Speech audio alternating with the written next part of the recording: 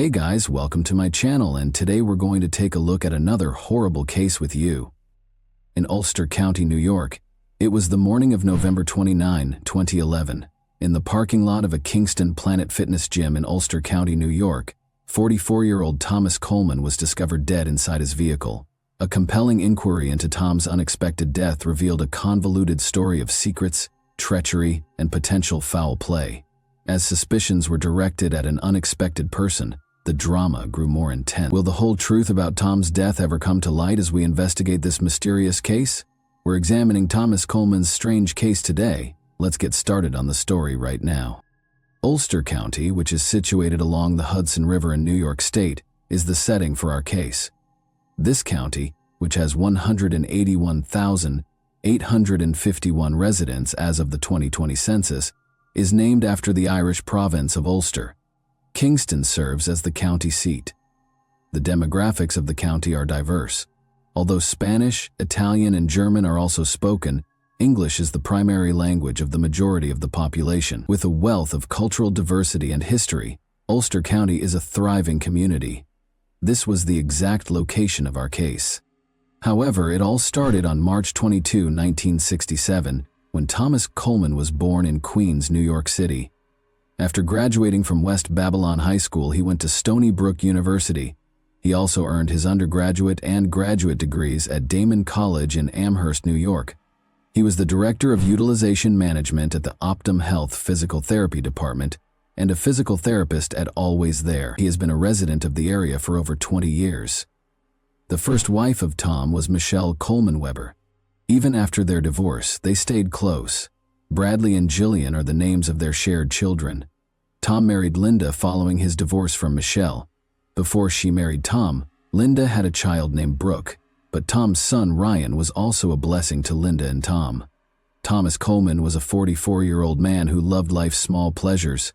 He was not a fan of parties or wild nights out. Rather, the warmth of his family's hug provided him with comfort. For Tom, quality was more important than quantity. Dr. Gilberto Nunez, the dentist, became a great friend to him. Their voyage started while Gilberto was going through a turbulent time in his life, trying to find comfort while navigating the rough seas of a challenging divorce. He was drawn to the Colemans and took solace in their steadfast support and sincere friendship. It appeared that everything was going well for Thomas Coleman and his wife Linda, who had built a life together that was full of love and laughter. However, tragedy struck when those closest to him were surprised by his sudden death. On November 29, 2011, a confusing incident took place in the parking lot of Planet Fitness, a well-known gym in Kingston, Ulster County, where residents congregated to work off their tension. His wife, Linda Coleman, was initially alarmed when she couldn't get through to Tom. Before going to work, he would start his daily workout at the Planet Fitness gym as if it were a clockwork. Concerned, Linda went to the well-known spot, only to discover Tom's vehicle parked there. However, as she got closer, a terrible reality started to emerge. In her husband's car, Linda discovered him dead.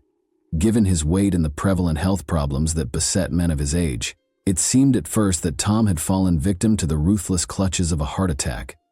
It appeared to be a reasonable conclusion, but, as the inquiry progressed, disturbing information surfaced that called into question this first theory. Timely's car was parked a long way from the gym's entrance, and he was sitting quietly in the driver's seat, seemingly sleeping soundly. Even though the parking lot was vacant, the investigators were suspicious of his car's odd placement. They had to solve the riddle of Tom Coleman's unexpected death, since something odd was going on. Another character joined the scene as the investigators dug deeper into the case, adding to the mystery. Dr. Gilberto Nunez, a friend of Tom's, came to the scene to express his sympathies. One of the first detectives to reach the scene, Michael Thomas, couldn't get rid of the suspicion that something wasn't right. He couldn't understand why the body was in the odd parking space. What mysteries lay within his corpse? Experts searched the vehicle for hints, but they found no indications of struggle, foul play, or discomfort. However, there were questions about the car's distance from the gym building.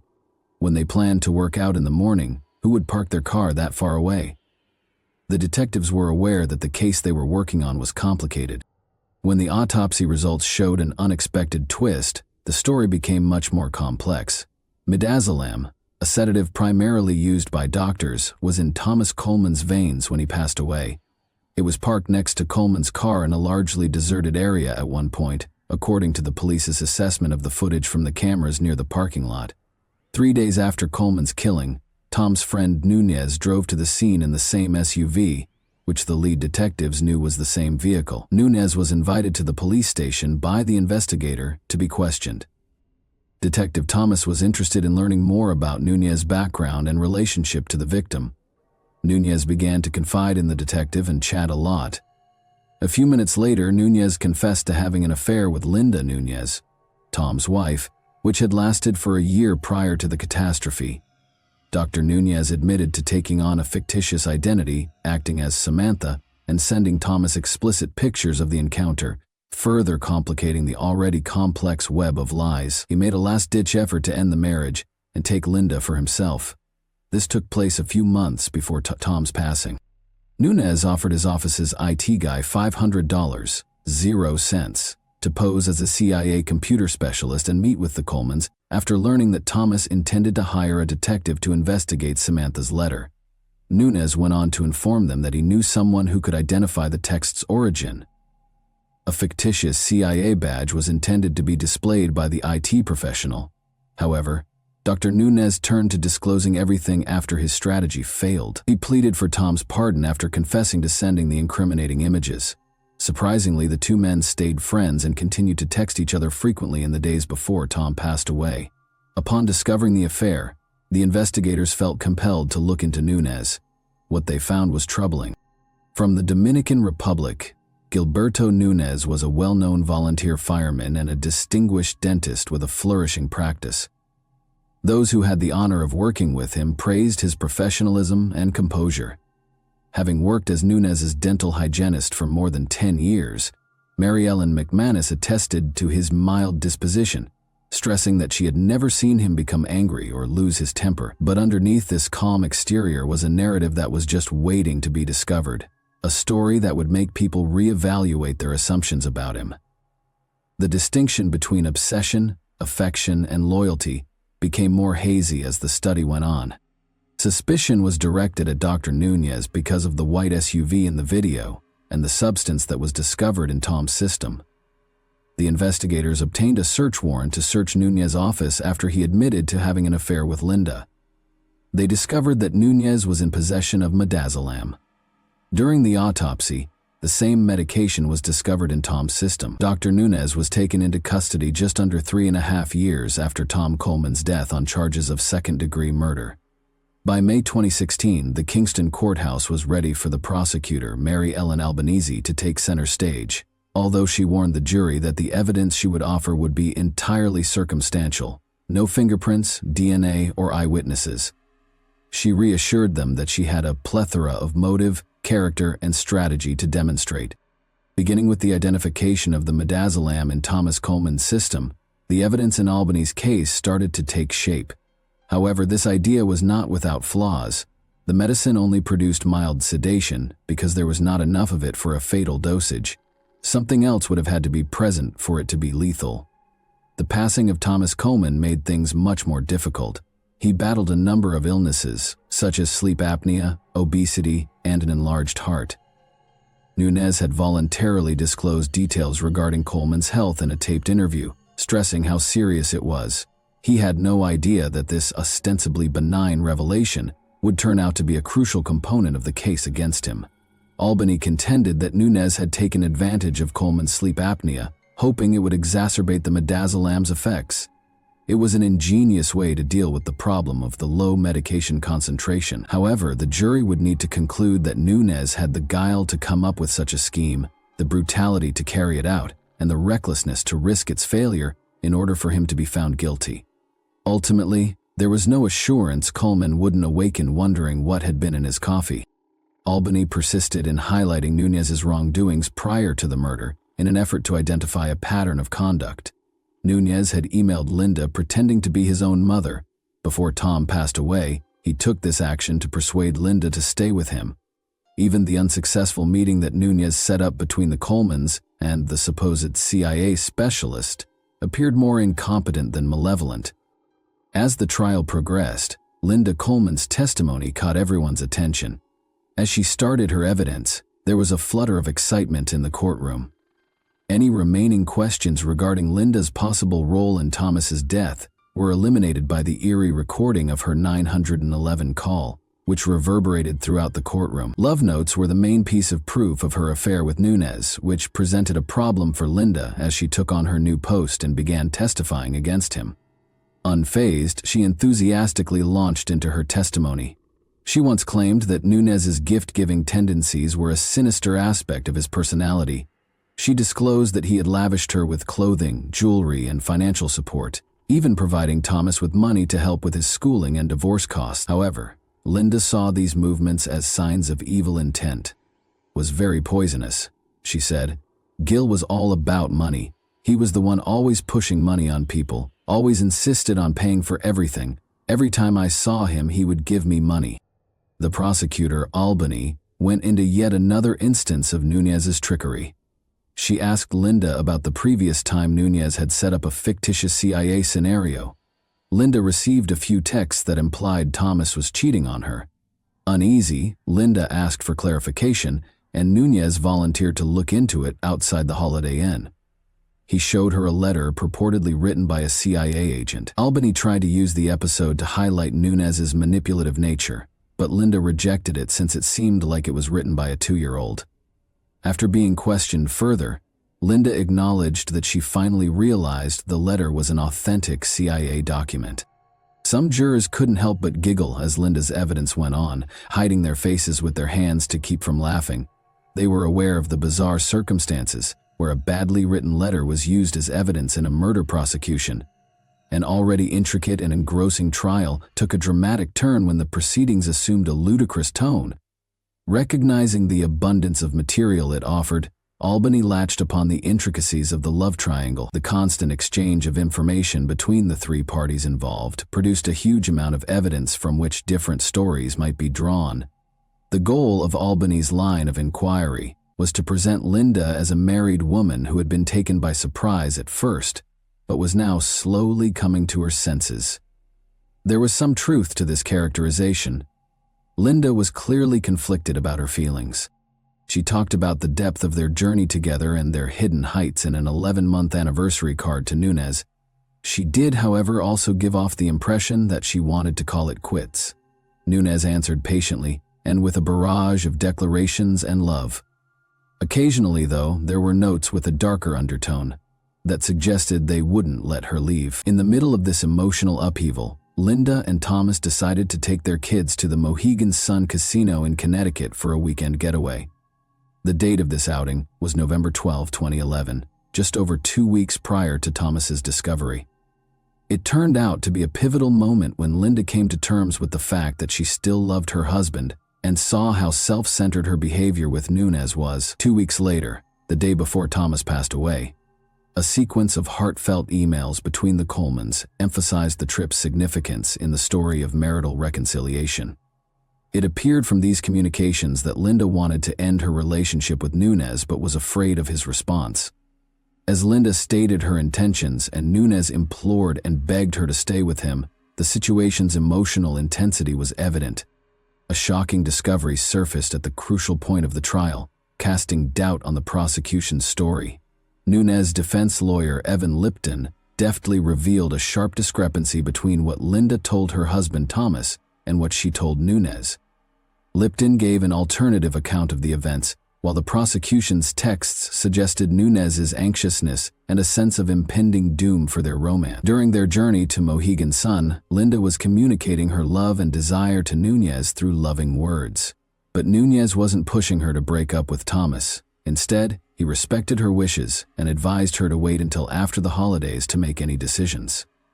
The prosecution's image of Nunez as a dangerously obsessed lover started to come under scrutiny because of this portrayal, which instead presented him as more reasonable. Nunez and Linda kept messaging each other while even the Colemans allegedly attempted to patch up their marriage. Nunez once sent Linda a text message describing the aftertaste of her kisses. As she read them aloud in court, Linda gave a light-hearted response, as if taken aback by her own remarks. It was a time for introspection and the recognition that her perception of the world might need to be revised. Even in the hours before Linda learned of Thomas's passing, she and Nunez were talking about private issues like her period, which is not usually brought up during a split. The jurors seemed in disbelief as they considered the contradicting accounts that were put before them. In an attempt to understand the meaning behind Nunez's solemn and mysterious face, suitcases frequently looked to him as a source of perplexing surprises. Nunez expressed his opinion that racism was a factor in the attempt to blame Thomas's death in front of a mostly white courtroom, saying that he was called names during his detention. The police, however, strongly refuted these claims.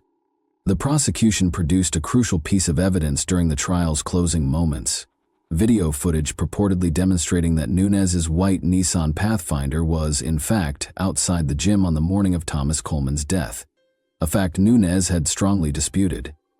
A forensic video analyst with expertise in headlamp spread pattern analysis, Grant Fredericks, took the stand to share his knowledge. The camera film showed a white Nissan Pathfinder with a pronounced fog light pattern on the way from Nunez's apartment to Planet Fitness. The car's fog lights were unevenly distributed, hitting the ground closer to one than the other, indicating a mounting flaw, as shown in the footage as it passed several establishments along Albany Avenue. A motion-activated camera at Kohl's next to Planet Fitness captured an unknown car pulling into the parking lot of the gym shortly after. The make and model of the vehicle were unknown, but one of its lights had the same flaw as Nunez's Pathfinder. Thomas Coleman's vehicle eventually parked behind it. However, no doors were seen opening or closing during the side-by-side film. After 28 minutes, it was discovered that the vehicle with the erratic fog lights was a white SUV. On Albany Avenue, a second white Nissan Pathfinder with a broken fog light soon followed. The defense questioned the validity of Fredericks' analysis techniques, but it seemed impossible to overlook the coincidences between the movement of the white Pathfinders on Albany Avenue and the appearance and removal of the odd car in the parking lot. The possibility that the two cars were identical and that Nunez owned the car in issue was difficult to ignore. When the prosecution produced emails from the hookup website BNaughty.com that were discovered on Coleman's phone, the trial's focus changed. A few hours before to Coleman's arrival at Planet Fitness, one email sparked conjecture on the circumstances of his passing. Judge Donald Williams was first hesitant to allow the mention of these emails because he was worried that they would cast doubt on the victim's character. However, the defense contended that the prosecution should have looked into this lead as part of their diligence. Although there was still no explanation for why Nunez's car was on Albany Avenue, the implication of a meeting provided grounds to rule it out as a coincidence. Furthermore, an untrustworthy police decision stoked more rumors. Coleman's stained underwear had been submitted for forensic examination, but they suddenly asked for its return before testing for saliva or contact DNA could be done. Concerns regarding possible areas the police would have preferred not to investigate were raised by the lack of explanation. Their prosecution came up with a fresh allegation after the BNaughty.com emails were made public. Nunez had staged the body to give the impression that Tom had sex in the car. Nunez implied that he hoped the authorities would assume a fatal arrhythmia from sexual activity and not look into the matter further after finding a dead, overweight man with his pants unfastened. Albany suggested a Baroque area as she wove in her complex web of inquiries. According to her, Nunez gave Coleman a tampered coffee and waited for him to faint before carefully staging the body to resemble a hookup, removing all traces of his own DNA from the car while purposefully leaving the DNA of Thomas, Linda, and their son behind, and waiting for Thomas's sleep apnea to make the otherwise innocuous dose of midazolam deadly. All within a strict 28-minute time frame. The courtroom was stunned by this theory's boldness. The thorough examination of Nunez's life led to the production of 2 further charges which were tried. Among them was a payout from his insurance company for setting fire to a building he owned. The prosecution claims that less than 5% of the claim was fraudulent. The insurance company did not contest the broad claim and there was no proof of arson. The other charge was filing a firearms permit application fraudulently. Nunez vehemently denied both charges. Both sides had extremely complicated defenses. He was found guilty on both charges. He was committed to the Ulster County Jail to await sentencing after the judge revoked his bail. February 2017 marked the arrival of the Day of Reckoning. As Gilberto Núñez was carried into the courtroom with his feet shackled and his hands cuffed, the room was alive with excitement. On this day, he was sentenced, marking the end of a turbulent trial that had captured the public's interest. Núñez was found guilty on 12 counts, and the prosecutor, Mary Ellen Albanese, quickly pursued the maximum penalty for each of those charges. Judge Donald Williams, though, seemed doubtful of her motives. He questioned when she had ever sought maximum penalties for minor fraud cases or consecutive sentences for non-violent crimes, a rebuke that reverberated around the courtroom. Her request for an alternative method of obtaining a murder sentence appeared to be denied by the judge. Judge Williams returned to the bench after a short break. His attitude clearly changed. He addressed Núñez, denouncing him as a shameless manipulator and a man beyond redemption. Judge Williams ultimately sentenced the defendant to 2 1/3 to 7 years in jail. The fact that it was not the most severe penalty he could have applied raises the possibility that his previous moral outrage was merely a show. However, his verdict was not particularly forgiving. After spending just 19 months in the Altoona Correctional Facility in New York and having no disciplinary issues, Núñez was released on parole on September 10, 2018, according to Hudson Valley 1. Núñez would have to wait until October 2, 2023 to be released from parole. Litt did note that he remained in contact with Núñez, whose dental license was revoked by a regulatory authority in New York State. Núñez remarried to Emil, a Kingston area real estate salesperson. There are still unanswered concerns that cast doubt on our comprehension of the truth as we consider the strange case of Thomas Coleman and the disgraceful character of Gilberto Núñez. What actually happened in the Planet Fitness parking lot that fateful day? Were there covert elements at work that we were unaware of? Or did Núñez have a nefarious scheme to kill Coleman? And that wraps up today's chilling story. If you enjoyed this video, don't forget to like and subscribe so you never miss a new upload. Also, let me know in the comments, what part of this story shocked you the most? Thank you for watching, and I'll see you in the next video.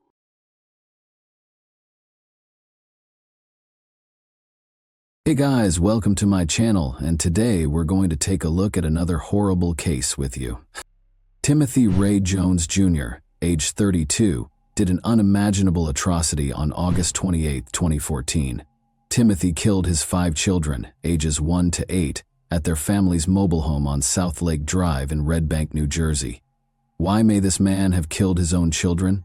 Red Bank is a community in the U.S. state of New Jersey's Monmouth County. The community, which was founded in 1908, is traversed by the Navesink River, which has historically served as the area's route to the ocean and other ports. Red Bank is a community in the New York metropolitan area that serves as a commuter town for New York City.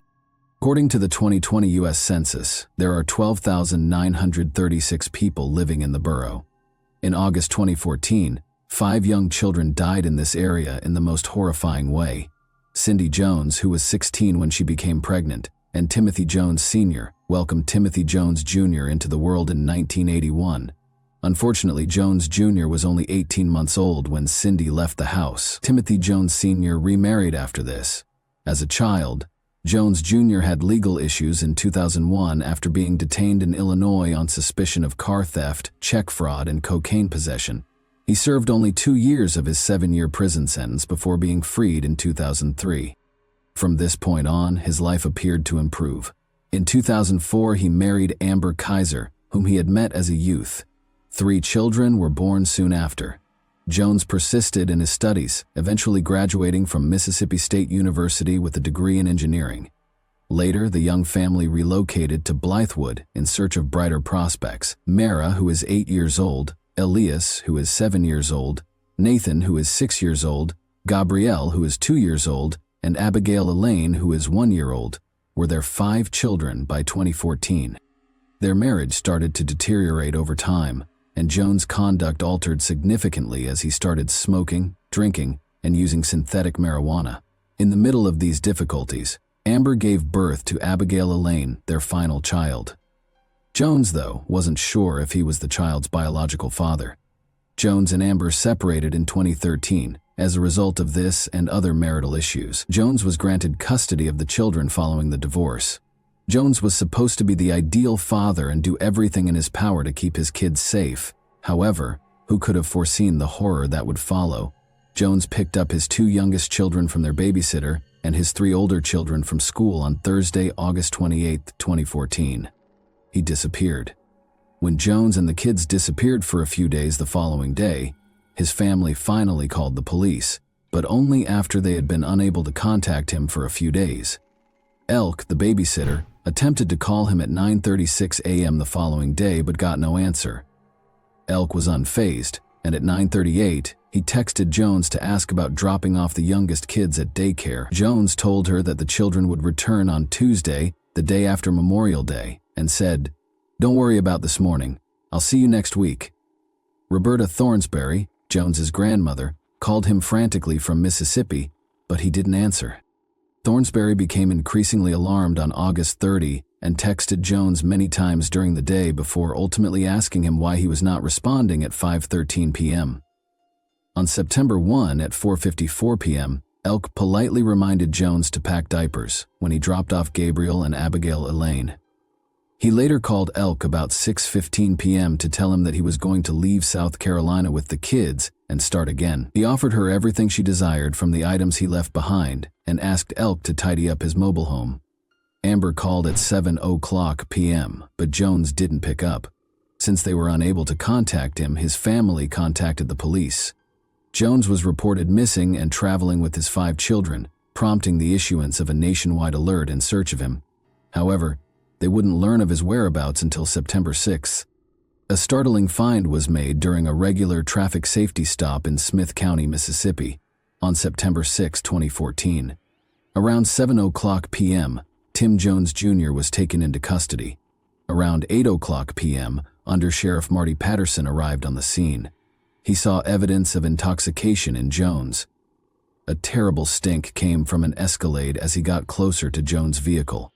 Patterson noticed bleached spots around the baseboard. Jones was supposed to be traveling from Lexington with his 5 children, according to an unsettling hit from the FBI National Crime Information Center when Jones' ID and license plate were run. Patterson called the Lexington County Sheriff's Department right away. Jones first denied having any children when asked about them, but when pressed further, he stated that he only had 3 in South Carolina. Investigators in Smith County quickly contacted Jones's father, Tim Jones Sr., who subsequently notified Jones's ex-wife Amber and Jones's grandmother, Roberta Thornsberry. Investigators from SLED and the Lexington County Sheriff's Department traveled to Mississippi on September 8, 2014, to begin their investigation. Jones consented to guide investigators to his children's bodies 2 days later, on September 9. On September 10, the bodies of Mara, Elias, Natan, Gabrielle, and Abigail Elaine were found, marking the beginning of the discovery. Unsettling and eerie was the evidence gathered from Jones's Escalade on family photos, clothes, children's artwork, letters written by their mother Amber to the children, Bibles, Tim Jones' Mississippi State University diploma, and his passport were among the items recorded. Timothy Jones also wrote handwritten notes that were as terrifying, including disturbing chores like melt bodies, sand bones to dust or small pieces, and burn up bodies. The notes also specified materials such as gas, acid, and camping equipment that were necessary for these gruesome acts.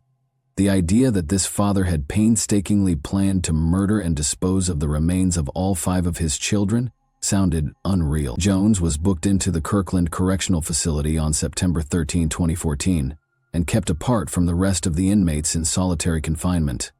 However, what had actually happened that fateful day? What led Jones to conceal the children's bodies after he killed them?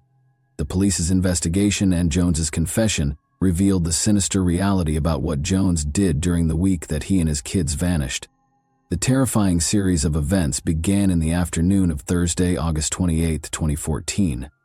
Tim Jones collected his 2 youngest children from the daycare center and picked up his 3 older children from school. Nobody could have predicted that the fairly typical day would turn into a nightmare. Anger swept through the family's mobile home before 7 p.m. Jones brought up the subject of damaged electrical outlets with Nathan, his 6-year-old son. He subjected the child to a physical punishment by beating Nathan. Jones even went so far as to bombard the small child with inquiries. He received a call around 7:10 p.m. from Amber, his estranged wife. Fearful and distraught, Nathan explained that the event had been an accident, but Jones stepped in and accused Amber of defending their kid before cutting the conversation short. The darkness grew darker as the evening went on. Amber's frantic attempts to get in touch were ignored, and Nathan was sent to bed. Although the specifics remained unknown, Jones either found Nathan's dead at 8:30 p.m. or made an unsuccessful attempt to wake the boy. Jones had to confront the sobering fact that his child was no longer with him. Apparently spurred by his own imagination, Jones would later tell the police that Nathan was attempting to hurt him by using the electricity in the mobile home. He killed his children as a result of this paranoia. The next morning, Jones took his daughter Mera, who was 8 years old, to a convenience store to purchase smokes. When he got home, he was overcome with violence. Jones confessed to officials that he killed Gabriel and Abigail Elaine by suffocating Mera and Elias, ages 8 and 7, with his bare hands while wearing a belt. After that, he covered his children's bodies with blankets and sheets from their beds and put them in the back seat of his car. Jones's search history was also examined by the authorities, who discovered an odd fascination with Atlanta and herbal incense. Jones was clearly searching for spice, a synthetic marijuana that was illegal in Georgia, Alabama, and Mississippi but lawful in South Carolina. He searched the internet for smoke shops or head stores across state lines, determined to obtain the drug. He also turned down calls from his grandmother, with whom he had previously made arrangements. Around this time, up to 23 calls and texts had been left by her. According to tracking data, Jones was in the vicinity of Moody, Alabama, about 2:20 p.m. Between 3 and 5 o'clock in the afternoon, Jones resumed his hunt for smoking businesses, concentrating this time on Alabama and Mississippi. Jones changed locations throughout the day, starting at 8:04 p.m. in Lithonia Springs, Georgia, and ending at 10:29 p.m. in Washington, Georgia. He was obviously making significant progress. Jones's phone location by August 30 showed that he was in Red Bank. By August 31, Jones' phone search inquiries indicated that he was going to start over. He searched animal services, Lexington County dumps, and South Carolina camping areas. Jones was in Athens, Georgia, on September 1, according to a store receipt discovered in his car. Remarkably, his phone data also showed that he was in Winsboro and Spartansburg at 1:20 a.m. on the same day. The location of the phone changed to Folly Beach when Jones performed a number of alarming Google searches on September 2 at 10:35 a.m. The situation took a more sinister turn. The phone was tracked to West Columbia, where he searched for body in landfill, muriatic acid burn, camping near Columbia, South Carolina. What does no extradition laws mean? And facing legal problems, where should you run? Elk and Jones texted back and forth between 11 a.m. and noon on plans to clean his Red Bank mobile home. Intel Jim McConnell, Jones's supervisor, contacted him at 11:54 a.m. to ask why he hadn't been to work. In addition, Saxgetha School left unanswered calls on Nathan, Elias, and Mira. The issue worsened about 1:30 p.m. when McConnell's phone went unanswered at 1:53 p.m. The position of the phone was subsequently tracked to Lawrenceville, Georgia at 6:04 p.m., Athens, Georgia at 4:19 p.m., and Clinton, South Carolina at 3:22 p.m. Jones received an update call from Elk at 10:08 p.m. after ignoring 2 calls from Amber at 6 p.m. throughout this hectic day. The situation became alarming by September 3. At 10:07 a.m., Jones missed 2 calls and an ignored text from Intel colleague Kevin McKinney. Additionally, there was no answer to his boss's phone at 12:11 p.m. On September 3, surveillance footage from multiple sites showed Jones at the Dollar General in Orangeburg, an Advanced Auto store in Lake City, and the Augusta Road Walmart in Lexington. In the disturbing Walmart video, he was seen buying things, including goggles, a 5-gallon bucket, trash bags, muriatic acid, a saw, and saw blades. When the phone turned back on at 3:37 a.m. on September 4, Jones Googled missing children and Tim Jones. The phone was located on James Island, which is close to Charleston. Later that day, Jones's phone was tracked to Camden and then Orangeburg when the texts from Thornsbury and Sachs went unanswered. Jones was observed depositing a check for $3,000 $518.49 at the Augusta Road ATM in Lexington between 5:17 and 6:33 p.m. It turned out that this money was the profits from the sale of Intel stock he had made weeks earlier. On a logging road between Greenville and Camden, Alabama, Jones would tell the police that he disposed of his children's decaying bodies in black plastic garbage bags. Since August 29, 2014, the bodies had been in the back seat of his car. The phone was found in Greenville, Alabama around 9:14 a.m. on 1:06 p.m. Jones is seen on surveillance footage and receipts from the same day, visiting the Bypass Food Mart in Camden, Alabama. Such an action by a father is not common. Because of this, the authorities tried to figure out what drove Tim to murder the kids.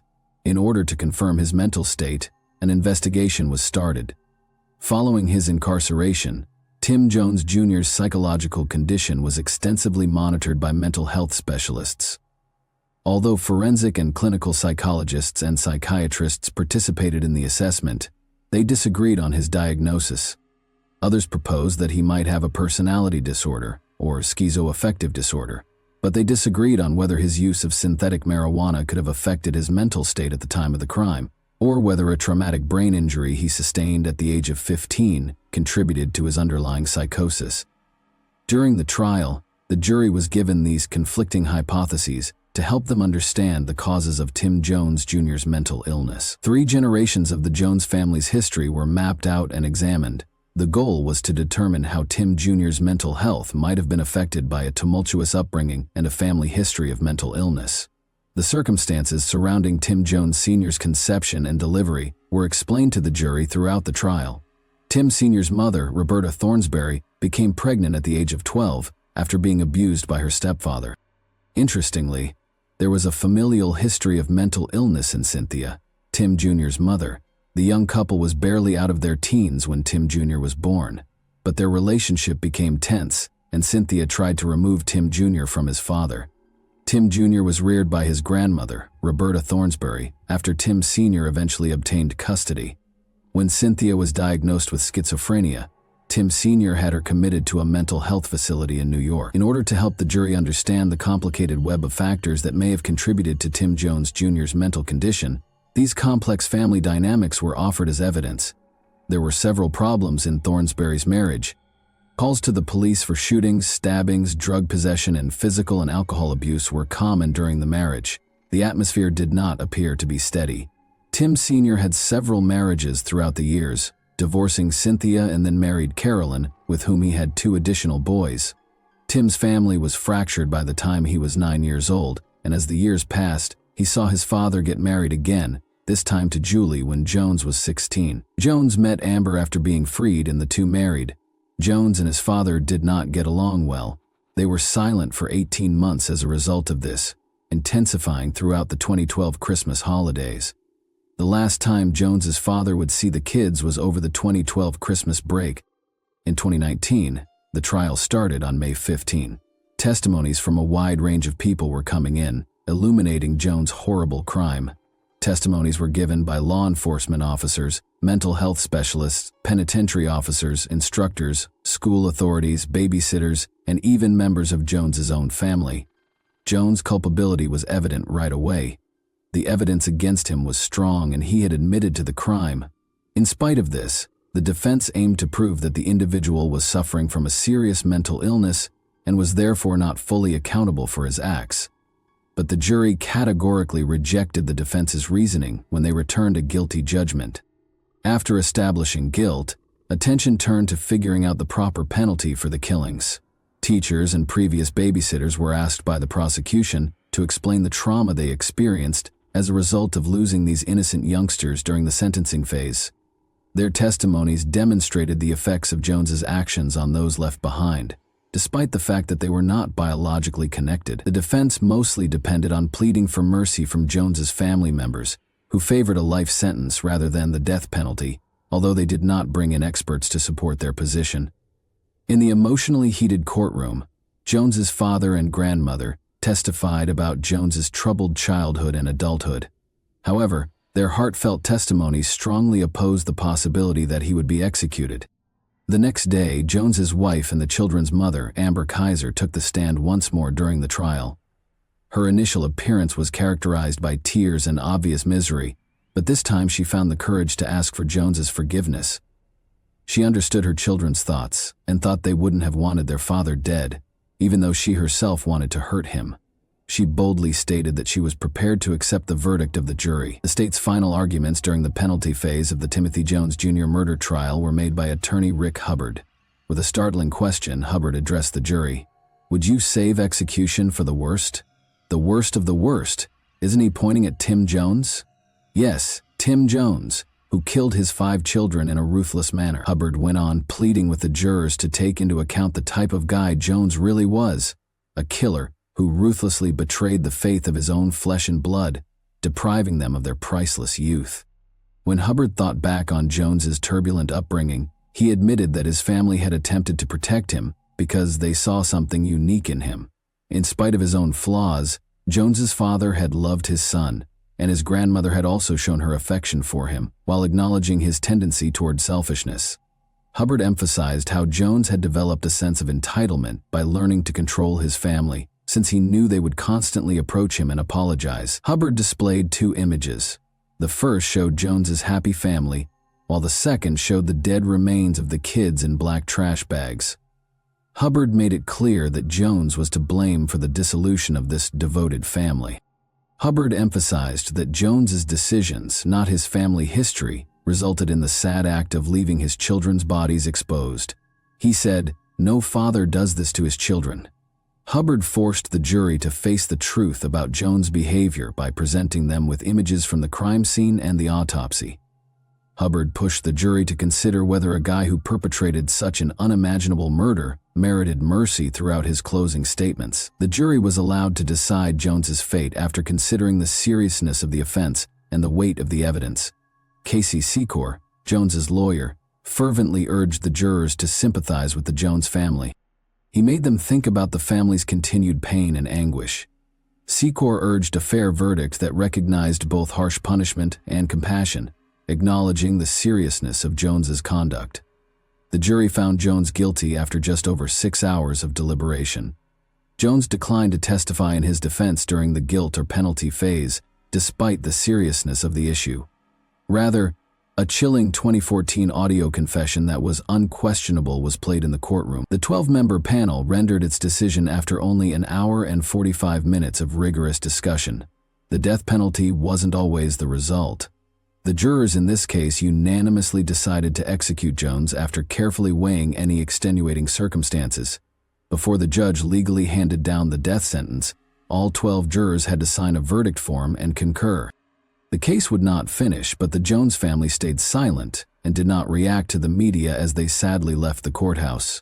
2 years after being given a death sentence in 2021, Jones requested a second trial and the abolition of the capital penalty, arguing that jurors were biased against him because they had seen upsetting autopsy images during the initial trial. Robert Dudek, an attorney, contended that Jones, who has schizophrenia, was wrongly convicted. The defense argued that prosecutors overstated the repercussions of an insanity plea and that the use of graphic autopsy photos distorted the punishment against Jones. Fairness questions were raised by these photos, which were taken 9 days after the youngsters passed away. Additionally, the defense argued against the exclusion of expert witness testimony that questioned Jones' diagnosis and mental condition. Despite criticism from the court for perhaps influencing the jurors' emotions, attorney Rick Hubbard defended his choice to display the pictures. Although the court typically allows compelling defense arguments in instances involving the death penalty, questions were raised regarding how the trial was conducted. But Jones's appeal was denied by the South Carolina Supreme Court in March 2023. Although the court recognized that there were 2 mistakes made during the trial, it decided that they were insignificant and did not call for the conviction or sentence to be overturned. The first error was leaving out Dr. Adriana Flores's evidence, which was intended to refute another physician's allegations that Jones was fabricating mental health problems. According to the court, her input ought to have been permitted. The second mistake is displaying unsettling autopsy images. Nevertheless, the court pointed out that Jones attempted to conceal the crime. Therefore, the pictures had little bearing on the jurors' choice to execute him. The loss of all 5 children and the prospect of Jones's execution must have caused Jones's family to experience unfathomable emotions. The work of debating through the case's horrors fell to the defense lawyers and prosecutors. The unsettling pictures and Jones's own admission are undoubtedly haunting the police. More importantly, can the mother of the children who has suffered unimaginable suffering since that awful day on August 28, 2014, be able to go on and begin anew? Do you believe that Jones deserves the death penalty? Or should the jury have chosen a life sentence in light of Jones' plea of mental health? And that wraps up today's chilling story. If you enjoyed this video, don't forget to like and subscribe so you never miss a new upload. Also, let me know in the comments what part of this story shocked you the most. Thank you for watching, and I'll see you in the next video.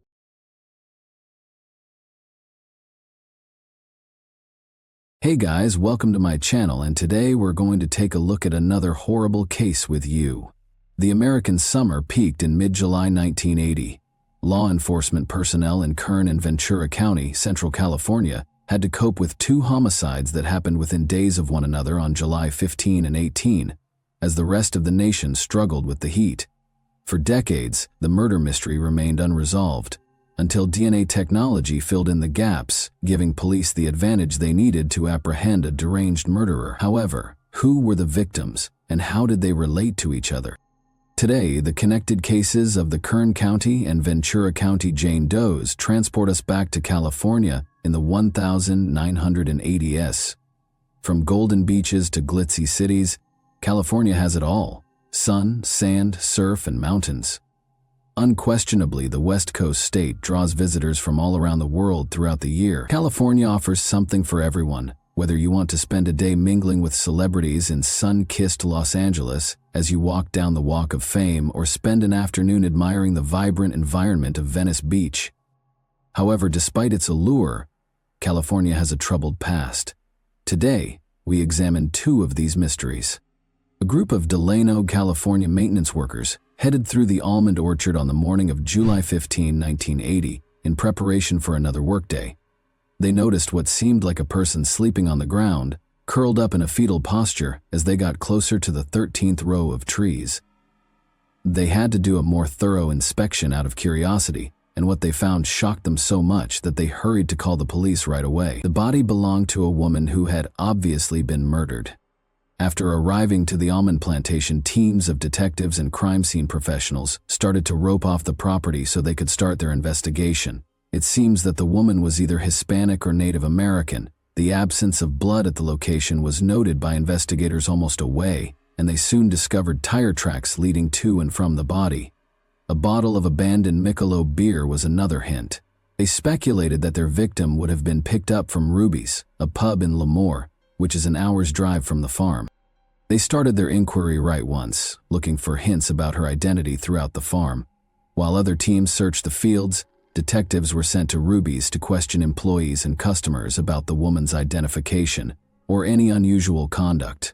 By the afternoon, detectives had not located any of her personal items, and those they had questioned were unable to tell them much about the woman. For a post-mortem examination, the body was taken to the county mortuary. A day prior to her discovery, investigators concluded that she had been murdered. Before she was stabbed, she had been attacked. With 9 defensive wounds on her arms and shoulders and 18 stab wounds to her chest, it was excessive. Investigators could see that she put up a strong fight against her assailant. Her essential organs had been perforated, and sharp force trauma was listed as the cause of death. Her fingerprints were collected and sent to the crime lab without any kind of identification. Nevertheless, no records were identified when her prints were run through other databases. In an attempt to identify her, the coroner started looking through the body for hints. There were scars on her abdomen, which the examiner thought might have been from an operation or childbirth, and there was scarring on her buttocks. She had 2 distinctive tattoos. One was a heart with the words, "I love you, Shirley," and Seattle. The other just said, "Mother and I love you." Because of an injury to her upper leg, she also wore a prosthetic left leg. She had lost all of her upper teeth, which appeared to have been extracted medically. Her blood alcohol level was 0.3%, according to the toxicology report, indicating that she had been inebriated. The idea that she might have been picked up from the bar rubies was reinforced by this. The examiner's findings were used to create a thorough profile. She was 5 feet and 4 inches tall, weighed 115 pounds, and was thought to be between the ages of 25 and 35. She was Native American and had black hair that was slightly curled. There were indications on her physique that she may have given birth at least once. According to the tattoo, she was born in Seattle, Washington, and Shirley was either her real name or the name of a loved one. She was dressed in a pink top, blue jeans, blue socks, and white shoes when she passed away. Her body was given the placeholder name Kern County Jane Doe and held in the county mortuary until she could be identified. Additionally, investigators produced plaster impressions of the tire tracks discovered close to the victim's body and removed fingerprints from the abandoned beer bottle discovered at the scene. The victim's clothing was also removed by the forensics team, who were able to recover biological material from it. In order to screen for potential DNA that might have been transferred during the attack, they also asked the medical examiner to submit the victim's nail clippings. While the investigation was ongoing, all of these were sent for DNA profiling. However, she was only the initial casualty in what would turn out to be a multi-decade mystery. Authorities were notified of another homicide in nearby Ventura County 3 days after the Kern County Jane Doe was found. On July 18, 1980, the body of another woman was found in the Westlake parking lot of Thousand Oaks High School. Investigators discovered that the woman was either Hispanic or Native American when they got there.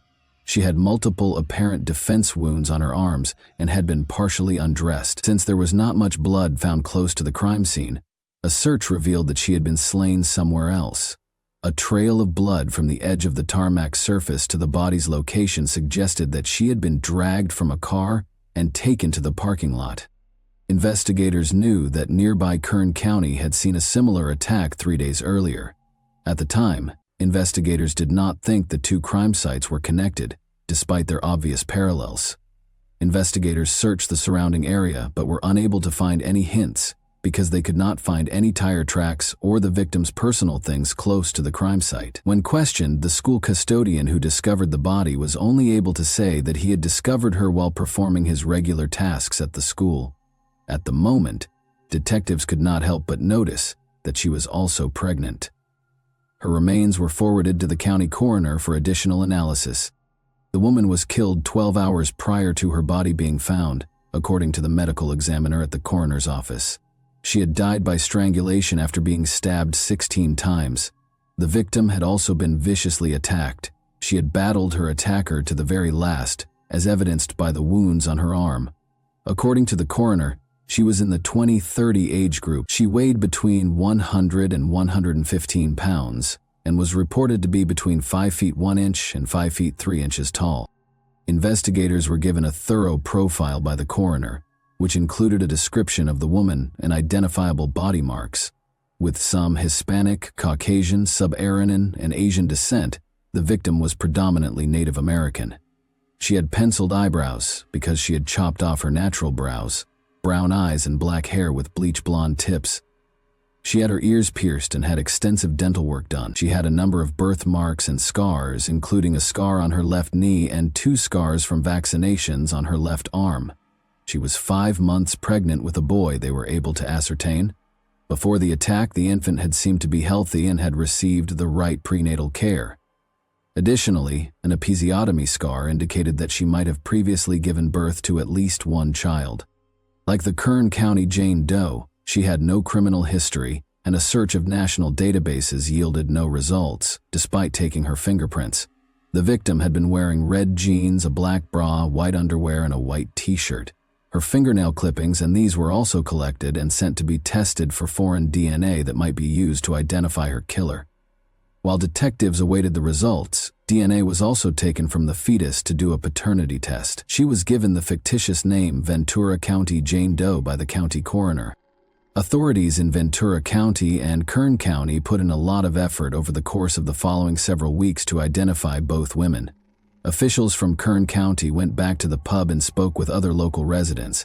Additionally, investigators appealed to anyone who might have known Jane Doe through the local media. At that point, a female caller who wished to remain anonymous and claimed to know the woman discovered in the orchard gave them a tip. The caller said that she worked as a server at a bar, went by the name Becky or Rebecca Ochoa, and had tattoos that resembled the victims. But this tip did not lead to anything. According to several witnesses, she had been spotted in and near Lemoore for a few weeks before to her passing. These witnesses stated that the victim had been a farmhand at a nearby apple orchard. This lead did not yield any valuable information either. Investigators eventually started going to nearby tattoo parlors in the hopes that they would identify the victim and recognize the work. Although he did not personally know the work, a Bakersfield tattoo artist gave information to a tattoo parlor in Los Angeles that employed a similar method in their works. He added that there was a sizable Native American population in the region. Detectives headed to Los Angeles to follow this clue. They were back to square one after questioning the artists in the parlor and discovering that their Jane Doe had no connections to the region. Detectives in Ventura County operated under the hypothesis that Jane Doe had been abducted while hitchhiking in the vicinity of Visalia, California's College of the Sequoias. In contrast to the Kern County Jane Doe, no one appeared to remember their victim, so investigators likewise turned to the media to learn more about them. Despite distributing her dental records to many dental labs, no match was found. Without fresh leads, these paths were rapidly becoming less viable. When the paternity tests from the unborn child likewise came up empty, investigators' hopes were crushed once more. A profile that may be connected to pre-existing criminal profiles in the CODIS database was created using the DNA taken from the fetus. The father of the child, however, did not appear to have a criminal record. In the 1980s, cSDNA testing was still in its infancy, and detectives had tried every available avenue to identify both women. Despite being buried in county cemeteries, the investigators never forgot the Jane Doe's story and kept trying to re-identify them. It was found that the foreign DNA from both ladies belonged to an unidentified male. However, because they thought the killings were a coincidence, investigators kept the two cases apart. This was put away, and investigators who were tasked with handling the cold cases in both counties would periodically submit DNA results over the course of the following 30 years. A new perspective meant a different method of handling the problem. Since 1980, investigators were certain that the murderer would have committed other crimes. It was plausible that their suspect was now on their systems due to technological improvements. The DNA collected from their Jane Doe was ultimately matched by Kern County officials in 2008. Wilson Chouest, a 51-year-old guy who was already detained in California, has been connected to it. On December 2, 1951, Wilson Claude Chouest Jr. was born in New Orleans, Louisiana. Wilson reportedly had a difficult upbringing because his parents were constantly at war with one another. Wilson's childhood dreams of becoming a priest were shattered when he was expelled from a Catholic school for assaulting a fellow student.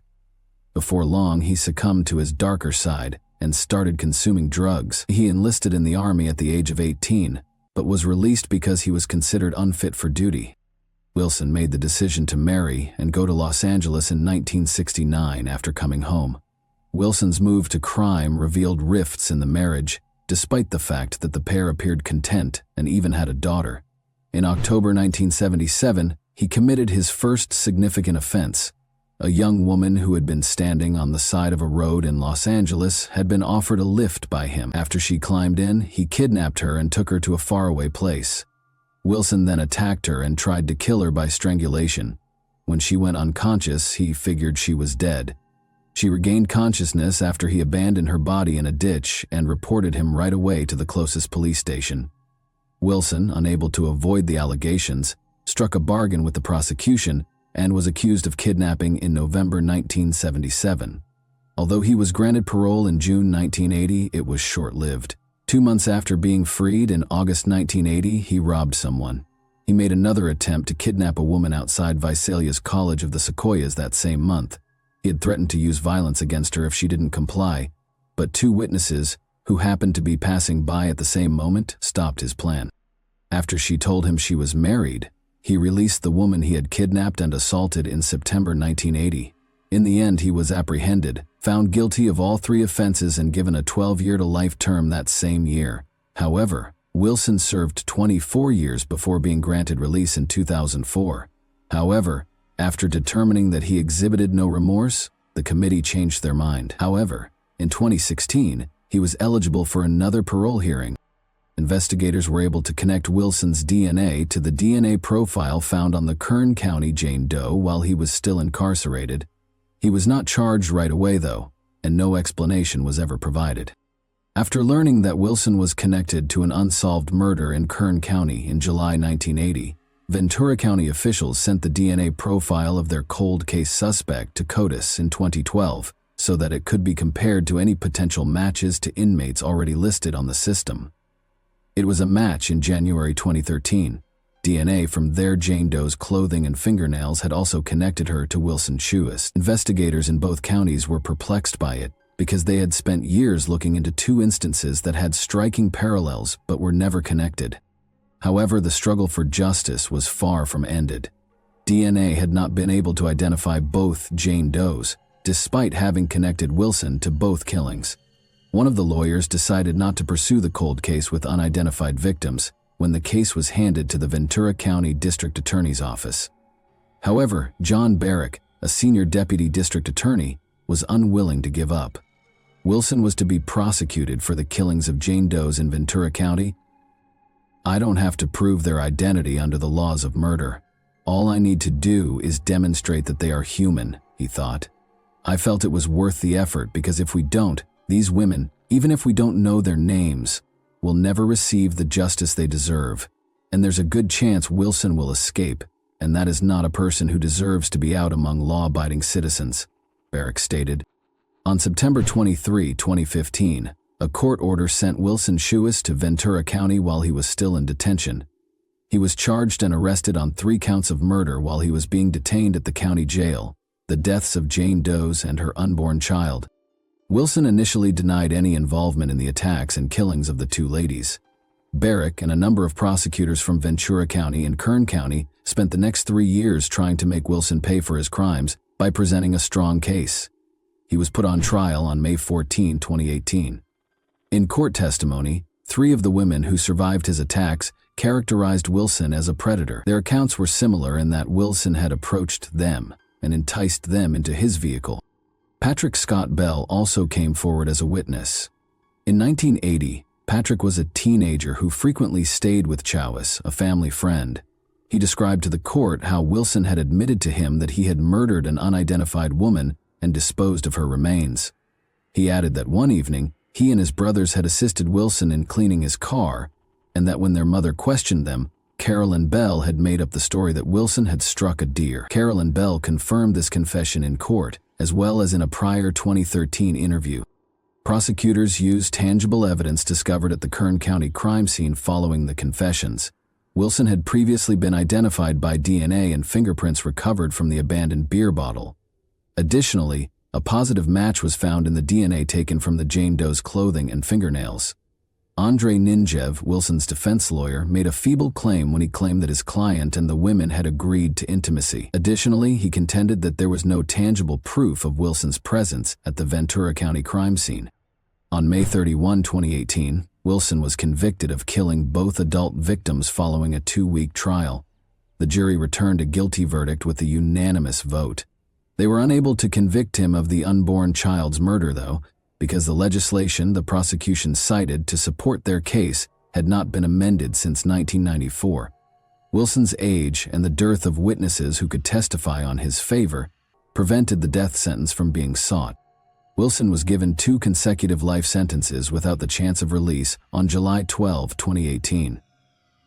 The California Substance Abuse Treatment Facility and State Prison in Corcoran is where he is presently completing his term. Wilson was found guilty and charged with killing both Jane Does, but this did not help detectives get their names back. However, since the 1980s, DNA testing has made significant progress. Steve Rhodes, a cold case investigator in Ventura County, was aware that suspects in cold cases that had been unsolved for decades were being identified using a novel genetic genealogy testing technique. It could undoubtedly assist in identifying the victims. It had placed the Golden State Killer in jail. Both Kern County and Ventura County officials sent their DNA samples for genetic analysis in collaboration with the DNA Doe Project, DDP. an all-volunteer organization that uses genetic genealogy to identify John and Jane Does. To date, one of the victims of serial killer John Wayne Gacy has been positively identified by the DDP. Southern Texas, Central Mexico, Northern New Mexico, Indigenous California, and Guatemala are among those mentioned on their website and Facebook page. Family members have yet to identify her. Investigators were able to identify her unborn child's father in 2021. He is thought to be a Honduran immigrant with connections to the Central American population in Los Angeles' Koreatown neighborhood. Investigators couldn't get in touch with him to find out anything about their Jane Doe. However, they are aggressively looking for any leads and are encouraging family members to come forward and provide their DNA. Finding anything useful for the Kern County Jane Doe was a little more challenging because the DNA recovered had deteriorated over time. In May 2019, she started her inquiry. The victim was indigenous, according to the DDP, and her parents were probably from Mesquakis, Alberta, Canada. The issue was that very few Native Americans had given genealogical websites their DNA profiles. To aid in the case's resolution, a request was posted on the DDP Facebook page for anyone of indigenous heritage to submit their DNA. Violet Sousay, who had spent decades looking for her missing aunt Shirley Ann Sousay, saw this appeal. In February 2020, Violet sent her DNA to GeneMatch. In April 2021, the DNA Doe Project announced that Shirley Ann Sousay had finally been identified after tests revealed that Violet was, in fact, a close relative of the Kern County Jane Doe. When she was slain, she was 35 years old. On February 6, 1945, Shirley was born in Alberta, Canada, on the Samson Cree Nation Reserve. Each of her 7 siblings belonged to a close-knit family. When Shirley's father died, she was just 14 years old. Due to their inability to manage the duties involved in ranch maintenance, the family experienced financial troubles. In order to provide for her family, she ultimately made the decision to leave the reservation in pursuit of employment. Shirley ended up relocating to Vancouver, British Columbia, instead of her original plan to relocate to Edmonton, which is nearby. She would later marry Adam Miskew here in 1963, and the two of them had a girl and 2 boys. However, things did not get any simpler. Her marriage failed after a few tumultuous years, and her 3 children were removed and placed in foster care before being adopted. She ended up destitute after failing to reclaim custody of her kids. In order to deal with her depression, Shirley resorted to substance addiction and drinking. Her family had observed the shift in her behavior, but she occasionally went back to Alberta. When she returned for her brother's burial in 1977, it was the last time her family saw her. She mentioned that she would be seeing a friend in Seattle, Washington, but she stated that she did not want to go back to Alberta. Shirley's mother allegedly encouraged her daughter to get a tattoo that would help people recognize her and help them find her in the event of an emergency. Shirley continued to correspond with her family, but after June 1980 she stopped. After decades of searching the Vancouver region, family members finally turned to visiting cemeteries since they thought she had passed away. Violet Sousay claimed that after the finding, she had promised her grandma that she would track down Shirley and bring her back to the family. On May 26, 2022, her remains were transported by air to Edmonton Airport.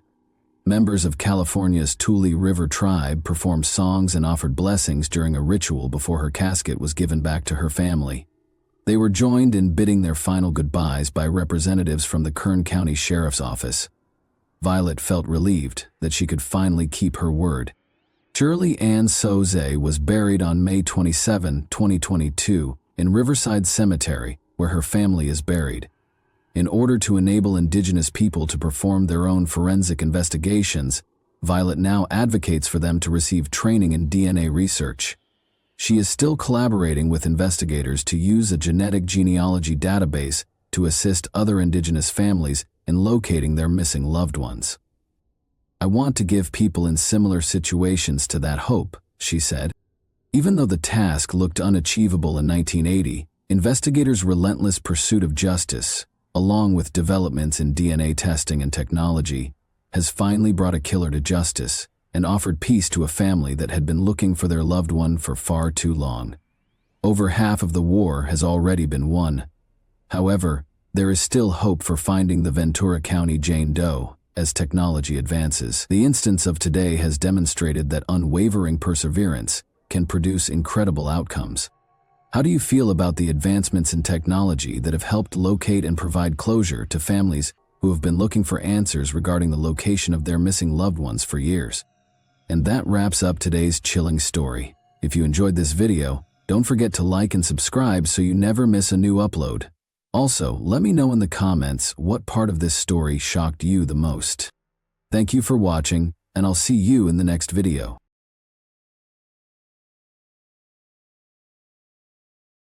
Hey guys, welcome to my channel, and today we're going to take a look at another horrible case with you. Detectives had been having a hard time solving cases involving John or Jane Doe victims for years.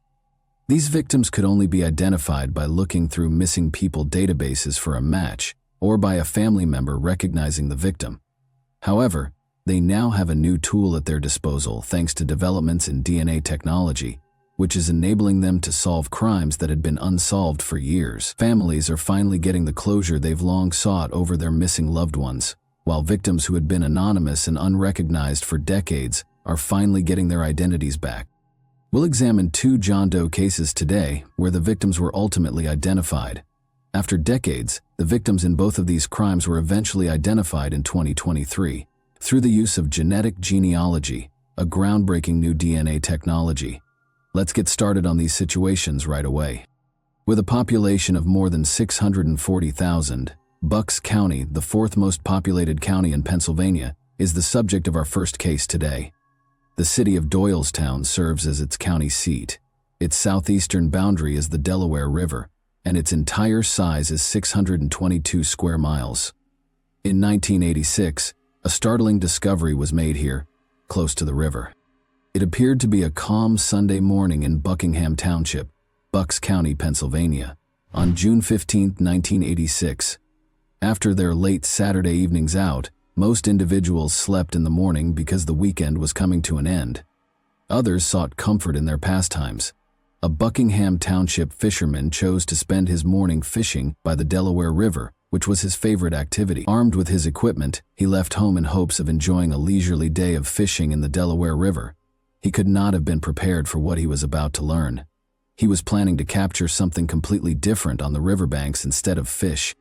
When he got to the river, he was strolling along the bank close to the Mooresville boat ramp, trying to find a suitable place to set up shop, when he saw something white protruding from the vegetation at the riverside. He approached curiously to see what it was, and when he saw it was a human skull, he flinched in disbelief. He searched the area, but he was unable to uncover any more bones or remnants strewn around the head. He first considered calling the police because he knew he had to do something, but he didn't know how long it would take them to arrive, so he decided to handle things himself. He picked up the skull and brought it to the Buckingham Township Police Department so they could look into it. Upon receiving the skull, the Buckingham Township Police Department was unsure of how to proceed with their investigation. Investigators were unable to identify the unidentified individual or even try to characterize any physical traits they might have had because of the skull's state and the fact that no further remains were discovered. They could tell by looking at the skull that it belonged to a white person, but they were unable to identify the victim's age or sex other than the fact that they had been under 70. They had no additional clues as to who this person might be, thus they had very little information to work with, which made the inquiry nearly impossible. There was no way to know if the skull belonged to any of the people they examined, so they looked through missing persons cases at the time to see if any of them matched the little information they had. The probe eventually became chilly since there was so little to work with.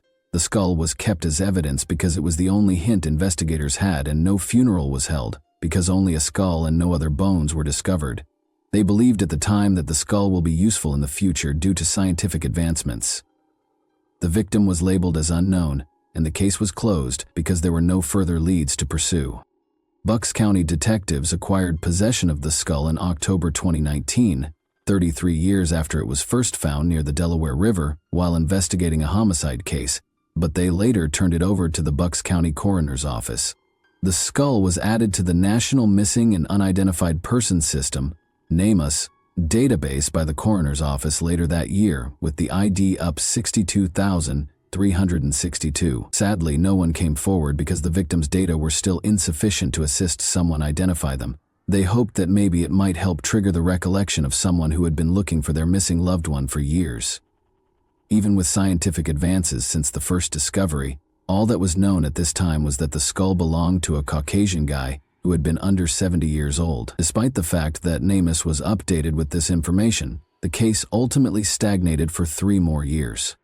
The skull was then taken from the Bucks County Coroner's Office by Bucks County investigators in September 2022, 36 years after it was first discovered. A groundbreaking new DNA testing technique known as genetic genealogy has been used in recent years to solve several cold cases from around the nation. It identified potential relatives to DNA profiles that had been unidentifiable for years using family trees and DNA testing. Detectives in Bucks County were optimistic that this incredible new technology would help them make a breakthrough in the John Doe case they had been pursuing for more than 35 years. Because they had so little information, they had all but given up on ever solving this case. But, after 36 years, they suddenly thought they would have a chance, because to genetic genealogy, Othram, a Texas-based company that specializes in forensic genealogical testing, received the skull. The money required to analyze the skull was provided by AudioChuck, a podcasting company that produces several true crime podcasts, because forensic testing is a costly procedure.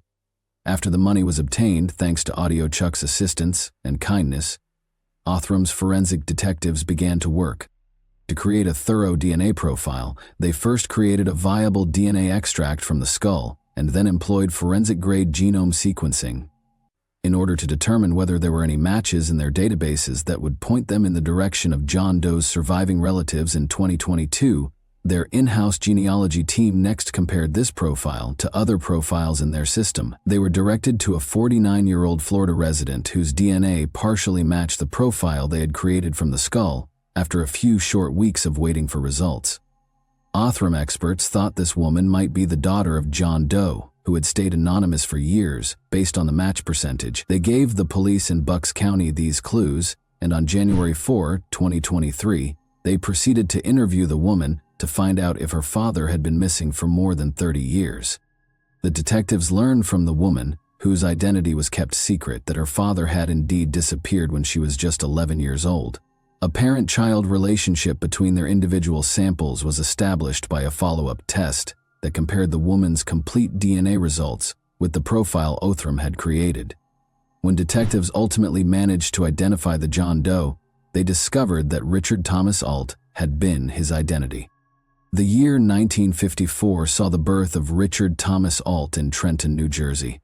Although not much is known about his early years, he lived his entire childhood in Trenton, where he was lavished with affection by both of his parents.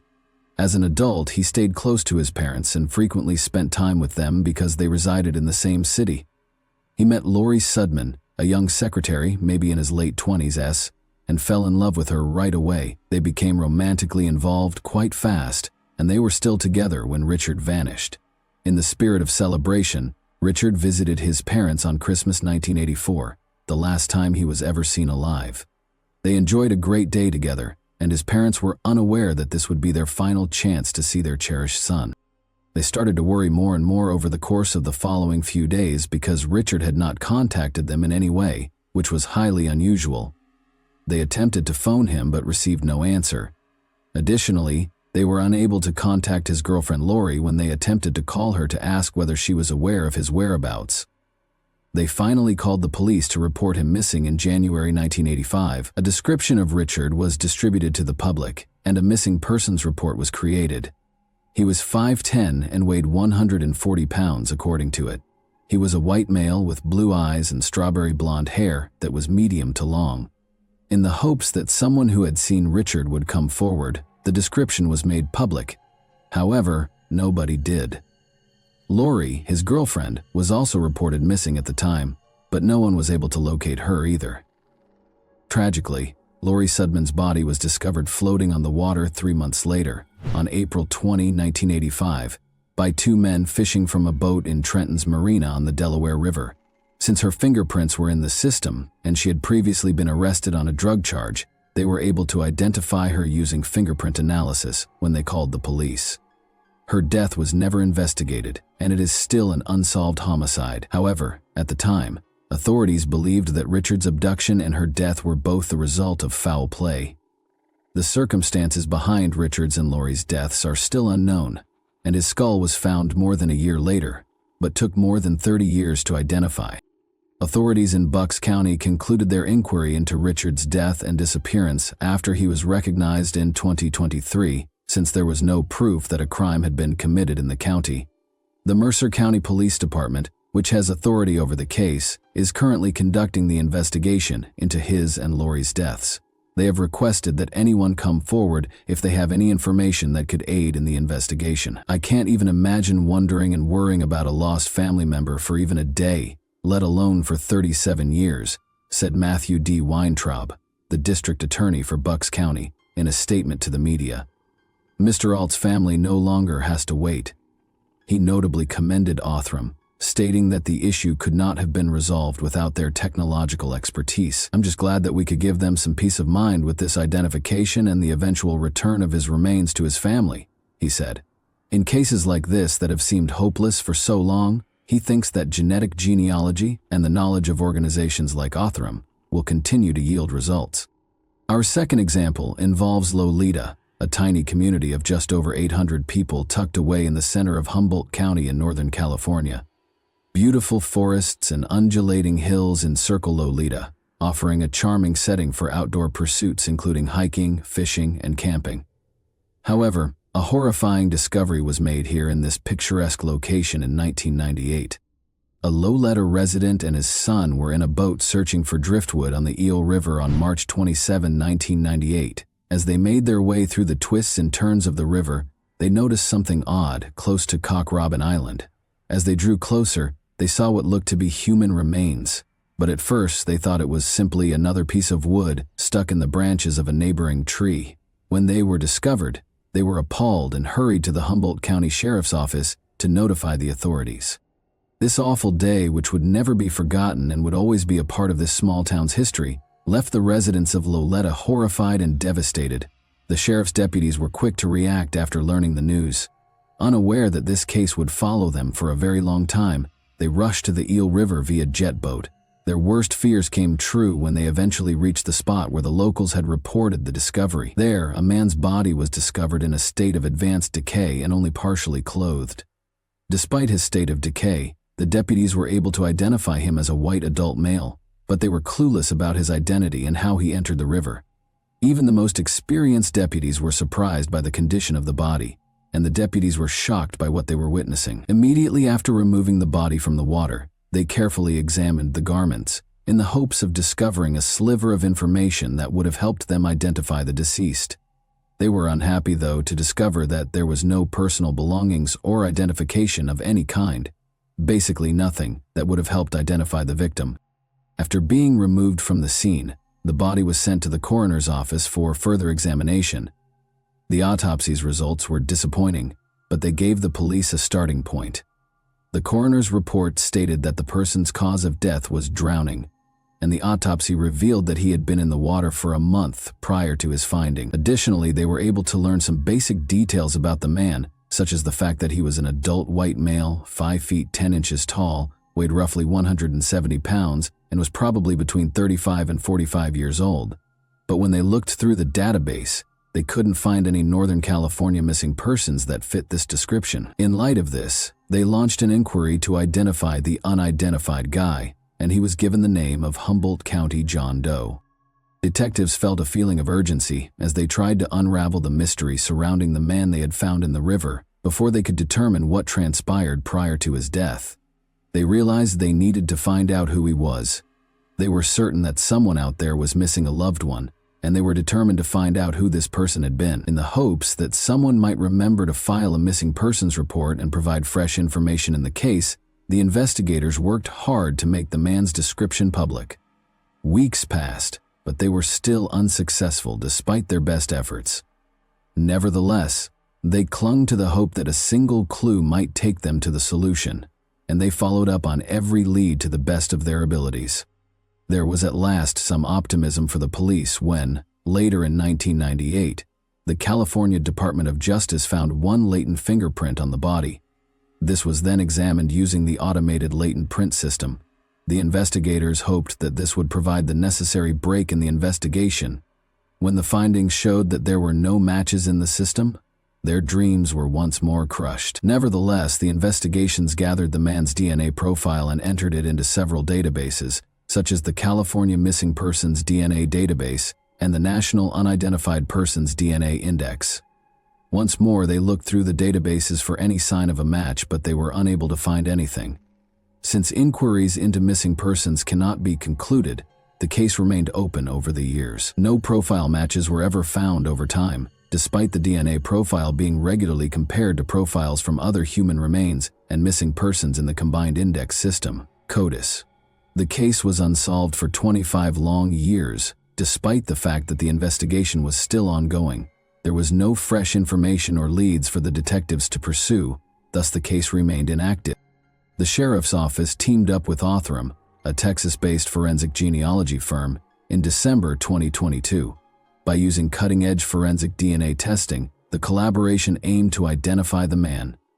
After submitting a sample of the man's DNA to the lab, the team of experts began closely and methodically analyzing it. They developed a thorough DNA profile of the man using a state-of-the-art technique called forensic-grade genome sequencing. Their genealogy team used forensic genetic genealogy to provide leads for investigations after acquiring the profile. By analyzing a DNA profile's genetic composition and comparing it to the other profiles already in the system, this novel technology created family profiles by fusing DNA testing with conventional genealogical techniques. Researchers can ascertain the percentage of matches and whether the profile they are testing for has any biological relationships inside the system. They identified the Humboldt County John Doe using this technique. In mid-February 2023, Thallium eventually provided the authorities with the testing results after months of excruciating waiting. The research conducted by the lab indicated that there was a high probability that the Humboldt County John Doe was related to a woman called Cheryl, who was residing in Missouri at the time. Thallium said Cheryl was probably the sister of John Doe of Humboldt County. After contacting Cheryl, the Humboldt County Sheriff's Office detectives discovered that she did in fact have a brother named Jeffrey Todd Cedau, who had been missing for a long time. After all these years, Cheryl was taken aback when investigators finally contacted her regarding her missing brother. She informed the Humboldt County Sheriff's Office detectives that she had been looking for Jeffrey for years and had all but given up on ever learning his fate when they traveled to Missouri to interview her. Additionally, Cheryl informed investigators that Jeffrey was born in 1963 and would have been 35 years old when his body was discovered in 1998. She informed them, however, that they had not seen or spoken to him since the mid-1990s, and that the last time she or any family member had spoken with him was several years prior. She informed them that, for reasons that none of them knew, he had ceased to speak to her and the rest of their family. She had attempted to contact him but had never received a reply.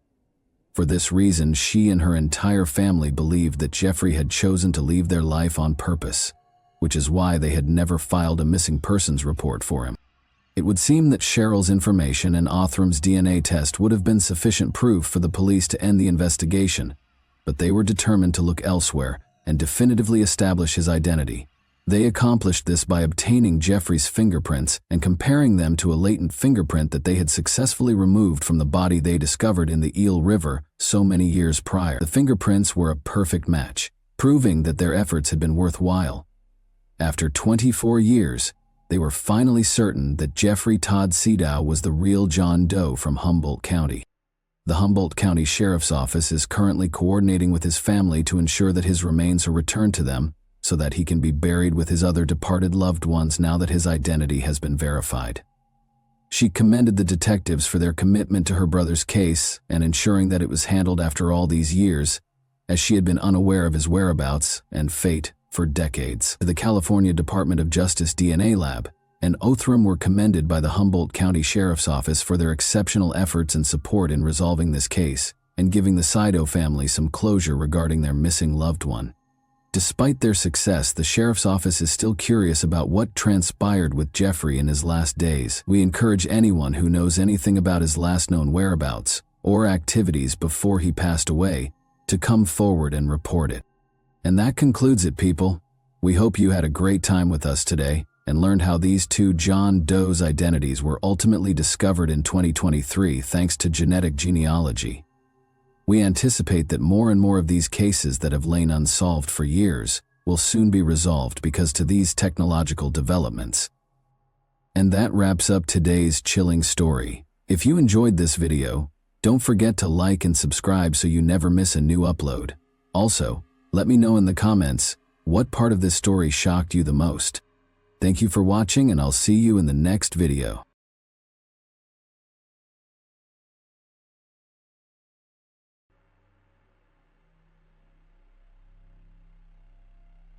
Nolan Buchanan, 16, remembers Monday, September 14, 2015 as the best day of his life. The day before, he had spent Sunday with his girlfriend, doing traditional morning math with her family, followed by a social gathering with friends and a wonderfully romantic evening. When the teenager awoke on Monday morning next to his favorite girl, he felt like a free, successful, and influential businessman with the entire world in front of him. After all, he now owned Buchanan Construction. The young man was about to inherit cars, a house, land, and monetary assets, and he planned to manage the family business on his own, and certainly better than his father, who had brought the company to bankruptcy. It appears that what could go wrong? The El Dorado County Sheriff's Office arrested Nolan Keith Buchanan on October 1, 2015, at Bonita High School in Bonita, California. Nolan was held at the Juvenile Treatment Center JATS in South Lake Tahoe until June 13, 2018, when an El Dorado County jury of 7 men and 5 women found Buchanan guilty of 3 charges. The jury took only 2 hours to reach a decision. The young man was sentenced to 150 years in prison, with the possibility of parole starting in the 25th year. This is how his attempt to take over the family business failed.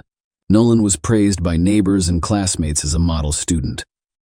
As far as I know, he was a good kid, but as a high school student, Campbell Ruxton would later say in an interview, he was always concerned about school. He appeared to be very kind, and he was even surprised he was arrested. But what exactly happened in the Buchanan family? Let's go over this horrific case in detail. Molly first met Adam when she applied for a position as an office manager at his firm. By the time they met, Adam was already divorced and raising his son Nolan from a previous marriage by himself. The cheerful, sociable, and cheerful blonde immediately caught the attention of the company's owner. The interest was mutual. Molly fell in love, began a romance that evolved into a serious relationship, and moved to Adam. Molly wished for a loving, friendly family and worked hard to foster a positive relationship with her stepson. She soon became pregnant. Gavin was born. People who knew the Buchanans said they were a close-knit family of 4. The family's head, who owned a construction company, made enough money to live comfortably. The family also purchased vacation property in El Dorado County, California. A small cabin sat on 19 acres in Greenwood with no electricity, water, sewer, or gas. Adam, who worked in construction, took an active role in remodeling the house, and the family began visiting their office on September 13, 2015. At 10 a.m., members of the Garden Valley Fire Department responded to a wildfire in Greenwood Township, western El Dorado County, on Highway 193 between Cool and Georgetown. Upon arrival, they discovered that the fire had destroyed 10 acres of the property. A cabin on the property was still smoldering, but had burned down. The fire department personnel discovered charred remains among the assets. The fire scene remained intact.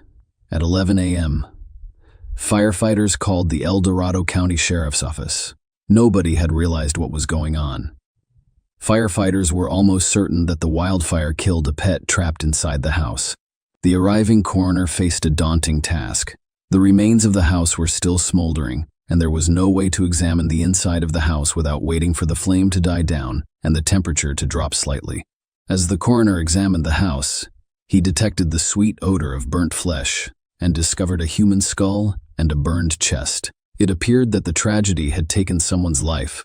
The officer requested backup, and officers from the sheriff's office arrived to conduct a thorough investigation of the scene.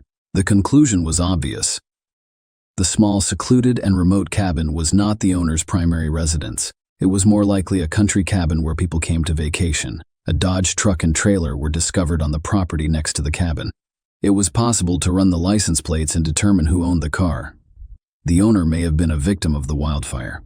It didn't take long to discover that the vehicle and trailer belonged to Buchanan Construction, which is owned by Adam Buchanan.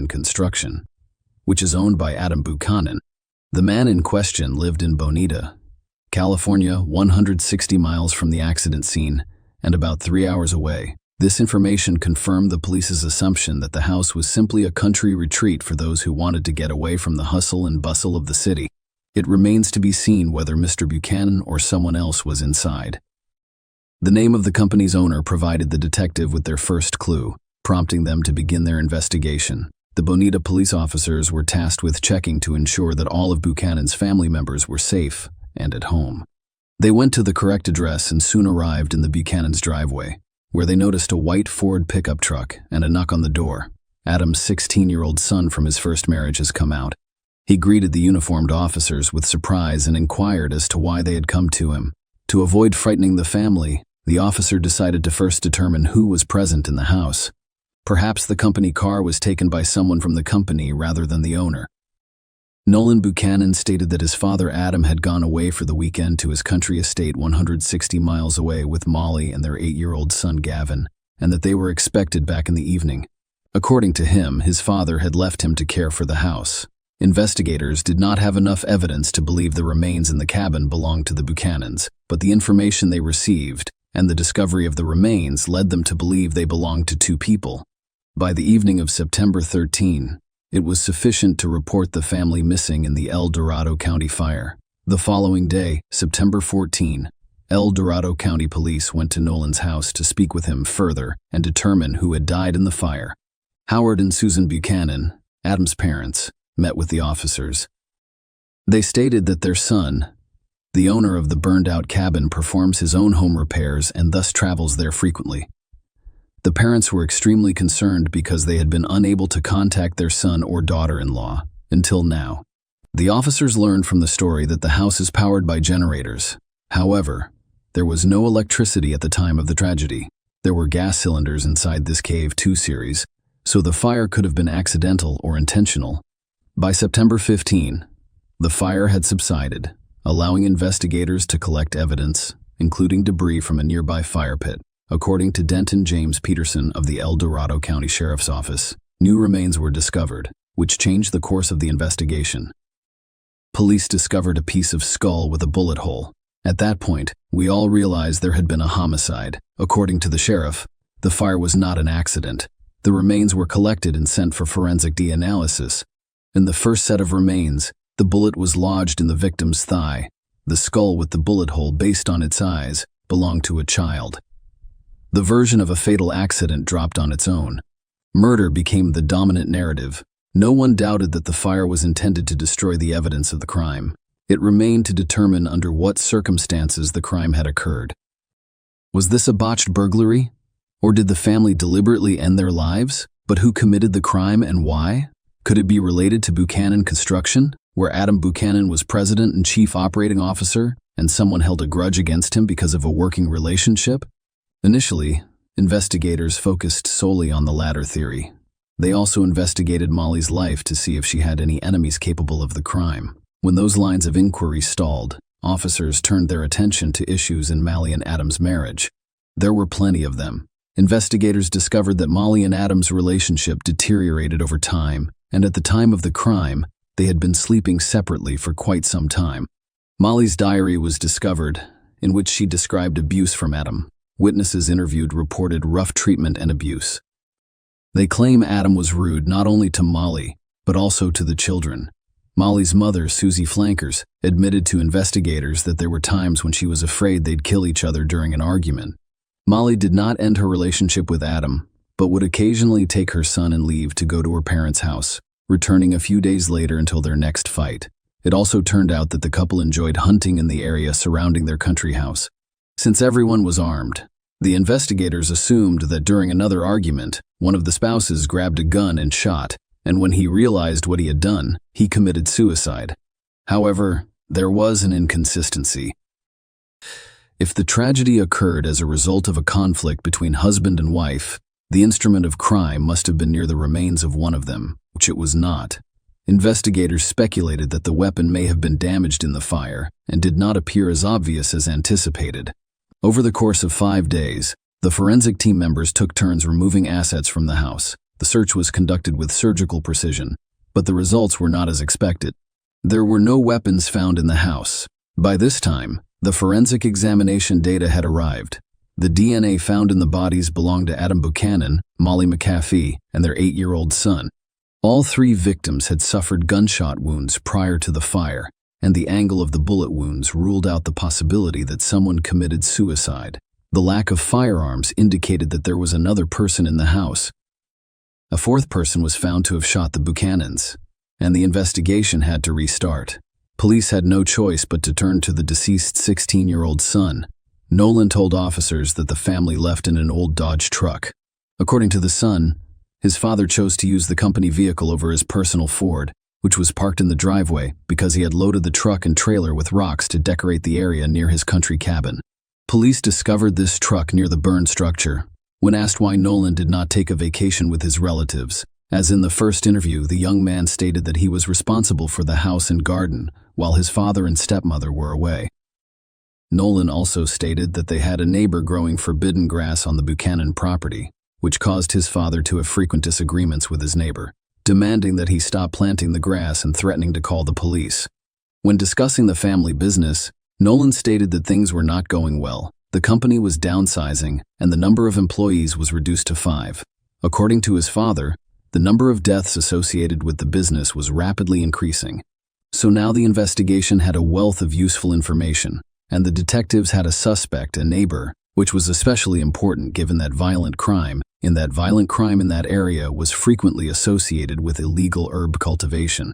Detectives believed that the threat of going to the police could have resulted in the murder of Buchanan and his family. The problem was that no one knew which neighbor they were talking about. Investigators canvassed the neighborhood, interviewing all of the homeowners in succession. The tactic was successful.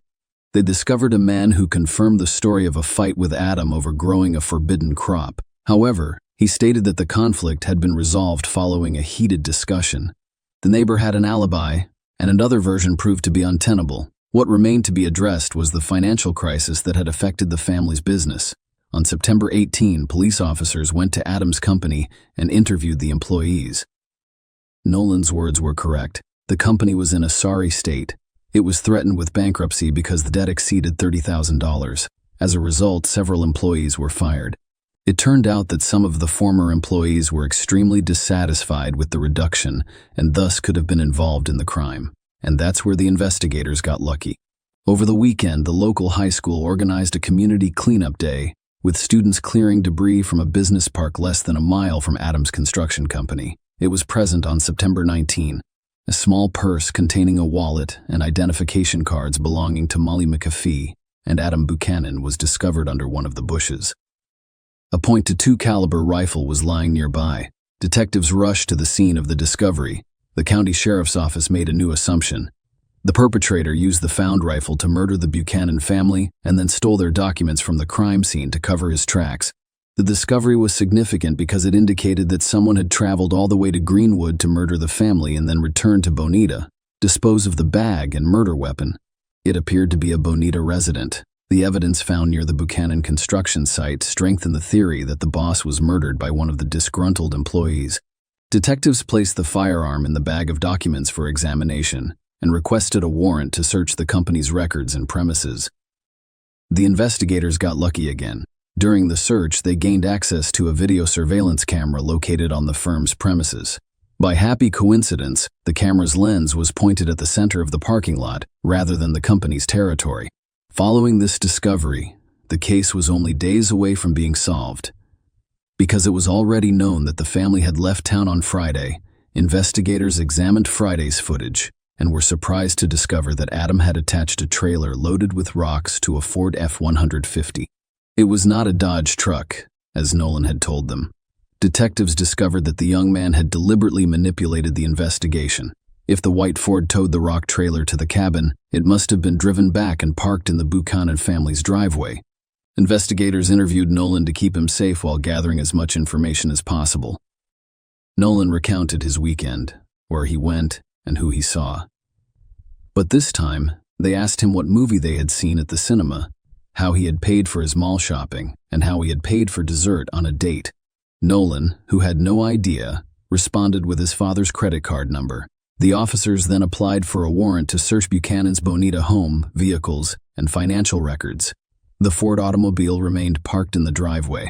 It was thoroughly inspected, and they discovered reddish soil stuck to the wheels. This is similar to what happens in Greenwood. If the Ford had been used for a trip last weekend or earlier, traces of soil might have remained, but they would not have been as visible.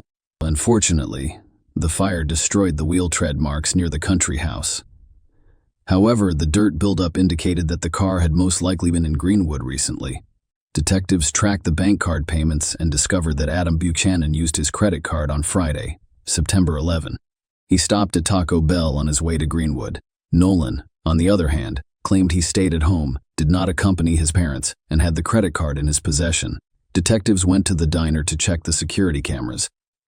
They saw exactly what they were expecting: a white Ford instead of a truck. When detectives searched the Ford, they discovered a Taco Bell receipt dated September 11 that included not 3, but 4 beverages. 4 drink cups were also identified in evidence collected at the fire scene, so Nolan was inside the car. The next credit card transaction occurred on Saturday, September 12, at the Valencia Club Bar in Penryn, about 30 minutes from the cabin. Adam's parents had previously informed detectives about the bar. They stated that their son and daughter-in-law frequently visit after the cabin has been renovated. Security cameras recorded when the couple left the bar, and traffic cameras on the highway assisted in tracking the couple's route. On the day of the fire, a Ford F-150 drove toward the Buchanan cabin around 2:30 a.m., then reversed direction at 3:30 a.m. In the first instance, the camera captured Adam and Molly in the vehicle, while in the second, it only captured Nolan. Several hours later, on Sunday morning, September 13th, Adam's credit card was used to pay at 3 of Benitez's locations: Starbucks, McDonald's, and a gas station. The bank confirmed to investigators that you can only have one bank card, which contradicted Nolan's claims. By this time, the forensic results had been returned. Nolan's fingerprints were found on the gun. He was arrested while in the middle of a high school class. Nolan Buchanan has pleaded not guilty to the charges against him. He attempted to distort the story by claiming that his father shot the family, after which he pointed a rifle at him and, in self-defense, took away the weapon. After accidentally shooting his father, Nolan claimed it was self-defense, blaming the fire and subsequent lie on panic and extreme fear. That's why he used gasoline to set fire to the house, making it appear as if nothing had happened. The defense repeatedly focused the jury's attention on Adam's abuse of his own son and other family members. The medical examiner questioned the verdict because the bullet wound mark on a piece of Gavin's skull corresponded to a shot fired at nearly a 90-degree angle. Nolan, on the other hand, claimed that his and his brother's beds were next to each other and that the noise and screaming had woken them up simultaneously. Nolan claims to have seen someone enter the bedroom and shoot Gavin just as he awoke. The shooter then pointed the rifle at Nolan, who miraculously pushed the attacker away.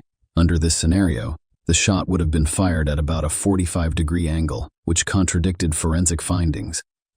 The prosecution concluded that Nolan shot his brother when they were alone in the house while their parents were at a bar. After waiting for his father and stepmother to return, Nolan shot them as well. According to where the bodies were discovered, Adam was killed first, followed by Molly Nolan, who took the rifle. His parents burned their papers, doused the bodies in gasoline, and set fire to the house. Then he went home, met his girlfriend, and spent the day with her, establishing an alibi for himself. On July 13, 2018, a jury convicted Nolan of 3 counts of first-degree murder. As a result, he was sentenced to 150 years in prison, with the option of parole after 25 years. Judge Kingsbury. The sentence announcement reflected on verbal and physical abuse. Nolan testified that he massacred his brother because he did not want him to experience the same horror or be forced to live with what his father had already done to him. However, as he did so, he also listed facts about the premeditation of the crime and subsequent arson, the creation of alibis, and Nolan's plans to run the family business, which he had discussed with family members. The judge cited Nolan's failure to follow rules and deviant behavior as observed by staff at the South Lake Tahoe Juvenile Treatment Center, where he went after being arrested. Everyone has the ability to change. Judge Kingsbury told Nolan, "I hope he will do everything in his power to do so, if you behave properly. According to the Senate bill and Supreme Court rulings, you will be eligible for parole after 25 years in prison. You decide whether or not to take that chance." Nolan continues to insist that he is innocent. If he is ever released on parole, he will be required to pay significant compensation to the victims. The payout amount is currently unknown. Share your opinion with us in the comments, and subscribe to the channel for more.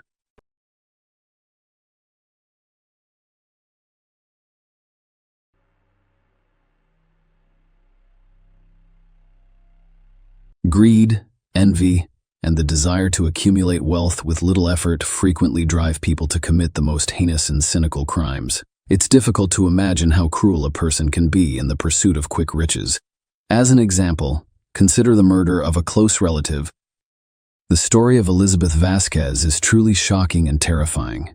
This kind and hardworking woman dedicated her entire life to the betterment of her family, striving to provide her beloved daughter with the best possible education.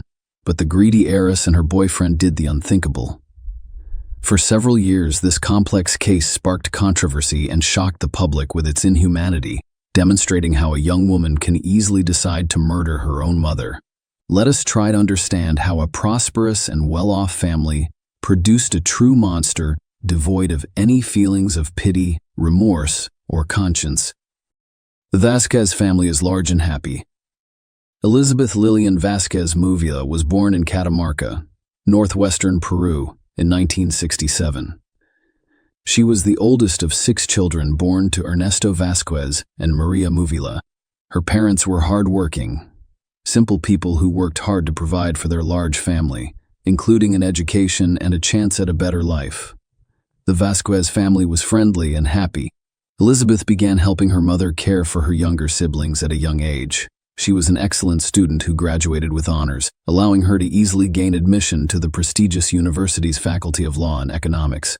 While attending university, she met a young man named Alejandro Espino, who was also studying law and was regarded as one of the best students in his class. The two developed a romantic relationship that grew quickly, and they were officially married in 1987.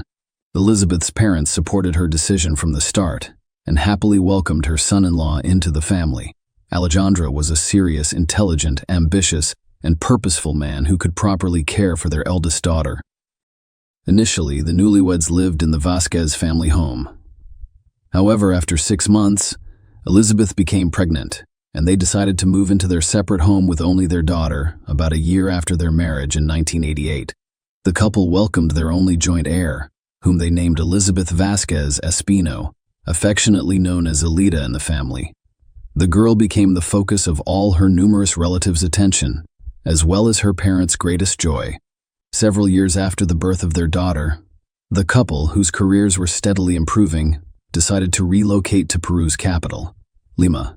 Alejandro was then vying for a prosecutor position in an anti-corruption department, while Elizabeth had started her own legal consulting firm. Both worked tirelessly for the benefit of their family, but were unable to devote enough time to their young daughter.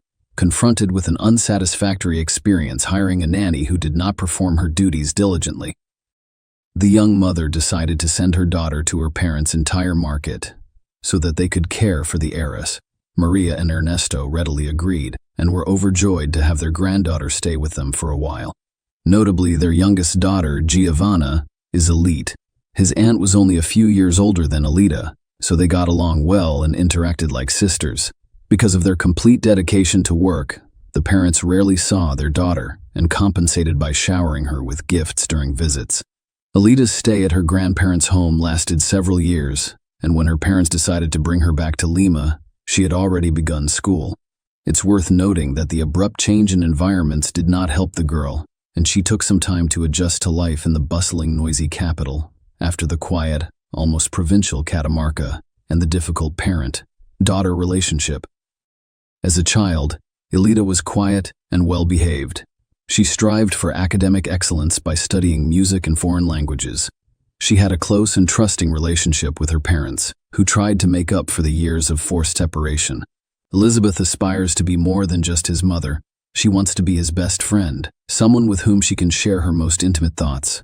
This remained true until Alita turned 15, when her elitist personality deteriorated rapidly. Tantra transformed her into a rude person. I stopped listening to her parents. She abandoned her studies, became involved in bad company, and worst of all, began stealing money from her parents' wallet. Elizabeth tried a variety of methods to connect with her daughter, hoping it was just a phase that Alita would outgrow. However, the girl frequently instigated heated arguments with her mother, resulting in hysterics and tears. During these times, Alejandro usually remained neutral, but if Alita sought his help, he frequently took her side. Alita was deeply hurt and offended by being constantly compared to her smart, beautiful, successful, and hard-working mother. Next to Elizabeth, Alita appeared to be the ugly duckling, completely opposite of her mother in every way. She lacked striking features, was overweight, lazy, and temperamental, frequently lied, and did not hesitate to steal. Alita had numerous complexes about her appearance, and when she expressed a desire for plastic surgery, Elizabeth, eager to please her daughter and mend their relationship, did not stop her. Elizabeth paid for her daughter's first rhinoplasty, followed by several more surgeries. When Alejandro and Elizabeth decided to divorce in 2007, their 18-year-old daughter reacted with a hysterical outburst, screaming, insulting, and blaming her mother for driving her father away. At the time, the family was in the United States, and the divorce caused some complications for citizens of other countries. Nonetheless, they returned home as divorced people and started living separately. By mutual agreement, the now adult but still dependent daughter remained at her mother's house.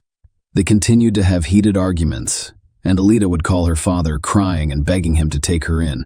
However, Alejandro, who had moved on with a new love, was reluctant to do so. He always persuaded the leader to reconcile with her mother and wait a little longer until she completed university and began her independent life. Despite her poor academic performance, bad character, and provocative behavior, elitist parents enrolled her in the law faculty of one of Peru's most prestigious universities. Our father and mother decided not to skimp on their only child's education, despite the cost. Elite has an untrustworthy boyfriend, and Alita has had her fair share of teen romances.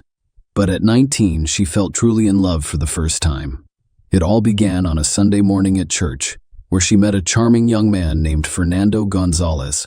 He couldn't take his gaze away from her during the service, and afterward, he approached her to introduce himself to Alita. Fernando appeared like a prince, handsome, attentive, and pleasant in voice. He invited her for coffee and conversation. As it turned out, he had a habit of scouting churches for young, well-dressed girls who arrived in luxury cars, then striking up a conversation, charming them, and playing on their emotions. He'd tell stories about his difficult childhood in a large family abandoned by their father, and how he was now supporting his mother, brothers, and sisters while working multiple jobs. Wealthy and naive girls would sympathize and offer him money. He occasionally managed to keep a wealthy girlfriend for a few months, but they usually left him once the truth was revealed. He was just an unemployed slacker who enjoyed the high life. Alita fell easily into Fernando's trap because she had complexes and always considered herself unattractive. She couldn't believe such a handsome man had noticed her and was willing to give him everything she had, or rather, everything her mother possessed. She told her mother everything, resulting in their first candid conversation in yours. Elizabeth believed she had a chance to mend their relationship, especially since the leader had met the boy in church, which appeared promising, and assumed he was a good person. Fernando made a good first impression on Elizabeth. He told her his dramatic life story, and she believed him, concluding that such a good boy deserved help. She rented him a cozy apartment near Central Lima and agreed to pay 70s of the monthly rent. She also paid for his business school tuition, promising him a job with her company later. Fernando appeared to appreciate her generosity and was eager to begin studying. He was not interested in attending boring lectures or working. He only wanted to have fun and spend someone else's money. He gladly moved into the rented apartment but never paid anything for it, claiming to be broke and promising to repay later. It soon became clear that Fernando had only attended a few business school classes before quitting. Following a serious conversation with Elizabeth, he appeared to be sorry. She decided to give him a second chance and hired him as a courier for her company. On his first day, He not only failed to complete a simple task but also betrayed other employees who had trusted him with sensitive documents. Elizabeth finally realized that this young man had charmed her daughter only to exploit her for his own gain. He had no intention of studying or working. She then forbade Elita from seeing him, causing her daughter to become angry and resentful. The leader screamed and cried, accusing her mother of attempting to destroy her life and steal her happiness. She refused to listen to reason and insisted on continuing to see Fernando despite the couple's failed separation attempt. Elizabeth decided to send her daughter to her parents' house for a while, naively believing that if Elita didn't see her boyfriend for a few months, her feelings would subside and Fernando would find another wealthy fool to exploit. But Elizabeth was gravely mistaken. Elita continued to communicate with her boyfriend via phone and social media, and her resentment of her mother only grew. Fernando had to leave the rental apartment because Elizabeth refused to pay for it. However, he found a smaller place rented for him by his young lover using her mother's money. As a spoiled child, Elita had some financial freedom and was able to use some of her mother's accounts. When summer vacation ended and university resumed, Elita rushed to see her boyfriend, who once again asked for money. She withdrew a significant amount from her mother's account and gave it to him, resulting in a heated argument with her mother later that evening. When Elizabeth noticed the missing funds, she decided to block access to her accounts, leaving her with only a small weekly allowance for personal expenses. This decision strained an already tense relationship. They barely spoke, mostly arguing, and Elizabeth's attempts to contact her daughter were unsuccessful. The monstrous plan. Fernando became enraged during one of their romantic dates when a leader failed to deliver the money he demanded. He cursed Elizabeth, screaming that she had a lot of money but wouldn't give it to her only daughter, and added that if Elizabeth died, adult Elita would inherit all of her wealth and they could live lavishly.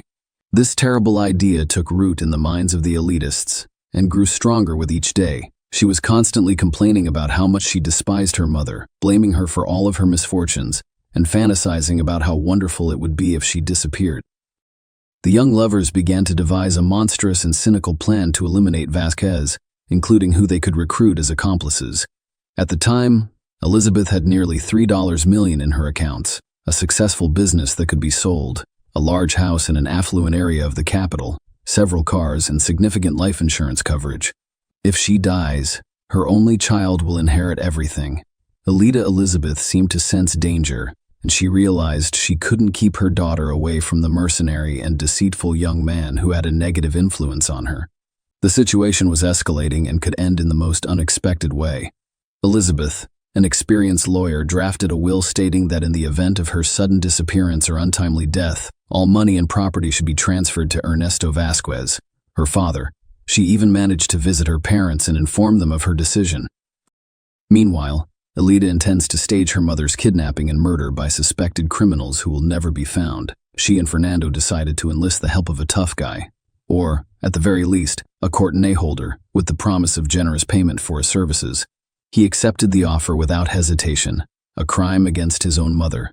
On January 24, 2010, 21-year-old, Elita met with her 23-year-old boyfriend to finalize the plan for the crime that would occur the following day. She remained calm and collected, already planning how she would spend the millions she had inherited. The next morning, January 25, Elita chose to stay at home rather than attend university due to illness. When her mother left to work, Fernando and Jorg were already lurking outside the house, waiting for a leader to distract the guard and let them in. Elita approached the guard on duty and asked him to get pain relievers from the nearest pharmacy, which was only a 5-minute walk away. This brief absence allowed the young men to enter the house and hide in the master bedroom. When Elizabeth returned, the leader loudly dropped the glass in the kitchen, signaling her attackers to assemble. When Elizabeth entered her room, Fernando knocked her to the ground and began choking her, while George held her down. Elizabeth miraculously managed to break free and run into the hallway, where her own daughter kicked her in the head. They restrained Elizabeth while she was conscious. However, their plans were thwarted by Maria Celine, a young servant girl who Elita tricked into another room and locked inside. When Elizabeth regained consciousness, her daughter, boyfriend, and accomplice brutally tortured her in an attempt to obtain the safe code and bank account passwords. Terrified, Elizabeth knew her daughter was in trouble, but she had always blamed it on Gonzalez as a negative influence. She now saw her only daughter's monstrous nature. Elizabeth was able to loosen the restraints and fight back against her daughter, scratching and punching her until Fernando knocked her to the ground. Elita became enraged and kicked her mother, eventually smothering her with a pillow until she stopped breathing. The trio then bound Elizabeth's lifeless body, duct-taped her mouth shut, and placed her in the trunk of her own car. Staging a kidnapping, Elita then dispatched another guard to get medication, allowing her accomplices to drive off the property. She released her to terrified Maria, falsely claiming that she and her mother had quarreled but reconciled and that her mother had gone to bed. A strange story about a kidnapping during the search for a missing woman. As was customary in the morning, the maid prepared breakfast. But Elita entered the kitchen and informed her that her mother had gone to work early due to an important meeting. Elita then left the house to visit her mother's workplace. She walked into the office of Jessica Hippo, her mother's best friend and accountant, and broke down in tears, reporting that her mother was missing and that she was receiving strange, threatening, and ransom calls. The accountant immediately began blocking the accounts to prevent the intruders from accessing them, reported the incident to the police, and then left the office for a while. When she returned, Elita had left, and the office was in disarray, as if someone was searching for something. Later, it was discovered that Elizabeth's will had gone missing, which Elita had learned the day before by overhearing a phone conversation with a key she had stolen from her mother. Elita had also taken a copy of the will and cash from the safe while her mother was studying. Police arrived and inspected the house, interviewing both the missing woman's daughter and the office staff, but found no useful information. Everyone claimed that Vasquez had no enemies and that no one had threatened her, so no one was initially named as a suspect. The primary hypothesis was that it was a kidnapping for ransom. All that remained was to wait for a call from the criminals to receive additional instructions and demands. A terrifying discovery and the initial suspect. Elizabeth's disappearance was discovered the following day. It was reported that her car had been abandoned in a vacant lot outside of town. The inside was empty, but when law enforcement officers opened the trunk, they were astounded by what they discovered. Inside was the lifeless body of a missing woman, with signs of beatings. Forensic experts found dozens of bruises, severe head trauma, and rope marks on the victim's body, indicating that she was tied up and attempted to free herself. It was also determined that Vasquez died as a result of asphyxiation. Particles of blood and epithelium were discovered under her fingernails, indicating that she had resisted. It was now necessary to identify who the blood belonged to. Elita appeared in the lineup as a grieving daughter, crying, wailing, and appearing almost unconscious. However, during the interrogation, she behaves very differently. She was calm, even cold-blooded, and she was visibly annoyed by the investigators' questions. Furthermore, she contradicted herself repeatedly during her testimony when the police decided to check the information about the kidnappers' calls and sent a request to the cell phone company. It turned out that Elita had not received any calls. It also turned out that in the days preceding and following her mother's disappearance, Alicia had been in frequent contact with Juan Fernando Gonzalez, whom they also decided to question. However, the young man either insisted on his innocence or remained silent, resulting in irrefutable evidence and an arrest. Elizabeth's maternal grandparents were in charge of her funeral, while Elizabeth herself was unconcerned, focusing solely on how to get out of the situation, remain free, and save money. She called her father, who was already aware of the incident and crying, and told him she was innocent and asked for help. Her father advised her not to say too much and promised to get her out of the situation, despite knowing full well who had committed the crime. However, he did not want his daughter to go to prison because it would have brought shame to Alejandro, who was a powerful and respected man at the time, serving as Justice of the Peace and President of the Supreme Court. Meanwhile, forensic analysis revealed that the blood and skin particles under the deceased's fingernails belonged to her daughter. Elita attempted to claim that she had a serious disagreement with her mother, and that they had briefly quarreled before reconciling, but no one believed her. Further inspection of Elizabeth's room with special equipment revealed numerous white traces of blood throughout the house, including in the elitist room, despite her attempts to wipe away the evidence. At the very least, a story that she had an argument with her mother in the evening, but then made up, and that her mother left early for work the next morning and was never seen again, quickly fell apart. She contradicted herself, first claiming that she had not entered her mother's room, and then recalling that the ransom calls were entirely her creation. The testimony of the maid, Maria Solen, was crucial in the case. She described how, on the night of the crime, she was locked in a room where she could hear Elizabeth's screams and sounds of struggle, but could not intervene. After that night, she never saw her employer again, and Alida insisted that everything was fine with her mother, who had simply left for work early. All of this culminated in the arrest of Alida and her boyfriend, the criminal trio, and the battle for the inheritance. Alida was arrested at her mother's home. Her boyfriend was apprehended a few hours later at an entertainment venue. The next morning, George was arrested after Fernando betrayed him by attempting to blame him for the crime. It is worth noting that Gonzalez was the first to testify, in the hopes that cooperating with the investigation would benefit him and help to mitigate his sentence. Meanwhile, Alejandro hires the best lawyers for his daughter, but realizes she will not be able to avoid punishment. At the same time, he began dealing with Vasquez's inheritance, intending to claim it for himself, since the will had vanished and the heiress faced a lengthy prison sentence. He claimed that he and Elizabeth never divorced, but instead lived apart while remaining legally married. Meanwhile, Ernesto Vasquez, an elitist grandfather, decided to pay a visit to his favorite granddaughter in prison to look her in the eyes, and he couldn't believe that the girl he had known and raised since infancy could commit such a heinous crime. However, Alida acted arrogantly, shouting, insulting the older man, and stating that she did not want to see him again. This encounter deeply upset him, resulting in a heart attack from which he was unable to recover and died 6 months later. The Vasquez family was unable to prove the existence of the will left in their Nestos name because the document vanished from Elizabeth's office and the notary's database, seemingly taken care by Alejandro. All documents and references to the couple's divorce have mysteriously vanished, leaving Alejandro with the right to claim the deceased's inheritance, as well as the trial and verdict. Despite Alida Fernando and George's attempts to shift blame to one another, the investigation successfully reconstructed the events of that fateful evening, determining each participant's role in the crime. It was also established that the trio engaged in a deliberate conspiracy, which aggravated their guilt. Maria, the maid, testified that Alejandro threatened her and demanded that she give a different version of events, but she refused. In May 2012, the court convicted all 3 defendants. Initially, the prosecutor requested that each murderer be sentenced to 30 years in prison. While the men pleaded guilty, Alida repeatedly played the victim. Fernando and George were eventually sentenced to 28 years each, but the elitist trial was postponed. Alida claimed that the perpetrators were hired by relatives on her mother's side, who fabricated the inheritance story to seize Elizabeth's property and money. Her father had the same version of events. Attempts to declare Alida mentally ill and vulnerable to manipulation by criminals were also unsuccessful. Alejandro proposed sending her to a psychiatric hospital rather than prison, declaring her insane and incapable of fully inheriting his wife's estate.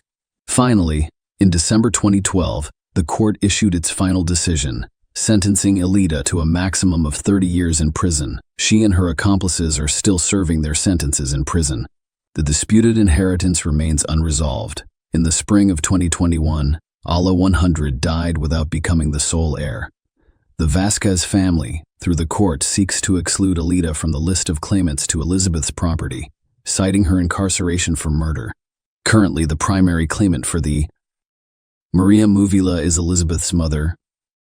Share your opinion with us in the comments, and subscribe to the channel for more.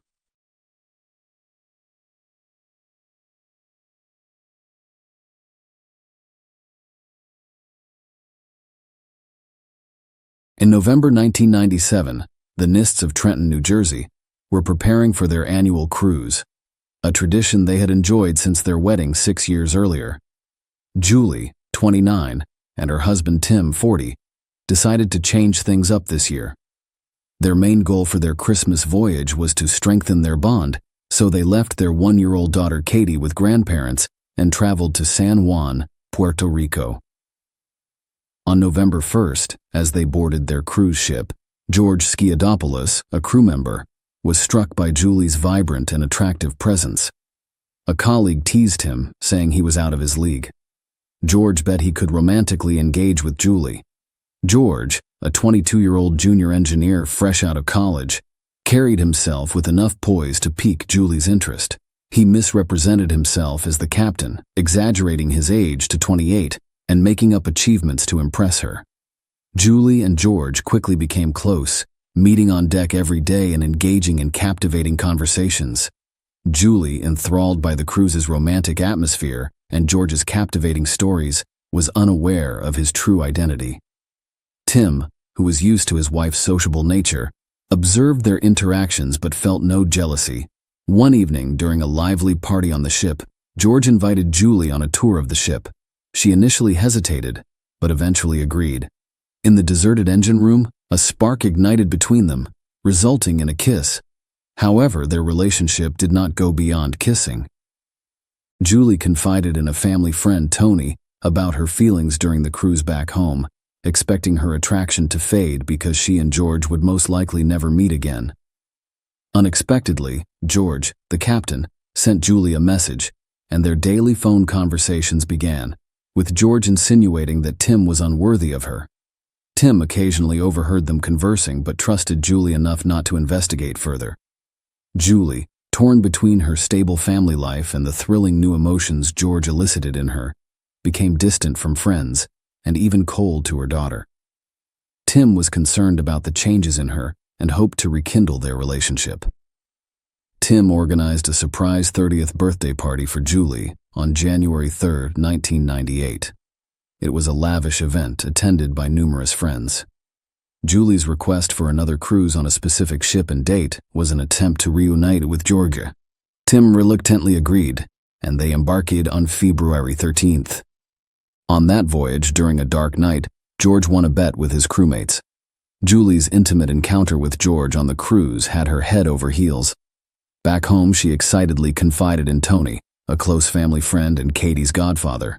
Tony struggled with the burden of keeping her secret, eventually admitting it to Julie, despite the risk of exposure. Julie decided to meet George in secret, for whom she had a strong desire. She made up a story about a family vacation and invited her mother and daughter along. Julie had to confess her secret affair to her mother, despite her disapproval, but she remained undeterred. Initially, they traveled to Florida, but on March 26, 1988, Julie left her mother and daughter behind to continue her romantic adventure with George in Puerto Rico. When Julie returned, her conversations with George became almost public. They talked constantly on the phone and sent risky love letters via email. Julie even recorded videos showcasing her life for George, all while living and spending money with her husband Tim. She also resumed partying and drinking. Tim couldn't help but notice the changes in their family dynamics and suggested they consult a marriage counselor. Julie announced her desire for a divorce during their first session after 7 years of marriage, which Tim opposed because their shared business interests were generating significant income. Julie knew she needed money for her plan to relocate to Greece with her daughter and begin a new life with her lover, who was scheduled to serve a mandatory 20-month military service there. Julie tried to help him flee and get a U.S. visa, but she didn't have enough money for her new boyfriend. Julie started a fitness regimen, but she had trouble sleeping and had to take strong sleeping pills. During her emotional turmoil, she began taking antidepressants. When George learned about this, he was furious and forbade her from using them.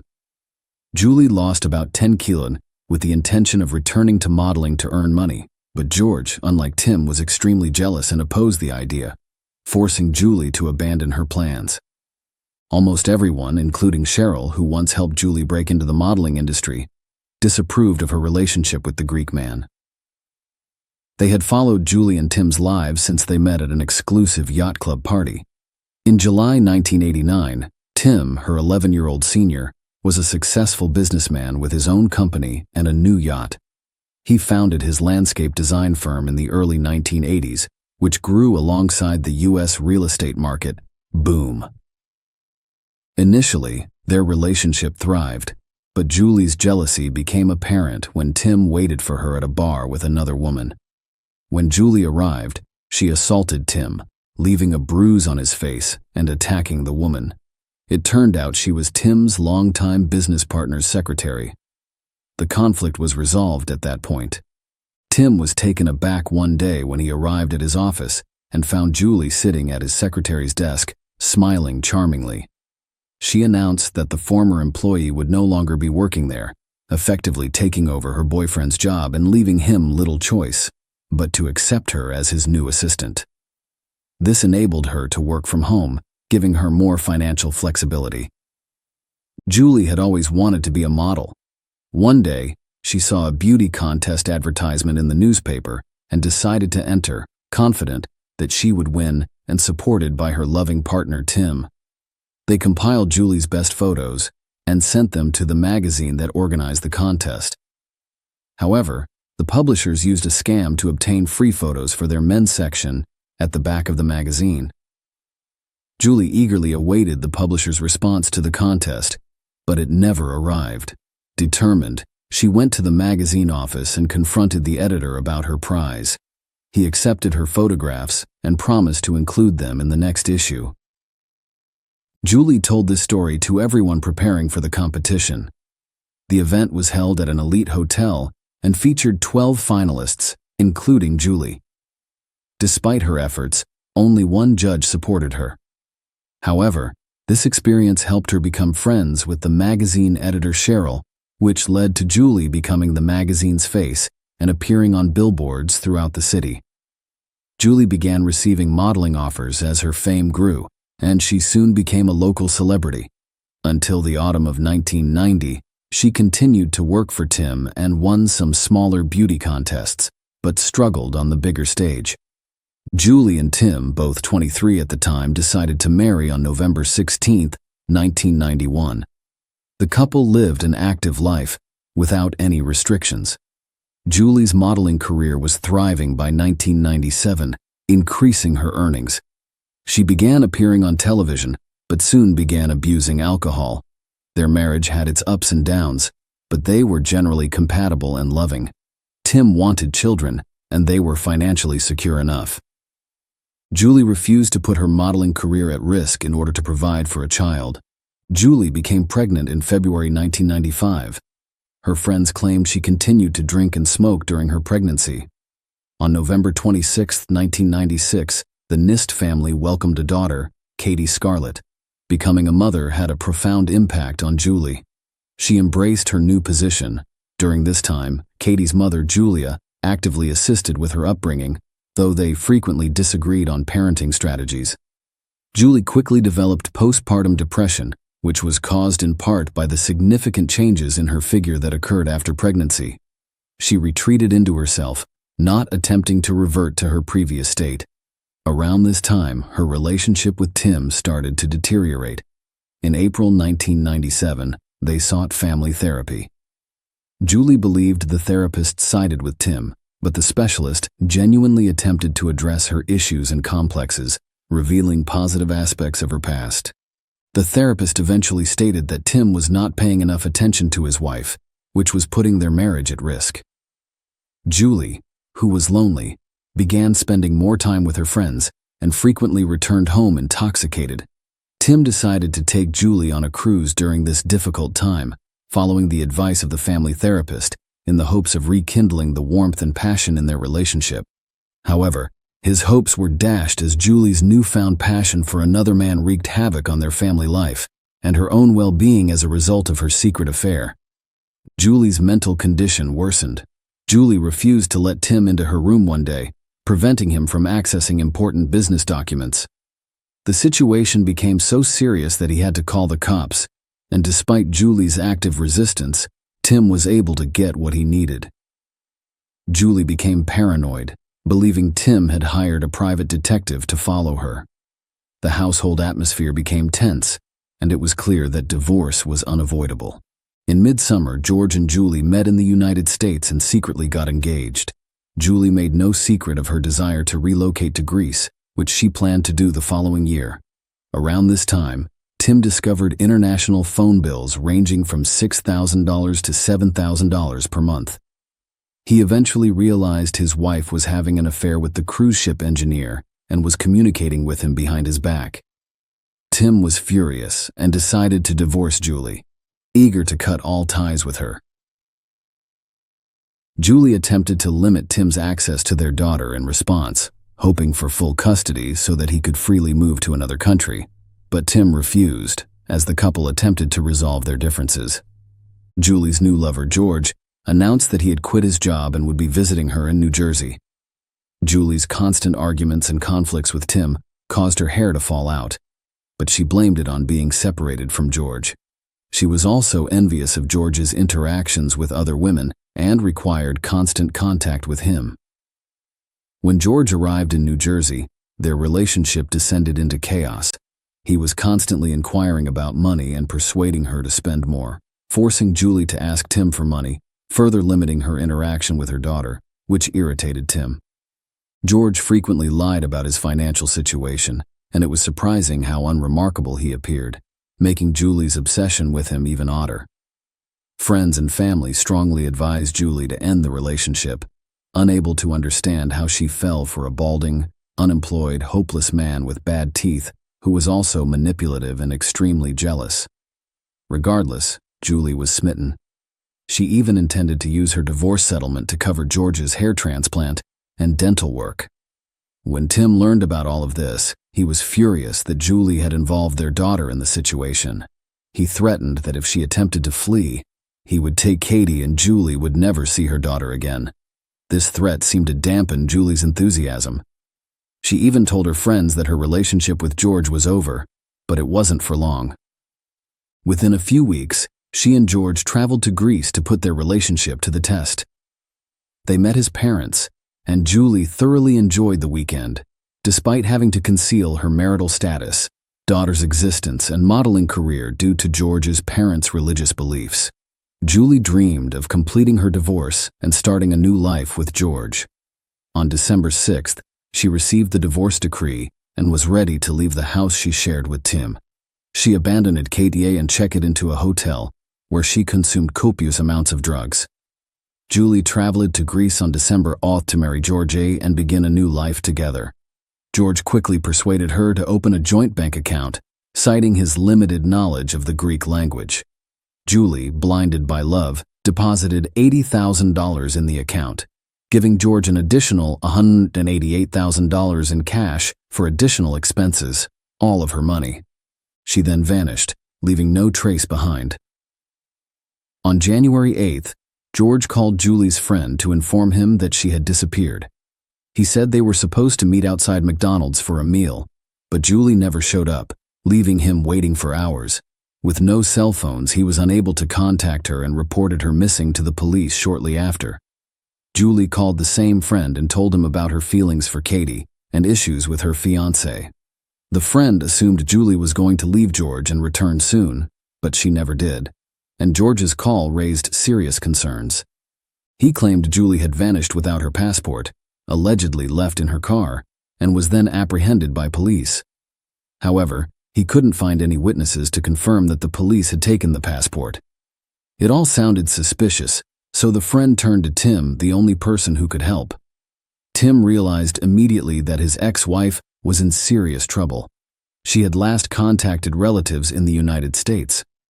Since January 7th, there had been no word from her, adding to the fears. The police began combing the neighborhood and interviewing potential witnesses, but Julie had no contacts in the new location, so they questioned her relatives in New Jersey and investigated her background.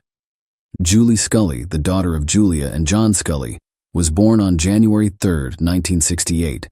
She developed a close relationship with her father and was willing to do anything for his approval. Father and daughter spent a lot of time together, frequently going fishing. However, on November 10, 1969, Julie's younger brother, John Patrick Scully, was born, capturing all of the parental affection while leaving Julie feeling neglected. Julie's mother was from a Native American reservation in New Mexico, which is one of the country's largest tribes. Life was difficult there, with no electricity or running water, high unemployment, and widespread alcohol and drug abuse. Julie's parents sent her to a boarding school at the age of 12, hoping that an English education would help her live a better life. Julia moved to the city as an adult, attempting to fit in with mainstream American life while working at a psychiatric facility. She became involved in the drug trade. During this time, she encountered a police officer named John, Their romance blossomed quickly in 1964, and they married on July 2, 1965, 2 days before their anniversary. John later worked as a patrol officer in one of North Philadelphia's most dangerous neighborhoods. Julia became pregnant and gave birth to a daughter. John lovingly cared for his daughter, leaving Julia feeling isolated from family life.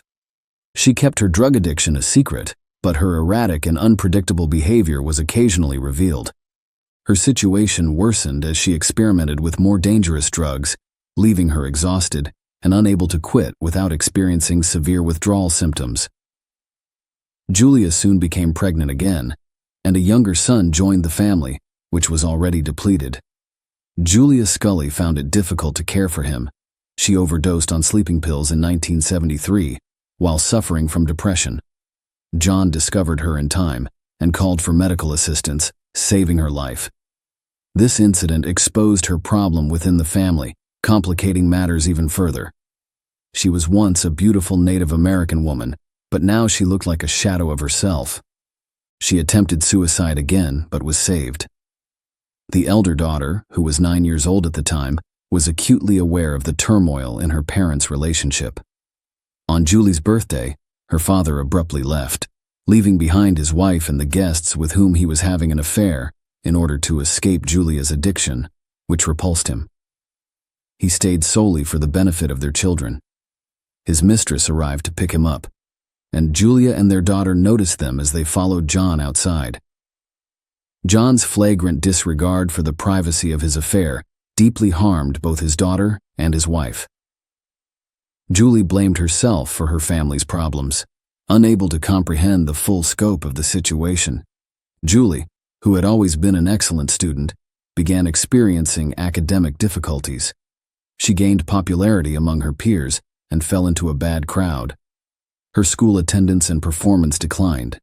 Her father saw this and decided to transfer her to a new school in Kensington.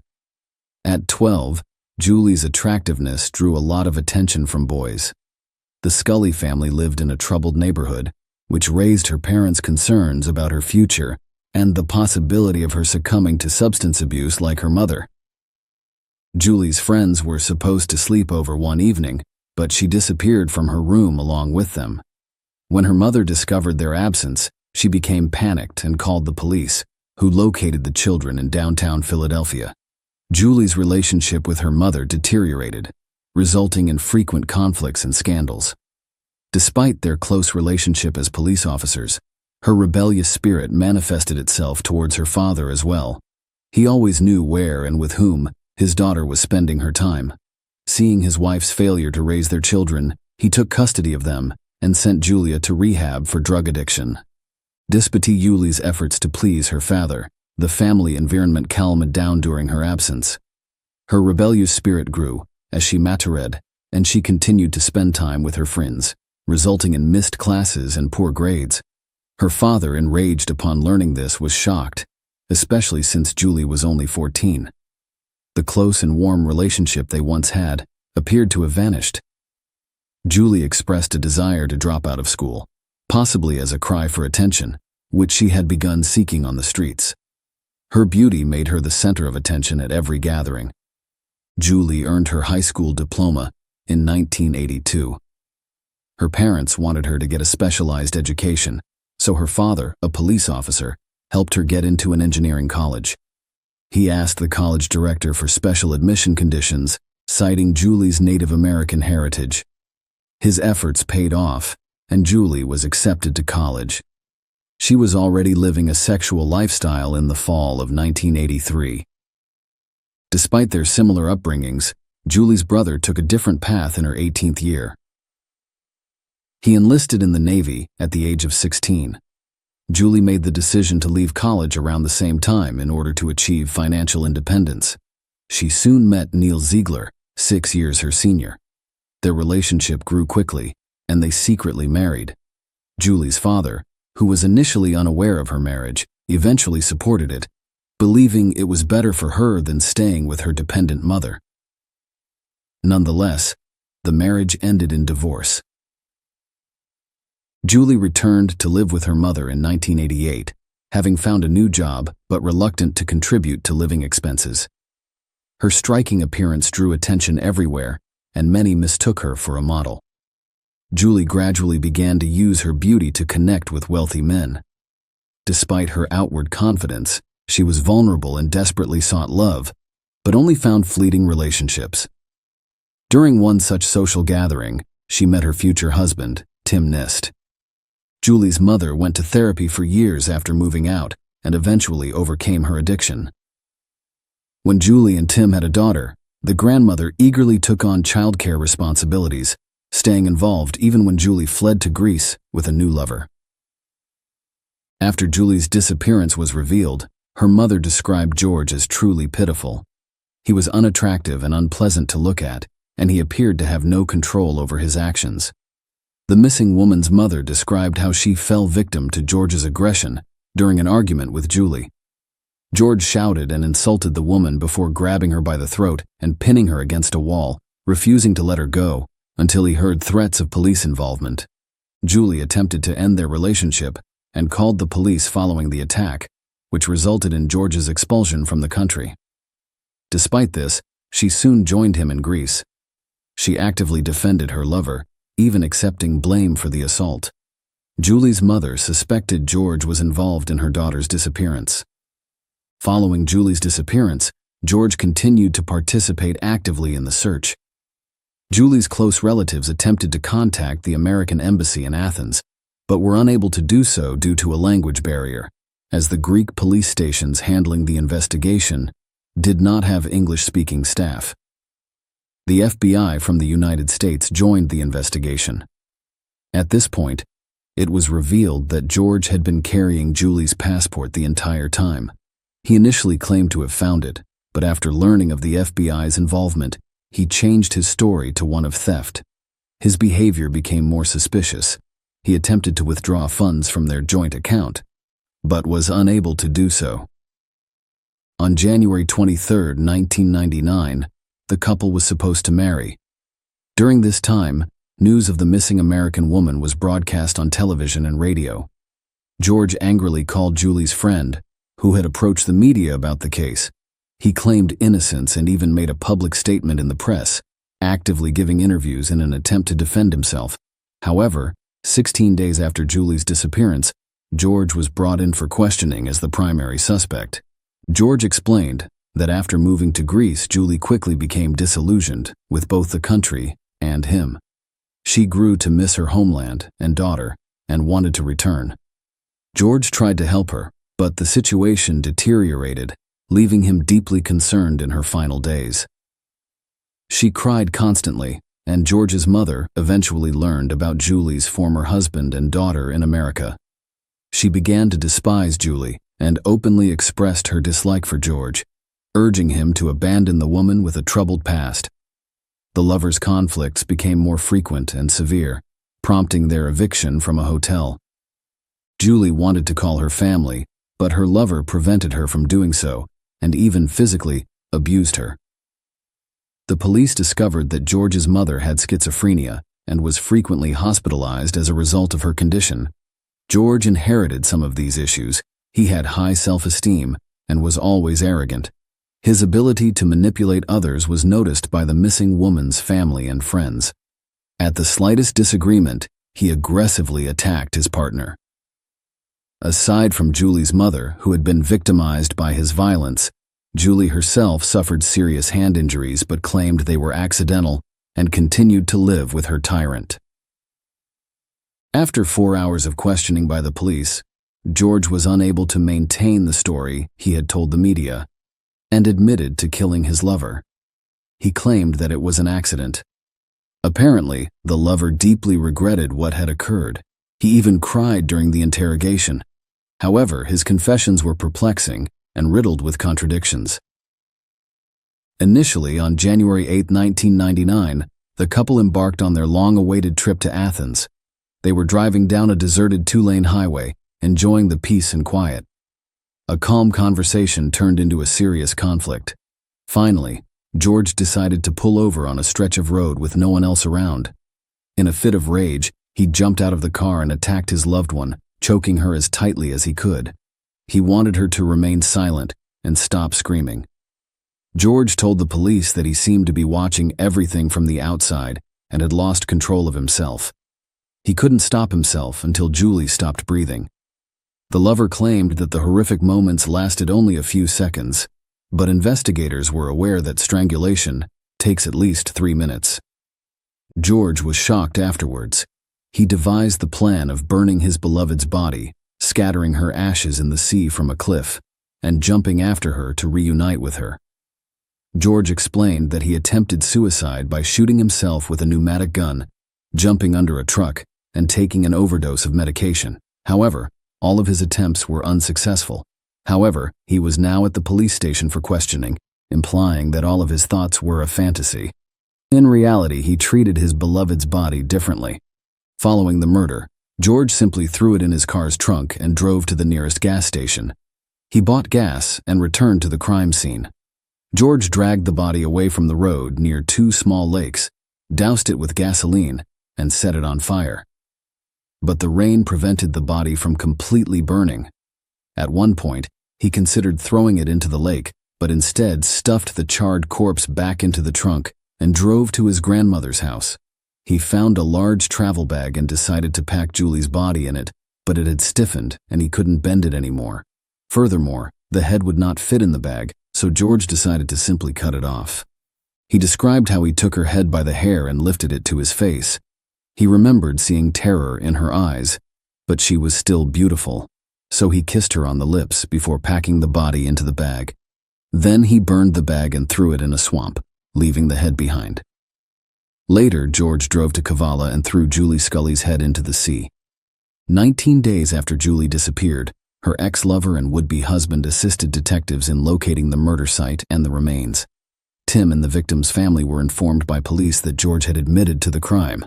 The victim's ex-husband traveled to Greece to bring Julie's body back home. Meanwhile, the criminal revealed what he had done to the woman in a live broadcast. When the murderer's mother found out about his crime, she had a stroke, and his grandmother was shocked. The Greek authorities described it as one of the most horrific murders they had witnessed at the time. Tim's father stated that the lover should have died alongside his beloved. Despite this, numerous articles have emerged blaming the victim for what occurred. The victim's family believed her lover had initially used Julie for money. When he learned about her wealthy husband, he persuaded her to divorce and win a large settlement in court, which she was supposed to put into his business. However, prior to her death, Julie realized his true intentions and refused to fund his projects, resulting in her becoming a victim. The trial for George Skiadopoulos began on November 27, 1999. In the Greek justice system, trials are conducted concurrently by 3 judges rather than a jury, which significantly speeds up the process. Furthermore, there were no defense witnesses present during the hearings. George made horrific confessions that lasted approximately 5 hours. His lawyers attempted to argue insanity, claiming that the criminal's mother suffered from schizophrenia and that he may have inherited mental illnesses. Meanwhile, the accused requested the death penalty, despite the fact that capital punishment was prohibited in Greece. On December 6th, the court unanimously sentenced George Skiadopoulos to life imprisonment without the possibility of parole for all charges. However, the Greek legal system was not flawless. In 2002, George filed an appeal, claiming he was insane at the time of the murder. As a result, his sentence was reduced to 23 years, with the option for further appeal. By 2007, the criminal had been released and was living with his new family in Kavala, United States. Julie's ex-husband, Tim Nist, became a source of strength for all of her family and friends. Despite her betrayal, he proved to be a dignified man by accepting responsibility and organizing Julie's funeral. Following the funeral, Tim received a diary of memories about his ex-wife written by Julie's friends for their daughter Katie. The entries attempted to portray her life in a positive and kind light. When her daughter grows up, she should know that her mother adored her and was a wonderful woman. Love is a complex emotion that can be both beautiful and constructive, but it can also cloud judgment and lead to dangerous behavior. In most cases, people can recognize the reality and protect themselves.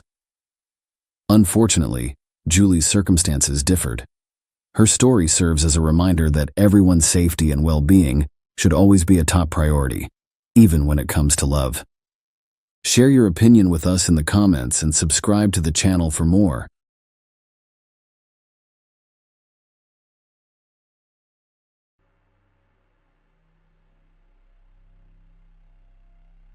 Hey guys, welcome to my channel, and today we're going to take a look at another horrible case with you.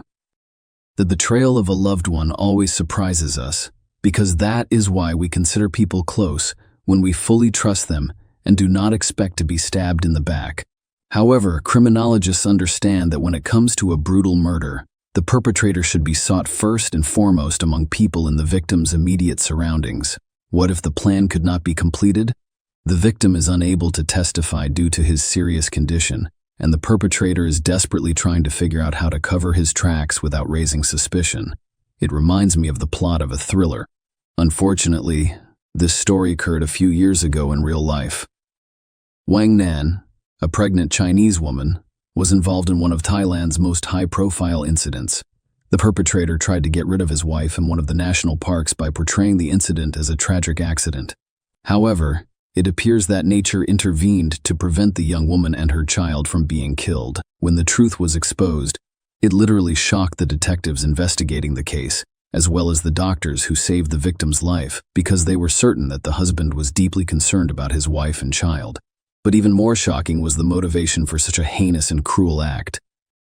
It should be noted that this situation is not unique, and around the same time in Thailand, another couple from China had a similar story, but the man was able to put an end to the plan. But let's go through everything in order. Wang Nan's story. Wang Nan was born in Nanjing, a major metropolis and former Chinese capital, in 1987. She grew up in a relatively affluent family, and her parents strived to provide their daughter with the best education possible, while also encouraging the development of her talents and potential. The girl excelled in school, and she found it particularly easy to learn the exact sciences. Wang Nan enrolled in a prestigious university after graduation, where she studied the fundamentals of business and finance while also learning several foreign languages. After receiving her diploma, the girl secured a position at a large travel agency, where she established herself as a valuable, responsible, and highly motivated employee. She quickly advanced in her career and was transferred to Thailand, where she oversaw the development of a new branch. Nan worked as a top manager for a few years before leaving the travel agency to start her own business. She opened a restaurant serving Chinese national cuisine and was so successful that her idea quickly expanded into a small but popular chain in Bangkok. Xiao Dong Wang was a successful young entrepreneur who competently led and developed the business. However, in order to advance her career, she completely sacrificed her personal life. The young woman later recalled that her most recent romantic relationship occurred while she was still a student. However, as labor activity began, she simply did not have time to go on dates due to her full-time employment. Wang Yan wasn't too concerned about her loneliness, even though she was almost 30 years old. She was constantly in business, rushing around and working tirelessly. Even though she had lived in Thailand for a long time and was well-versed in the language, she decided to improve her skills and enrolled in additional TI courses. At the training center, Wang happened to meet a young man named Hugh, who stared at her for a few minutes before approaching her in his native language. They spoke briefly, and the man asked Nan why she was studying the language, to which she replied that it was necessary for her business development. Hugh suggested that they exchange business cards so that they could meet and socialize for a while. Nan was reluctant to continue chatting, but she did so out of politeness. She gave him her business card, and he gave her his in return.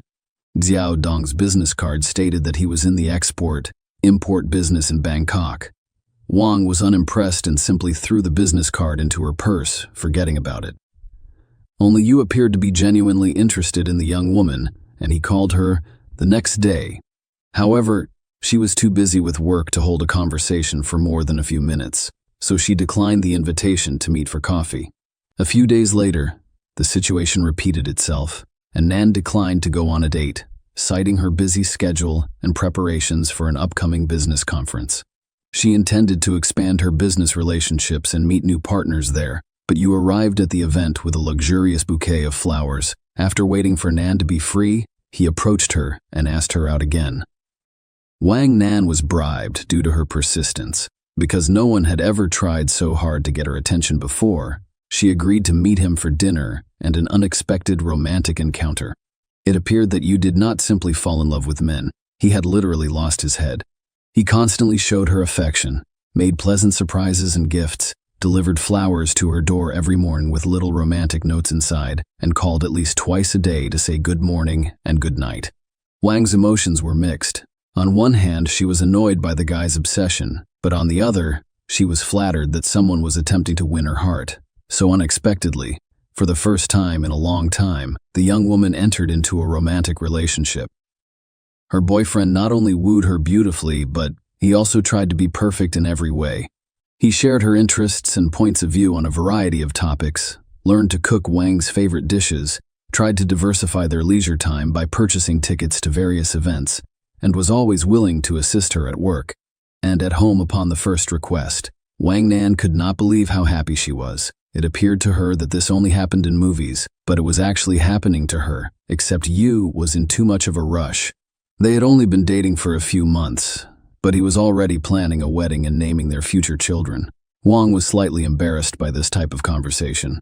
But at times like this, Yu began talking about how they were both in their 30s and that it was time to start a family, a wedding without rings and veils. The man had no idea how to behave or how to respond to her suitor's behavior. She realized Yu was correct about his age, but she still questioned whether he was the right person to marry. One day, after another heart-to-heart conversation, Yu promised Nan that he would prove his love for her. That same night, after they had returned home, the man in love sent his girlfriend a long, touching letter filled with tenderness. He confessed his love to her and promised to be the best husband and father for their children. Wang awoke to find the suitor on her doorstep, holding a bouquet of flowers. Ion declared that he had never been more serious about his intentions, and he was ready to marry her right now.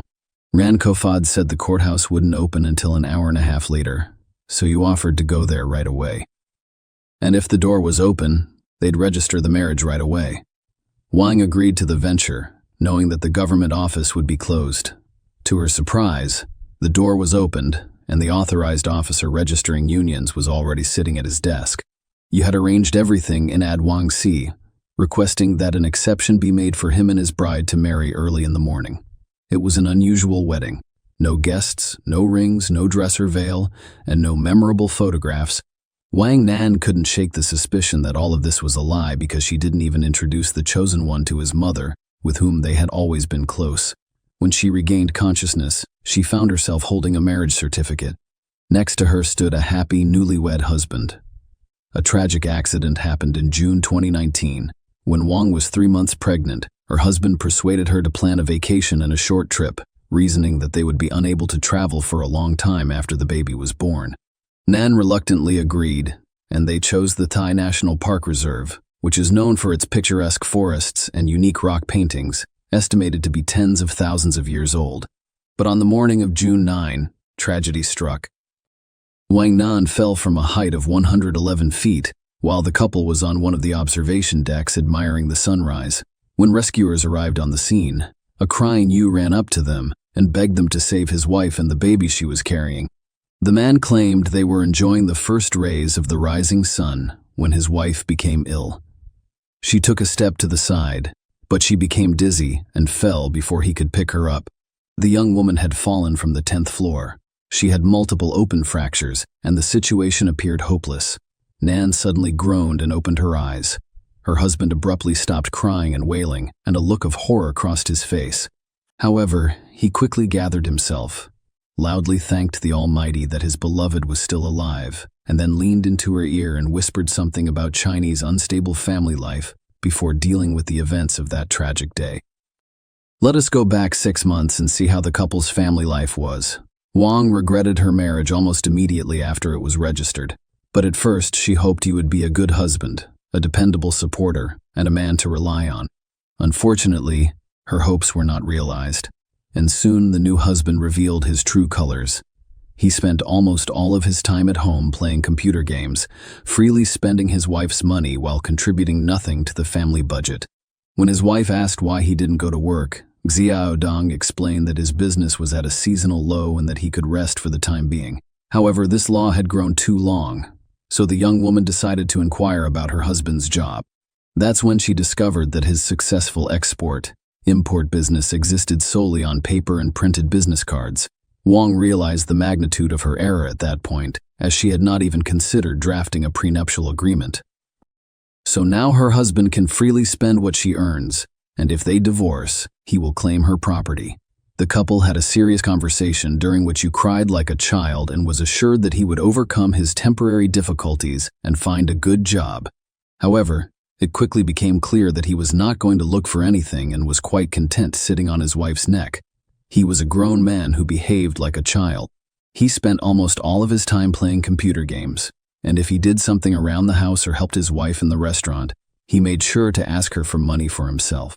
Wang eventually got tired of it and told him that she would not give him another penny until he found a job stealing from his own wife and an unwanted child. You disappeared the day after that conversation, taking Nan's marriage certificate and identity card with him. However, she only discovered the missing documents in the evening when she received a call from her accountant inquiring about the transfer of a large sum of money from her account. The young woman was stunned because she had not transferred any funds. She did, however, immediately guess who had done it. The husband transferred more than $500,000 to his personal account while providing the bank with his marriage certificate, his wife's documents, and assurances that it was their joint money that they managed together. Wang did not hesitate to contact the police to report the theft, and the fugitive husband was apprehended a few hours later while attempting to cash out some of the stolen funds. Yu sobbed again at the station, this time on his knees, begging his wife for forgiveness. He admitted that he had lost a large sum of money gambling, and he was now being threatened with death in order to repay the debt. Furthermore, it was discovered that this was not his first encounter with the police. He had previously served an 8-year sentence in his native China for robbery. Ren was almost overcome with shame as she listened to all of this, because as it turned out, she did not know the man she married. However, the young woman believed that gambling was a disease and that she needed to help her husband overcome his addiction and return to a normal life.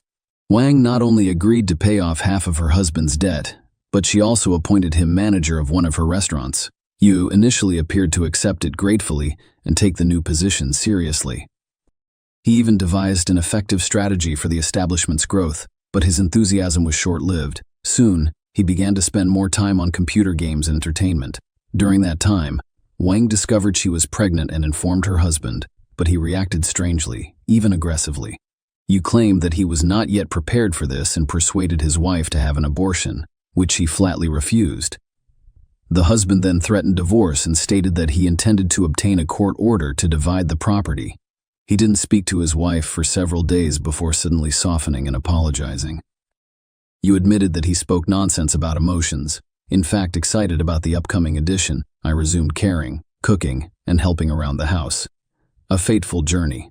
Wang was overjoyed 2 months later because her marriage had nearly reached perfection, as promised by her lover at the start of their relationship. He was attentive, caring, and responsible in his role as manager, actively preparing their home for the arrival of a child. One day, Xiaodong offered to insure his wife's life and health because she was pregnant, and such a move would help to protect her and the baby in the event of various unforeseen circumstances. The young woman readily agreed and even wondered why she hadn't thought of it sooner. Yu took out the insurance the next day, and a few weeks later, she mentioned taking a vacation to relax and unwind. Nan was hesitant, but her husband insisted, claiming that they did not have a honeymoon and that with a baby, they would be unable to travel in the coming years. He also stated that they had been through a difficult period and needed to reset in order to clear their minds of all negativity and heavy thoughts. In the end, his arguments were convincing, and Nan agreed. His husband chose the location, booked the hotel, planned the activities, and planned the itineraries to ensure that the trip was exciting and educational while not exhausting the pregnant woman. Nan left the matter entirely to her husband, and she was pleased to see how enthusiastically he was planning their vacation. On June 7, the couple visited the park for the first time and spent the majority of the day there. They walked a lot, and saw a lot of beautiful sights and lookout points. On that summer Friday evening, the park was packed with visitors from all over. Wang noticed her husband becoming angry and nervous in the evening when she asked if everything was fine. He responded that due to the crowds of tourists, they were unable to enjoy the sunset in silence. Wang Nan even conceded, deciding that it would be extremely romantic. As the sun went down, the park became less crowded, and Yu climbed the fence of the observation deck and began calling his wife to the edge, telling her what an incredible view there was. However, the pregnant woman refused to go there, citing that it was already dark and could be dangerous. The husband became enraged but returned to her after a few minutes, explaining that they would have to go to the park to see the sunrise. Since the couple arrived at the hotel after midnight, they decided to rest and sleep in on Saturday, before returning to the reserve early Sunday morning. On June 9, early Sunday morning, as planned, the couple went to the national park to see the first rays of the rising sun. They awoke at around 3 a.m. They left while it was still dark outside. There were very few visitors at that time. Wang briefly considered that they were all alone there. The couple met at dawn and on one of the observation decks. He then went down to the cliff and persuaded his wife to approach him to admire the rock paintings. Nan hesitated, but her husband assured her that it was safe and that he would help her down before climbing up. The young woman trusted her husband and approached the situation with caution. The view from up there was truly breathtaking.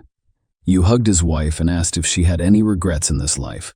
Nan was surprised by the question, but she confidently responded that she had no regrets.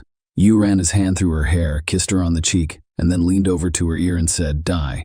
At that moment, he loosened his embrace and pushed his wife down the cliff, a miraculous rescue.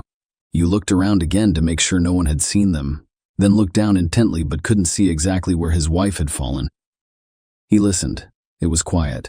No one was screaming or calling for help, which meant there were no witnesses downstairs either. Yu then leisurely headed towards the park exit to bide his time and report the incident, when one would surely be dead. However, down below, a few hikers who had turned off the trail noticed the body lying on the rocks and immediately called the rescuers, reporting the incident. Yu Xiaogong had already left the reserve when several cars with flashers and sirens whizzed past him. He immediately realized what the matter was and went back, proceeding to the place where his wife had fallen. There he put on quite a show, with tears, screams, and pleas for help. At that moment, he was sure that his wife was already dead, so no one would know the truth. But as it turned out, during the fall, Nan caught on the branches of trees, which reduced the speed and landed first on the bushes and then rolled on the rocks. All this cushioned the impact and saved the lives of Wang and her child, but it did not save her from serious injuries while Yu was crying and lamenting that he did not want to live without his beloved wife and child. She suddenly opened her eyes and tried to say something, but could not. At that moment, everyone noticed the genuine horror on her husband's face, but he quickly pulled himself together, leaned over to his wife and hissed in her ear in Chinese that she should keep silent if she wanted to live and attempt to finish the job. The victim was diagnosed with head trauma, multiple closed and open fractures, lacerations, soft tissue contusions, ruptured internal organs, and massive blood loss. In addition, her spine was severely damaged, and doctors feared that even if she survived, she would never be able to walk again. Wang spent several days in a coma, hooked up to life support machines.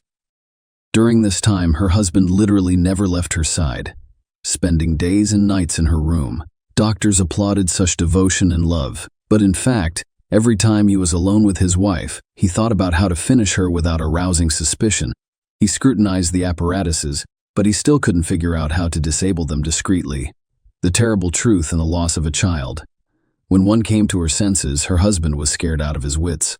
He did not leave her alone, not for a moment, fearing that at any moment she would talk and tell the police the truth about what had happened. Once alone, he threatened her again, saying that he had nothing left to lose. During the first interrogation, the victim confirmed her husband's words, saying that her fall was the result of dizziness. But a few hours later, when her husband left for a moment, Nan asked the nurse to call the police again and not let her husband into the room. That's when she told the gruesome story of her fall, claiming that her husband had tried to kill her. Yu burst into the room, shouting that his wife was insane from the blow to her head and that he would never harm her or the baby. But the man's words sounded extremely unconvincing, and he was taken into custody the same day at the hospital. He was charged with several charges at once, including attempted murder as well as intimidation in case the victim spoke. When her husband was arrested and sent to jail to await trial, Wang breathed a sigh of relief. She still had a long period of rehabilitation ahead of her, but now she felt safe. At first, she had hoped that the pregnancy could be saved because the baby had survived the fall from the heights. However, because of the strong painkillers, several surgeries under general anesthesia were necessary, as was the need to inject antibiotics. The doctors insisted on abortion because the priority was the life of the mother, and the fetus, in all likelihood, would still die from so many drugs. It was a huge shock for Nan, but she followed the doctor's recommendations. Trial and sentencing. Xiaodong categorically denied his guilt and kept insisting on the accident version. In prison, he behaved calmly, hired good lawyers, and was confident that he would escape punishment or that it would not be too severe. Investigators and the prosecutor in charge of the case had no doubt that the defendant had committed the crime out of self-interest and the hope of receiving a large insurance payout, as well as inheriting his wife's fortune, which at the time amounted to almost $2.5 million. However, at one of the interrogations, you literally shocked everyone by talking about another motive for his inhumane act. It turns out that he resented his wife when she agreed to repay only half of his debt because of a passion for gambling. In the man's opinion, if his wife really loved him, she would have closed all his debts because she had the money. Xiaodong then decided that Wang did not love him, and he had the right to punish her for it. After these words, the defendant fell silent, and realizing that he had said too much, he said that he had been misunderstood, but his unexpected confession, as well as Nan's testimony, were enough to send him to prison for a long time. In March 2021, the defendant was found guilty and sentenced to life in prison, but Xiaodong and his lawyers filed several appeals, and 6 months later, the Thai court showed wonders of leniency, reducing the life sentence to just 10 years in prison. Wan and her loved ones were shocked by the decision, saying that such a lenient sentence would set a bad precedent that could encourage others to commit similarly horrific acts. Also in Thailand around the same time, a similar case occurred on Phuket Island, where a Chinese national drowned his wife, claiming it was a swimming accident on the beach. He also did it for the sake of insurance. Since the fact of the murder was proved, the man was sentenced to death. Xiaodong, on the other hand, was sentenced to only 10 years for the failed murder attempt and, in fact, the murder of the fetus. How did Wang Nan's fate turn out to date? The final verdict in one man's case has not yet been issued. He is serving her 10-year sentence, and the injured woman is trying to challenge the court's decision. In parallel, Yu is also filing appeals in an attempt to prove her innocence and be released, for Xiaodong stood up for his numerous relatives who claimed that he was a rich businessman and that it was wrong to marry him for selfish motives. However, there is no way to prove it, as the man has nothing but huge debts. As for Nan, contrary to the doctor's predictions, after a series of complicated surgeries and long rehabilitation, the young woman was able to get back on her feet. She relearned to walk, and most of the money she earned was spent on her recovery.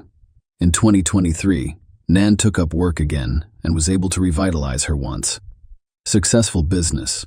She has also created and led an organization dedicated to helping women who are victims of domestic violence.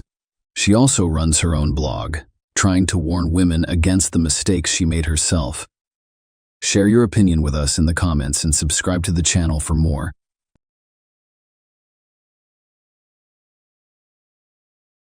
Hey guys, welcome to my channel, and today we're going to take a look at another horrible case with you. On December 24, 2000, the expected chilly breeze of Christmas Eve in the quiet area of Beverly Hills, California, was interrupted by the constant barking of a dog that belonged to Susan Berman, a well-known local journalist. A terrifying execution-style murder occurred in the house of a 55-year-old woman who had chosen to spend the holidays at home following a demanding and rewarding year. Surprisingly, her unwary neighbors did not hear a single gunshot. Investigators had little clues from this covert crime, and the murderer went more than 15 years without being caught. But in the end, the riddle of this heinous murder was resolved. Why did it take so long to track down a killer who had wanted her dead and wasn't hiding? Welcome back to Mysterious Hook, where we discuss today's underreported instances nationwide. We're examining Susan Berman's 20-year-old perverse cold case, which was ultimately resolved in 2020. There have been decades of betrayal, lies, deceit, and nearly denied justice in this case. Without further ado, let's begin the narrative. The renowned Beverly Hills district in downtown Los Angeles is as pricey as they come, and it hardly gets any more so. One of the most costly zip codes in the U.S. is Beverly Hills. Here, the typical household makes well over $200,000, 0 cents. It is among the most costly cities in the United States. The majority of people who lived in this medieval city were well-known celebrities and successful professionals from a variety of backgrounds. However, a cold murder took place here in this wealthy region of the world in 2000. David Berman and Betty Ewald welcomed Susan Jane Berman into the world on May 18, 1945 in Minneapolis, Minnesota, USA. David Berman, Susan's father, was a prominent member of the Jewish American gang on the Strip. When the Vegas Strip was only getting started, he was the manager of the well-known Flamingo Hotel. People often called him Dave the Jew. Her father, Davy Berman, was a prominent Vegas mobster, and Susan was his only child. He was referred to as Davy the Jew. David provided for Susan's every need. Perhaps not all of it, though. Susan, who grew up on the Vegas Strip, would come back there daily after school to complete her homework and perfect her arithmetic skills by counting the chips at the casino. She appeared to have the ideal childhood, even though this wasn't typical for most children, until tragedy struck when she was just 12 years old. According to reports, David Berman passed away after a heart attack while undergoing standard surgery to remove colon polyps. The circumstances surrounding her father's passing were enigmatic, contentious, and significant because they would permanently alter 12-year-old Susan's life. Susan's father passed away on the operating table when she was just 12 years old. Susan suffered a severe blow that would affect her for the rest of her life when he was admitted to the hospital for regular surgery. Even her mother was unable to cope with it. Her mother passed away, officially by suicide, when she was 13 years old. Within a year, Susan had to leave Vegas as a result of this double tragedy. Susan moved to Lewiston, Idaho, to live with her uncle Charles Chicky Berman and his family. An English and history teacher at a Lewiston junior high school recognized Susan's obvious writing ability and encouraged her to pursue a career in the field. Susan went on to study sociology at the University of California, Los Angeles, UCLA. She met Robert Allen Durst, a graduate student who would become her lifelong best friend during her last year. Robert Durst, also known by his nickname Bobby Durst, was enrolled in a one-year master's program at UCLA. Both pupils were from wealthy families. Despite coming from a rich background, they seemed to bond almost immediately. Susan and her new acquaintance have another thing in common. Robert and Susan had both lost their mothers when they were young. Susan eventually attended the University of California, Berkeley in 1969 to earn a master's degree in journalism. Susan was one of 30 students chosen for UC Berkeley's graduate journalism program. One of her classmates, Elizabeth Moran, who went on to become a national correspondent for the LA Times, said Susan was just special. Of the 30 chosen, all possessed intellect and wit, but Susan's aura set her apart. She was able to hold the attention of any type of audience. In the opinion of her classmates, Susan possessed all the necessary components to succeed as a journalist. She got a position at the well-known newspaper San Francisco Examiner just 2 years after graduating. During the early 1980s, Susan relocated to New York, where she wrote for magazines such as Family Circle, Cosmopolitan, and the New York Magazine. She also authored the well-known 1971 college handbook, The Underground Guide to the College of Your Choice. Susan met investigative reporter James Brady in New York. As Susan started writing a memoir about her late father, she became friends with James. Susan asked the FBI and the Department of Justice for her father's criminal history and investigative reports. She was shocked to learn that her father, David, had been connected to multiple murders, gangland violence, and mob crimes, many of which she and her mother were wholly unaware of. She described her life as a mobster's daughter in her 1981 book, Easy Street, The True Story of a Mob Family, which went on to become one of her most important works. Hollywood executives expressed interest in turning the book into a movie because it was so successful. For $350,000, 0 cents, the movie rights were sold. Sammy's Romanian Steakhouse on Manhattan's Lower East Side served as the venue for the book celebration. Robert Durst, Susan's constant best friend, hosted the book party. Later, Susan would marry Christopher Margulies, her love interest, at the Hotel Bel Air in Los Angeles. In 1986, Robert Durst, her constant best friend, escorted her down the aisle once more. Susan will lose the love of her life only 2 years after they were married. A heroin overdose claimed Christopher Margulies' life. Susan relocated to West Hollywood around the mid-1990s. The 50-year-old author, who had recently received a nomination for a Writers Guild of America award, was at the height of her abilities. Susan relocated to a rental property in Benedict Canyon, which is a major route between West Hollywood and the Valley region, in the late 1990s Rodeo Drive. One of the world's most costly avenues was only 2 miles away. Susan was a leading journalist in the region. This was the perfect neighborhood for Susan, who had recently started work on a project called Sin City for Showtime TV, which was apparently Showtime's answer to HBO's hit TV show The Sopranos. Nobody was aware that Susan's most ambitious endeavor would never be shown. Susan concentrated more on her next project for Showtime after relocating to Benedict Canyon. A few days before Christmas, on December 19, 2000, Susan Berman called her friend, the actress Kim Lankford. Susan and Kim were spending the holidays apart for the first time in a number of years.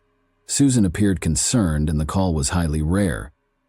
Kim was frightened by the talk that followed. Susan seemed to know something that may make a big difference. Although Susan didn't have this information herself, Kim was interested in learning more. Despite Kim's anxiety for her friend's safety, Susan reassured her that she knew where to find this information. Since Susan was a well-known journalist, Kim assumed that this significant information related to one of her next major projects. Nobody knew the specifics of this important information. 1 p.m., the LAPD was called to Susan's residence at 1527 Benedict Canyon Road on Christmas Eve 2000. When one of her dogs was spotted barking and roaming loose, her neighbors started to worry. Susan loved her fox terriers and never left them alone, so this was unexpected. When police got on the site, they discovered Susan's body shot with a 9mm handgun and killed in cold blood, execution style. One gunshot struck her in the back of the skull, and it was thought she had been dead for a day or more. Kim's suspicions were validated. Susan had passed away. It was going to be difficult to track out Susan's killer. The body was discovered a day late, giving her killer at least a day's advantage. Susan was wearing sweatpants and a t-shirt when the police discovered her body on the floor of the guest room. There was just one bullet casing close to her. Her back door was discovered open, and the front door was unlocked.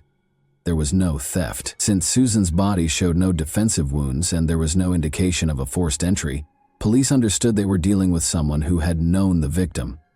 It was yet unknown what motivated her horrific murder. Given that Susan was executed and her father, David, was a criminal, the media started to promote the idea that the murder was gang. Although Susan authored a memoir about her father, the police pointed out that the majority of her father's friends and adversaries had already passed away, ruling out a gang murder. 2 days after Susan's death, investigators were surprised to find the first significant lead in the case. However, there was ambiguity behind this significant lead. A suspicious anonymous letter was addressed to the Beverly Hills Police Department. It was obvious that someone didn't want Susan's body to be left on the floor for very long, because the letter simply had Susan's address, 1527 Benedict Canyon, and the word cadaver written in a green pen on a white sheet of paper. Police noticed that the letter's author had spelled Beverly incorrectly as Beverly. This minor detail may have seemed unimportant at first, but it turned out to be an important piece of evidence that helped the investigators in their unrelenting hunt for the culprit. Susan's killer would not be apprehended so quickly, despite the fact that the police discovered her body just 1 day after she passed away. For Susan Berman's friends and family, it would take 14 long years to put an end to this agonizing wait. They needed to know who penned this enigmatic note. Was it a witness or the murderer? To find the criminal, investigators had to solve a challenging problem. At the time of her murder, Susan was apparently scheduled to be questioned by the Los Angeles Police Department, LAPD, regarding the disappearance of Catherine Durst, the wife of her best friend, who had vanished without a trace. Their partner was regarded as the main suspect, As is the case with many spouse disappearance instances, Robert Durst could not be indicted or disqualified as a suspect in the disappearance of his wife Catherine. Despite more investigation, there was just circumstantial evidence connecting him to her disappearance. Although there was no hard proof, authorities feared Robert Durst might have killed Susan to silence her, since Susan was about to be questioned about what she knew about his potential role in his wife's disappearance. No one, not even investigators, could have predicted where the first significant breakthrough would have come from after 15 years of this convoluted, frigid case. The press vilified Robert, the main suspect in both cases, in the years after Susan Berman's passing. Working with director Andrew Jarecki, he attempted to clear his name in both unresolved cases by producing the documentary The Jinx, The Life and Deaths of Robert Durst. 3 of Robert's most well-known alleged crimes were highlighted in the documentary: the disappearance of his wife Catherine Durst in 1982, the execution of his best friend Susan Berman at point-blank range in 2000, and the death and dismemberment of Robert's neighbor Morris Black in 2001. Robert was acquitted during the trial after claiming self-defense in the death of Morris Black. On April 12, 1943, in New York, Seymour Durst and Bernice Herstein welcomed Robert Allen Durst into the world. The successor to the Durst family's fortune, Robert Durst was the first son of a real estate tycoon. Robert claimed to have seen his mother, Bernice, jump off the top of their family home when he was just 7 years old. The family admitted that Bernice committed suicide, but the majority of investigators believe her death was an accident. Douglas Durst, Robert Durst's brother, stated in an interview with the New York Times in March 2015 that no one saw the incident. Uncertainty surrounds Robert's claim to have seen his mother die. There was a fierce sibling rivalry unlike any other, and this contradictory account was only one of many blows and counterblows. When Robert was 10 years old, he went to see his psychiatrist for advice on this newfound sibling rivalry. According to the psychiatrist, Robert suffered from schizophrenia and personality breakdown. His peers at Scarsdale High School characterized him as a recluse. In 1965, he graduated from Lehigh University with a bachelor's degree in economics. At the University of California, Los Angeles, UCLA, where he met Susan Berman later that year, he enrolled in a doctoral program but later left and moved back to New York in 1969. Robert was not interested in his father's business, Durst Organization, at this point. He wanted to launch his own venture. He thus established a modest health food store in Vermont from 1970 to 1971. Robert first met dental hygienist Catherine McCormick in 1970, and the two moved in together in Vermont in January 1972. On his father's recommendation, they moved back to New York in 1973 so Robert could work for the Durst Organization. Additionally, Robert and Catherine were legally married on April 12, 1973, which was his 30th birthday. However, the couple's existence seemed like a fairy tale to many of their acquaintances. There was more to it than first appears when one examines their lifestyles in the weeks preceding Catherine's disappearance. Numerous indicators suggested foul involvement in the weeks leading up to her death. 3 weeks prior to her disappearance, Catherine had been hospitalized at Jacob Medical Center in the Bronx for face injuries that Robert had caused. She didn't file any charges. She had sought Robert for a $250,000 0 divorce settlement a few weeks before to her unexplained disappearance. Robert offered Catherine $100 0 because he didn't want to part with so much money. Robert had been agitated before Catherine had a chance to examine the offer. He stopped paying his wife's tuition at Albert Einstein College of Medicine, canceled her credit card, and took her name off the joint account. Additionally, he lowered his offer of a divorce settlement to $15 0. A few months before graduating from the Albert Einstein College of Medicine in New York City with a degree in pediatrics, Catherine Durst vanished into thin air on January 31, 1982. On the eve of January 31, Catherine was last observed in Newtown, Connecticut, at a dinner party hosted by her friend Gilbert Nojami. It was known that Robert and Catherine had a fight that night. 3 weeks after Catherine went away, authorities discovered her belongings in the building's garbage compactor.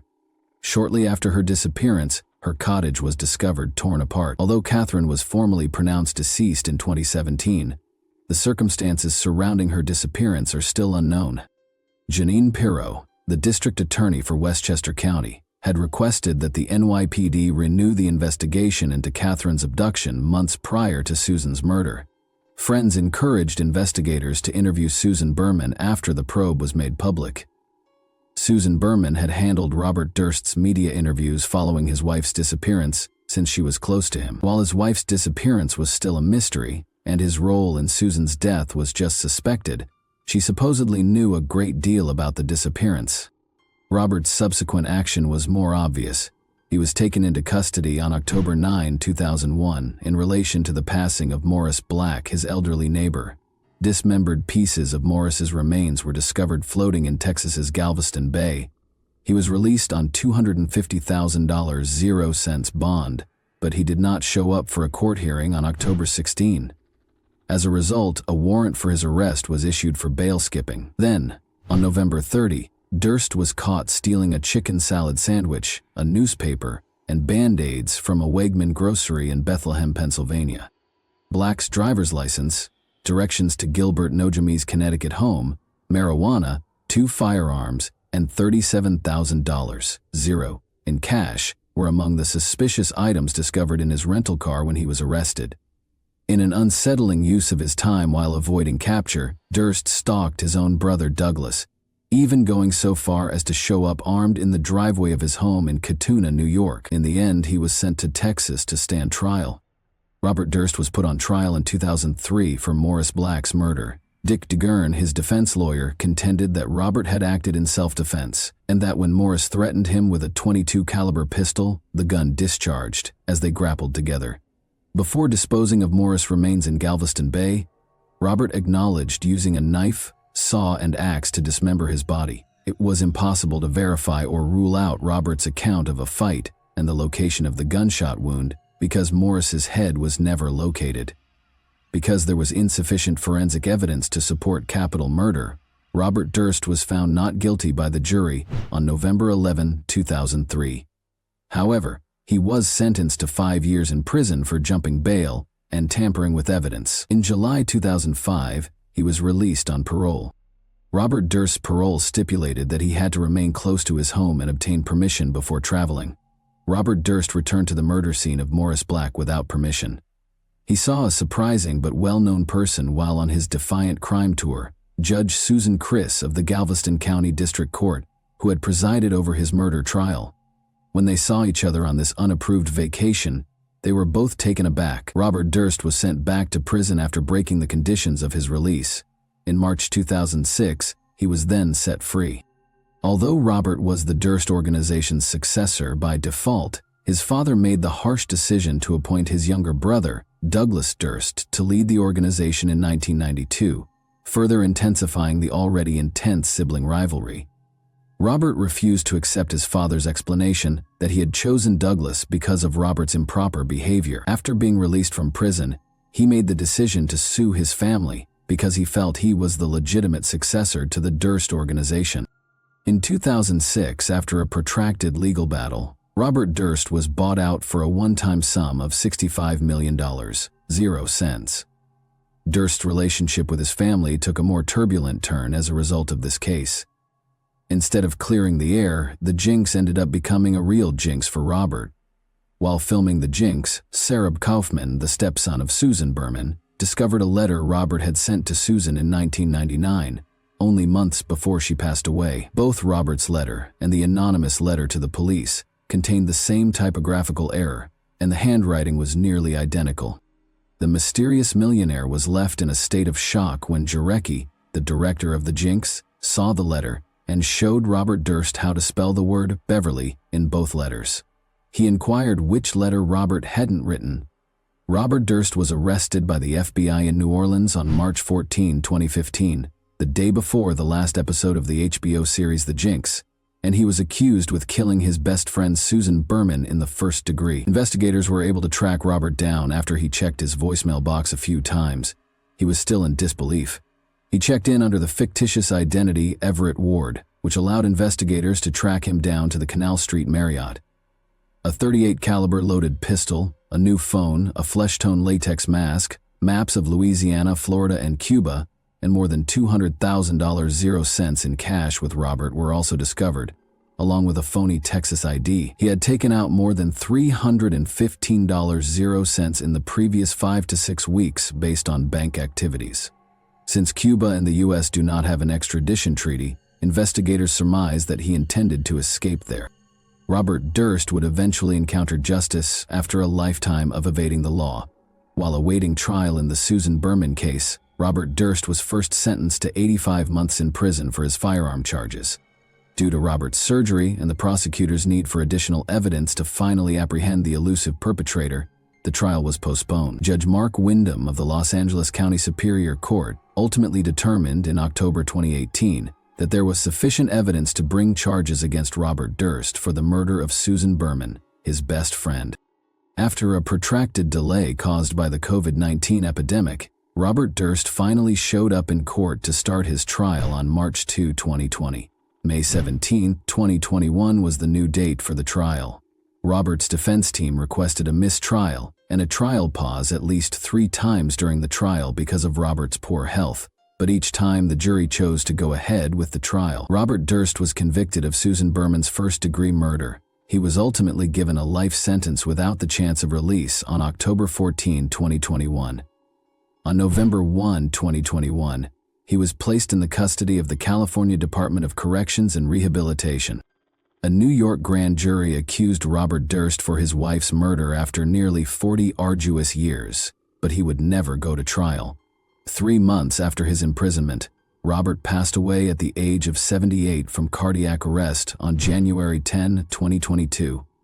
David Berman, a relative of Susan Berman, claimed that once Robert's sentence was read, he went to Susan's grave and assured her that justice had been served. Although Catherine Durst's friend Alan Strauss was pleased that Susan's family would at last receive justice, he hoped that Catherine would also receive justice prior to Robert's passing. California law states that the murder accusation against Robert Durst for his wife's death is moot due to his passing. Regarding his brother Robert's passing, Douglas Durst stated, "Bob lived a sad, painful, and tragic life. We hope that his death brings some closure to those he hurt." Robert Durst had obstructed justice by implementing complex plots to conceal his horrible crimes. The last part of his cunning plan exposed his betrayal of his wife as a neighbor and friend. Do you believe Susan Berman was aware of Catherine Durst's disappearance? Do you believe he killed her because he was going to tell the police what she knew? Is the Jinx that mistake? And that wraps up today's chilling story. If you enjoyed this video, don't forget to like and subscribe so you never miss a new upload. Also, let me know in the comments, what part of this story shocked you the most?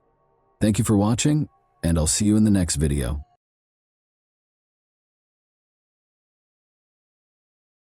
Hey guys, welcome to my channel, and today we're going to take a look at another horrible case with you. Is it feasible to live a twin's life while stealing their identity? When twins appear together, people are generally always quite interested in them. It should come as no surprise that they have also always been the focus of close examination for scientific studies.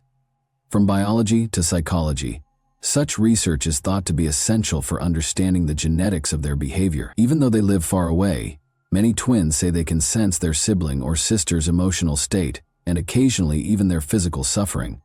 They have a unique bond that sometimes even causes them to repeat each other's fate. Since identical twins are produced when a single fertilized egg divides, they are identical. In addition to their striking physical similarities, their fingerprints are strikingly similar in terms of pattern type and line count, albeit the finer details are obviously different. Though it took place in real life, the story of Sunny and Gina Han, twin sisters, reads like the plot of a thriller or even a horror film. After being split up in their early years and then reunited, the girls experienced a peculiar emotion that turned into jealousy and a never-ending rivalry in everything. Every girl thought her sister was luckier and more successful than she was, and their relentless pursuit of perfection at all costs led to a true tragedy. On April 3, 1974, sisters Sunny and Gina Han were born into a modest household in a South Korean province. Sunny and Gina were the names given to the twin daughters. The couple's modest, if not impoverished lifestyle was severely impacted by the way their 2 children looked. The parents chose to divorce when the daughters were under 2 years old because they were continuously scandalized. In this instance, the children only shared during the divorce proceedings. The mother stayed in her home province with Sunny, while the father took Gina to a nearby city. The sisters did not see each other throughout the nearly 4 years that the ex-spouses did not speak, but when Mr. Han found a woman in 1980, she made the decision to be married and start a family. But Gina was detested by his new partner. Almost once, by forcing the man to give the child back to his mother, the lady tensely posed the question and only agreed to marry him in this situation. He took the girl to his ex-wife in the fall of that year and simply left her there without providing an explanation or even taking note of the circumstances in the home. After that, he departed and never again showed concern for his children's welfare or provided them with financial support. By that time, the daughter's mother was severely struggling with alcoholism, had no steady employment, and was addicted to gambling, which led to her accruing enormous debt. For days at a time, the lady might be gone from home, leaving her girls alone with a bag of inexpensive convenience foods or perhaps no food at all. They appeared to have no one else in the world but one another, and they were both hungry and terrified. Still, the sisters' relationship was falling apart quickly. They started fighting over everything and were always vying for their mother's attention. Their arguments frequently resulted in violent altercations that left them with abrasions, bruises, and ripped hair. In an interview many years later, the mother herself stated that she never tried to reconcile her daughters or separate them. She did not step in to stop the clashes between siblings because they were usual in Korea. In the early 980s flee to the United States of America. Mrs. Han chose to leave the country by sea in order to avoid creditors and attempt to start over, since she was unable to pay off her growing debts and was worried about her life and the safety of her daughters. The woman, who had only seen images and articles of the sunny state of California, wanted to visit. She purchased one-way tickets for herself and her kids and just packed the essentials in her suitcase. They encountered a number of issues as soon as they moved to Irvine, a city in Orange County, California. They had no family, friends, or acquaintances to offer any assistance. The girls who didn't know English struggled in school, and Mrs. Han was unable to get employment since she didn't speak the language. Living on a limited stipend, the family was barely surviving, and the future appeared ghoulish and terrifying. The mother and kids took a few years to get used to their new surroundings. However, just as things appeared to be improving, the woman developed a gambling and alcohol addiction. The same thing happened again, but this time she also started exhibiting mental health issues. She wanted to place her daughters in a foster home or orphanage because she couldn't raise them herself. Mrs. Hannah, Aurem, sister and her spouse, relocated to California in 1986. She herself offered to take the 12-year-old girls to her for rearing, after learning about the circumstances in a relative's home, as the pair did not have any children of their own. Mrs. Han eagerly accepted the offer, but she didn't even discuss it with her daughters. She hurriedly packed their things in a suitcase, caught a bus to Sunny and Gina in a nearby town, and just told them where to go when she dropped them off at her sister's house at the bus stop. The girls' lives quickly started to resemble a fairy tale, as they were embraced with open arms at their aunt's house despite their confusion and fear. Auntie and her husband made every effort to ensure the sisters were comfortable and had nothing to require. For the first time in their lives, Sunny and Gina ate enough, dressed beautifully, and were driven to a prestigious school. However, not only did the sisters' relationship not get better, it got so bad that it broke down. They were in the same class, studying together, and they were always competing. Each of the top-achieving females attempted to get around her sister in this way. In an effort to outperform their sister, they participated in athletics as well. Shared pals liked boys and vied for the attention of guardians and teachers. The sisters appeared to be very inspired and motivated by this rivalry, which pushed them to excel in all they did, rank first in their school, excel in athletics, pay close attention to their appearance, and set a good example for others. Love was the single thing that never occurred between them. The second sister didn't want to lag behind and give in because they all believed she received the best treatment. It should be mentioned that Sunny found it simpler to establish friendships or connections with boys because she was more outgoing, gregarious, and talkative. Her guardians unknowingly provided her more love and attention, and her teachers treated her better. However, Gina appeared to be motivated by hatred and rage. From the army to the alcoholic to the gambler, she would make a special effort to beat her sister and show everyone that she was superior. The sisters' paths took different turns after high school. Gina signed a 4-year contract to join the U.S. Air Force after deciding she could fulfill her potential as a soldier. The girl was physically fit and hardy, but she quickly came to the conclusion that she did not enjoy being in the military.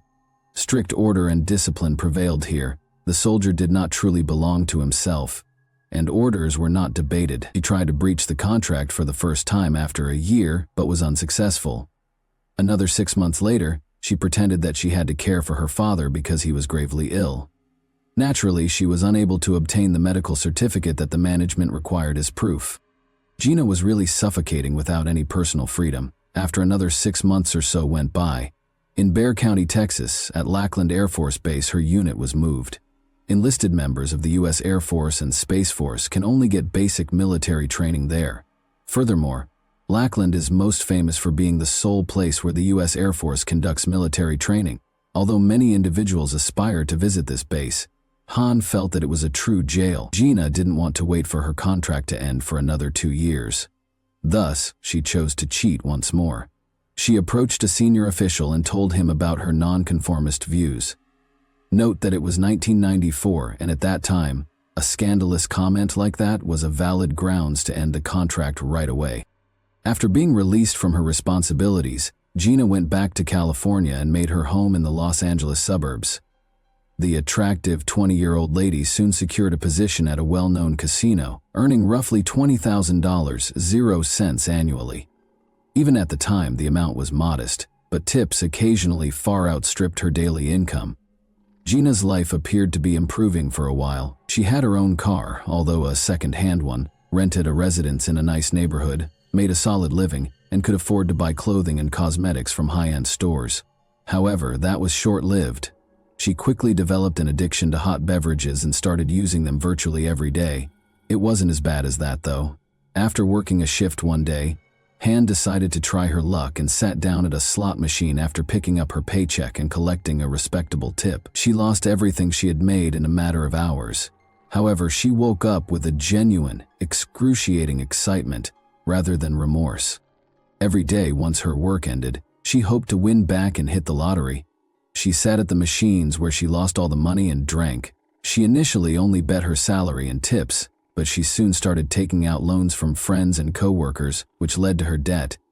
Gina was unaware that she was following in her mother's footsteps, who also struggled with gambling and alcohol, and as a result, the woman once fled her own country to America while carrying 2 children. Gina became more addicted. She soon stopped lending money as she just didn't repay them, and she started doing common thievery.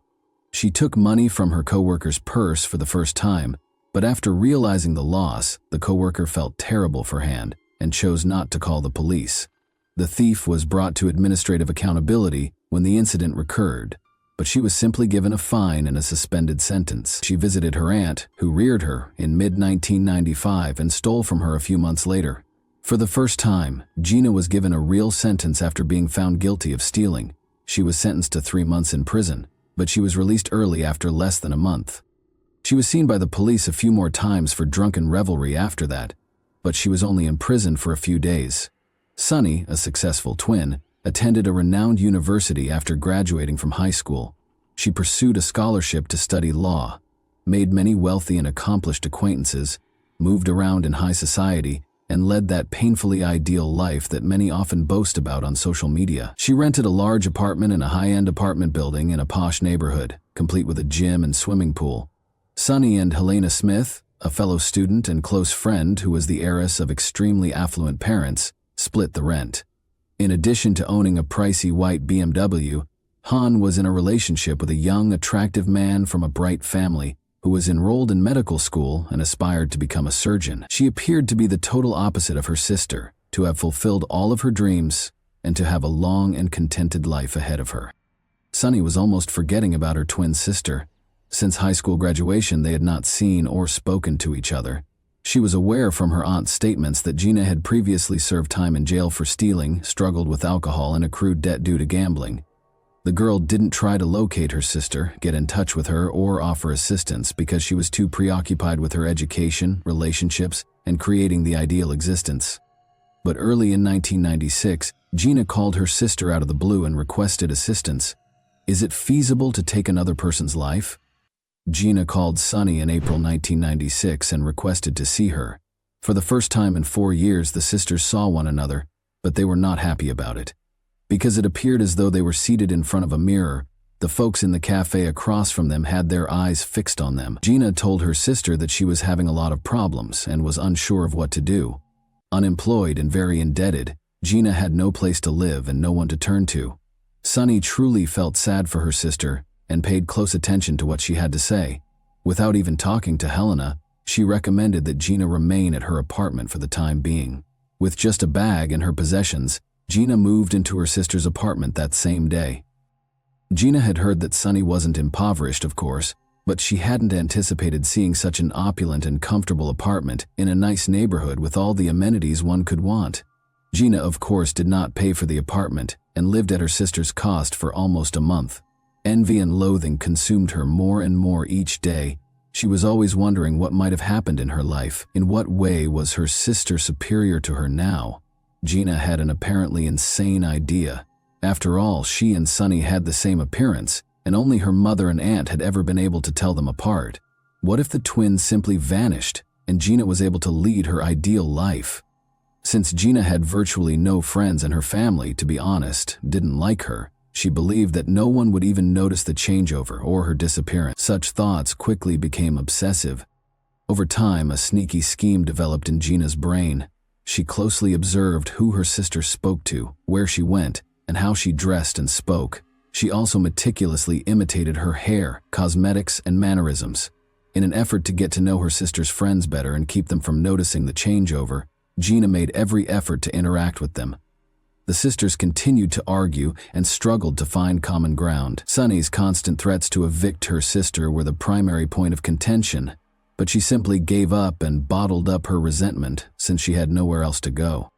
After yet another scandal, on August 18, 1996, Gina had been drinking when she walked through the apartment, took all the money she could find, and went to the casino, while her sister and a neighbor went somewhere else.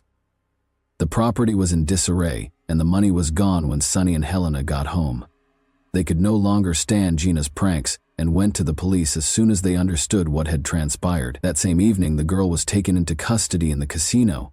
She was convicted and sentenced to 6 months in prison. However, after 2 months, the terms of her incarceration were loosened, allowing her to go for work 6 hours a day, but having to return to the prison at night. After 2 weeks of compliance, she made the decision to flee in order to finish her scheme, a cunning one. After being set free, Gina returned to Orange County by hitchhiking.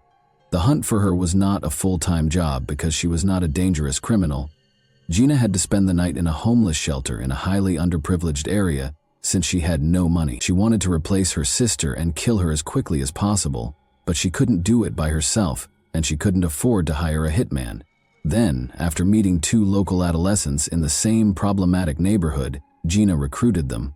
They were identified as Joni Sirrett and Archie Bryant, his friend. In the event that they were successful, the girl agreed to give them each $100, 0 cents. The men made extensive preparations for the crime, purchased duct tape and rope, and even obtained a gun, albeit unloaded, that they could use to threaten people. After borrowing funds from friends, Gina hired a used Ford Mustang on November 15, 1996, with the intention of traveling to her sister's home with her accomplices. Everything was to take place on Wednesday, November 20, in the afternoon, when Sunny would undoubtedly be home by herself, based on her sister's estimates, as well as to do reconnaissance. The invaders also purchased a pack of magazines so that Johnny, posing as a salesperson, could inspect the apartment and see who was inside. The strategy appeared to be perfect. Each of the 3 criminals understood what they were supposed to do, and their roles were scripted, but all of a sudden, everything went wrong. A failed assassination attempt, to be exact. When a Mustang arrived to Sunny's apartment building at midday on the scheduled day, 2 men got out. While Johnny carried the magazines to the victim's apartment, Archie quietly moved to the side. Sunny answered the door when he knocked. But she didn't bother to knock and just slammed it in his face, claiming she didn't want anything. Johnny returned to his assistants, filled them in on everything, and they went over the plan's specifics again. Because the girl had opened the door without calling anyone, nobody was suspicious that she might not have been home alone. The young guys returned to the apartment after concluding their discussion of the subtleties and retrieved the rifle, duct tape, and rope from the car. When Johnny called the apartment again at around 1, Archie was standing a short distance away, ready to kick down the door when Sunny opened it. But by that time, Sunny had already gone to shower because she had a crucial meeting to attend. When the bell rang, her neighbor, who was seated in front of the TV in the living room, refused to even open the door. However, the unexpected guest persisted, so after a few minutes, Smith gave up and made his way to the door. Without any fanfare, the males kicked out the door as soon as the latch clicked and it started to open, knocking the girl on the ground before realizing that it was not Sunny in front of them and brandishing a revolver. After duct taping Helena's mouth shut and tying her up, Johnny rushed to Gina to ask her how to handle the problem and whether to allow the witness to remain alive. A bank card in Sunny's name was on the dresser when he left. Sunny, who was still in the restroom at the moment, heard a sound and warily peered out. After concluding that the house had been broken into, she went back to the bathroom, picked up the cell phone in the corridor, and began phoning the emergency services. She only had time to inform them about the armed robbery and provide the address.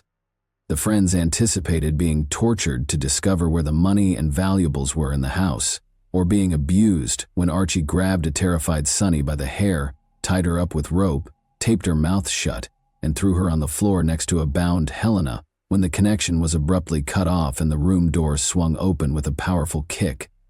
But the police showed up a few minutes later. When the cops got to the residence, Johnny and Gina were still in the Mustang. A few minutes after the initial 3 police officers rushed past them, a second vehicle arrived to assist. Every force was hurried to the scene because it was a hostage situation. The intruder sitting in the car heard the number of the apartment radioed by a passing police officer. Gina shouted that she was Sunny as she exited the vehicle. Law enforcement officer Han glanced at her, but he couldn't make out what that meant. He requested that she rush to the location, where his colleagues had already disarmed the assailant and freed the hostages. The policeman was astonished and confused when he walked into the flat. The same girl he had just rushed past on the street was sitting in front of him, weeping and terrified. The policeman briefly questioned whether what was happening was genuine when he inquired her name, and she replied that it was Sunny Han. Since the same person could not be in 2 locations at once, he believed he was going insane. The Ford Mustang carrying the girl and her accomplice, the good twin and the bad twin, had already vanished when the man who had told his colleague that he needed to check something leaped back into the yard. Gina knew the attempt had failed when she heard the radio announce the apartment number and saw the cops coming. Then, in a desperate move, she jumped out of the car and called herself by her sister's name. By claiming that the true offender was now in her flat, the girl attempted to appear like a victim, but the rushed officer ignored her and merely requested her to wait. Gina, of course, didn't wait. She and Johnny went to the closest ATM and used her sister's stolen card to withdraw a couple $1,000s. The crooks then hurried to the Mexican border, but not before they had to swap their car for a less noticeable one at the car dealership. Gina used her sister's name when introducing herself, but she accidentally wrote her own name on the form. The staff found this extremely odd and requested her to wait while the formalities were completed. The management was then notified and the police were contacted. Gina insisted that Sunny was her and that the other sister was impersonating her even after she was jailed. Even after fingerprints were used to determine each girl's identity, they both continued to identify themselves as Sunny during the inquiry and in court. The Han sisters appeared to be ordinary good and bad twins at first, but a closer look at their past showed that this was not the case at all. Sunny had a successful and happy life, while Gina struggled with addictions, was frequently in problems, and had multiple criminal records. Sunny lost her primary motivation, though, when the sisters' paths parted and they ceased their ceaseless rivalry. She enrolled at a prominent university, but her academic performance declined in the second year, and she was unable to maintain her scholarship to pay for her education. She carefully concealed the fact that she was working as a dancer in a nearby city's nightclub from her boyfriend and friends. Sunny made an effort to keep up the appearance of an ideal existence, but in actuality, she was no longer leading one. Gina and her lesser accomplices were accused of conspiring to kill Sunny Han throughout the trial and punishment. Additionally, the girl was charged with attempting to pass for her twin sister, whose she even used while introducing herself at the hearing. Overall, the process was both intriguing and unsettling since the sisters, who were experiencing the same emotions, started crying, had panic attacks, and, during one session, passed out all at once. Gina stated that she merely intended to remove her sister's possessions from her apartment and had no intention of killing her. Johnny and Archie were meant to assist her with that, but instead they chose to act like gangsters and frighten Sunny and her neighbor. A bit too much, though. The defendants argued that since the rifle was unloaded, the girls would not have actually been harmed. A year after the attempted murder, on November 20, 1997, the court rendered its decision. Gina had a history of many convictions, had fled from jail, and was wanted at the time of this offense, all of which the jury considered. Given all of this, Gina Han received a 26-year prison term after being found guilty on all counts. In the case's aftermath and cultural reflection, her accomplices, Archie Bryant and Jonia Sirat, were sentenced to 14 and 8 years respectively. After serving 21 years, Gina was released in May 2018 after her lawyer's appeal was approved by a California state commission. It's important to note that Sunny supported her in her parole case because her sister was able to pardon her. After Gina gained her freedom, she moved into her mother's home and now looks after her. The Khan sisters' story received extensive media coverage, was featured in several prominent talk show episodes, and served as the inspiration for several documentaries and feature films. And that wraps up today's chilling story. If you enjoyed this video, don't forget to like and subscribe so you never miss a new upload. Also, let me know in the comments, what part of this story shocked you the most? Thank you for watching, and I'll see you in the next video.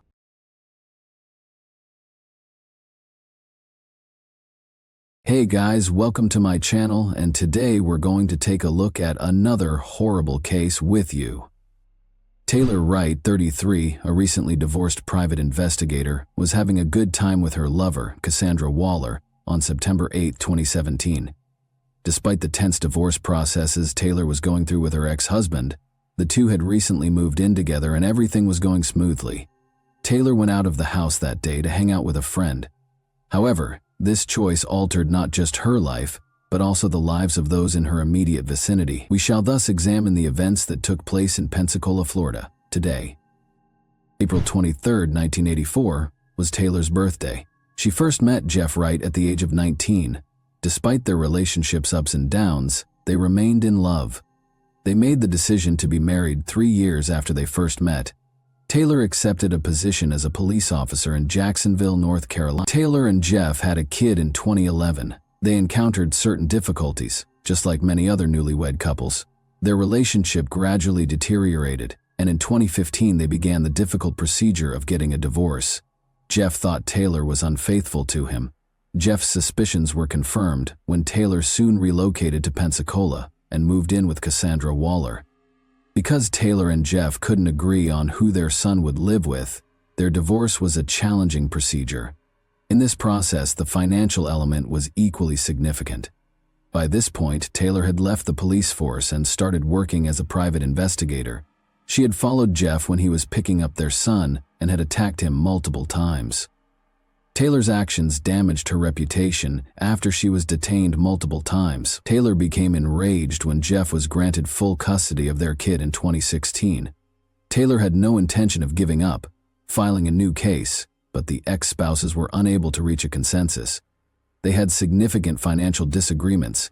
In September 2017, Taylor chose not to disclose any financial information to Jeff and, in violation of court orders, took $100,000, 0 cents, out of their joint account without his knowledge. Taylor chose to empty the account in order to conceal the funds, which were meant to be used for child support. For short-term security, she divided it among her acquaintances. Ashley MacArthur, a former crime scene technician she had known for more than a year, was one of those buddies. They had become good friends during this period, and Taylor gave her $34, 0 cents. Taylor had a lot of issues, and they quickly got worse when she needed the money she had given Ashley to keep safe. Despite Taylor's repeated requests, her pal constantly came up with a new excuse to keep the money. She had no time to take it back. The bank was having issues, and so forth. Taylor suspected that the money was gone at one point. Despite her repeated demands, Ashley never gave her pal the whole sum back, creating new justifications each time. Cassandra Waller and Taylor Wright went to a restaurant for dinner on the evening of September 7, 2017. Taylor shared her issues and financial concerns with Cassandra over dinner. She spoke extensively about Ashley and the money she refused to give back. Taylor was certain that Ashley was purposefully hesitating and that something was amiss. Cassandra tried to reassure Taylor that the matter would be handled by providing her with all the assistance and consolation she could. She also had a suspicion that the money was missing at the same time. Taylor informed Cassandra that she would meet Ashley the following day, September 8, and they would go to the bank to retrieve her $34,000. On September 8th, Cassandra was heading to work in the morning. Ashley was seated in a car close to the driveway when she was bidding Taylor farewell. In order to ultimately resolve the issues with the bank, Ashley came to meet with Taylor. Cassandra saw Taylor for the final time that morning. Cassandra Waller lost touch with Taylor as the day went on. After she stopped answering her texts, she called Ashley, who informed her that Taylor wanted some alone time because she had been sobbing and upset all day. When Taylor apparently canceled their dinner plans with her girlfriend and texted Cassandra that she needed a few days to collect herself, things became more stranger. Cassandra became concerned since she knew that Taylor, being a private investigator, had the resources and expertise to vanish. "I don't have any clue what's going on. I just know that something's not right. I was scared," Cassandra said. Cassandra assumed Ashley, not Taylor, was the author of the text message she received from Taylor, stating that she needed time to collect her thoughts. Cassandra called Taylor several times in the days that followed, but she disregarded her calls and messages. A few of those messages were read, though. All of Taylor's possessions were still at home, but she had not arrived. To check on Taylor, Cassandra wanted to meet her.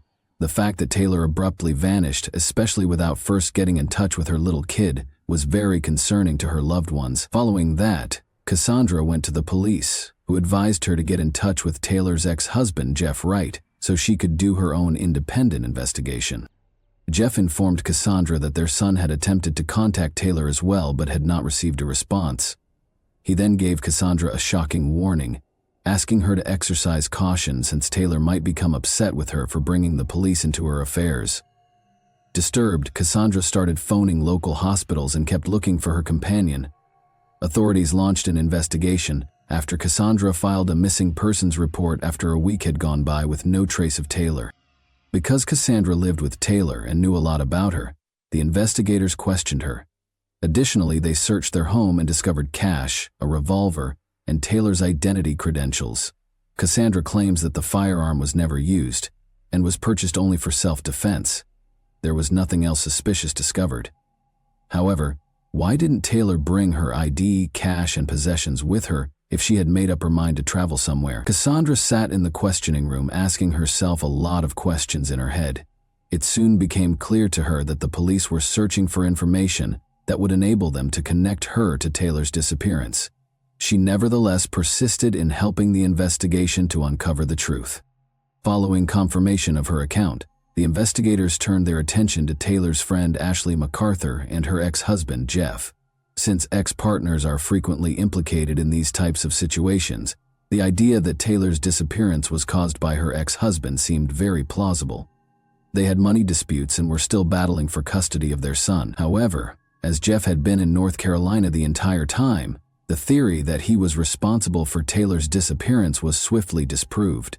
Ashley MacArthur was the last person left on the list of possible suspects.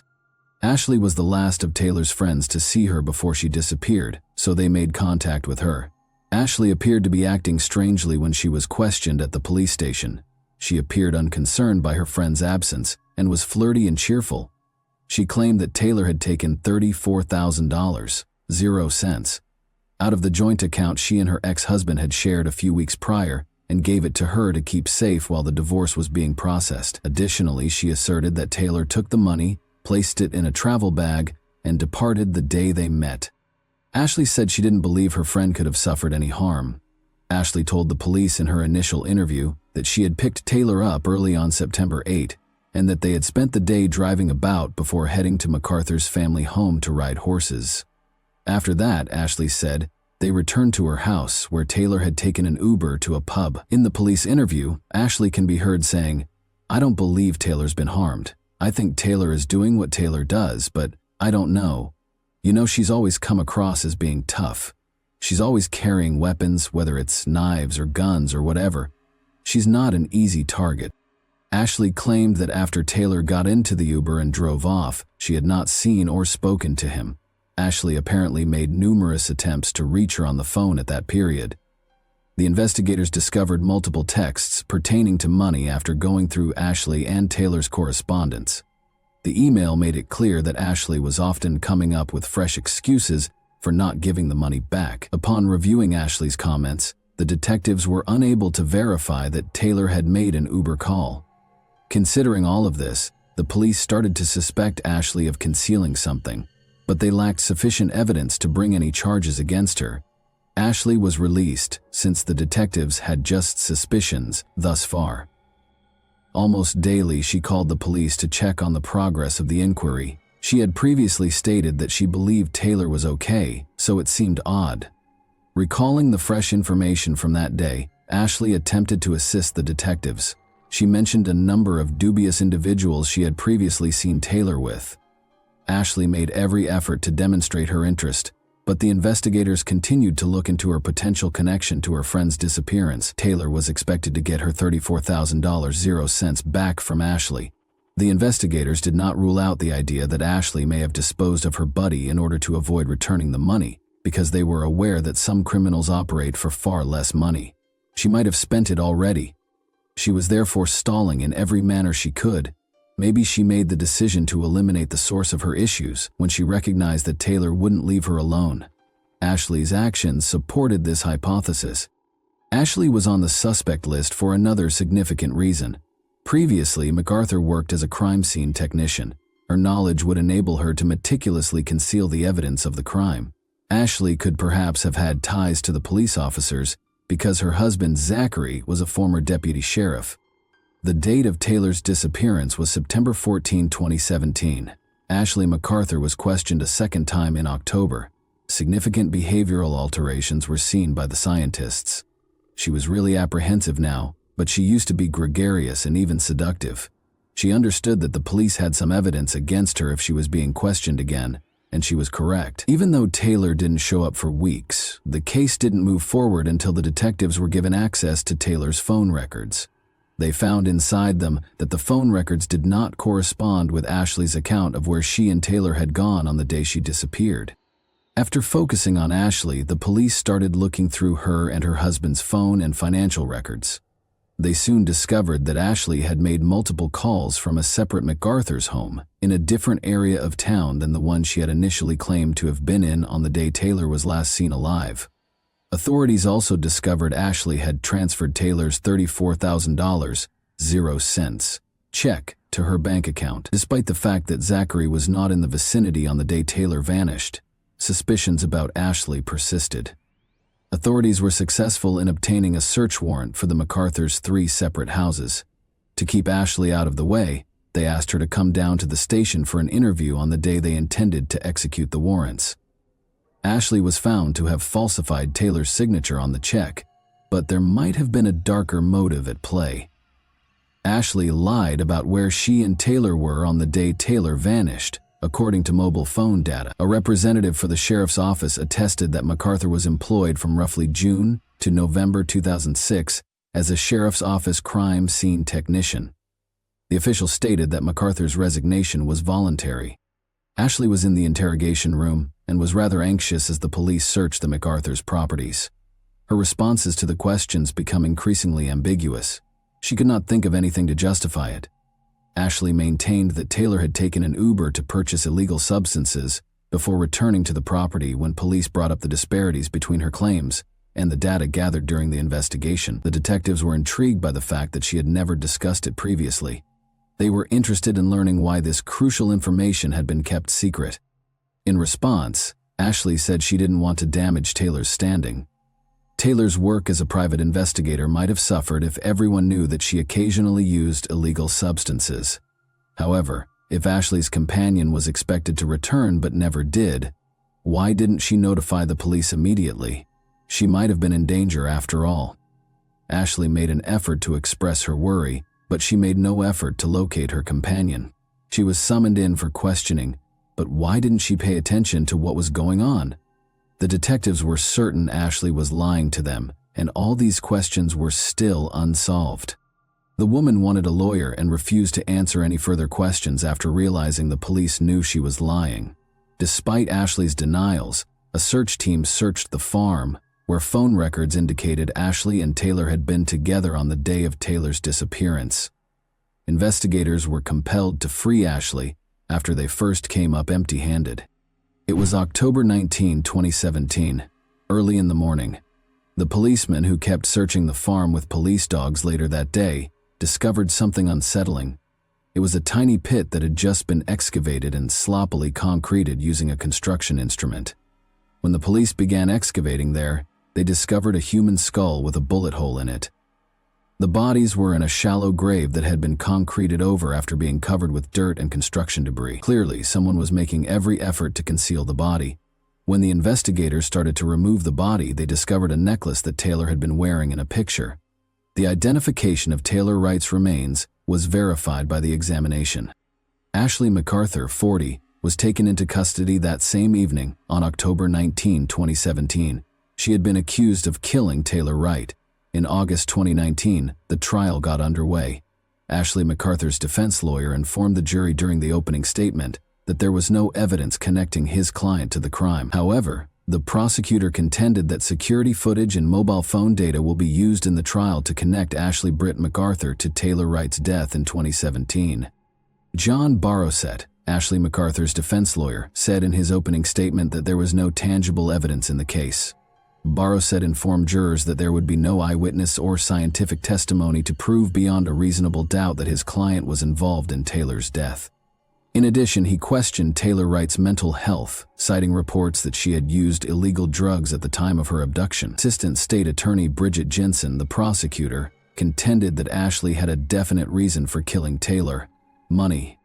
Jensen claimed that Taylor often texted Ashley to ask for access to the money when she needed it for court procedures and to pay child support, but Ashley kept coming up with reasons not to return the money to Taylor.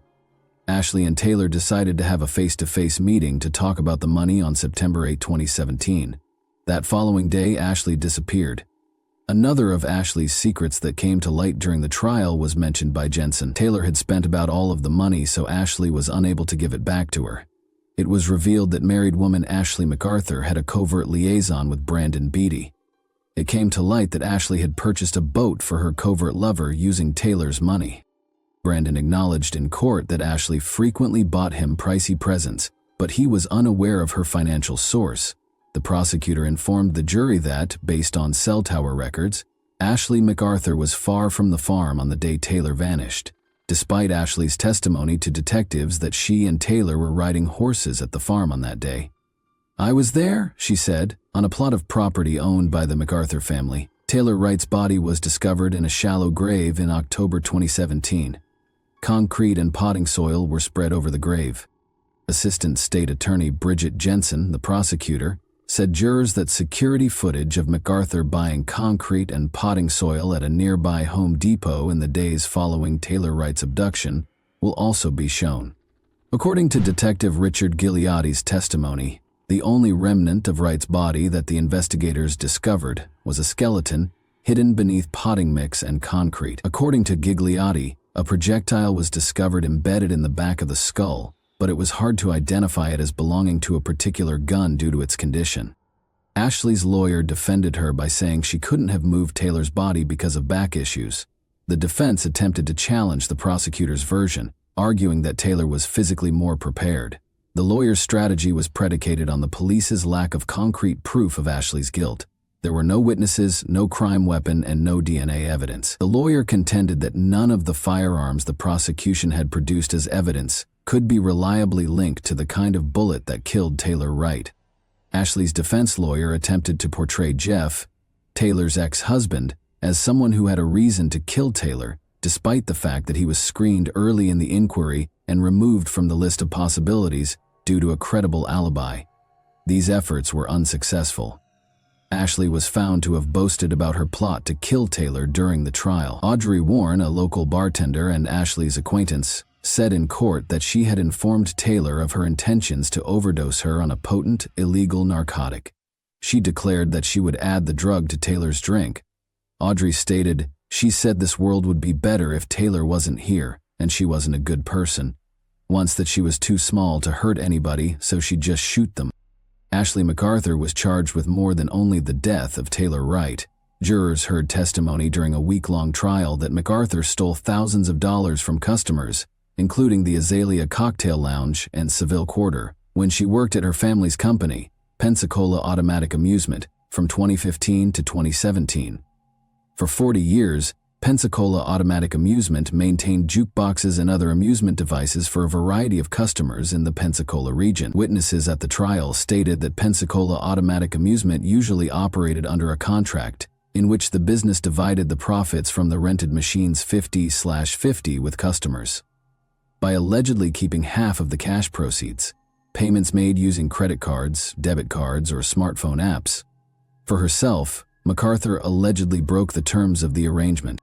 According to charge filings, prosecutors said that MacArthur pocketed over $300.00 that belonged to Seville and roughly $13.00 in revenues that should have gone to the Azalea between July 2015 and June 2017. On the day that MacArthur was supposed to meet with the Azalea's management over the missing revenue, a fire broke out at Pensacola Automatic Amusement, according to evidence presented to the jury. According to a state fire marshal's office investigator who testified before the jury, there were two distinct fires, one in a second-floor open area and one in a downstairs hallway. Traces of diesel fuel or kerosene were discovered by an analyst who examined samples taken from the fire scene. Witnesses claim that MacArthur visited the location to investigate after the company's security alarm went off twice in the late evening and early morning hours before to the fire. In her testimony to investigators, she claimed that although the structure appeared to be in good condition both times, she called the fire department at around 9 in the morning after noticing fog surrounding the building. She allegedly informed investigators that irate former workers might have started the fire. "This is a very dangerous individual," said Larry Johnson, the proprietor of the Azalea Cocktail Lounge and a former member of the Pensacola City Council, who called MacArthur a world-class con artist. "I believe there are other people who have been harmed and haven't come forward. She's a world-class con artist. She conned me, and I believe she deserves a significant prison sentence." Judge Jan Shackelford heard the arguments and gave MacArthur a sentence of 84 months in state prison and 3 years of probation. Let's return to the case of Taylor Wright now. After more than 2 hours of deliberation, the jury returned a guilty judgment. A jury found Ashley guilty following a 4-day trial, and the judge sentenced her to life in prison with a mandatory 25-year sentence. Due to the jurors accidentally seeing a picture of MacArthur brandishing a shotgun, MacArthur filed an appeal and requested a fresh trial. Additionally, she contended that the trial court had mistakenly allowed the victim's text messages, some mobile phone records, and statements she made to police officers. She was unable to appeal the decision. MacArthur is still serving her life sentence with a minimum of 25 years in jail at Lowell Annex Correctional Institution in Ocala as of 2024. And that wraps up today's chilling story. If you enjoyed this video, don't forget to like and subscribe so you never miss a new upload. Also, let me know in the comments, what part of this story shocked you the most? Thank you for watching, and I'll see you in the next video.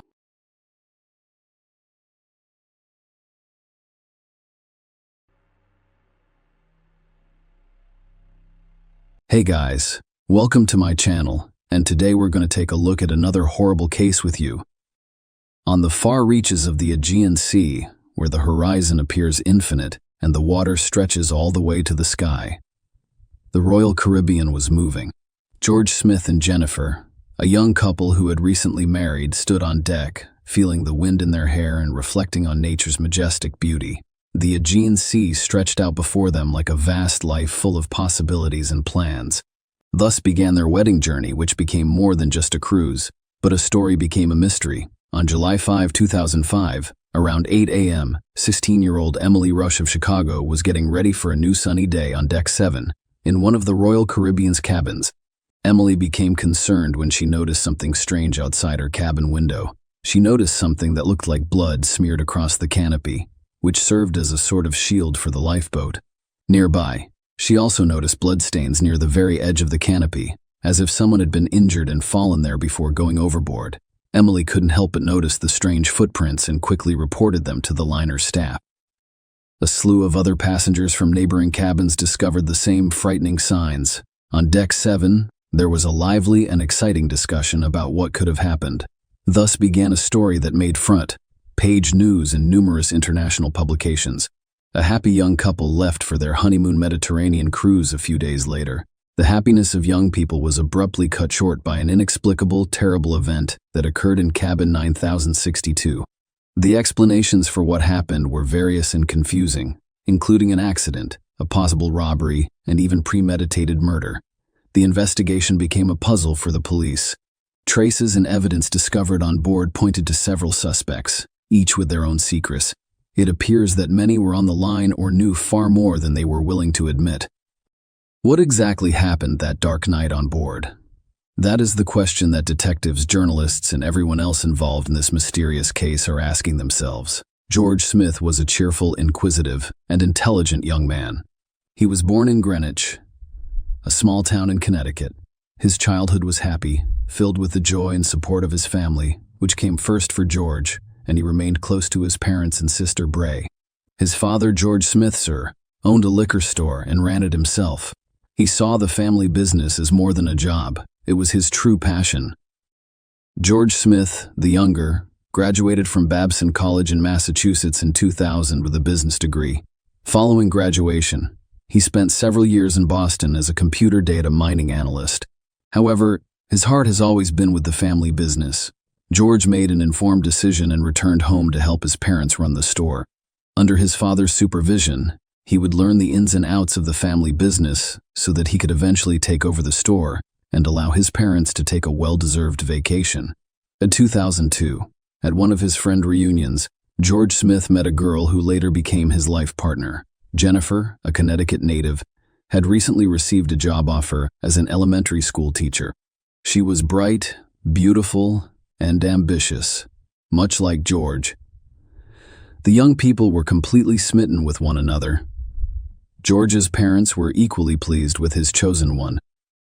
3 years later, in 2005, George was 26 years old, and the couple decided to marry and begin a new chapter in their lives.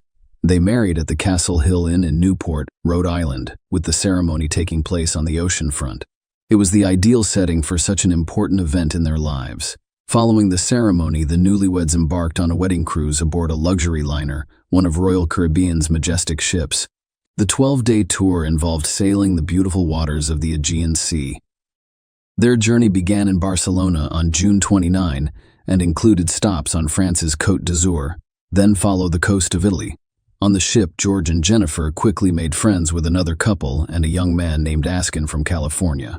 Josh Askin, a 20-year-old man with a great sense of humor, quickly became George's friend, and the couple enjoyed spending time together. When the liner moored off the Italian coast on July 1, they decided to go on land and have some fun together. On July 1, young people spent the entire day traveling around the island, walking through the narrow streets of its old town, swimming in the cleanest gas, and sampling local cuisine and cozy taverns. They enjoyed each other and the beautiful surroundings. Mykonos left unforgettable memories in their hearts, and they planned to continue having fun together on the liner's deck this evening. Following a romantic dinner, George and Jennifer reconnected with their friends over the phone. The merry company decided to band together and have a good laugh to remember this exotic part of the world. The evening was brimming with laughter and excitement. After enjoying delicious appetizers and drinks, the newlyweds, accompanied by Josh Askin, went to have fun in the casino on the liner. George and Josh enjoyed sitting at the craps table. They were also entertained throughout the game, and Jennifer particularly enjoyed playing at the poker table. By the end of the evening, the newlyweds had lost a significant amount of money with no regrets. They laughed about losing. After all, it was their honeymoon. After the casino closed, the friends reportedly decided to continue their night out. George's last video was recorded around 2:30 a.m.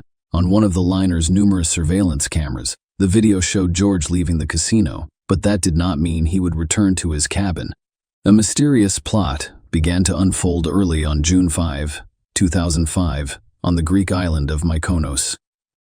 George Smith, 26, a newlywed on an Aegean cruise with his wife Jennifer, disappeared. George was reportedly having a great time last night, enjoying the liner's fun and luxurious atmosphere. Everything seemed harmless that night, but the sequel was much darker. The captain of the ship investigated the cabin beneath the window where strange footprints had been discovered, as well as the location on deck. There was no one inside the cabin. The available footprints and evidence suggested that something serious had occurred. The potential disappearance of the newlyweds was linked to violence. The news spread quickly among all of the liner visitors, and there was panic aboard the ship. Passengers were disturbed by the strange events, and December 7 was closed off. No one was allowed in or out of their cabins. The ship's crew thoroughly searched every establishment on the liner in the hopes of finding George and Jennifer. Following the discovery of blood, the newlyweds were thought to have mysteriously vanished. He took control of the situation.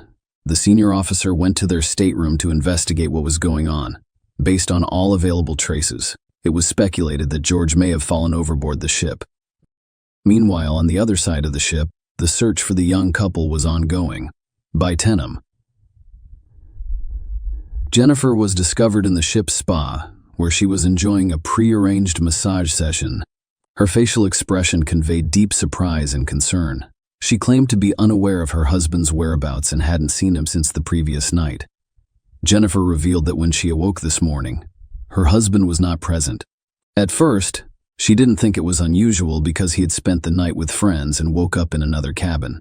So she went to a spa instead of looking for her husband, unconcerned about his absence. At noon, Turkish authorities arrived on board to begin an investigation. The ship's captain reassured the concerned passengers, stating that the unusual events necessitated cooperation with local authorities. He emphasized that it was a necessary step to clarify the situation and expressed optimism that it would be resolved soon. The police officers began questioning the missing man's wife, Jennifer.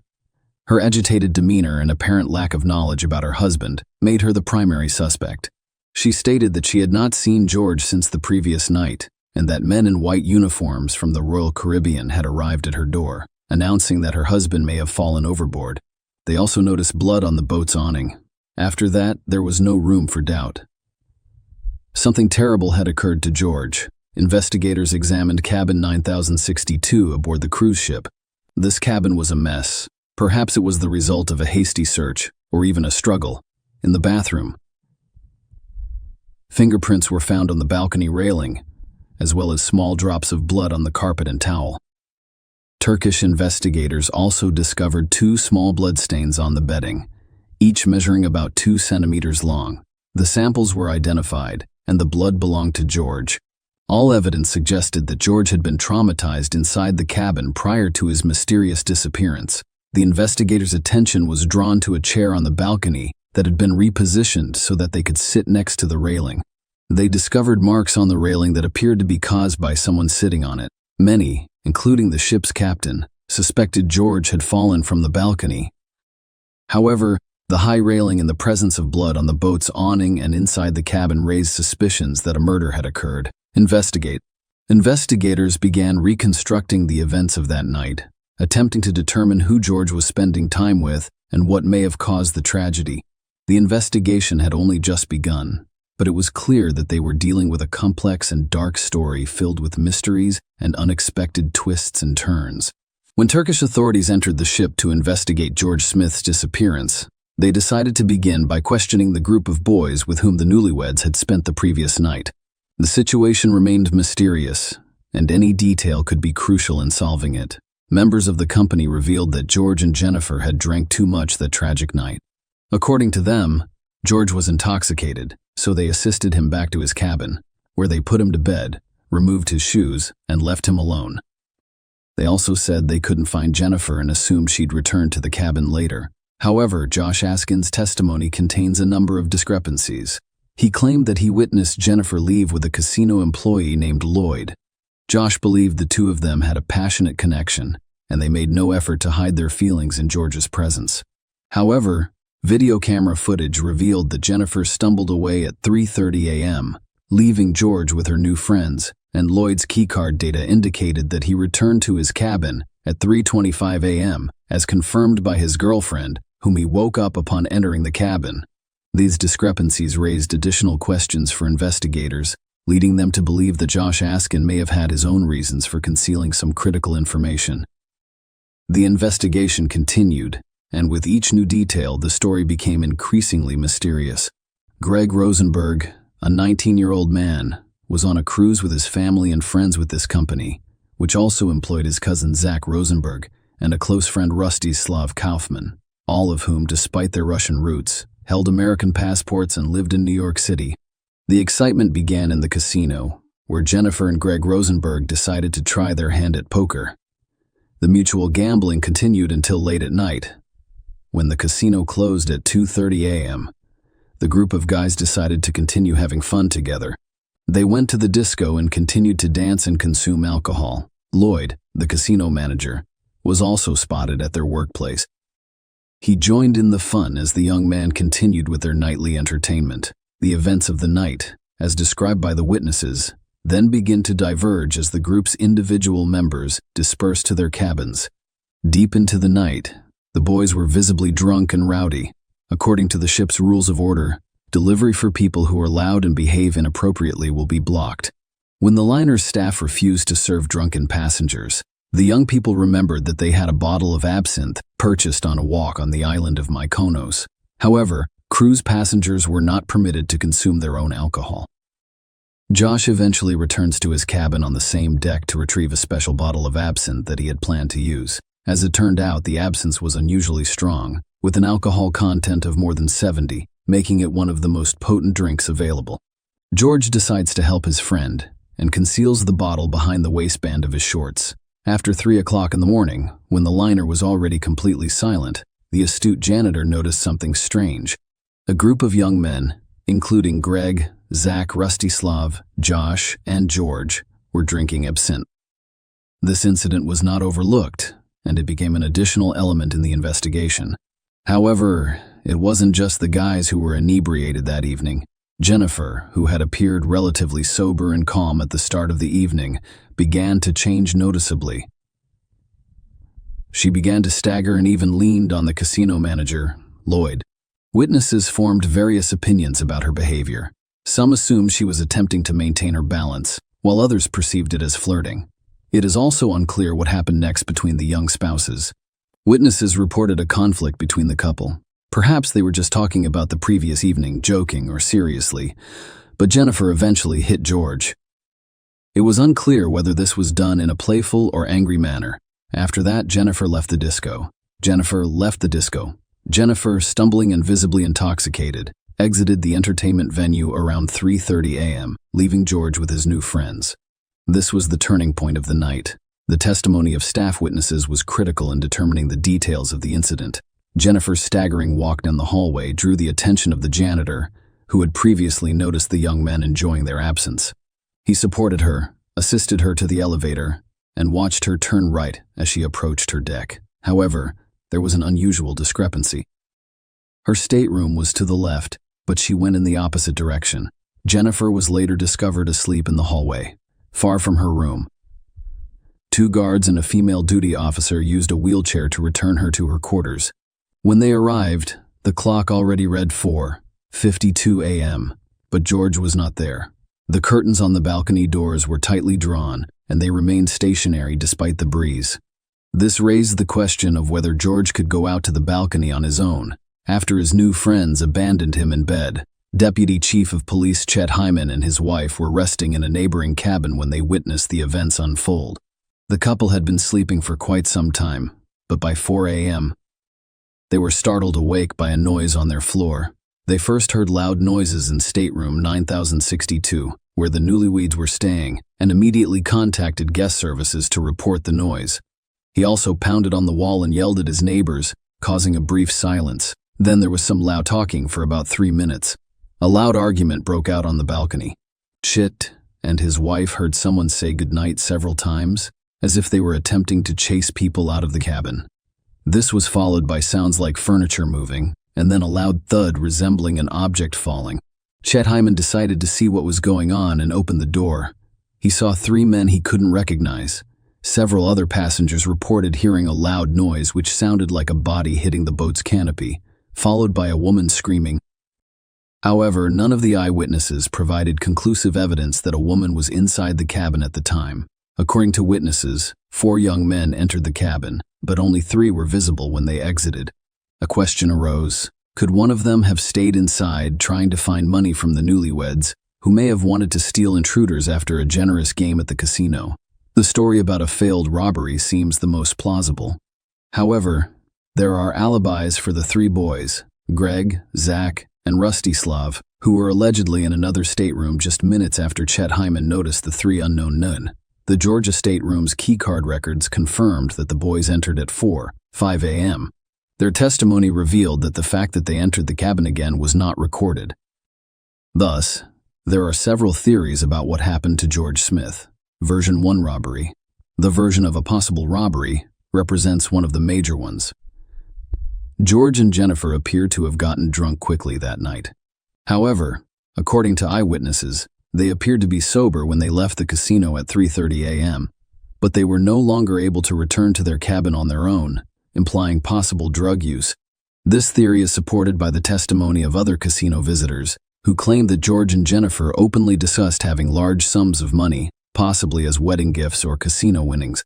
Different witnesses mentioned varying amounts, but they all estimated their wealth in the tens of thousands of dollars. Of course, they could have been robbed. George wore an expensive Breitling watch, and Jennifer had an expensive engagement ring, all of which indicated their wealth. Maybe they turned over their quarters to look for that money. The traces of blood on the sheet were most likely caused by the kidnapper's attempt to remove George's valuable watch from his wrist. The second version of events involves the effects of alcohol and hallucinogens. When the captain discovered the passenger's inebriation and the footprints on the balcony, he suspected an unintentional accident. For example, during the scuffle, George fell overboard. The question of the press received special attention. Absent the consumption does not result in hallucinations, which could be dangerous. Toxicology experts emphasize that everything is determined by the concentration of the active substance, in this case thujone. This drink is now available for purchase in many European countries, though its concentration is significantly limited by European Union regulations. This means that in officially sold absenteeism, the concentration of thujone is insufficient to cause hallucinations.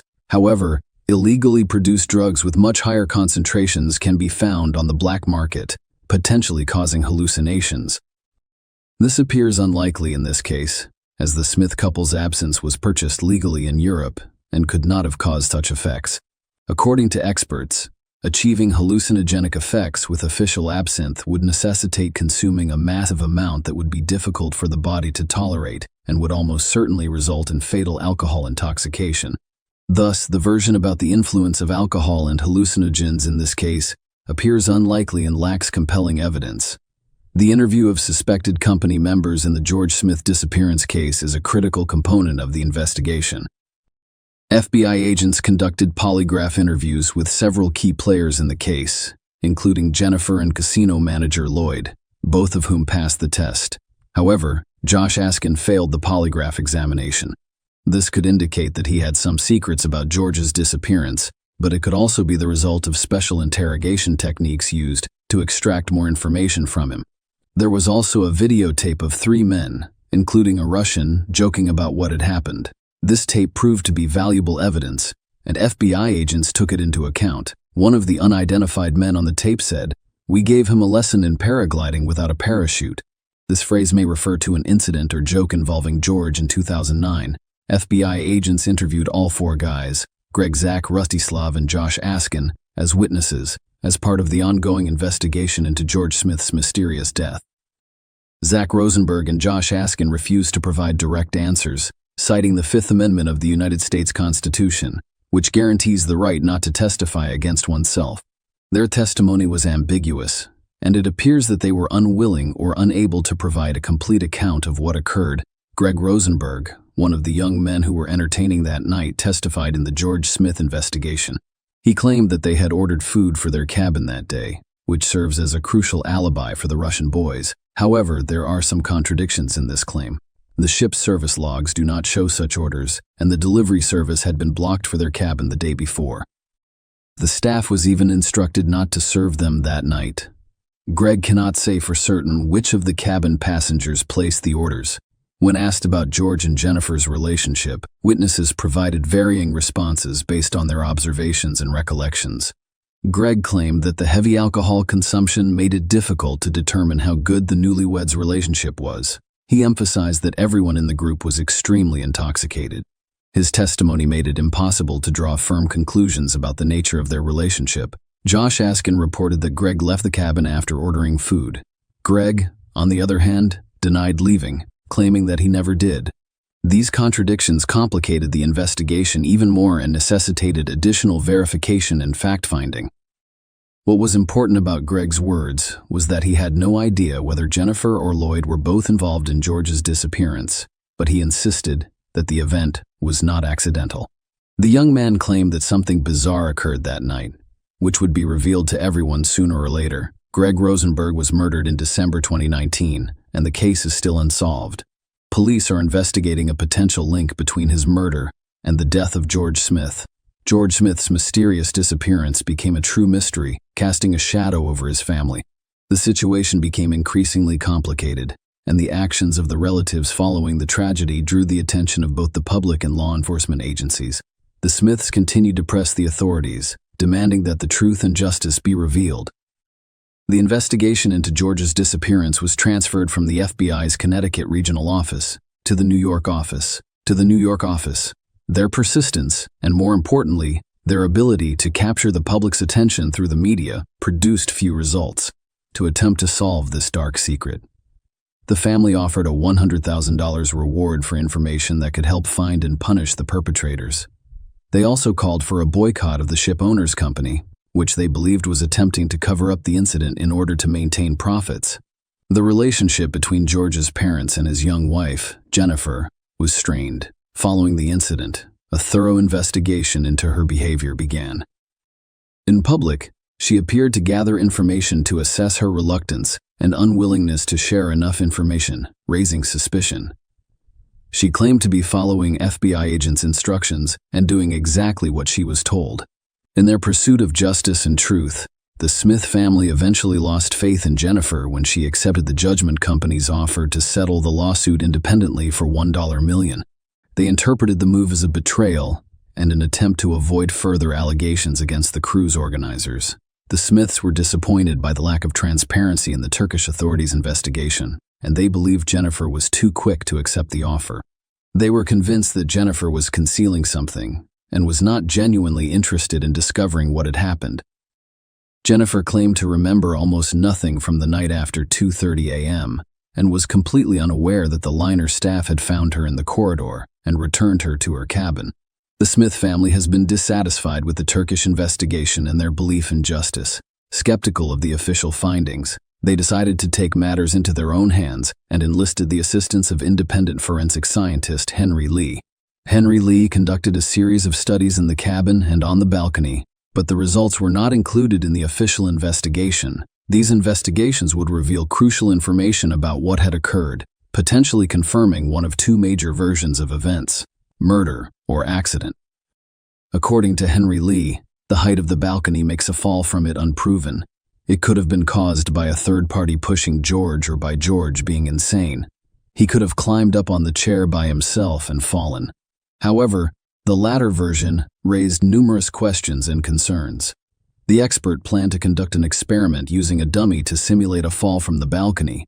However, the owner of the liner refused this request. George's relatives claimed that this decision was made to thwart their efforts to discover the truth. Henry Lee also conducted investigations in the cabin, on the balcony, and aboard the boat. However, the findings of these investigations remained unavailable to the public. At the same time, the FBI stepped in and launched its own investigation. Many of their findings and discoveries are also kept secret. The FBI clearly focused on the 4 young men who spent the night with George Josh Askin and the 3 Russians, Greg, Zach Rosenberg, and Rostislav Kaufman. Their testimony was largely inconsistent with that of the other witnesses, making the situation unusual and perplexing. The disappearance of George Smith remains a mystery, with unknown circumstances. With a lengthy investigation and numerous theories, the Smith family and his loved ones continue to seek the truth. They initially suspected Jennifer, but were eventually convinced of her innocence and increased the payout amount in the lawsuit against the company. This sum was divided among the family members, and they obtained the release of the shipowners' company's investigation results, including witness statements and other information. Jennifer was left with memories of her first husband, so she dedicated herself to charitable organizations in his memory, hoping to do good. A few years later, she remarried. Despite the FBI's efforts and lengthy investigations, they never discovered what really happened or where George's body was. Eventually, the case was closed and the incident was declared an accident. The FBI determined that there was insufficient evidence to continue the investigation. According to the Federal Bureau of Investigation's official statement, the mystery surrounding George Smith's disappearance remains unsolved. His family is still searching for answers as to the cause of his death. The inability to honor George's memory at his grave is agonizing for his loved ones, and they remain hopeful that one day they will be able to solve the mystery and learn the truth. Share your opinion with us in the comments, and subscribe to the channel for more.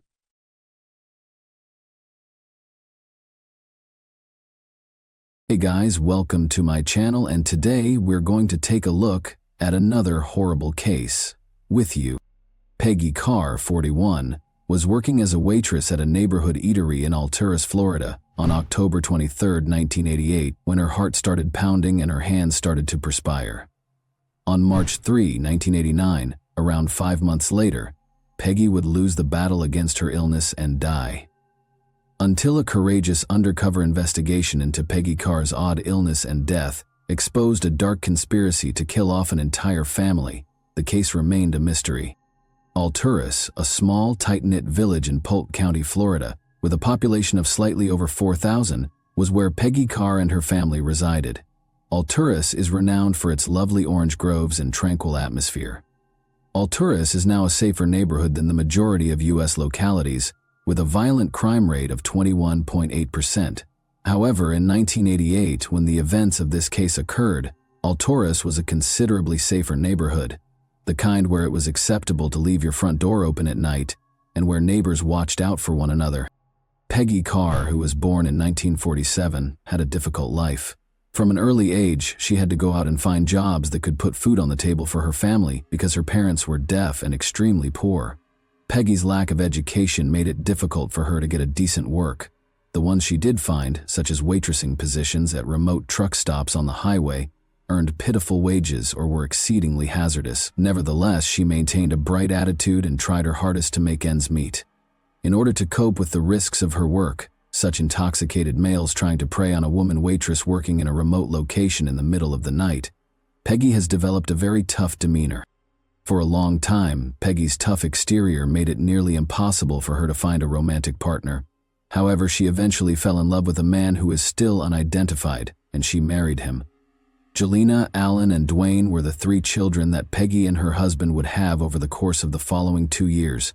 The couple put a lot of effort into supporting their family, and it appeared like Peggy's life was finally taking off. However, Peggy quickly began to have problems with her husband, and the marriage soon collapsed. Peggy was a single mother in her mid-30s by the mid-1000s, 900 AD, working odd jobs to support her 3 kids. Peggy tried to maintain a cheerful disposition at work, but she became more and more depressed and lonely. She had had a difficult life, and it didn't seem like things would ever improve. As her children grew older, they became aware of their mother's loneliness and sadness and desired she would find love and happiness once more. Her children's goal was fulfilled by the end of 1987. Carolyn Carr, who everyone called Pi, was the man Peggy met. Pi had recently divorced his wife, just like Peggy. In addition, he worked at a nearby phosphate mining facility in Alturas, Florida, and had 2 teenage children. When they first met, Peggy and Pi clicked mostly because they were both rigorous individuals who did not tolerate foolish behavior from others. Peggy's children observed a notable improvement in her mood when she and Pi began dating. She felt more at ease, lighter on her feet, and happy. When Peggy and Pi announced their impending marriage to their kids in April 1988, they thrilled them. Following the wedding, Peggy and her 3 children moved into Pi's house in Alturas, Florida. The combined family appeared to get along well, despite Pi's little house being even more cramped with 4 new members. The 5 kids got along nicely and were just glad to see their parents happy. The family also had 2 large dogs. However, Peggy and Pi started experiencing marital problems a few months after they were married. They became more and more estranged from one another on top of their problems, as Peggy had started to hear stories that Pi was still seeing his ex-wife. Their 2 dogs unexpectedly developed severe illnesses about the time Peggy and Pi's problems began. Their fur began to fall out, they were rapidly losing weight, and they were wailing in agony. It appeared as though the dogs had either consumed a poison or contracted an odd illness. The deaths of both pets soon followed, which further depressed the mood in the car home. Peggy and Pi grew more apart as their everyday problems persisted. When Peggy and Pi's arguments got so bad that they couldn't abide one another, Peggy and her kids had to leave Pi's house for a week in early October 1988 in order to stay at a motel. The formerly contented family was now being ripped apart as the kids started siding with their own parents. Pi made the decision to take a spontaneous hunting excursion on October 23, 1988, as a way to escape for the day. By now, Peggy and her children were back at the house, allowing Peggy to spend time with the children while Pi traveled. Peggy and her daughter Jelena got ready for work after Pi left. On that particular day, they both worked morning shifts as waiters at a nearby diner. Peggy's heart started to race wildly as she was serving guests and waiting tables. Peggy wasn't working on any demanding or heavy tasks that morning. She was merely carrying the trays with the orders from the clients. Peggy believed her heart would stop pounding so rapidly if she simply relaxed. Her hands began to perspire, and she soon began to experience a tingling feeling in her arms and legs. Peggy was still unsure of the cause of her feelings when it dawned on her that she might be experiencing a heart attack. Instead of losing her mind or going into a frenzy, Peggy made an effort to relax. After washing her face and hands in the staff washroom, she sneaked into the staff break area to unwind for a while. Jelena went to check on her mother after noticing that she had gone into the break room while she was unwinding. With composure, Peggy stated that she thought she might be having a heart attack and that she would go home to rest. Jelena was not startled by Peggy's composed manner, but she was instantly concerned that her mother might be having a heart attack. She thought there was nothing to worry about if Peggy claimed she would sleep off a heart attack, because she knew she disliked setting off false alarms and panicking needlessly. She did, however, get her mother to swear that she would visit the hospital if her condition worsened. Due to her current mood, Peggy told the manager she would be taking the remainder of the day off. Jelena said she would follow up with her as soon as her shift was over. The house was vacant when Peggy arrived home. She went to her bedroom to lie down because Pi was still on his trip and the kids were still at school. A few hours later, Dwayne, Peggy's 17-year-old son, came home from school to discover his mother sprawled in bed. Dwayne was instantly aware that something was up when he saw Peggy napping in the middle of the day. Even when she was sick, Peggy never napped. Dwayne asked Peggy if she was okay and she replied that she was, his face displaying worry. However, Peggy abruptly blurted out that she was not feeling well and felt awful as he turned to leave the bedroom. She claimed that she could hardly speak because of the blinding pain which seemed like fire being pumped through her limbs and legs. Dwayne's suspicions were validated at this point. Dwayne knew his mother had to get to the hospital right away if she claimed that this was the most agonizing thing she had ever experienced, because she was not a dramatic person.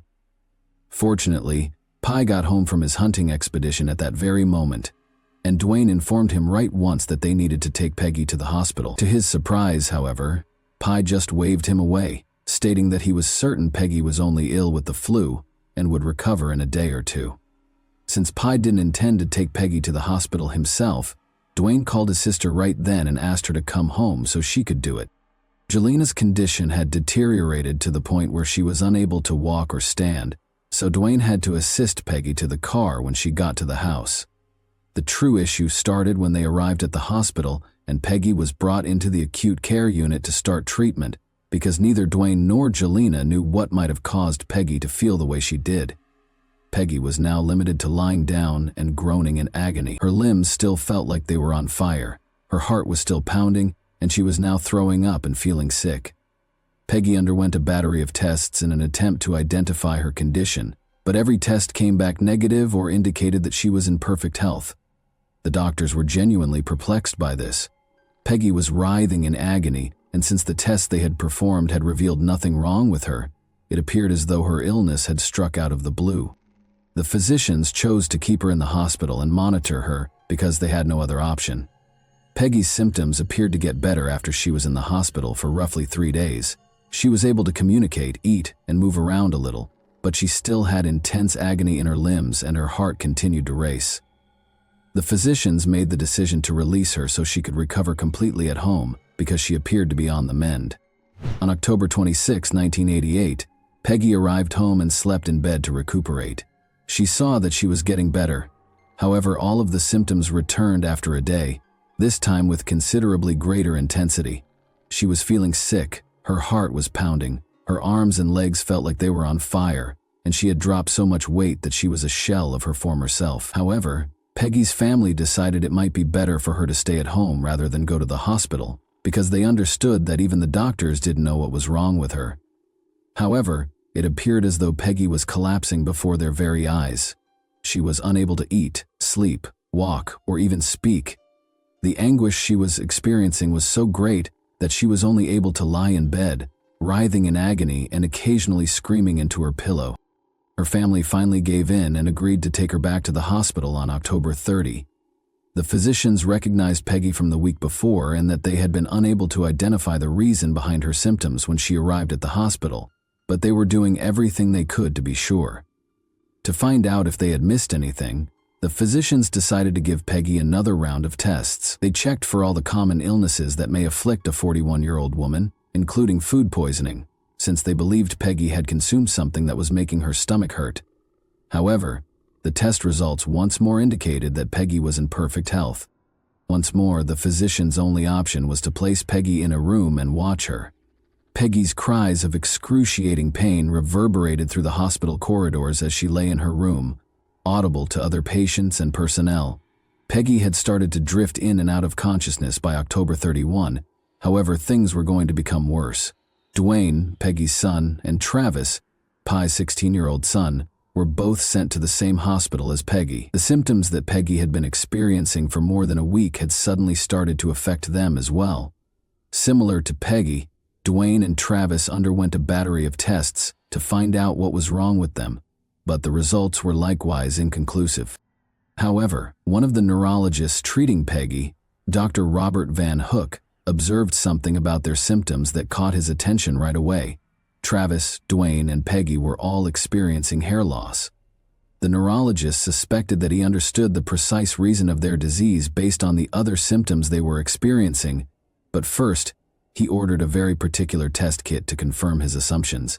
The neurologist checked Travis, Dwayne, and Peggy after the test kit arrived, and the findings were positive. Each of the three had consumed thallium nitrate, a costly and uncommon substance. Once employed as rat poison, thallium nitrate is a tasteless, colorless, and odorless metal that was outlawed due to its high toxicity to humans, with symptoms including extreme hand and limb pain, nausea, hair loss, weight loss, and irregular heartbeat. Even a minor increase in the naturally occurring amount of thallium, which is present in the ordinary human body in trace amounts, can have deadly results. Dwayne and Travis each had roughly 20,000 times the amount of thallium that naturally occurs in their bodies, whereas Peggy had 50 times that amount. The remaining members of the family were tested by the doctors, and while their thallium levels were not as high as those of Peggy, Dwayne, and Travis, they were all elevated. The doctors had not previously thought that Peggy and her son's conditions might be criminal before the test results. However, they started to view the case differently once the test findings suggested that Peggy and her family might have been poisoned. The hospital informed the Polk County Sheriff's Office about the case and the possible criminal activity occurring there. No one knew where Peggy and her boys had encountered such a costly and uncommon substance. Were they intentionally poisoned, or was it an accident? As the authorities started their inquiry, Peggy's situation appeared dire. Even though thallium poisoning may be cured, Peggy's body had been so thoroughly damaged by the poison that she was unlikely to live even if therapy had been given. As they waited for the poison to kill her, the doctors told her that the only thing they could do was to make her as comfortable as possible. For the boys, however, there was hope. Everyone hoped that the treatment they received would be quick enough to save their lives. Peggy fell into a coma a few days after learning that she was not going to be saved. After 2 months in the hospital, her family opted to remove her from life support on March 3, 1989, although she would stay in the coma for the following 4 months. Dwayne recovered completely. Although Travis would finally recover from the poisoning and spend 6 months in the hospital, the severe damage the poison had done to his limbs meant that he would never be able to walk again. The situation involving Peggy and her sons was extremely difficult for Polk County Sheriff's Office Sheriff Judd. They had a murder and other attempted murders on their hands, and a killer was at large, regardless of whether they were poisoned on purpose or not. There was a chance that the poison's source was still available for other Alturas residents to consume if they had accidentally consumed it. Sheriff Judd was determined to find the truth because the stakes were high. Every surface and object in the Carr residence was examined for thallium by investigators, but the results were all negative. Meanwhile, panic broke out in Alturas as word spread that the Carr family had been poisoned and that the authorities were unsure of the source of the poison. Families feared they might already be dying and not be aware of it, or that the poison may have originated from their groundwater. Because the Carr's well water was connected to at least 2 other homes, detectives looked into it, but they discovered nothing. Furthermore, Peggy and her sons had experienced symptoms that no one else in the town had. The investigation was then joined by Prosecutor John Aguero of the Florida State's Attorney's Office, who began investigating the possibility that thallium originated from pesticides, insecticides, or any other plant spray. There were numerous orange groves in Alturas, and the pesticides used to maintain the trees may have contained thallium, but all test results were negative. Police found their first break in the case, an 8-pack of Coca-Cola bottles with tampered-with lids, while searching the Carr home for anything Peggy and her sons might have eaten or consumed that might have contained the poison. The bottles were sent for testing right away, and the results revealed that the Coca-Cola bottles had high amounts of thallium. The drinks had been filled with thallium before the covers were put back on. The first obvious conclusion was that the bottling firm had tampered with the product. If it was, almost everyone drank Coca-Cola, which may lead to a nationwide thallium poisoning problem. Many inhabitants of Alturas were afraid to drink Coke after learning about this additional lead. But as the investigation went on, it became clear that neither the Alturas Coca-Cola outlets nor the bottling firm were responsible for the poisoning. Investigators came to the horrifying conclusion that, although the bottles had been tampered with, the person who did it specifically targeted the Carr family. Pi Carr himself was the main suspect.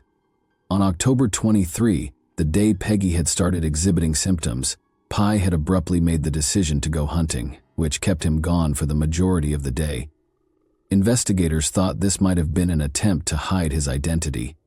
Additionally, Pi had access to a chemical as costly and uncommon as thallium, since he worked for a phosphate mining company. Given that Pi and Peggy had been experiencing marital problems, it appeared highly likely that Pi was the one who poisoned Peggy. But there were some problems with this theory. Additionally, Pi and his kids tested positive for thallium poisoning, indicating that they drank the same Coke as Peggy and her kids. Therefore, it appeared more plausible that Pi would have planned it so that only she consumed the poison, or at the very least he would have ensured that his kids did not get it, if he really wanted Peggy dead. Nevertheless, Pi was taken in for interrogation by the police. Pi swore that the hunting excursion was a coincidence, and told them he had no idea how the poison had entered his house. He casually remarked something during his conversation that did not seem significant at the time, but when police investigated Pi's tip, they would uncover the next significant clue that would enable them to solve this confounding case and identify the person who had poisoned Peggy and her family. Pi was trying to explain himself as he sat in the questioning room when he suddenly recalled an incident that had occurred a few weeks prior to Peggy's illness. One day, Dwayne, Peggy's son, went to check the mail and discovered a printed note addressed to Pi. The note said, "You and your so-called family have exactly 2 weeks to move out of the state of Florida or you will all die. This is no joke. Peggy and Pi thought the death threat was a joke from some naughty teenagers, but now that the whole family had been poisoned, it appeared that the note might not have been a joke. It could have come from the poisoner of the cars. When authorities started looking into the note, they discovered a few details that quickly led them to believe that the sender was familiar with Pi and his family. For instance, the sender had correctly typed Pi's name as Pi instead of Pi, which is how most people would spell it. Armed with this fresh lead, police started questioning hundreds of people in Alturas to see if anyone had a motive to despise the cars and want them killed. But neighbors looked out for one another in a small, tight-knit town like Alturas. Police decided to approach FBI Special Agent Mark Young, a profiler with hundreds of cases under his belt, to assist in creating a profile of the likely criminal after failing to identify anyone with a motivation to harm the cars. Agent Young assumed that a person who killed someone with poison was probably someone who had been wronged and wanted to make amends. Additionally, the undetectable form of thallium was the particular kind that was used to poison the Coca-Cola bottles. It was pricey. You couldn't just walk into the store and buy it. This demonstrated that the offender was bright and had a solid understanding of chemistry. In light of this, investigators eliminated potential possibilities until they arrived at George Trapal and Diana Carr, the Carr's neighbors. January 23, 1949 was George Trapal's birthday. He had several degrees and worked as a computer programmer and scientist. He established a thriving orthopedic surgery practice in Alturas with his wife Diana Carr, who was not related to Pi Carr. George was a calm man who rarely left the house, but he wasn't always so easygoing. Diana, on the other hand, was more gregarious and had a very strong personality. During his time at Clemson University in South Carolina in the 1970s, George enjoyed using drugs and was always open to sharing his stash with others, whether or not they gave their permission. It became a habit for George and his buddies to pick up hitchhikers and give them cookies or brownies laced with drugs to see how they would respond. He was given a 3-year sentence in federal prison in 1975 for operating a sizable methamphetamine lab. The fact that thallium was one of the results of George's meth cooking procedure was intriguing. George also read police manuals as a habit. He saw himself as an authority on how to handle crime scenes. Living next to George and Diana wasn't exactly the ideal option.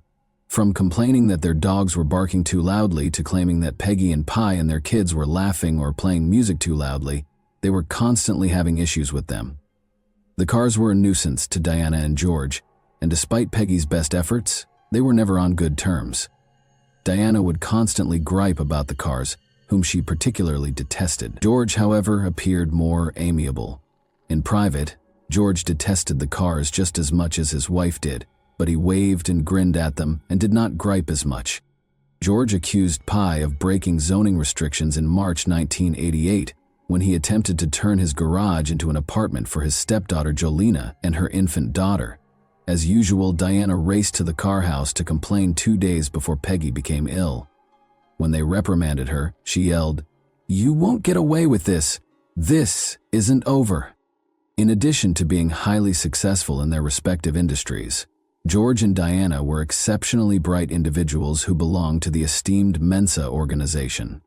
A lawyer called Roland Barrel and his buddy Dr. Lance Ware established Mensa in 1946. It is an elite club for very clever people who score in the top 2% of the general population on a particular IQ test. Applicants must pass a battery of unique IQ tests in order to be admitted to Mensa, and passing these tests alone does not ensure membership. After being accepted, members frequently host debates, seminars, gatherings, discussion panels, and other get-togethers to exchange ideas and have thought-provoking discussions. Despite having its headquarters in England, Mensa has locations all over the world. George and Diana were members of the Mensa branch in Florida, which hosted monthly entertaining and thought-provoking events known as murder mystery weekends. Over the course of a weekend, members would alternately plan a crime mystery that the other members would attempt to solve. All of the members would spend that weekend at a remote place, such as a hotel or inn, where they would stay and contribute to the murder mystery. A middle-aged woman called Sherry Gwen joined the Mensa Florida branch in April 1989, just a few weeks after Peggy passed away. Sherry had fled an abusive marriage in Texas and relocated to Florida. She felt a sense of belonging after joining Mensa, and she quickly grew close to George and Diana. George and Diana took turns organizing the murder mystery that would be solved for that month's murder mystery weekend the month Sherry joined Mensa. George, who was currently 40 years old, took this duty very seriously and worked for weeks to craft the ideal crime. All of the members had a difficult time attempting to solve the case and find the murder weapon, but their murder mystery weekend was a huge success. Sherry, however, was captivated when George eventually revealed the murder weapon to the gathering. In an attempt to find out everything George knew about the murder weapon and what would happen if it were used in real life, she would spend hours discussing it with him. George, who was sometimes eclipsed by his wife, was impressed by Sherry's attention and was pleased to respond to all of her inquiries. Diana relocated her medical business from Alturas to Sebring, a nearby town, in December 1989. Thus, she and George also made the decision to relocate there. Since they hadn't sold their house yet, Sherry requested if she might rent it as soon as she heard about it. Almost the whole Alturas Police Department swarmed into the house as soon as Sherry moved in. In reality, Sherry Gwynn was not a divorced woman who fled an abusive marriage in Texas and relocated to Florida. She was an undercover police officer tasked with looking into Diana Carr and George Trappell. Her real name was Susan Gorek. George was interrogated by police as part of their preliminary inquiry. When asked if he knew anyone who might want to harm the Carrs, he appeared modest and reticent, but he claimed that someone must have wanted them to leave the area. The death threat Pi had received weeks prior to Peggy's illness was reflected in this remark. Police became suspicious of George after learning of the fights between the Trappells and Carrs. He also resembled the FBI's description of the offender, which was a white man with a high level of intelligence who avoided confrontation and had a meek nature. Susan Gorek had been tasked with looking into them. Susan thought George was probably the murderer when she learned that thallium poisoning was the murder weapon George employed to plot his murder mystery. Additionally, he printed a pamphlet explaining the murder in this mystery, which stated, "When a death threat appears on the doorstep, prudent people throw out all their food and watch what they eat. Hardly anyone dies from magic. Most items on the doorstep are just a neighbor's way of saying, 'I don't like you, move or else.'" She thus requested assistance and directed a search of the house as soon as he and Diana left. The cops discovered a wealth of chemicals, including thallium, in the garage. They also learned that George had machines to take off and put back the bottle caps, since he frequently brewed his own beer. Investigators concluded that George chose to get rid of his neighbors because he had finally had enough of them. He was able to sneak a case of Coca-Cola into the Carr's kitchen, had the resources and motivation to conduct the crime, and fit the profile.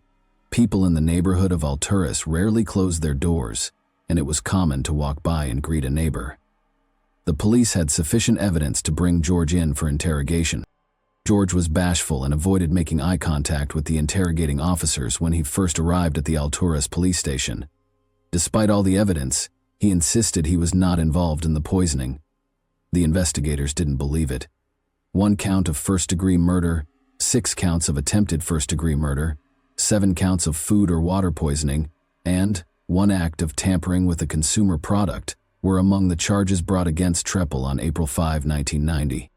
These 15 criminal charges, which included first-degree murder, 6 counts of attempted murder, food or water poisoning, and product tampering, were tried against George in January 1991.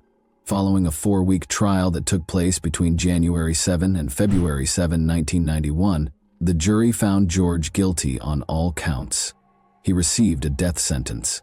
George is still incarcerated at the Union Correctional Institution in Rayford, Florida, on death row today. George has appealed the FBI's investigation process and the reliability of the state's witnesses on multiple occasions, but each time his pleas have been rejected. Diana Carr never faced any charges. She will eventually remarry after divorcing George in 1996. Since learning that the evil mastermind who killed their mother, paralyzed their stepbrother Travis, and almost killed Dwayne has been brought to justice, Peggy's children, Alan, Jelena, and Dwayne, have moved on. Peggy's life had been extremely difficult for a long time, and just as things were starting to improve, a neighbor who simply didn't like her and her family cruelly took her life away. At least her family can finally move on knowing that she received justice. However, do you believe Diana Carr ought to have faced charges of murder, or at least attempted murder as well? And that wraps up today's chilling story. If you enjoyed this video, don't forget to like and subscribe so you never miss a new upload. Also, let me know in the comments what part of this story shocked you the most. Thank you for watching, and I'll see you in the next video.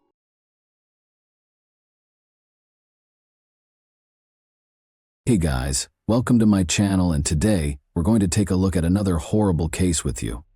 A worrying call was made to Spanish police in May 2023 from a peaceful Malaga suburb. They found a young woman's body with several stab wounds in one of the units. Hours after leaving the area, the suspect was caught at a nearby cafe. But this catastrophe was just the start of a chain of events that brought detectives to an unresolved case from 9 years earlier. Even the most seasoned forensic specialists were taken aback by what they discovered beyond the wall of another flat. Siba Gagani and her lover Marco resided in Spain's Laurel area, close to Torremolinos beaches, in 2011. Their existence appeared stable on the surface. Marco was a chef and Siba was a waitress at a nearby restaurant. Siba frequently called her mother Elisabetta to reassure her that everything was good at their tiny rental home. But beneath this seeming consistency were significant issues that were more apparent every month. Elisabetta felt the strained atmosphere in the home right away when she traveled to Spain to see her daughter. Even in her presence, Siba and Marco began to argue. Elisabetta witnessed her daughter's attempt to rationalize Marco's outbursts of anxiety and jealousy by attributing them to transient problems. But Elisabetta was certain that the issues extended well beyond daily hardships. It was difficult to accept that Siba had been someone entirely different just 2 years prior. Born in Tirana, Albania, on September 14, 1991, she has a reputation for being vivacious and upbeat from an early age. Following the split of her parents, Elisabetta, her mother, relocated to Italy with her kids, establishing a new life in Rome. People around Siba took to her right away. Because of her enthusiasm and amiability, her classmates dubbed her Sibi. Siba wanted to help her family even though she was struggling financially. She began working as a waitress in a nearby cafe at an early age, yet she never lost up on her goals. Her slender build, inherent beauty, and victory in a local beauty pageant gave her access to modeling prospects. Despite this, Siba's greatest ambition was to become a teacher because she truly enjoyed working with kids. When Siba turned 18, things started to shift. She met 31-year-old Marco at a cafe, and she was immediately drawn to his confidence and charm. She didn't know anything about him at the time. He had a sister, was divorced, and appeared to be looking to move on with his life. But there was a tangled past hidden behind this facade. Marco had already drawn the notice of the authorities on several times due to his aggressive demeanor and issues with controlled narcotics. Captivated by his charm, Siba decided to ignore these red flags. After a year of dating, Marco proposed that Siba and he go to Spain, saying that the country offered better employment prospects than Italy. Siba persisted that she thought this relocation would usher in a new era when she and Marco could create a happy life together, despite Elisabetta's attempts to encourage her daughter to stop questioning Marco's motives. Spain initially appeared to be a promising country. Marco secured a job as a pizza cook, while Siba soon secured employment as a waitress. Siba seemed upbeat as she told her mother about her plans after they rented a comfortable house. Their stability did not last long, though. Marco blamed his bosses for his failures and started losing jobs one after another. He became increasingly irritable and jealous, and his violent outbursts turned from small altercations into major confrontations. Elisabetta was taken aback by what she discovered when she went to Spain to check on her daughter. Once vivacious and self-assured, Siba now seems reserved and quiet. Marco made no effort to conceal his annoyance in Elisabetta's presence. Their confrontations became more heated, but Siba persisted in standing up for Marco, telling her mother that things will get better. Those close to Siba were perplexed as to why she chose to ignore these warning signs. Maybe she looked to Marco for the stability and support she had not experienced during her formative years.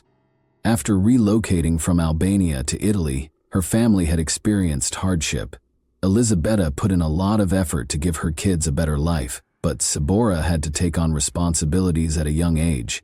She may have tried to fill that gap with her connection with Marco, but it just made things worse. For Siba, life in Spain was getting more and more difficult. Her childhood dreams slowly turned into far-off recollections. Siba Gagani abruptly vanished in July 2014, leaving her family in distress. Her last known communication was a July 7 text message to her ex-partner Marco. Her social media accounts became silent, and she shut off her phone. This was not how she usually behaved. Before that, Siba had told her mother that she felt free, had finally moved into a new apartment, and had broken up with Marco. According to her, it felt like a butterfly emerging from its cocoon. But everyone was startled by her abrupt quiet. The situation became even more bizarre when Marco showed up to Elisabetta's house in Italy out of the blue. He made an effort to come across as a man who was deeply troubled by what had transpired and remorseful. He told Elisabetta over coffee that he didn't know where Siba might have gone. Marco claims that just before she disappeared, they had a disagreement and she left all of her possessions behind. Marco later claimed that Siba had been spotted leaving with 2 luggage by a security guard at their apartment building. Concerns and suspicions were only increased by these contradictory remarks. Elisabetta remembered that Siba had announced her intention to permanently break up with him only a month before. She had left Marco's apartment and was reconstructing her life after 3 years of attempting to save it. She made an effort to keep her distance from him throughout that time, but it didn't appear to have much of an impact on his interest in her life. Marco kept getting involved, displaying a disturbing tenacity.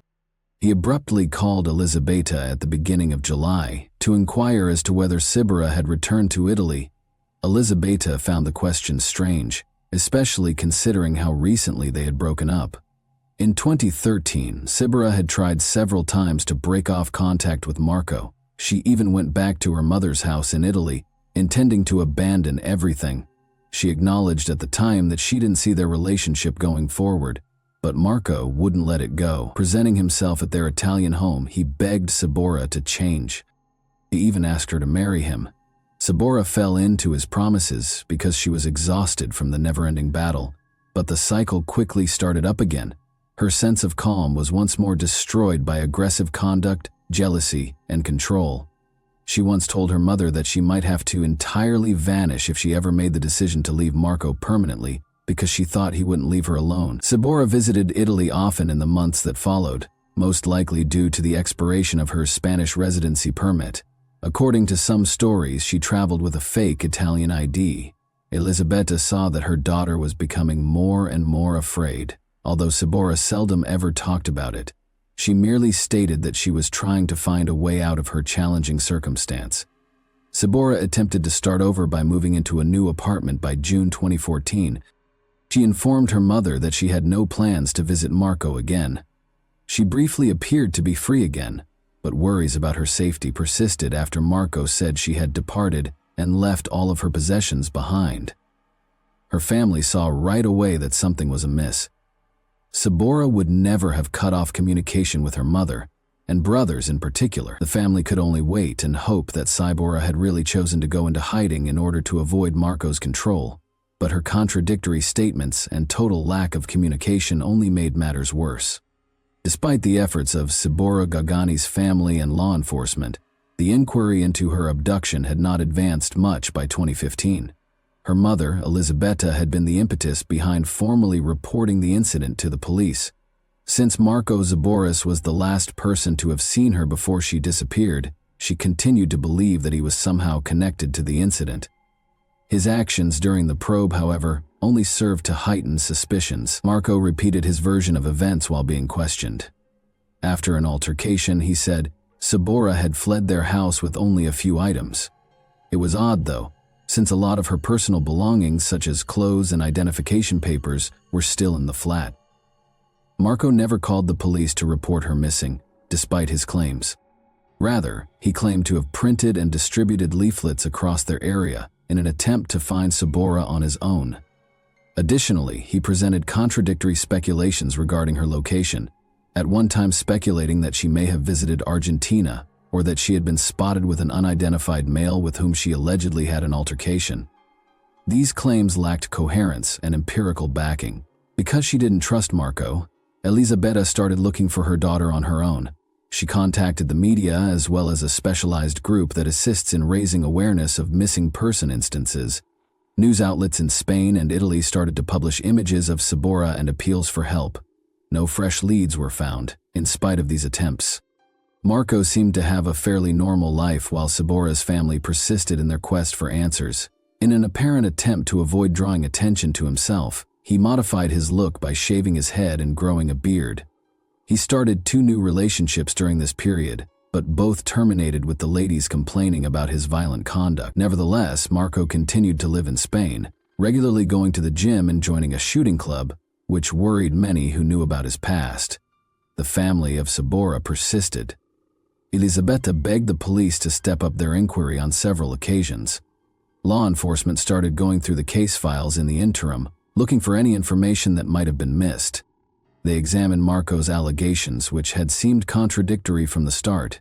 He claimed that Sabora had walked out with nothing, but he also claimed that she had departed with suitcases.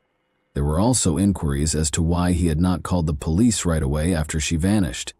The public's interest in Sabora's case gradually waned. Despite the tenacious efforts of her family still residing in Spain, Marco managed to adapt to life after her disappearance. To his neighbors, he seemed like a gregarious person who was interested in socializing and staying active. His reputation was still questioned, nevertheless, given his previous relationship with Sabora and the grievances from new partners. The investigation came to a halt as Sabora's family held out hope for any updates. With the help of worldwide missing persons databases, authorities increased their efforts, but to no avail. The uncertainty surrounding Sabora's fate continued to be an intolerable agony for those closest to her. Marco seemed to have changed his ways by 2023. On the surface, he was living with Paula, his new girlfriend, and the 2 of them had a child. But beyond the surface of this ostensibly new beginning were the same problems that had beset Marco for years. His and Paula's relationship was everything but steady. She told her closest friends and co-workers that Marco had physically abused her. Marco, however, found it difficult to maintain a reliable employment, which made their financial difficulties even worse. Marco and Paula were offered positions by Victor Molina, the restaurant owner, whom Marco had met while working at a pizzeria. In an effort to alleviate the couple's financial strain, Victor also rented them a modest flat. Paula gained respect and trust at work more rapidly than Marco did. In addition to being Paula's employers, Victor and his sister Victoria, who also worked at the restaurant, also provided her with emotional support. Victoria became more aware of Paula and Marco's relationship problems over time. Following a specific event, she started advising Paula to call the police. Victoria claims that Marco was unhelpful at home in addition to being combative at work. Victoria reached a breaking point after an incident at the restaurant. It was discovered that the staff restroom door was smashed. Paula informed Victoria that Marco had broken it, claiming that she had used the area to meet with colleagues. Victor then moved Marco to a new location while maintaining strict monitoring over him. Paula tried hard to keep her life looking regular, but she was unable to conceal the difficulties she was facing. She opened out more as her confidence in Victoria grew. Paula disclosed that the only reason she was remaining with Marco was to reclaim custody of her children, who had been taken away from her when police found illegal drugs in their home. Marco owned the drugs, but the whole family had to deal with the fallout. Paula's main objective was to save enough money to leave Marco and fight for custody back, because this was a very personal tragedy for her.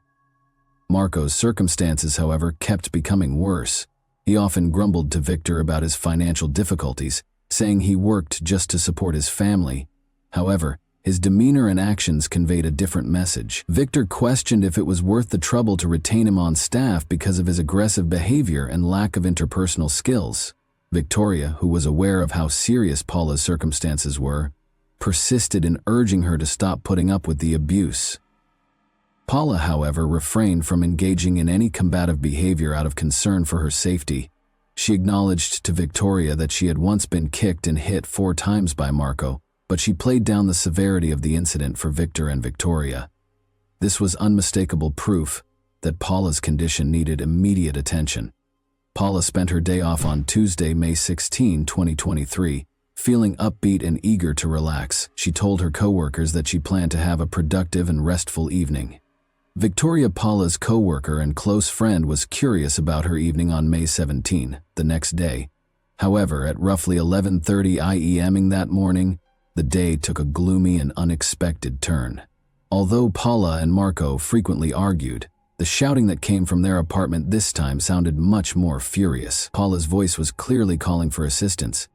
Victor, Paula's employer and landlord, who happened to be nearby, could hear the disturbance so loudly that they were obviously worried. He and another restaurant staff hurried toward the residence. The two men arrived at the door and started yelling and knocking in an attempt to figure out what was going on. They heard mild sobbing coming from inside, but it quickly stopped. Marco opened the door a few moments later, his calm manner reassuring them that everything was well and that Paula had just gone to bed to sleep. But Victor felt really uneasy because Paula's voice was no longer audible. Recent occurrences added to the situation's alarming nature. Victor had dismissed Marco from the restaurant a few days prior after a string of concerning events, including the mysterious disappearance of a kitchen knife. Victor wanted to prevent more issues because he had become more and more suspicious of Marco. Marco was now at the epicenter of another worrying incident. While the other employee phoned the police, Victor went to get an extra key to the apartment. Marco acted unexpectedly and without explanation, but he seemed to be aware that the situation was getting worse. He walked out of the building and out of the flat. The flat was locked when the police got there. The mystery grew by the fact that everything inside looked as if the occupants had just departed. Victor, meanwhile, came back with the extra key and went inside the flat. They found Paula's body lying on the floor with several stab wounds. To ascertain what had transpired inside one of the apartments, it was clear that she had died a few hours before, and her clothing was covered with blood. Marco had already left when the police guarded the area, called in forensic experts to gather evidence, and began searching for him. While detectives searched for the culprit, Paula's body was sent for an autopsy to determine the precise cause of death. A few hours later, Marco was found in a nearby cafe, sitting peacefully at a table. During his arrest, he acted as if nothing had happened and did not resist. Marco showed up in court on May 20, 2023, 3 days after Paula's untimely death. He was accused of engaging in gender-based hostility as a felony with aggravating circumstances. A mental assessment and controlled substance testing were also mandated by the court. Marco was held during the hearing after being refused bail. Marco merely spoke in response to his lawyer's questioning, exercising his right to silence. Siba Gagani, whose disappearance he had earlier hinted to, was not mentioned. But on May 17, the day of Paula's passing, Siba's name returned to the public front a few days following his detention. During his interrogation at the station, Marco revealed something surprising. He said he killed Siba Gagani during a 2014 argument and hid her body in the apartment they shared. Marco even volunteered to show investigators where her remains were found. Despite his admission, authorities decided to put Paula's death investigation first and postponed for a while checking Marco's claims regarding Siba. Elisabetta, Siba's mother, was devastated to learn of Marco's imprisonment and his revelation about her daughter. She had been fighting to restart the case for 9 years because she thought Marco was connected to Siba's disappearance. After Marco's confession, Siba Gagani's case was formally reopened and investigators set out to confirm his allegations. By early June 2023, they had inspected the flat where the pair had resided in 2014. The layout of the building where Siba and Marco had previously lived was thoroughly examined by Spanish investigators working on her case. An extensive examination of the apartment turned up nothing noteworthy. Nevertheless, differences between the apartment's designs and actual layout were discovered. After making this discovery, the investigators turned their focus to a nearby apartment on the same level that had a nearly comparable design. One specific detail caught my attention. In the apartment under inquiry, there was a sizable area that, according on the design drawings, should have been a bedroom but wasn't there. On June 6, investigators gained authorization to enter the adjacent flat and breached the wall behind it. They found a big wooden box with lime in it. Police discovered the first piece of evidence, a plastic bag with personal belongings thought to be Siba's, and a knife smeared with dried blood inside the box. One among the things was a bunch of withered flowers resting on top of a few garbage bags. A camping sleeping bag containing human remains was found inside one of the bags. To ascertain the identity and cause of death, the remains were sent for forensic examination. Investigators found tattoos on the body that matched descriptions in Siba Gagani's missing persons complaint. But Spanish authorities asked Sabora's relatives in Italy for DNA samples to definitively confirm the identity. To get a sample of Sabora's mother, Elisabetta's saliva, cops showed up at her house on June 10. The remains were identified as belonging to Siba Gagani by the DNA results. New information regarding Marco's behavior surfaced during interrogations in Spain in the week after the discovery. He claimed to have tried to dispose of the body by using acid, but this claim was not supported by evidence. The reopening of Sabora's case was triggered by Marco's confessions after his arrest for Paula's death, and investigators observed that he constantly changed his testimonies. Authorities kept looking into the circumstances surrounding her death in the interim. The news that Sabora's remains had been confirmed was a crushing blow to Elisabetta. She had lost hope after 9 years of uncertainty, but she had never given up on finding out what had happened to her daughter. Her life had drastically changed over the years. Sabora's father never found out the truth about his daughter and had died of illness. The birth of her grandchild had been Elisabetta's only source of comfort. Elisabetta thought back on her years of campaigning, pleading with the police to reopen her daughter's case after the remains were formally identified. Although she had at last received answers as a result of her efforts, she also felt a feeling of bittersweet closure. The evidence retrieved from the location where Sabora's bones were discovered was still being examined by forensic specialists. Forensic testing was done on the knife found in the plastic bag in order to find any biological evidence that could connect it to Marco. In the meantime, Spanish detectives worked with their Italian counterparts to add to the Sabora missing case information. Despite the evidence in Marco's own admission of his role in Sabora's killing, including disclosing the location of her remains, the inquiry into Paula's death was still underway, and Marco was already the main suspect. Marco eventually withdrew his confession. Marco's lawyer contended that his remarks should not be used in court because they were made under duress. Nonetheless, investigators insisted that there were solid grounds for additional charges based on the evidence, which included Sabora's personal things that was discovered in the hidden box. Siba Gagani's family was able to finally bury her in January 2024, a few months after her bones were found. Her remains were given back to her loved ones for burial once all forensic analyses were finished. Friends and family came together to say their final goodbyes at the service, which was held in Italy. In remembrance, balloons bearing sincere words that represented hope and goodbye were released into the sky. The continuous judicial processes against Marco, who was charged with Paula's death, received the majority of attention at the time. In a 17-page handwritten letter that he submitted during a hearing on January 30, 2024, Marco acknowledged his guilt for her death but made several disclaimers. According to him, the dispute started because of a series of discussions over his adultery and a debt of €50. Marco claims that the catastrophe occurred because he defended himself too fiercely during the confrontation, but when investigators saw that Paula's injuries were on her back, they seriously questioned his claim of self-defense. Marco acknowledged his guilt over Paula, but he would not elaborate on Sabora's situation. He did attest to the fact that he had covered her body with flowers, wrapped it in plastic, and put it in a wooden box, sealed it within a wall after layering it with lime. He tried to defend his actions by claiming that they were a response to his anxiety of the situation, but he denied any responsibility for her death. Marco presented a completely different story of Sabora's death during the trial, changing it abruptly. He said her death was caused by the Albanian mafia, with which he claimed to have been associated because of debts. Marco claims that he was unable to pay back the €25,000 he borrowed to start a brothel because the money was stolen. He claimed that 4 men showed up at his house, and one of them killed Sabora during a fight.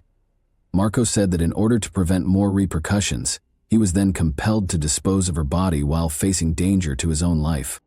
Given that Marco had previously altered his claims several times during the investigation, this account of events caused serious skepticism among investigators. Marco's arrest in May 2023 following Paula's death was the first indication that he had lied to authorities. During the investigation, no proof was found to corroborate his allegations of mafia involvement. An examination revealed that Sabora had suffered many knife wounds, which, even in light of the state of her remains, amply demonstrated a violent crime. Years after Sabora was reported missing, her family was eventually able to get confirmation of her whereabouts. Although Sabora's father had died without ever finding out the truth, her mother Elizabeta disclosed that she had spent the previous 9 years holding out hope for answers. The trial for Paula's case was still going on by May 2024. In order to handle the counts of homicide and domestic violence, the court opted to hold a jury trial. Even though it had been reopened, Siba Gagani's case had not yet gone to trial. More court proceedings were expected as investigators proceeded to examine Marco's assertions, particularly his suspicions of mafia participation.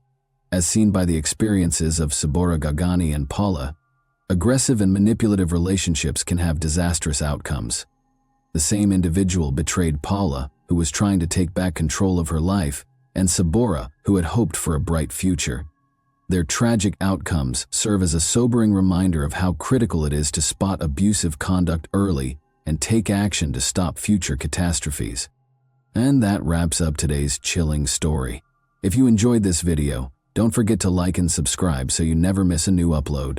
Also, let me know in the comments, what part of this story shocked you the most? Thank you for watching, and I'll see you in the next video.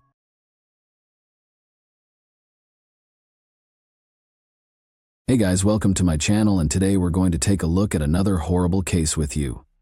We'll talk about what happened in Amarillo, Texas.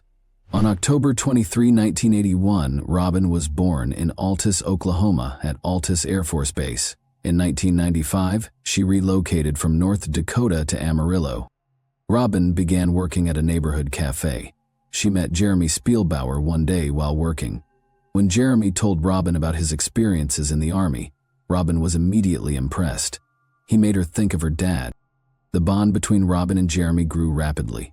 They were unable to be separated. The speed at which Robin's connection with Jeremy developed shocked her parents. They still thought their daughter was making the right decision, though. Ultimately, their main want was for their daughter to be content. A few years after they first met, in 2005, Jeremy and Robin got married. It was a momentous day for them both. The couple had 2 kids in the years that followed. At that point, issues started to arise in Robin and Jeremy's relationship. However, they remained close and made an effort to resolve every disagreement. In an effort to improve their marriage, they began attending church. Jeremy and Robin met Katie Yvonne Spielbauer at church. Katie was a young criminal law student. Robin and Katie became friends. She had faith in her. Katie started to visit the Spielbauer home frequently. But Jeremy and Katie's friendship soon expanded into much more. Robin filed for divorce after learning that Jeremy was having an affair with Katie. However, Jeremy was indifferent to the disintegration of his family. Katie was all he could think about. Thus, Jeremy married Katie right away. Once their divorce was finalized in 2013, she adopted his last name. One of the many things that Jeremy and Katie had in common was their passion for guns. They owned a wide variety of firearms and handguns. They frequently used them to decompress and have fun. Because Robin was still active in their relationship, their marriage didn't seem to be ideal. Jeremy frequently needed to see Robin, since he continued to communicate with his kids. The fact that Jeremy was still active in their lives made Katie feel envious and resentful. At the end of 2013, Robin and her kids moved into her parents' home due to financial difficulties. Their relationship deteriorated further when she and Jeremy got divorced.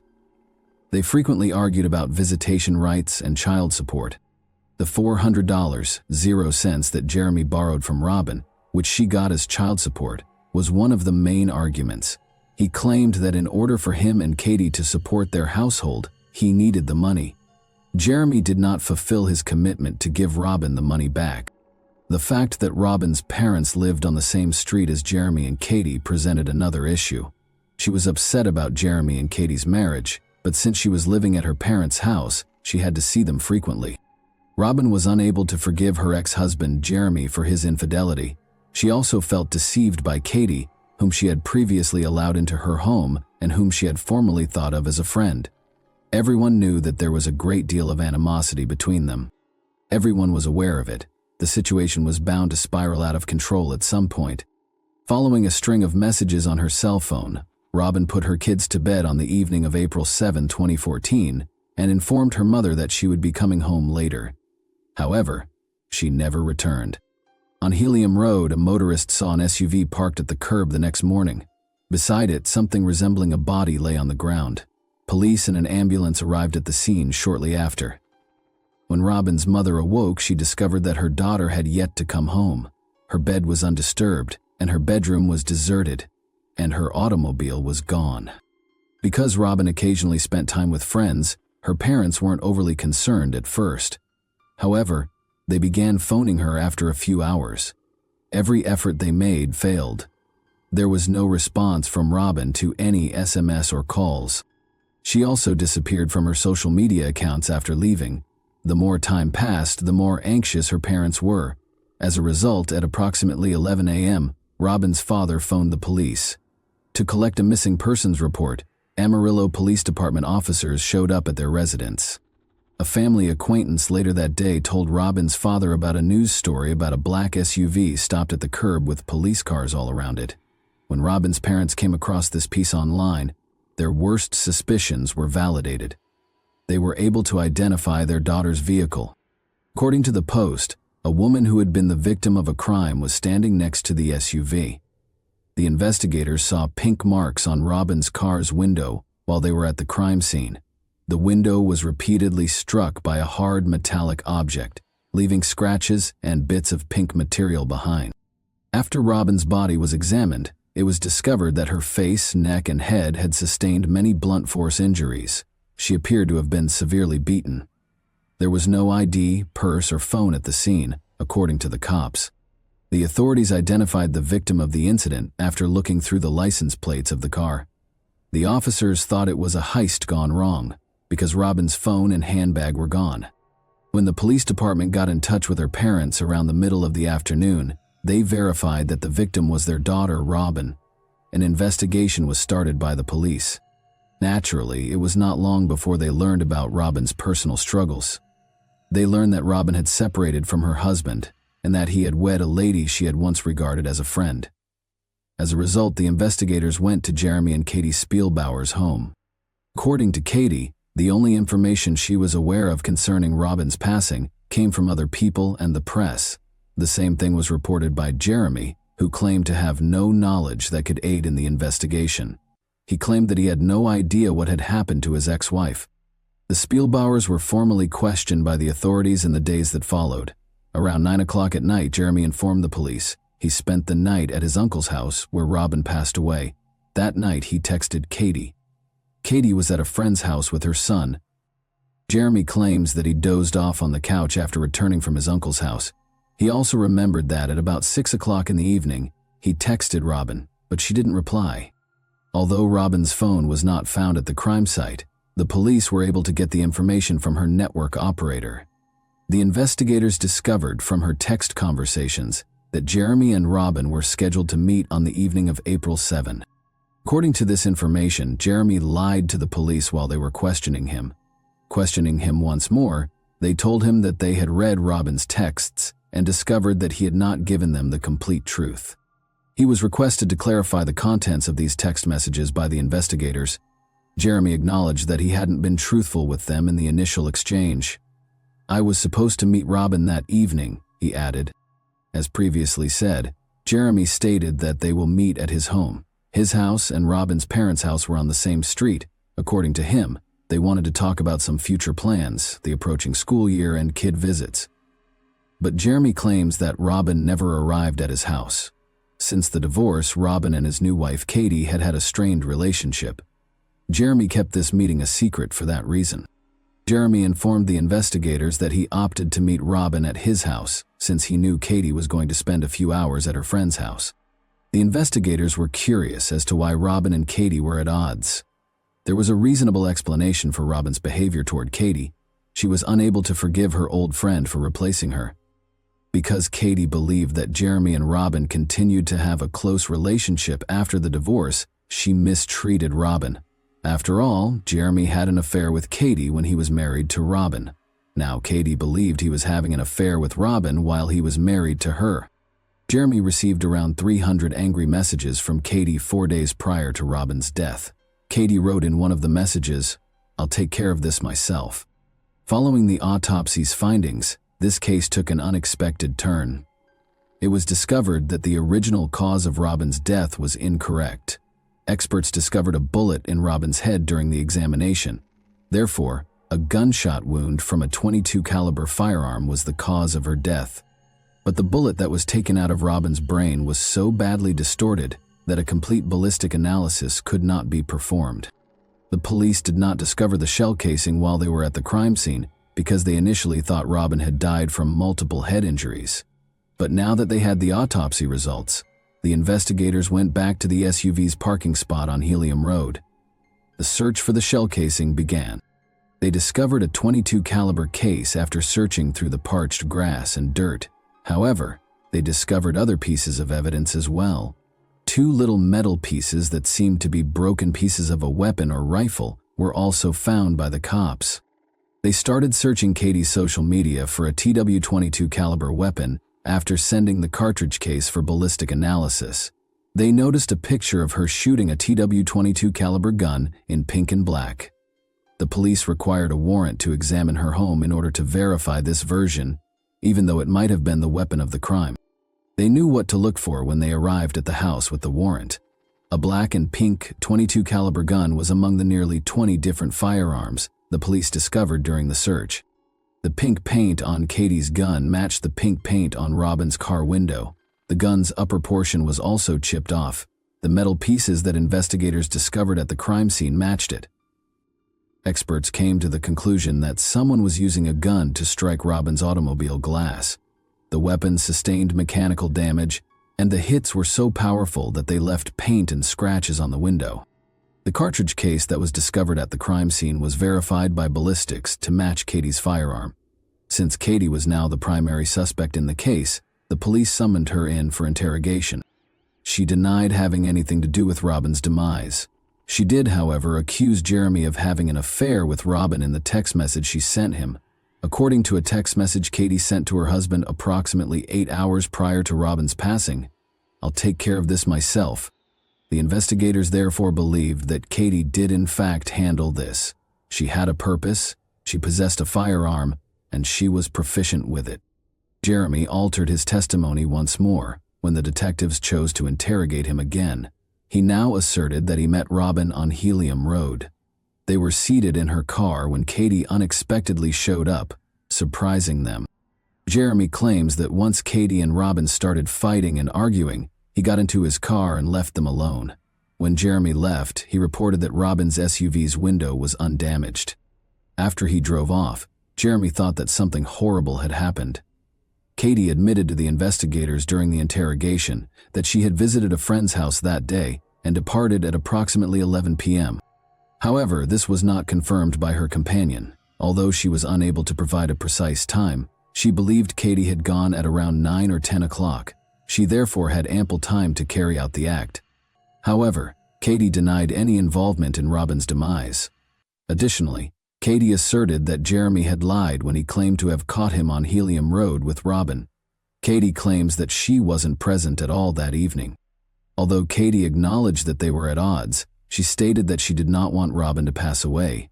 To ensure she was telling the truth, she requested permission from the investigators to take the polygraph test. Police frequently employ polygraph exams to identify or rule out suspects, even though the majority of criminal courts do not accept the results as evidence. Katie failed both of the tests she took. Thus, the investigators made the decision to find out where her phone was when the crime was committed. They found that the location where Robin died was also where Katie's phone was. Furthermore, it was present when the offense was committed. The police arrested Katie Spielbauer and accused her of killing Robin based on this evidence and the findings of the ballistic examination. Katie, however, persisted in claiming her innocence. Before the authorities made the startling discovery that they had imprisoned the incorrect person, she was held in the county jail for nearly a year while she awaited trial. Cell towers have a large margin of error when it comes to locating a phone. On the other hand, data from Wi-Fi phone tracking has a 100-foot margin of error.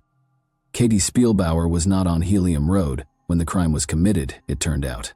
After expressing regret and vowing to use every effort to identify the person responsible for Robin's death, the authorities let her out of custody. Katie was incarcerated for 466 days. It became evident that Katie was innocent as a result. However, the The fact that someone used Robin's black and pink gun to shoot her remained unchanged. Suspicion was directed towards someone else who had the firearm because it wasn't Katie. Naturally, that individual was Jeremy Spielbauer. It's possible that Jeremy told the police all of this in order to deceive Katie into believing a crime he had done. Katie was prepared to assist the police in prosecuting Jeremy after realizing that her husband was the reason she was imprisoned. Katie informed the process that she did not think their city was devoid of surveillance cameras. Additionally, after putting in extra work, the authorities discovered recordings from the bank building's cameras. On April 7, 2014, at 9:21 p.m., Jeremy Spielbauer was seen on camera driving by the bank. He was headed for Helium Road, where he was to meet Robin, his ex-wife. At 9:50 p.m., Jeremy was also seen on the footage heading in the opposite way. Authorities thought Robin was dead by this point.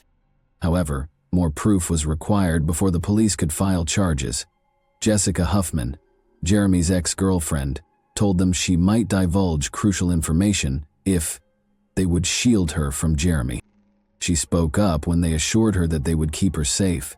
She disclosed a chat she had with Spielbauer during her testimony.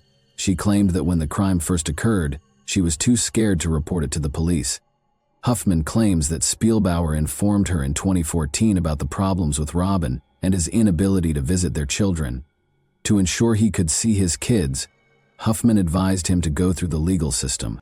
According to Huffman's testimony, he assured her that he would take care of it himself.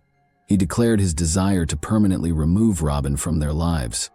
Spielbauer suggested that it would be preferable if Robin had a gunshot in her skull, and Huffman sobbed as she described this. 5 days after this talk, Robin was discovered with a bullet wound to her head on the side of the road. It rarely happened by accident. Huffman further said that Spielbauer then threatened to shoot her in the head if she told anybody about their talk. In his testimony, Jeremy Spielbauer gave 4 distinct accounts of what transpired the night Robin died. He appears to have become entangled in his own deception. Jeremy claimed during one of the interrogations that the window of Robin's SUV was undamaged when he drove off, leaving Robin and Katie alone on Helium Road. He could not have known, though, that the specialists had discovered scratches on the window when he informed the authorities about it. Jeremy said that he noticed the scrapes when Robin's SUV was close to the sheriff's office, when the detectives questioned him about how he knew about this particular information. It was a falsehood. The window was taken out of Robin's SUV and transferred to the lab before the vehicle was parked next to the sheriff's office. As a result, Jeremy Spielbauer could only be aware of the window scratches if he had left them there himself. The way Jeremy acted during the examination of his home was another intriguing detail that revealed him. The first explanation given by the authorities when they confiscated the Pinkenback firearm was that Robin had suffered blunt force trauma. Only after learning that Robin had been shot in the head did the investigators secure a search warrant. Nevertheless, this information was not made public by the government. They arrived at the Spielbauer residence after obtaining a search warrant. Katie remembered that Jeremy informed her that all of their guns would be taken when the detectives searched their house. He could only be certain that he was the one who shot Robin, since he knew that Robin had died from a bullet wound to the head. It also implied that Jeremy Spielbauer was a cunning individual who intended to frame Katie in addition to firing Robin. The black and pink gun was the only firearm registered to Katie. In addition, it was the most noticeable weapon in their home. That was the main idea. Jeremy went to see Robin after grabbing this rifle. He killed her and ensured that there were still pink paint smudges on Robin's SUV window. The shell casing was not removed from the crime site by Jeremy. He was aware that it would turn out to be an important piece of evidence after all.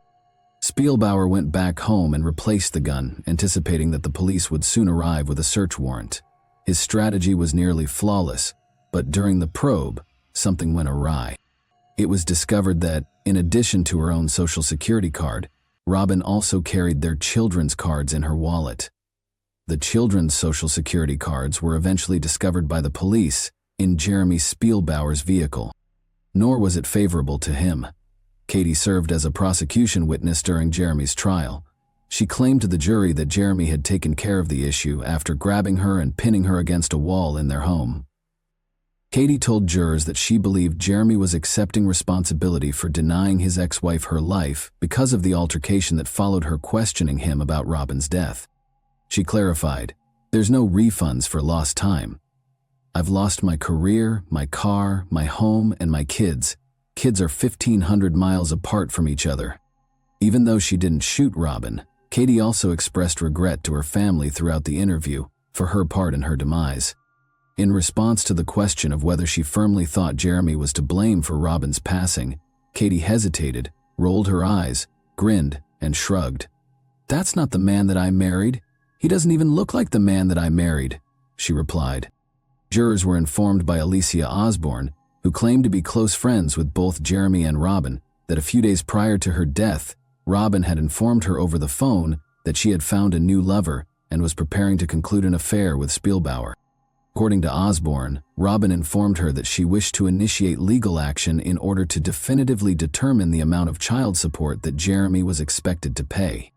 Jeremy Spielbauer was found guilty by the jury after nearly 3 hours of deliberation. He received a life sentence and a $10,000 fine in January 2018. Spielbauer will be able to request parole in 2046. Robin's children were given to her parents.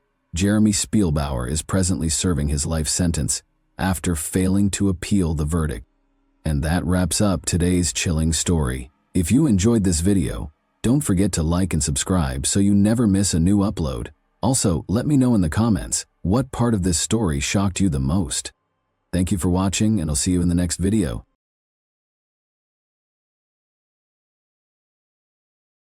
Hey guys, today we're diving into another truly horrifying case. If you want to support my channel, make sure to subscribe and stay active. It really helps me out. I'd be super grateful for that. Let's get started. The body of 17-year-old Charnel Huff was discovered hanging close to the railing in the stairs of the girl's house early on May 26, 2018, when a staff member at a boarding school dormitory discovered a scene that stunned everyone.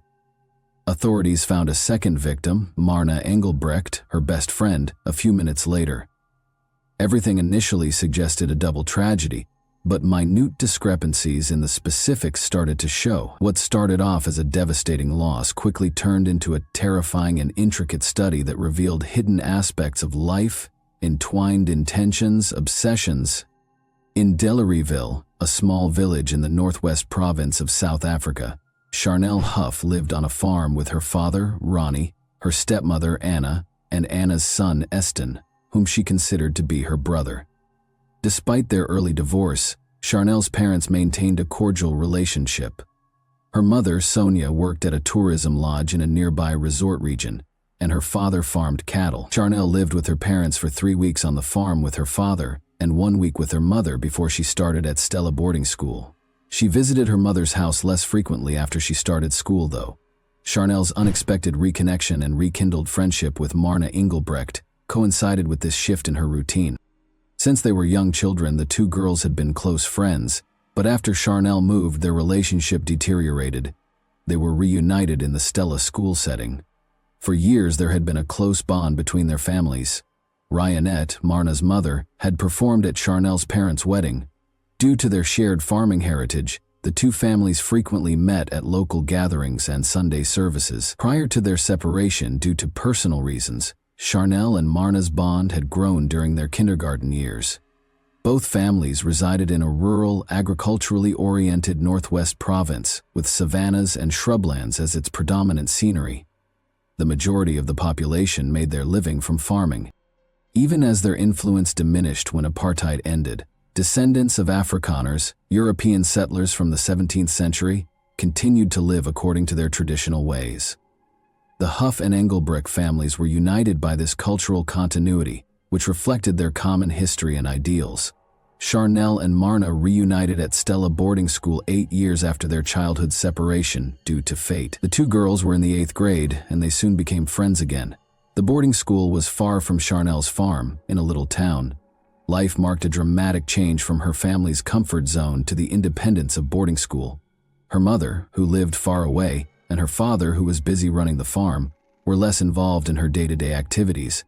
Charnel's connection with Marna became a vital source of consolation and support in this new setting. Charnel Huff first became aware of Xander, an 18-year-old who had graduated from the same boarding school as her, in March 2017. She was drawn to him because of his athletic physique, dark hair, and bright green eyes, which went well with his assured manner. Even though he was already a graduate, Xander continued to be involved with the neighborhood and often traveled to places close to the boarding school. The history of his family was convoluted. When he was still a child, his parents, Monty and Mercia, were divorced.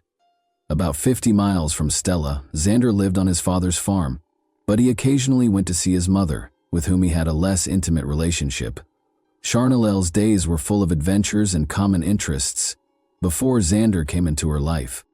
Her passion for animals and horseback riding, a pastime that has remained a major part of their life, brought her and her best friend Marna Engelbrecht together. Although her father, Ronnie, thought Charnel may pursue modeling, Charnel also loved photography and wanted to make it her job. Growing up on the family farm, Marna was a hard-working student who loved science and math and wanted to become a veterinarian. Marna and her parents resided close to Rehberg. Stefan, her father, was a respected drilling specialist who had a strong relationship with his younger daughter, whom he lovingly referred to as Marna Thinker because of her quiet and reflective disposition. Rionette, her mother, was employed as a caretaker. Marna's family was well known in the neighborhood for their close-knit ties, and their life appeared to be stable and harmonious, even if her older sister Rian was a major contributor to the family dynamic. The two buddies spent the majority of their spare time together in their shared dorm room at the boarding school. Marna was notable for her generosity and brilliance, while Charnel was known for her charisma. Sometimes they stayed with each other's families on the weekends, but most of the time they went back to their own homes. Both families had close and encouraging relationships. Ronnie Charnel's father treated Marna like his own daughter, and the girls' lives seemed content and secure. This exterior concealed a far more nuanced reality. Charnel had just lately met Xander, who had a complicated past. In addition to shaping his apparent confidence, his parents' divorce and the difficulties he had as a child also formed an underlying tension in him. Mercia, Xander's mother, had always thought of him as a unique child. Despite a challenging pregnancy full of problems, she gave birth to him after going through several sad struggles to become a mother. Even as Xander grew older, Mercia remained a loving and protective mother, and his early health issues only deepened their relationship. In contrast, Xander was disciplined by his father Monty, a former police officer, who also instilled in him a love of hunting, sports, and the great outdoors. From an early age, Xander became an essential part of his father's life, time with him by accompanying him on hunting, fishing, and forest excursions. Xander had a complex personality while he was at school, despite his powerful physique. Although he had a reputation for being a successful rugby player, his temper frequently caused him to argue with classmates, teachers, and even adults. Mercia consistently stood up for her kid, claiming that his actions were only a means of expressing his uniqueness, even though his parents were regularly invited to school meetings. Xander chose not to continue his schooling after graduating and started working with his farm on the farm. He was hardly active on social media, only posting pictures of his hunting trophies and guns to showcase his interests. His attractiveness and charisma attracted attention, especially from young women, even though he led a rather secluded existence. Charnel initially noticed Xander during a school function. Current students had been asked to meet with alumni, including Xander. Despite their brief first encounter, they soon found themselves spending more time together due to their mutual desire.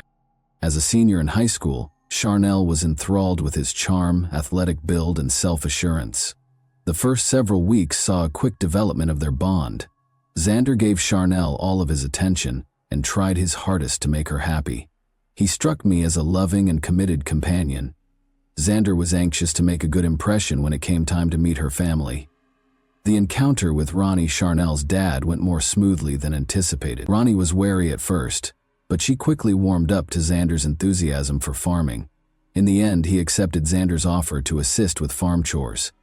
Their story together began with these moments. However, Xander's character qualities suggested possible future difficulties underlying the piece. He had previously shown signs of having a fiery temper and being resistant to compromise, and it was only a question of time until these characteristics affected the relationship. The first person to notice Charnel's behavior changes was Marna. She started to get less communication and avoidance from the friends she used to get out with. The changes were gradual at first, but each month made them more noticeable. Charnel often used laziness or exhaustion as an excuse to avoid seeing Marna or their other friends. Marna sought to politely ask what was going on after realizing that Xander was linked to these developments. Charnel, however, maintained that everything was okay. Following Xander's complete integration into Charnel's social circle, these alterations started. Xander's control initially appeared to be subtle. Charnel took his frequent inquiries about her activities and who she was hanging out with as signs of concern and care. He gradually began requesting access to her texts, social media profiles, and phone. Charnel obeyed because she believed his jealousy was a sign of his intense love for her. It reached a breaking point during prom planning. Charnel went shopping for a dress with her mother. When Xander became involved, what should have been a happy time became uncomfortable. In addition to demanding that she wear little makeup and straighten her hair, he insisted on approving her outfit choice. Charnel complied with his demands in a manner he thought appropriate in order to prevent confrontation. She later told a few pals that she was uncomfortable but didn't realize how serious the issue was. Xander's domineering actions kept getting worse. He publicly disliked everyone he believed to be a negative influence and started meddling in her connections. He insisted on thorough explanations whenever Charnel spent time with friends. She gradually began avoiding confrontations by restricting her social interactions. Their encounters became infrequent, even with her best friend Marna. Marna made an effort to speak with Charnel, pointing out that Xander's actions were inappropriate. Charnel persuaded herself and others, though, that these were only short-term difficulties brought on by Xander's character. She thought he would change, but even during family gatherings with his relatives, he got more hostile and his control tightened. Charnel became aware of Xander's intense observation of her words and behavior. Ronnie and Anna, as well as Charnel's family, initially supported the connection, but with time, they started to notice changes in her behavior. Although they blamed it on academic stress, only Marna saw the underlying problem and made an effort to connect with her friend. She appeared more reserved and less confident. But as Xander's power grew, Charnel found herself more and more alone. Charnel Huff made the decision to break up with Xander in January 2018. Since his actions had grown more hostile and domineering, this choice had been coming for a while. By the end of the previous year, Charnel's family and friends had noticed the extreme pressure he was putting on her. This included him constantly watching her phone and social media, and he would physically impose his power during heated fights. Marks occasionally departed Charnel when these altercations alarmed her family, especially Marna. Xander's response to the breakup was intense. He started saying he couldn't live without her and threatening to hurt himself. In addition to these threats, he frequently sent her emotional manipulation texts in the hopes that she would change her mind. Even though this was stressful, Charnel refused to back down this time. She was adamant about ending the unhealthy connection. The best friend of Marna, Charnel, became caught up in the fight during this time. Alarmed, Xander started sending Marna threatening and derogatory messages, accusing her of turning Charnel against him. Marna confided in Stefan, her father. He stepped in right away, calling Xander and telling him to cease the abuse. Although the situation was momentarily diffused, Xander's animosity persisted. Charnel started spending more time with Brandon Victor, a friend she had known since she was 14, a few months after the breakup. A well-liked senior in high school, Brandon was well known for his athletic prowess and friendliness. He listened to Charnel and helped her deal with the residual pressure from Xander, giving her much-needed emotional support. Knowing that Xander continued to display an obsessive infatuation with Charnel, they decided to keep their friendship covert, even though it grew into a stronger relationship over time. Xander persisted in preventing Charnel from moving on even after their split. He continued to send her messages and stalked her, unexpectedly appearing in areas she frequented. Brandon and Charnel became wary about this behavior. To prevent upsetting Xander further, they kept their relationship private and stayed away from public areas where they could run into him. The year May 2018 was a watershed. Charnel tried to get her peace of mind back, but she was still burdened by Xander's constant meddling. His inability to accept her choice and his constant attempts to meddle in her affairs made things tense and unstable for her and those close to her. It would take decisive action to resolve the situation, as the pressure kept increasing. On the morning of May 26, 2018, the boarding school dormitory was unusually quiet.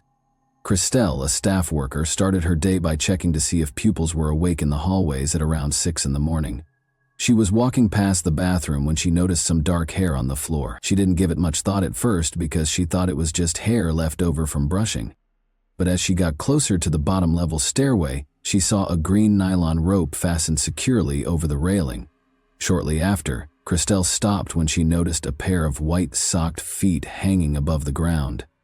Sonia Chanel, a few hours earlier, at around 4:17 a.m. When the mother awoke at her Costa home, she discovered a disturbing message from her daughter. "Mom, I just wanted to say I love you and I'm sorry," the text said. Since Charnel was always meticulous about her language, Sonia was instantly alerted to the misspelling of the word sorry. Sonia tried to call her daughter out of alarm, but the call ended up in voicemail. Concerned, she called Ronnie, her ex-husband, to find out if Charnel had gotten in touch with him. Sonia was reassured by Ronnie, who had been asleep, that the previous night had seemed normal, but he still checked his phone. 2 of Charnel's late-night communications caught his attention and caused him great anxiety. "I love you, Brandon," was the caption for the first message, which was sent at 3:42 a.m. EM and featured a picture of Charnel in her underwear. "I'm sorry, Dad," said the second, which was sent at 4:17 a.m. "I'm going with Marna." Ronnie was worried for the girl's safety because of the confusing and unsettling nature of these communications. So he called Richard Hobson, the principal of the school, right once, to voice his worries. Christelle hurried upstairs to Charnel and Marna's room to try to piece together what was going on. It was deserted. There was no sign of anxiety in the way the girls' personal possessions were placed, as though they had been getting ready for the next day. Christelle understood then that things were much more serious than she had first believed, and went back to the stairway where she had seen the rope. The girl's parents were also receiving the concerning texts at the same time, and Brandon Charnel texted her boyfriend late at night. His attempts to call her right away were unsuccessful, and the message was unexpected. Brandon started to feel that something was seriously amiss, even though he didn't fully comprehend what was going on. Originally scheduled to begin with rugby match preparations, the morning swiftly spiraled into mayhem. By the time Ronnie and Sonia arrived at the boarding school, anxious to learn the truth, the atmosphere was tense and full of uncertainty, as rumors of a serious event quickly circulated among the pupils. Christelle, one of the dorm supervisors, called Richard Hobson, the headmaster of a boarding school, in a panic early on the morning of May 26, 2018. As she described how she had found the body of one of the students, Charnel Huff, hanging from the stair railing of the dorm building, her voice was strained and anxious. As Christelle dropped the phone and rushed to obtain assistance, Hobson, stunned by the news, tried to acquire further information, but the connection terminated abruptly. Ronnie, Charnel's father, received a brief call from the principal of the school, informing him of the tragedy. It was a horrible message. Charnel's friend Marna had also been discovered dead. Desperate to get answers, Ronnie called his brother Louis to ask him to come to school with him. In an attempt to make sense of the circumstances at the school, Ronnie played over the odd late-night messages he had gotten from his daughter as they drove. In order to protect the youngsters from the horrific scene, Hobson and his team moved swiftly. When the police arrived in the morning, they found Marna's body in the first-floor bathroom, in addition to Charnel's body dangling from the stairway. Her neck was securely tied with a backpack strap. The police's initial belief that the 2 females had committed suicide was quickly refuted. Suspicions of foul play were raised by investigators who saw that the marks on their necks did not match the typical symptoms seen in such cases. Ronnie arrived at the school and hurried over to his daughter's body dangling from the railing while the cops investigated the incident. Ronnie was so distraught that he disregarded the officers' attempts to stop him, warning that disrupting the scene could jeopardize the evidence. Only with Louis' assistance was Charnel's body eventually removed. Stevens, Marna's father, also showed up at the school at the same time. He was furious when he saw his daughter and said right away that this was no coincidence. He expressed his concern that the ex-boyfriend of Xander Charnel might be involved. Principal Hobson, who had previously dealt with private investigator Chris Sanders, made the decision to bring him in amid the commotion at the school. Within a few hours, Sanders came and started to collect data. Brandon Victor was among the first people he interviewed. According to Brandon, Charnel's current boyfriend, he had received texts from her during the night but was unable to completely interpret their meaning. Additionally, he disclosed that following their split, Xander had threatened Charnel and had persisted in exhibiting an obsessive infatuation with her. The investigators gathered sufficient material to raise suspicions about a third party's involvement. The backpack strap around Marna's neck and the rope discovered on the stairway were closely examined. Fingerprints on these objects were thought to be essential for figuring out what had happened. Detective Sanders named Xander as the main suspect, after hearing his name frequently in student chats. The father of Stevens's mother, meanwhile, became frustrated with the investigation's slow progress and decided to take matters into his own hands. He confronted Xander and demanded answers at his house. The probe might get more complicated as a result of this action, which threatened to worsen the situation. On May 25, 2018, Brandon and Charnel Marna were seated in the girls' dorm room at around midnight. In order to console Charnel, who was growing more and more agitated over threats she had been receiving from her ex-boyfriend Xander, Brandon had surreptitiously entered the school, breaking rigorous restrictions. They spoke and drank coffee, but as the evening wore on, Charnel's stress became more noticeable. Charnel's phone rang at 1 a.m. Xander was the one. In order for Brandon and Marna to hear the chat, she put the phone on speaker. Xander initially tried to convince her to come outside and meet him by speaking quietly.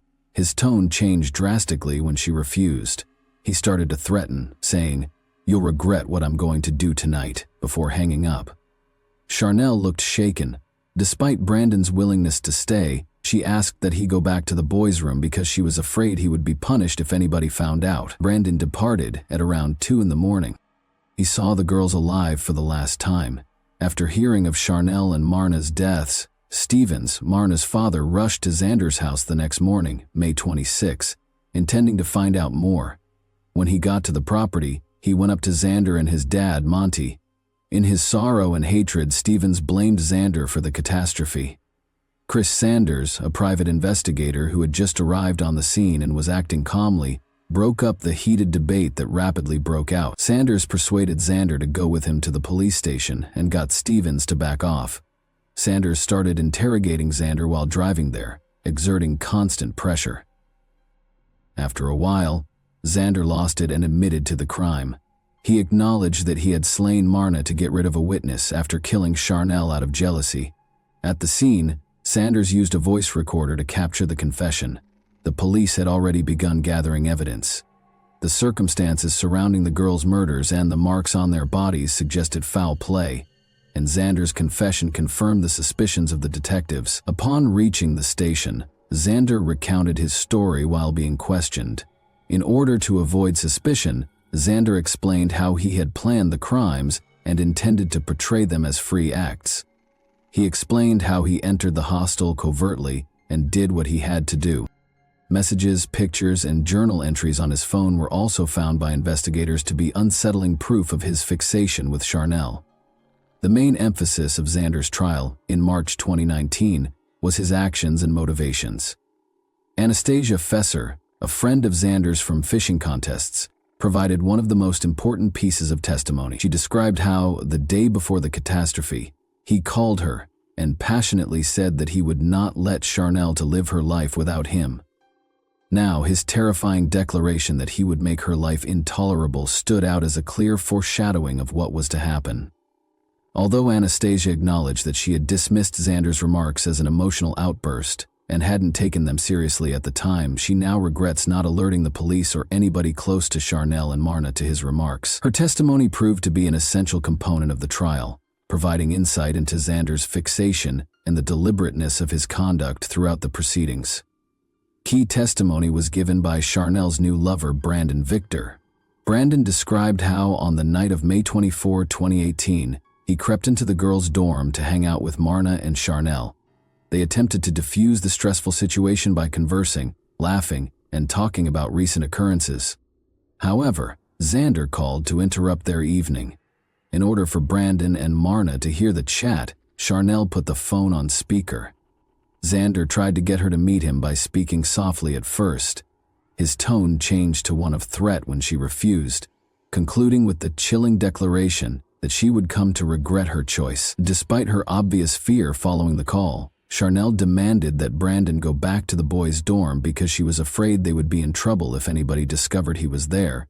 Brandon last saw Charnel and Marna alive as a result of this choice.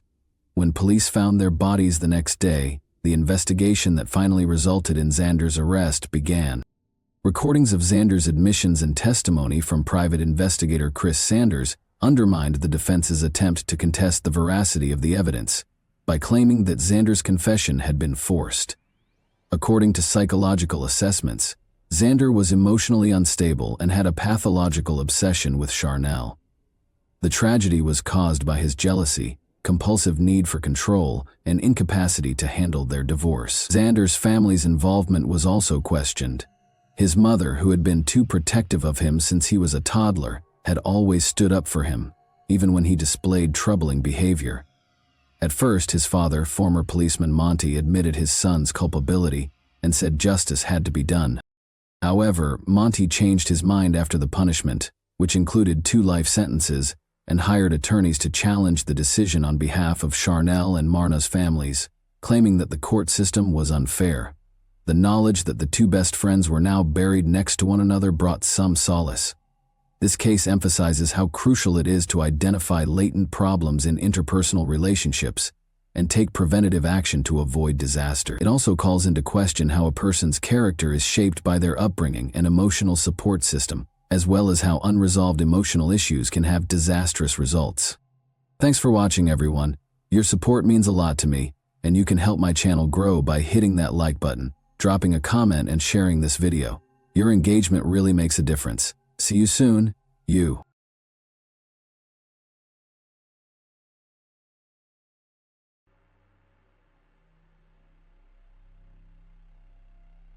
The Marlene Oaks case. Who owns the skull discovered in the woods? A crime is considered perfect when its primary goal is met and the perpetrator is not punished or even suspected. However, with the advancement of technology and scientific approaches, it is becoming increasingly difficult to commit such an act. Furthermore, even old, unsolved cases that appeared perfect in the past are now being successfully resolved decades later. In 1980, an auto mechanic named William Bill Major believed he had committed the perfect crime that could never be solved. Hardly a man could have predicted that more than 2 decades later, he would still have to face trial and receive a well-deserved sentence. And the new investigation was launched by his own daughter, whom he had deprived of a mother in her early childhood. Now let's take a closer look at the entire story, deconstruct this perfect crime and its impending punishment. To be fair, it should be noted that this high-profile and very cruel case of the disappearance of a young mother, Marlene Oaks, could have been solved back in the 1980s because the victim herself, who had a premonition of her impending death, left many clues for the police that for some reason, law enforcement did not pay attention to. Marlene Oaks. The early years. Helen Marlene Oaks was born on December 7, 1954, in the small town of Martinsville, Virginia, and was the middle of 3 children for Lorraine and William Oaks. She was raised alongside an older brother and a younger sister. Their family lived modestly, but the parents always tried to provide for their children and raise them to be worthy people. Today's childhood heroine preferred to go by her middle name, Marlene, which she preferred over Helen. She was petite and adorable, blonde with brown eyes and a charming smile, so it was no surprise that she drew a lot of attention from an early age. At the age of 16, barely out of school, the girl, eager to begin an independent life and escape parental care, hurriedly entered into the bonds of marriage. Her chosen one was a man named William Major, who was 10 years her senior, but the 2 were in love. The chosen one, who worked as an auto mechanic and appeared to the girl to be a serious and reliable man, was unconcerned about their age difference. Unhappy family life. Soon after officially legalizing their relationship, the couple moved into a trailer park on the outskirts of Verona, a small country town in Boone County, Kentucky. In 1972, the couple had their first common heir, a son whom they named Donald. Marlene was only 17 at the time, and her husband was already 27. 4 years later, the couple welcomed a younger daughter, Lalana. The couple continued to live in a small trailer on the ground of the trailer park. Marlene was a homemaker who raised their children and kept their modest home comfortable, while Bill worked at a service station fixing cars. He was skilled at his craft and, in a sense, a jack of all trades. He had every opportunity to build a successful career and start his own business. However, the man was not particularly concerned with money, spouses, or even the necessities of life, but rather with being the head of the family. He always managed to earn a little more. As a rule, I spent it all on drinks. Later, his addictions were accompanied by the use of illegal substances. At the same time, Bill was a sociable person who appeared friendly and welcoming to others. All of these qualities were extremely beneficial to him at work. People who sought assistance from his workshop frequently returned, and they also recommended mages to their friends as a reliable specialist. However, at home, Bill became a completely different person. Rude, selfish, and cruel. Former feelings that had once linked their lives to Marlene appeared to have vanished, leaving only misunderstanding, resentment, and irritation. The couple frequently argued, and their heated debates occasionally turned violent. Bill was not a caring husband or father, and he gradually became a domestic tyrant, a new neighbor, and a secret lover. In 1978, Glenn St. Hilaire, a young Canadian, was passing through Verona when his truck broke down. On the advice of the locals, he went to Bill Major's workshop, where he willingly agreed to repair the vehicle. The stranger was heading from Ohio to Texas. He knew no one in the area, and the only hotel in the suburbs was closed, so he had no idea where to stay. When Glenn complained to the auto mechanic about his situation, Bill promised to help and quickly found him a place to stay in a trailer park, as well as an invitation to dinner. The guest was enchanted by Marlene's beauty, kindness, and friendliness. The young woman prepared a delicious meal willingly and with interest. The conversation seemed very pleasant and open.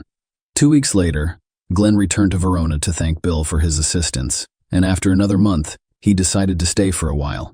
The man moved to the same suburban trailer park and began working in Bill's shop, eventually becoming his subordinate. In addition, the new neighbor became interested in Marlene and sought out every opportunity to meet with her. The situation in the family major has long been volatile. The spouses only quarreled, shouted at each other, exchanged insults, and occasionally fought for Marlene. Communication with the friendly and courteous Glenn became a real outlet. They grew close and eventually became lovers. The couple spent their entire free time together, trying to hide from prying eyes. However, in a quiet suburb where everyone knows each other, rumors spread quickly. Bill soon became aware of the rumors, but the cheating husband did not appear to be upset. Furthermore, he strangely encouraged their relationship while appearing to have lost interest in his young wife. The explanation for this behavior was quickly discovered, and it proved to be truly monstrous. Major, it turned out, had an unhealthy interest in his own children, and he soon began to experience his secret fantasies. The ugly truth and the start of the divorce process. Marlene soon noticed some strange and unusual behavior in 8-year-old Donald. The boy became withdrawn and nervous, slept poorly, and was afraid to be alone with his father. When his mother decided to have a candid conversation with him, the child told her about the horrible things his father did to him and begged her to protect him. Marlene was horrified by her son's confessions and realized that it was impossible to continue living this way. She had long intended to divorce Bill, obtain sole custody of the children, and relocate with Glenn and the children to her native Virginia, closer to her parents. Her lover also suggested that she do this, giving her a legitimate reason to expedite the divorce and move. Marlene told her husband everything she had learned from her son about his unacceptable behavior, declared her intention to divorce, and threatened to report him to the police. The scandal quickly escalated into manhandling, with Bill repeatedly hitting his wife in the face. From that point forward, the spouses were literally at war. Marlene began the divorce process but separated from her husband. She couldn't yet, because she wanted to legally gain sole custody of the children. Her husband beat her nearly every day, insulted her, and threatened to kill her, and threatened to kill her. He promised to kill her, that he would ensure that the body was never discovered, and that he would stay with the children. The unhappy young woman simply didn't know what to do. She secretly kept a personal diary in which she recorded everything Bill said to her, including his threat to kill her and cover his tracks. Furthermore, while intoxicated with alcohol, Bill described in detail how he would kill his wife, dismember her, and hide the remains in various locations. The most important role he played in concealing the crime was to remove all of the teeth so that the body could not be identified by dental records. It is worth noting that all of these terrible things, both major and minor, describe not only his wife, but also some of his friends who did not take him seriously. Meanwhile, the situation worsened, and the trailer park neighbors became daily witnesses to the tumultuous marital conflict. Marlene flees, leaving behind no children or lover. Everyone was aware that Marlene had filed for divorce and was planning to relocate to another state with Glenn and their children. Nobody judged Marlene. Everyone was aware of the difficult and unhealthy situation in her family. However, relatives and neighbors expected everything to be resolved in a peaceful and civilized manner. On October 11, 1980, around noon, the spouses were once again outraged, but things quickly calmed down. Towards nightfall, an agitated and angry Bill led the children to one of the nearby trailers and knocked. He explained that his wife had fled with her lover, leaving his son and daughter behind, and asked him to watch the children until tomorrow while he searched for Marlene and brought her home. The neighbors agreed to shelter the children for the night, and they assumed the young woman had fled with Glenn, but they couldn't understand how a loving and caring mother could abandon her adored children. What was everyone's reaction when Glenn walked out of his trailer in the morning? And when asked about the escape, he simply stared at those around him, incomprehensibly. He had not seen his beloved since yesterday and was unaware that she had disappeared somewhere. Then Glenn went to Bill to clarify the situation, but the enraged husband only yelled that his wife had found another lover and lost her mind. Glenn, on the other hand, did not believe his words because he knew for certain that no other man was at Marlene's side and she would never abandon the children. A day later, Major went to the police, where he reported his wife's disappearance and gave his version of events. He also stated that their family car had vanished, lending credence to the runaway theory. However, the police found the entire story strange. They got the impression that Bill was making it up as he went along, occasionally contradicting himself and confusing himself with simple clarifying questions. Look for the missing woman. Interrogation of witnesses. The police decided to begin their investigation into this case by surveying the couple's neighbors and relatives, as well as researching the circumstances surrounding the young woman's disappearance. All agreed on the difficult relationship between the spouses, but claimed that Marlene would never have abandoned Donald and Lelena because she loved them more than life. There were also those who heard Bill's creepy stories about murdering his wife and disposing of her body. This resulted in the man's arrest and interrogation, but he claimed it was just drunken chatter and that he had no intention of harming his spouse. The next oddity was that a search of the house turned up the missing woman's passport, wallet with cash, driver's license, and all of her personal belongings. It appeared that she had just gotten into a car and left without her belongings, money, or documents. But where are you going? Marlene's relatives were unable to respond to this question, but her sister mentioned during their last disturbing phone conversation that Oakes was afraid for her life and kept a diary in which she recorded everything that happened to her. The detectives were eager to learn more about the diary, but when they searched the trailer, they discovered nothing similar. A few days later, Glenn arrived at the police station with the diary. He explained that Marlene had left him notes to keep in case something happened to her or she vanished without a trace. When the woman went missing, he waited a few days before taking the notebook to the station, realizing she was unlikely to return. The pages contained some truly horrific entries, such as beatings, humiliation, and threats. There was also a detailed account of how Bill promised to kill his wife. Marlene also mentioned the husband's unhealthy interest in children. In this regard, it was decided to speak with Marlene's son, but he provided no useful information, did not answer any questions, and simply asked to be allowed to go home. For some reason, the detectives ignored the fact that the boy was scared and unable to answer questions truthfully.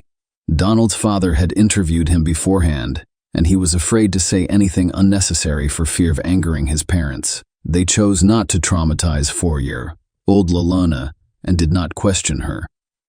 For the next few weeks, police officers searched the neighborhood for any leads or clues. Marlene and her car were wanted across the state, but both appeared to have vanished.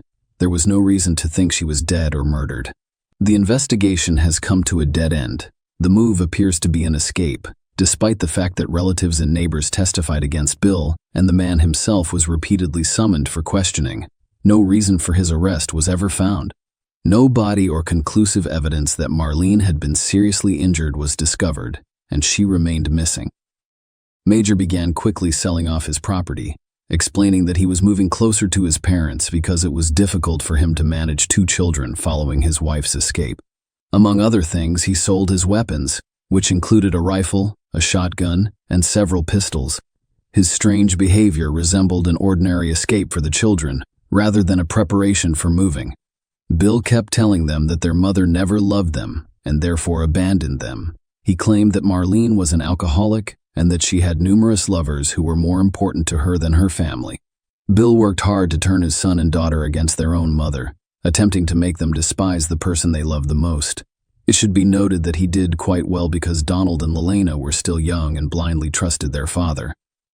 Soon, Bill and his children relocated to Rhode Island, where his parents lived. They bought a trailer and settled there for many years. However, with Marlene's disappearance, Donald and Lelena's lives began to spiral downward. Their father brutally beat them, abused them, humiliated them, and did even worse things. Initially, these tortures were primarily directed toward Donald. However, as Lelena grew older, the bitter fate did not spare her.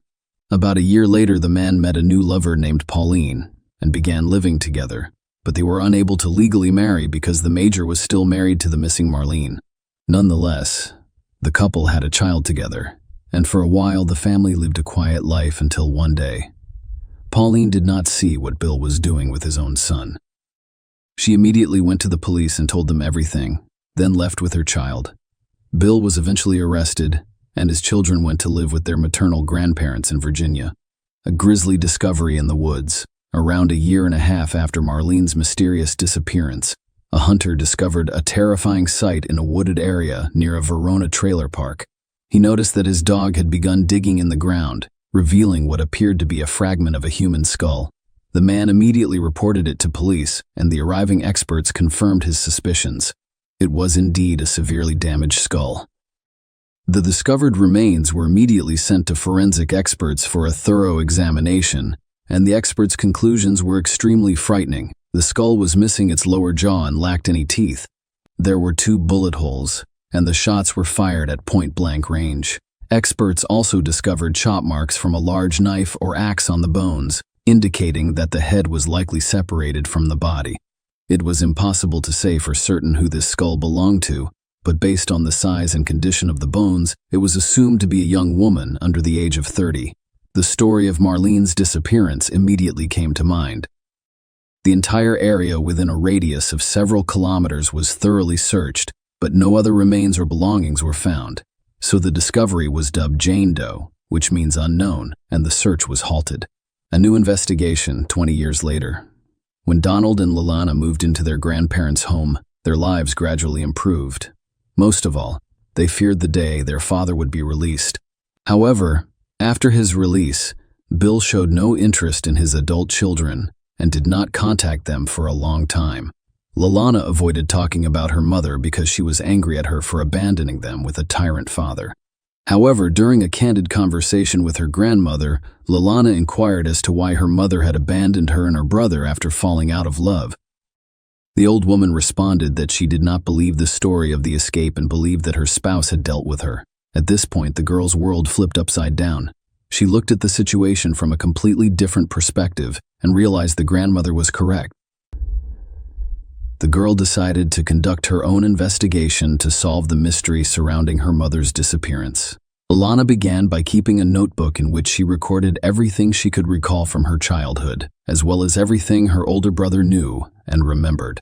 When the girl was 22 years old in 1998, she decided to return to her hometown, Verona, to speak with former neighbors and see if any of them had any useful information.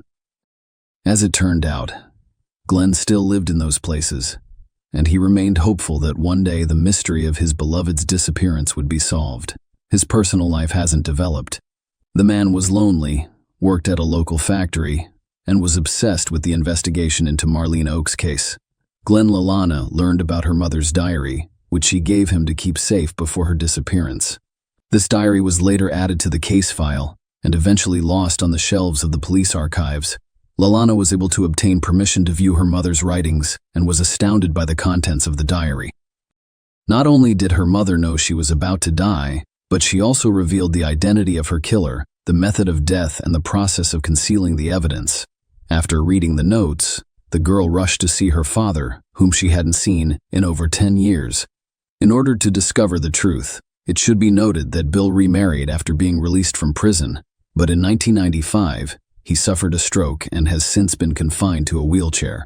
When he discovered the reason for his daughter's visit, he simply laughed in her face. Lalana begged him to tell her where he had hidden Marlene's remains so that she could give her mother proper burial. The girl promised not to go to the police and that everything Bill said would be kept between them, but the father only insulted his daughter, called her crazy, and said she would never know what happened to her mother. Layla discovered from her mother's diary that her father was planning the perfect crime, which included dismembering her, removing all of her teeth, and burying the remains in various locations. Also, Lalana, who, like her brother, was bullied by Bill as a child, discovered some horrific details in her father's biography. Bill had already served time for harassment prior to meeting their mother. However, for some reason, police officers overlooked this circumstance when they entrusted Majaru with the children following their mother's disappearance. In 2000, 2 decades after Marlene's disappearance, her daughter launched a new investigation into the case, providing all of the evidence she had gathered on her own. Lalana and her brother were re-interviewed, and this time they described everything their father had done to them, with the beatings being the least of their concerns. At the same time, Lalana learned of an unidentified skull fragment with no teeth or lower jaw discovered in the nearby woods a year and a half after her mother's disappearance.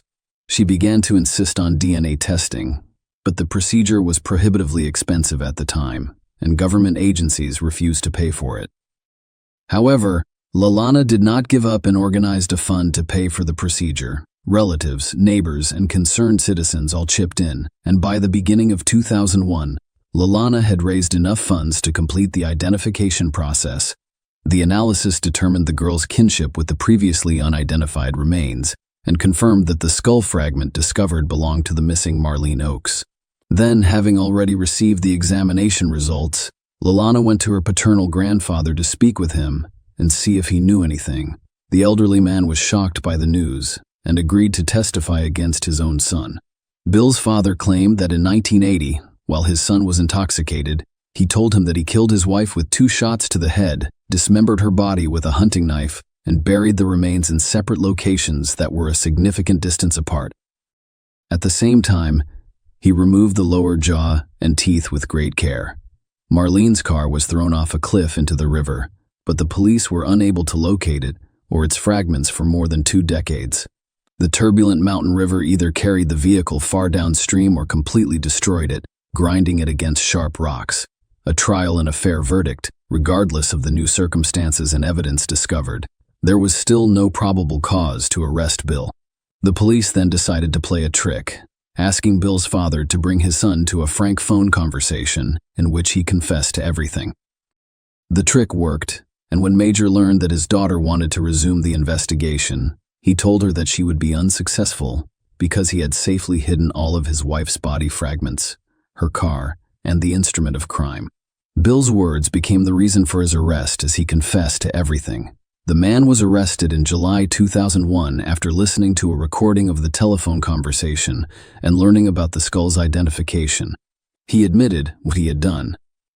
However, he blamed everything on his late wife, claiming that she drove him to scandals, cheating, and threats to take his children and prevent him from seeing them. At the trial, Bill told his version of the story, claiming that he and his wife had a fight in the car and she began threatening him with a gun, but he grabbed the gun from her and allegedly accidentally shot her twice in the head, except that the shots were fired into the back of her head at point-blank range, implying a premeditated crime rather than self-defense.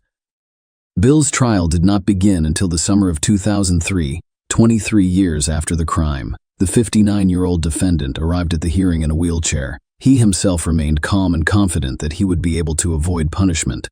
The lawyer he hired insisted that this crime was committed in self-defense and that Lalana and Donald's claims of harassment were false. Despite the defense's best efforts, the court convicted Major of the brutal premeditated murder of Marlene Oakes.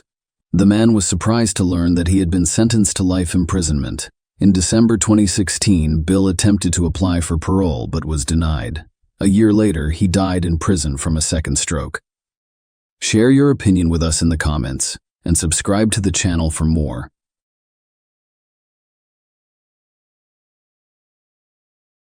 Hey guys, welcome to my channel, and today we're going to take a look at another horrible case with you. This story is an excellent illustration of how life can occasionally be more terrifying than a horror film. Imagine an ideal marriage and an opulent mansion. She is a charming and self-assured woman. He is a successful businessman, and they lead a glamorous life filled with luxury and style.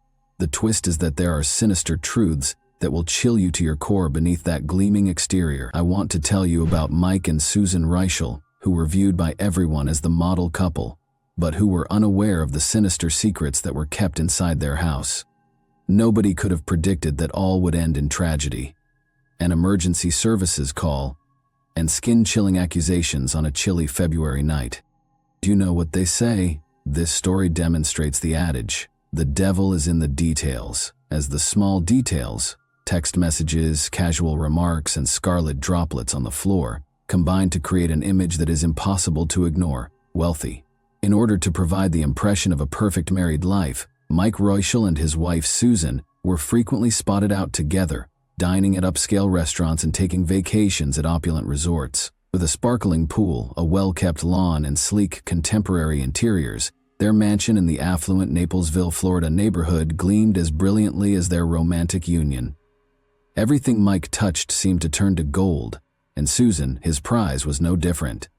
However, there were profound fissures behind those walls that were impossible for even the most talented designer to hide. Although Mike was well known in some circles due to his commercial success, nothing was known about his personal life.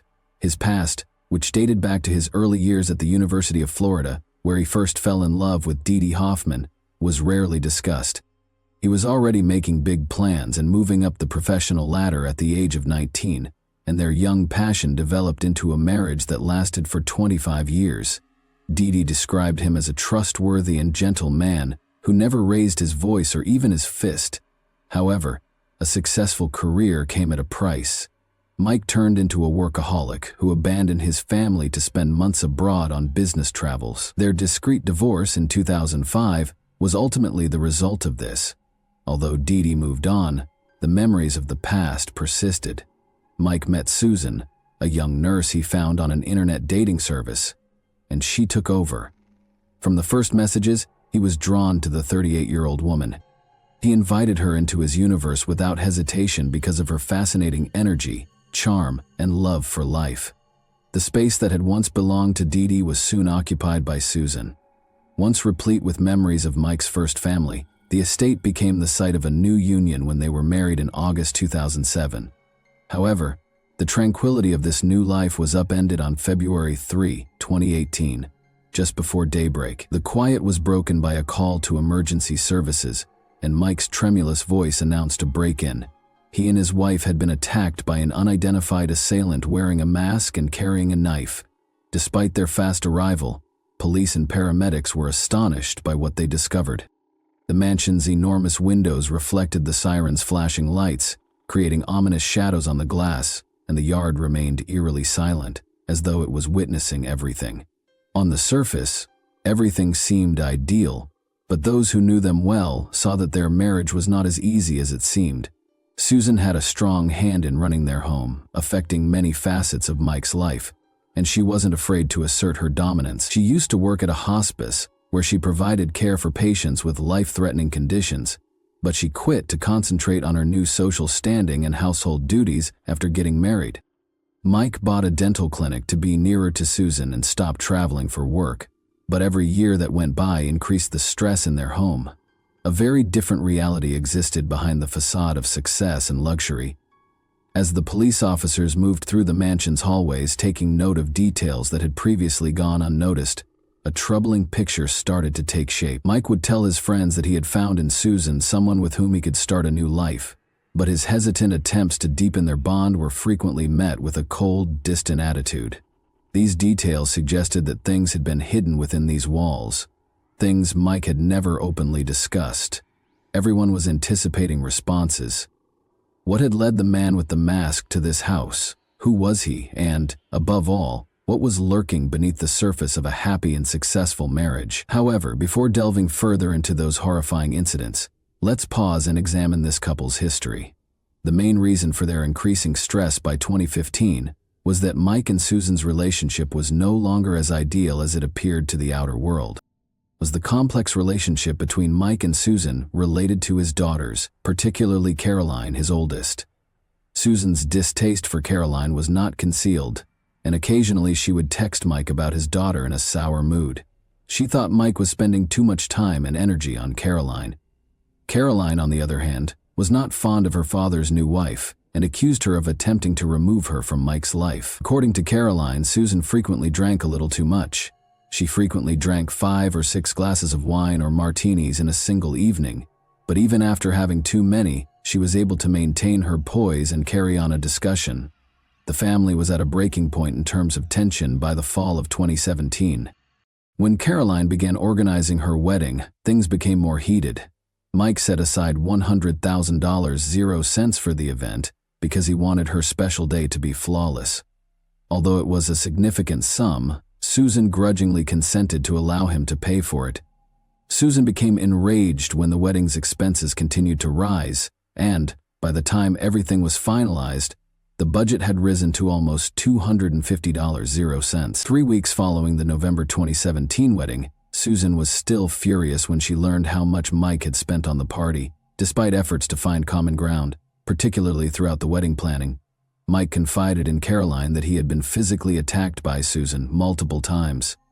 Since his daughter had seen a faint white scar on his cheek on the day of the wedding, she instantly believed him. After one of the instances, Mike even showed her pictures of his injuries. Susan had been arrested after allegedly attacking him with a knife. Was this, however, the sole instance? What was actually happening in that house behind closed doors? Susan became enraged upon learning the actual expense of Caroline's wedding. She became enraged, tossed a phone at Mike, and started hitting him.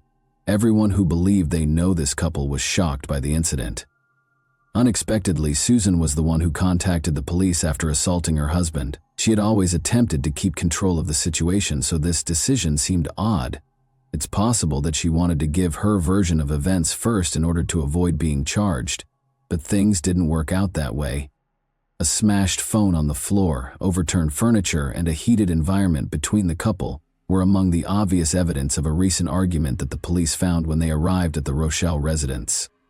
Officers spoke with Susan and Mike for a short while. Mike was clearly upset, and Susan was distraught, recounting the events in a fragmented manner.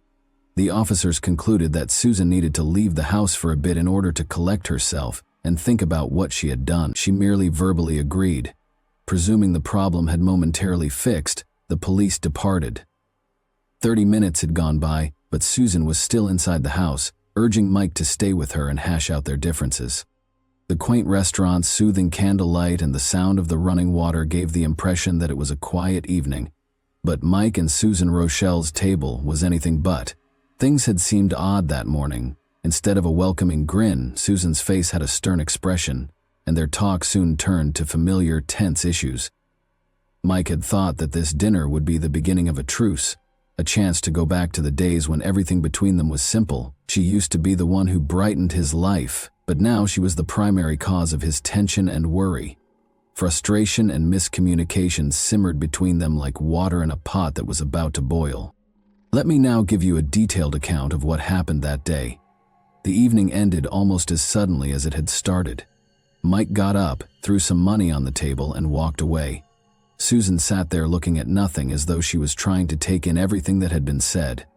Mike's eldest daughter from his first marriage, Caroline, had been the subject of another argument between them. Susan would never be able to forgive him for spending $250,000 0 cents on Caroline's wedding because, in her opinion, it was both lavish and a betrayal. He grew further estranged from Caroline the more he invested in her. Their marriage was gradually being destroyed by her constant battle for power and the sense that she was the most significant person in his life.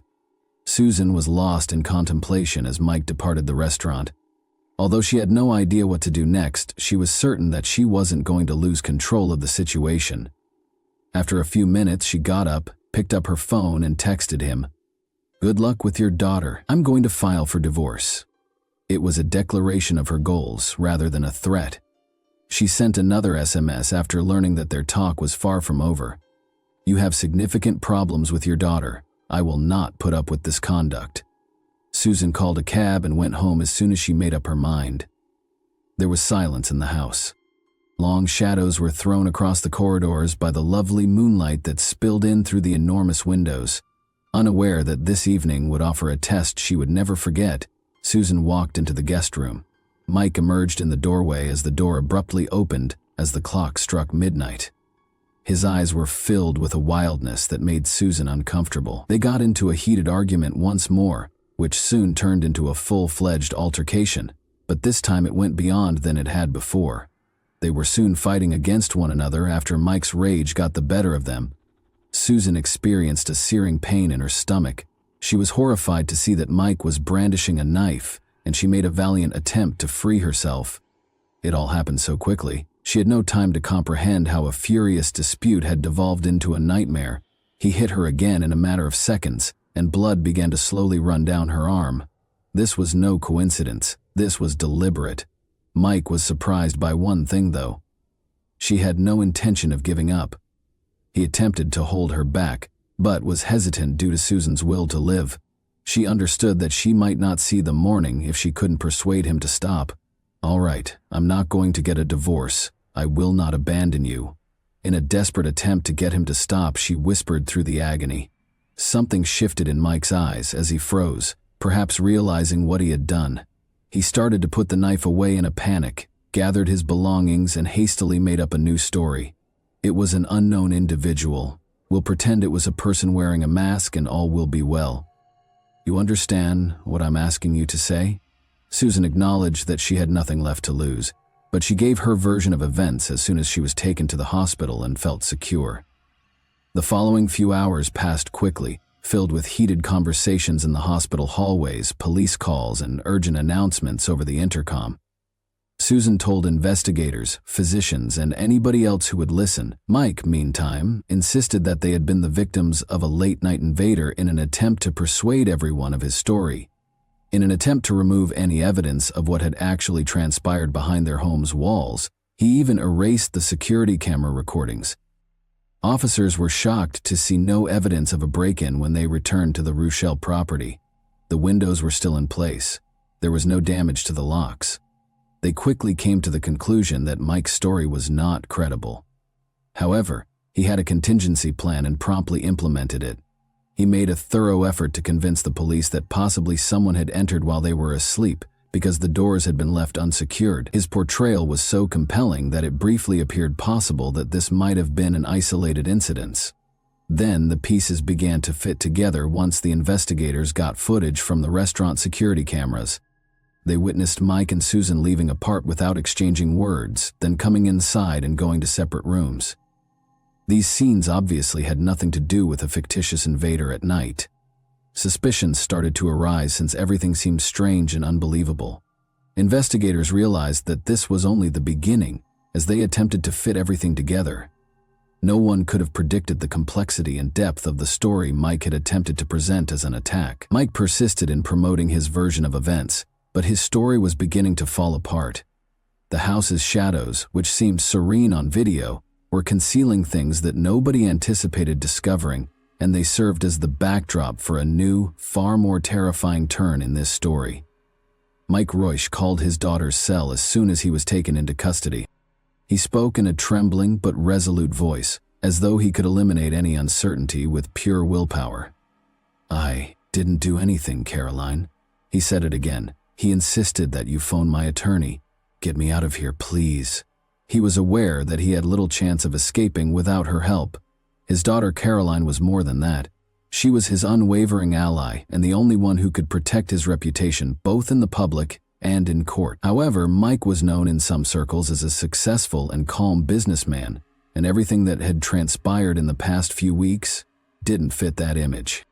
The shock of hearing of his incarceration was evident, and it affected not just his family but also his friends, co-workers, his ex-wife Dee Dee, and everybody else who had ever met Mike. After 25 years of marriage, Dee Dee appeared to be inconsolable. Mike was a nice, soft guy. It's unbelievable that he could achieve this. Even at times of crisis, friends said he was steady, calm, and logical. However, an almost unthinkable thing had happened to this model of stability and success. However, the prosecutor's viewpoint differed from theirs. He was accustomed to having total control over his life, according to the story. Mike couldn't bear the thought of a divorce and losing the things he had fought so hard to build up over the years, and life abruptly lost its control. He was struck hard by this blow, which caused him to act recklessly. The prosecution's account was simple.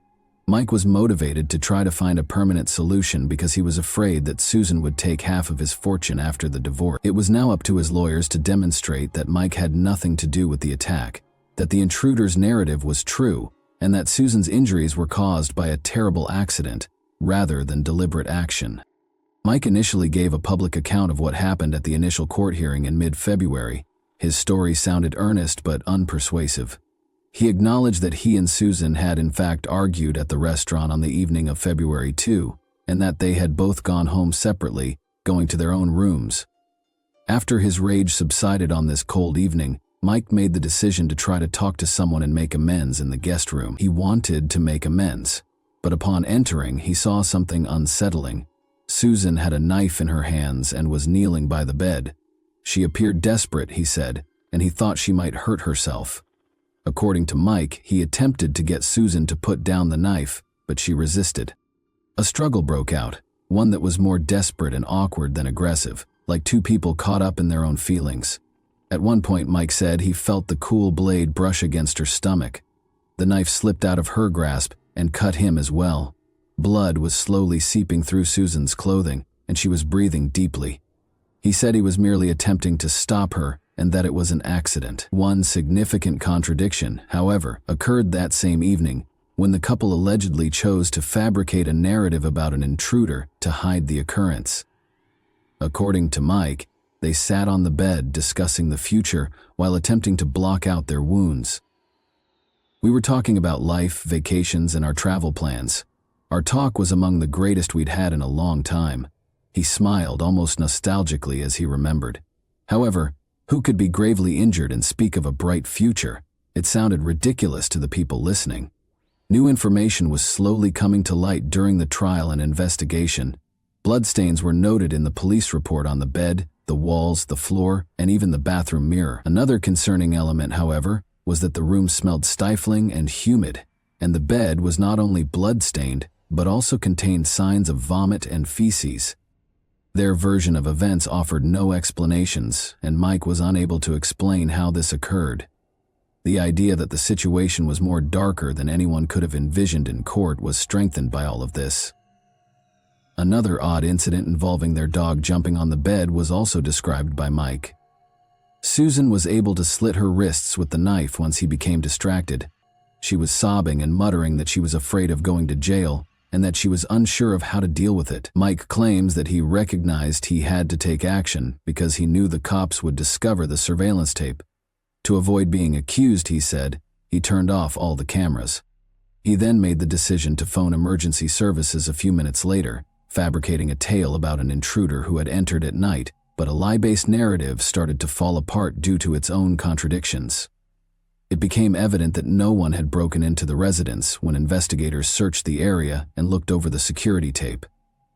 There was tension between Mike and Susan, as evidenced by the fragmentary clips of the recordings that Mike had painstakingly erased, but not all of them. The medical professionals verified long before that evening that Susan's injuries were intentional and not the result of an accident. The signs of struggle that Mike attempted to conceal indicated a different story than the exact, non-random knife cuts. He maintained that he was merely attempting to keep her safe, but as the court proceedings progressed, the evidence presented a more ominous and gloomy picture. The tale of a masked invader seemed to be a front for something far more sinister, and Mike didn't seem ready for that front to begin to fall apart. The atmosphere in the courtroom was electric, the questioning aggressive, and it seemed as though a spark could explode at any time and alter the entire case's trajectory. Mike's attorneys tried to use the picture of a guy trapped in a terrible relationship as the foundation for their case. According to their perspective, Susan was a tormentor who threatened his safety and tranquility in addition to being a wife. They firmly pointed to the threatening and accusing messages that were discovered on Mike's phone from Susan, and they reminded the court of her previous arrest for aggressive behavior, citing it as proof of her propensity for animosity. Their most effective tactic, however, was to bring up Mike's posts on internet forums where he asked other guys who had gone through home difficulties for help, characterizing his life as a constant struggle to find understanding and empathy. Desperation, complaints over persistent adultery claims despite no proof, and Susan's insistence that he break off contact with his daughter only served to increase the tension in these posts. Mike's assertion that Susan had turned the knife on herself looked credible, and the defense attempted to persuade the court that Mike was stuck in a toxic, unstable marriage. On the surface, this story made sense. Instability was evident in Susan's messages. She wrote that she didn't know how to continue and that her life had lost purpose in some of them, expressing thoughts of self-harm. This was used by Mike's lawyers to suggest that she may have planned the attack to incite disagreement and cause Mike pain, but Susan's legal team was not going to back down. She disputed all charges of violent conduct and asked pointed, straightforward questions, such as why Mike never called the police if he was a real victim. Why did he continue to maintain the appearance of a happy marriage and remain in the relationship? A straightforward but effective argument served as the foundation for their case. Why didn't Mike leave if his fear of Susan was real? He stayed, but why? First and foremost, why did he make up the tale of an intruder on the evening of the event? The court had to determine who was telling the truth, and as the case became increasingly intricate and intertwined with each session, it became clear that an emotional defense would not suffice. Mike's lawyers made the decision to hire a forensic specialist in order to bolster their case. The blood spatter analysis discovered in the guest room was the main focus of this specialist's examination of the evidence at the scene. He claimed that Mike's account of events was confirmed by the pattern and direction of the blood, which showed that Susan's injuries were sustained late at night, closer to 3 in the morning. However, Susan maintained that her husband was the one who attacked her initially, and that the attack occurred in her room when she was sleeping at around midnight. The trial's turning moment was this argument. Mike's lawyers contended that this supported his allegation that the injuries were caused just before the paramedics arrived, despite medical experts testifying that a person with such severe wounds to the wrist may die within 1 hour without proper medical attention. Susan, however, lived, but when the forensic expert's reliability was questioned, things took a different turn. His reputation was quickly revealed to be far from impeccable. His name had previously been connected to a somber controversy, and his license had already been suspended for violations of professional ethics. When Susan's defense team produced records exposing the expert's involvement in a horrific occurrence, it was like a lightning bolt in the courtroom. The police found a stockpile of organs, including hearts and brains, in his own refrigerator after he was caught collecting organs from the deceased. The validity of his conclusions in Mike's case was called into question by these startling disclosures. All of a sudden, the expert's conclusions were more than just dubious. Mike's whole defense plan was in danger of being destroyed. Susan and her attorneys took advantage of this, claiming that the bloodstains on the walls and furnishings indicated intentional knife attacks rather than unintentional self-harming wounds. They said that Mike had prevented Susan from moving or defending herself during the attack by holding her in place. Susan gave evidence in court that Mike had put the knife in her hand to give the impression that she had hurt herself, then had wounded himself to support his narrative. However, soon after, this story's darker facets surfaced. Evidence indicating Mike had long lost interest in the marriage was discovered throughout the investigation. He was actively seeking a life without Susan, even though he claimed to be trying to resolve the conflict. His argument took a significant hit when it was revealed that he had registered on several dating websites. As it happened, Mike was openly talking about future plans that did not involve his current wife and was looking to make connections with younger women. Taking advantage of this, Susan's legal team claimed that Mike had always been deceitful about his intentions. In order to get rid of his wife without losing money in a divorce, they indicated that the attack might have been planned. From trying to delete surveillance footage to calling the police with a burglary story, the defense contended that his whole course of conduct was intended to establish an alibi and evade financial repercussions. Mike fought to keep things under control, but as his web of falsehoods thickened, Every new detail showed how his hold was slipping. At first glance, Mike and Susan's story appeared to be just another domestic conflict, but it soon turned into a profound tragedy in which everyone was caught up in their own lies. Each day in court uncovered additional secrets, revealing a far darker reality beneath the facade of a happy life, despite the opinions of witnesses, defense lawyers, and prosecutors. One of the most dramatic trials in recent memory developed from what started out as a routine supper. Mike Royschel, a guy known to many as a successful and composed businessman, found himself in the center of a high-profile scandal, accused of attempting to murder his own spouse. It appeared to begin with a straightforward argument. Mike didn't want to give up control or money, and Susan wanted a divorce. However, how did it all turn into a nightmare at night, involving knives, blood, and deceit? With stony faces, the jurors listened carefully to the accused, attorneys, and experts' testimony. Every word was well considered, and every gesture and look might be construed in a variety of ways. Mike, a 63-year-old successful businessman who was accustomed to maintaining order, was found guilty of attempted manslaughter, evidence tampering, depriving the victim of medical assistance, and witness intimidation in just 4 hours when it came time to deliver the verdict. When the court imposed the 30-year prison term in December 2019, it did not show any mercy. That was it, or at least it appeared to be.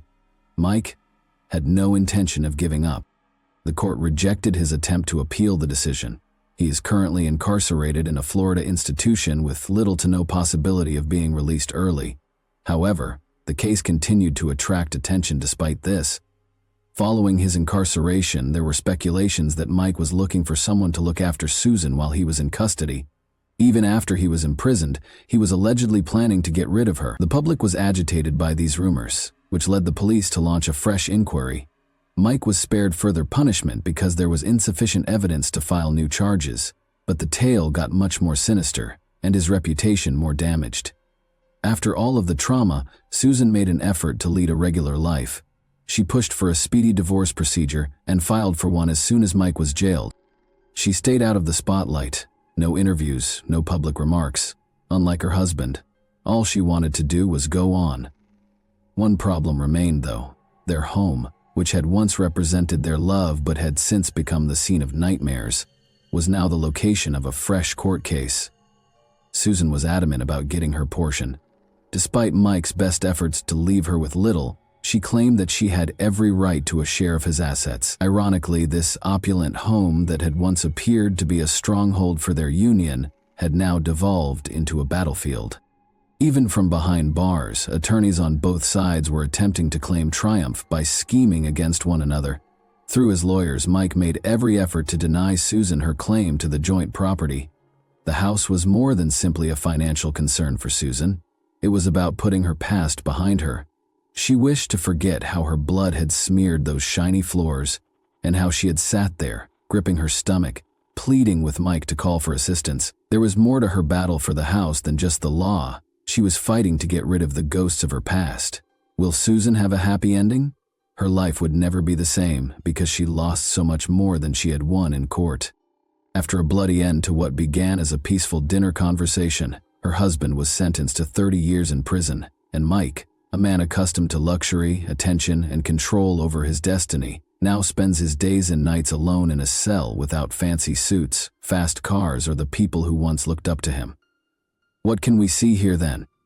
It's not all about wealth, prestige, or power. It tells the tale of how even the strongest people may be torn apart by unsolved disputes, concealed grudges, and a desire for dominance. Every lie and deception has a cost, as we are all aware, and Mike paid with his freedom, while Susan paid with her mental stability. Consider it. If you were in their shoes, how would you have responded? Who is the victim in this situation, and who is the true villain? The answers are in the middle, and they might never be entirely understood. And that wraps up today's chilling story. If you enjoyed this video, don't forget to like and subscribe so you never miss a new upload. Also, let me know in the comments, what part of this story shocked you the most? Thank you for watching, and I'll see you in the next video.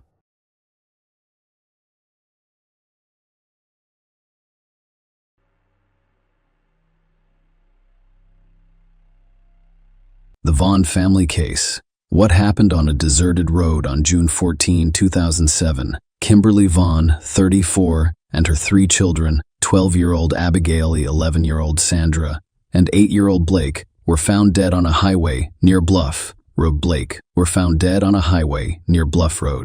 They all died as a result of close-range gunshot wounds. Christopher Vaughn, the family's head, was the only survivor and suffered only minor injuries. He claimed he was shot by his wife, who he believes killed their children to settle the score. Christopher, on the other hand, was unable to provide specific information because he allegedly had a memory lapse. The case was investigated for 5 years before a final verdict was reached. However, some people continue to question the justice of the verdict. The story has remained a hot topic on popular television talk shows, prompting numerous questions. We'll try to get to the bottom of things from the start.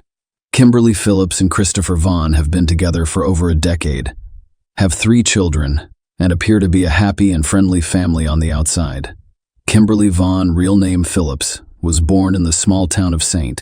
Charles, Missouri in December 1972. She grew up in a relatively affluent family with 2 daughters, Jennifer and Elizabeth. By the way, Jennifer was our heroine's twin sister. The Phillips did not take shortcuts when it came to their daughter's education and development.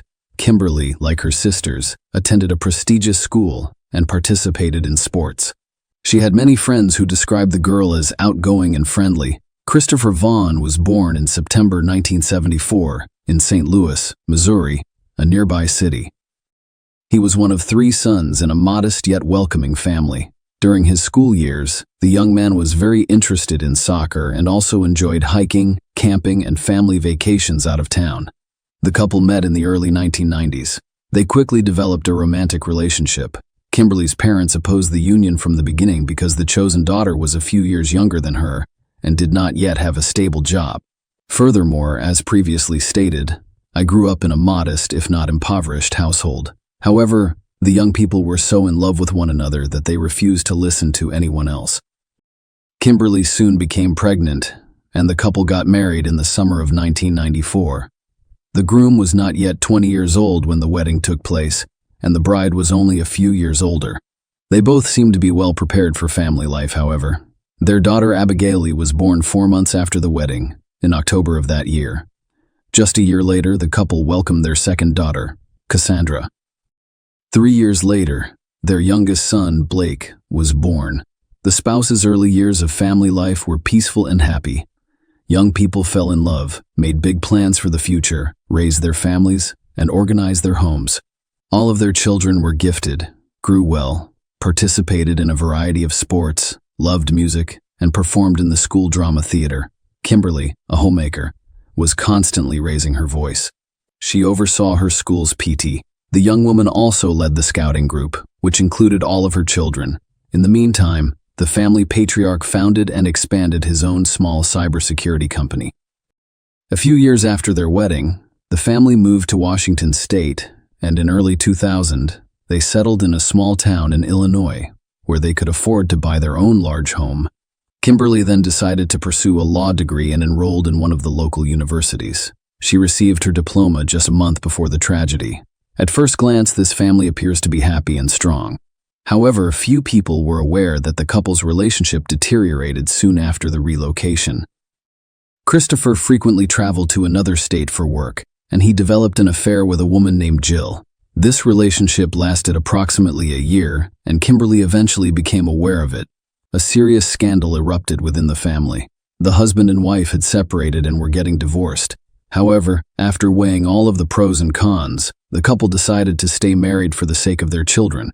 Husband and wife did their best to pretend that everything was fine, but the tension between them gradually grew. Kim lost trust in her chosen one because she was jealous of him and suspected him of cheating, which proved to be reasonable. On the nervous ground, the young woman began to have health problems. She suffered from anxiety, migraines, insomnia, and blood pressure problems. Kimberly was forced to seek medical attention and was given several medications to treat her condition. She took them for a year and also saw a psychologist with whom she discussed her family's issues. Despite this, Kimberly remained social, friendly, and energetic.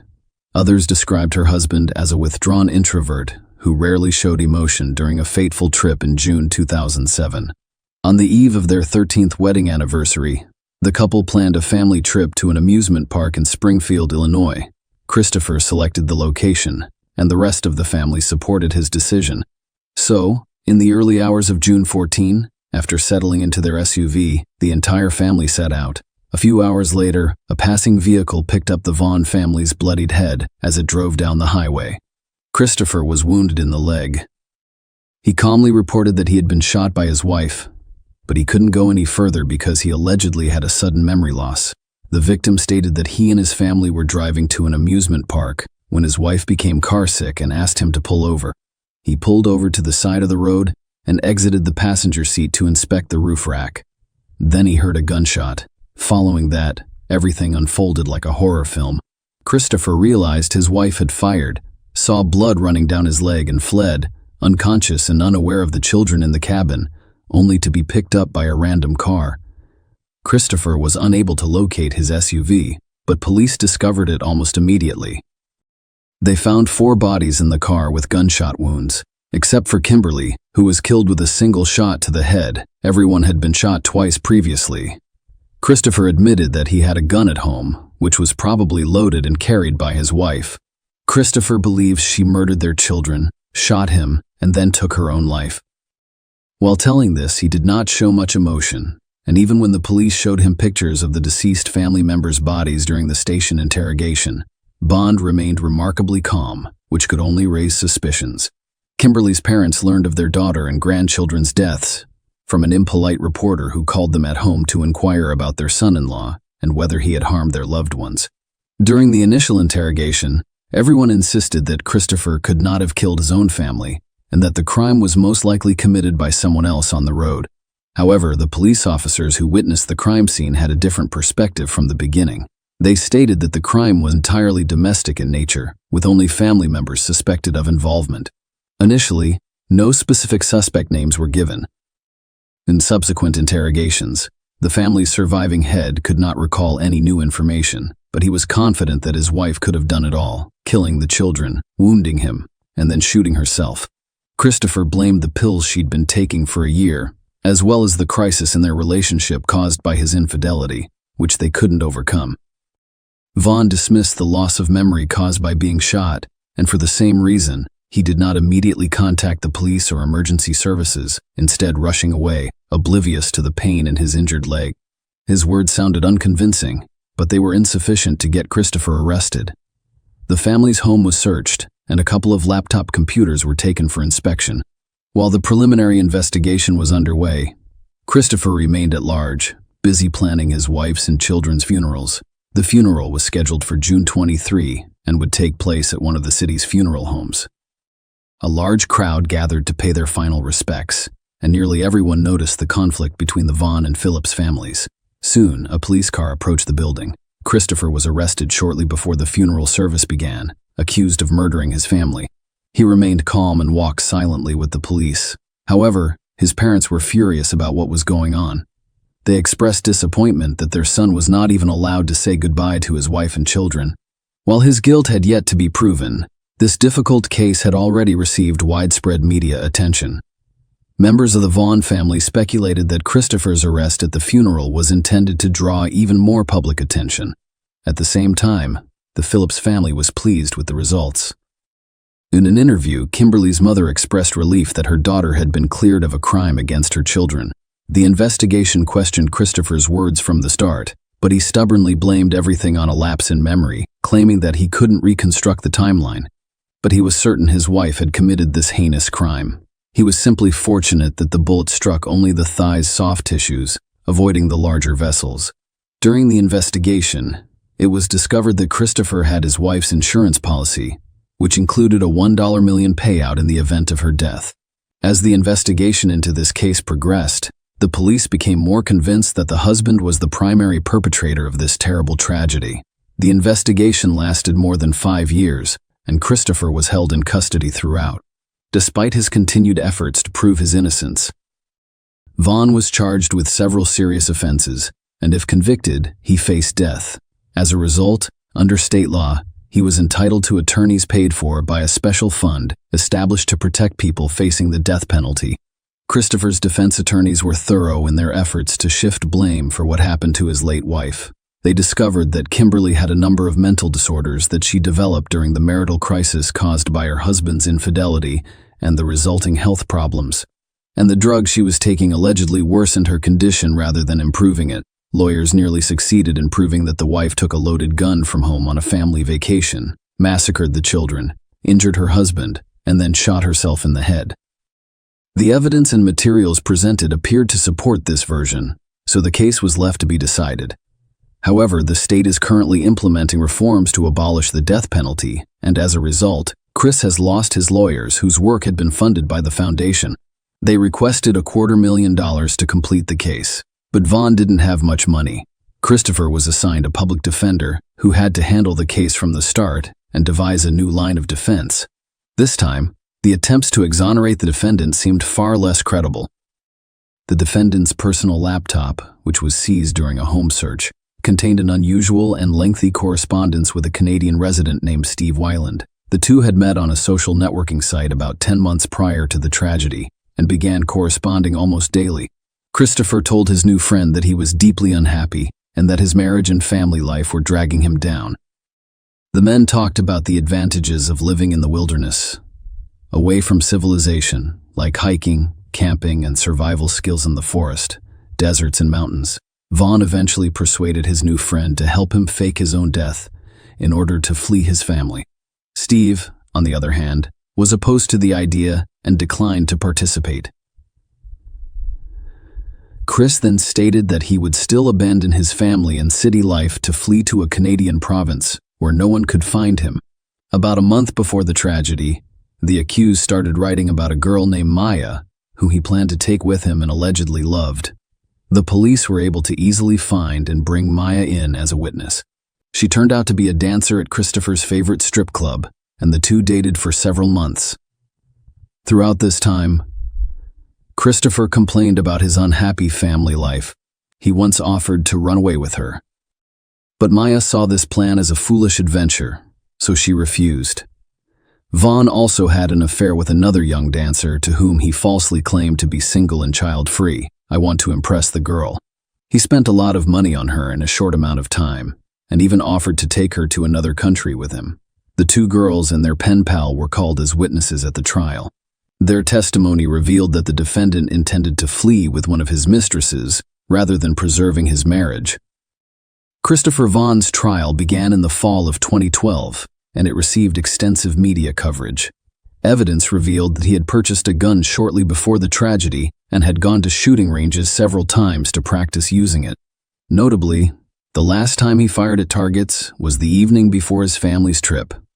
Experts also discovered that the shot in Christopher's thigh was fired almost at point-blank range, contradicting his claim that his wife shot him when he got out of the car while Kimberly remained inside. Furthermore, the bullet holes in Christopher's jacket prompted numerous questions. According to the prosecutors, such a trace could have been caused by a single bullet fired while he was wearing his jacket. However, this assumption could not be validated. One of the most significant pieces of evidence was Kimberly's bloodstains on her husband's clothing. If Christopher, as he claimed, left the car while his family was still alive, how did his wife's blood, which he claimed she shot herself after he ran for help, get on his clothes and shoes? Furthermore, Kimberly's blood was not found on the murder weapon or on her hands, which would be impossible if she had shot herself in the head with a gun to her chin. However, a drop of her husband's blood was found on her thumb. In addition, Christopher's work computer was used to perform several searches for detailed staging of the crime scene. Kimberly's doctor also testified at the trial, claiming that the young woman suffered from insomnia, headaches, and high blood pressure, for which she was given a variety of medications, but that she had no negative thoughts or intentions to harm herself or others. The defendant was found guilty of all counts associated with such a heinous crime. Christopher received 4 life sentences, one for each family member, with no chance of ever being released. Shortly after receiving such a harsh sentence, Vaughn unexpectedly stated that he remembered everything from that day in great detail and had not forgotten anything. According to him, shots rang out after he exited the vehicle, but he had no idea what was going on. He then noticed the children's bodies, and then his wife shot him in the leg. She shouted that it was all his fault before shooting him in the head. The convict's new testimony had no bearing on the verdict because it sounded so ridiculous. However, Christopher's parents have actively sought to defend their son in front of the public. For several years, they have appeared on various talk shows, given interviews, and written blogs and social media posts about their dissatisfaction with life and how marriage has altered it. They also consistently blame all of the problems on the Phillips family, claiming that their members refused to accept their son-in-law from the start and did everything they could to make his life miserable. The Bond family had filed several clemency petitions, hoping that Chris would be acquitted or his sentence commuted. Several such petitions were delivered to the governor of the state. However, after reviewing the case file, he stated that he had no reason to question the court's decision. He advocated for the murder of a whole family. Furthermore, he committed the most heinous crime imaginable, leaving no room for leniency or justification in this case. Share your opinion with us in the comments and subscribe to the channel for more.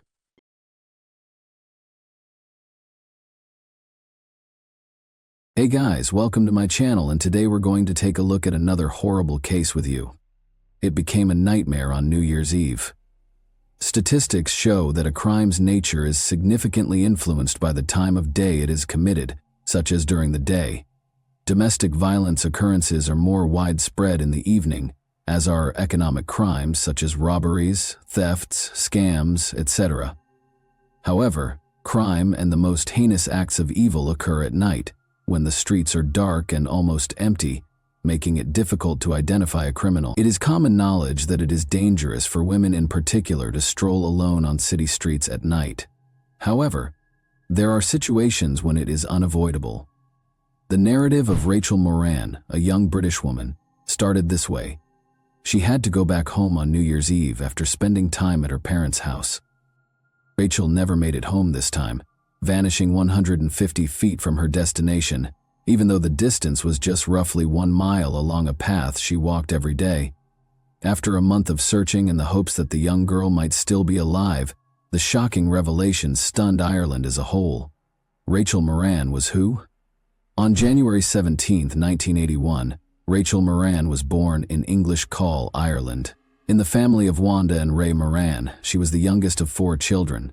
She was raised with a brother and 2 older sisters, with whom she had a deep bond from an early age.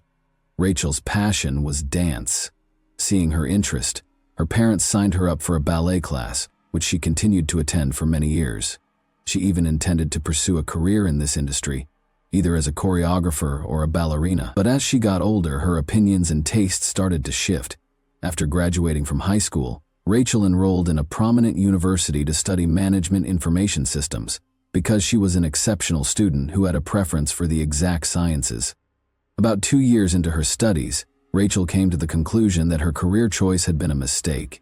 She chose to return to choreography and continue her study as her artistic side took control. She met Mark, a young man who was just a year older than her, while working part-time during this time. They became close very fast, and their friendship soon developed into a romantic partnership. After deciding to live together approximately 6 months after meeting, the couple rented a modest apartment in a brand new, comfortable apartment building that was only a mile from Rachel's parents' home. So she went to see them nearly every day. Rachel began working at a nearby bakery in the fall of 2002, specializing in confectionery decoration. She became enamored with this profession and gave pursuing a second degree in culinary arts some serious thought. It should be noted that one of Rachel's interests was cooking, and she was always good at it. Additionally, Mark and Rachel loved and cared for 2 cats they got from a nearby animal shelter in 2002, treating them nearly like children. The young couple fed the pets on time, took care of them in every manner they could, and made an effort to avoid leaving them alone at home for extended periods of time. A dispute on New Year's Eve as the 2003 New Year's celebration drew near. Everyone in the area was occupied with getting ready for the celebrations, selecting recipes for the holiday table, and purchasing presents for their loved ones.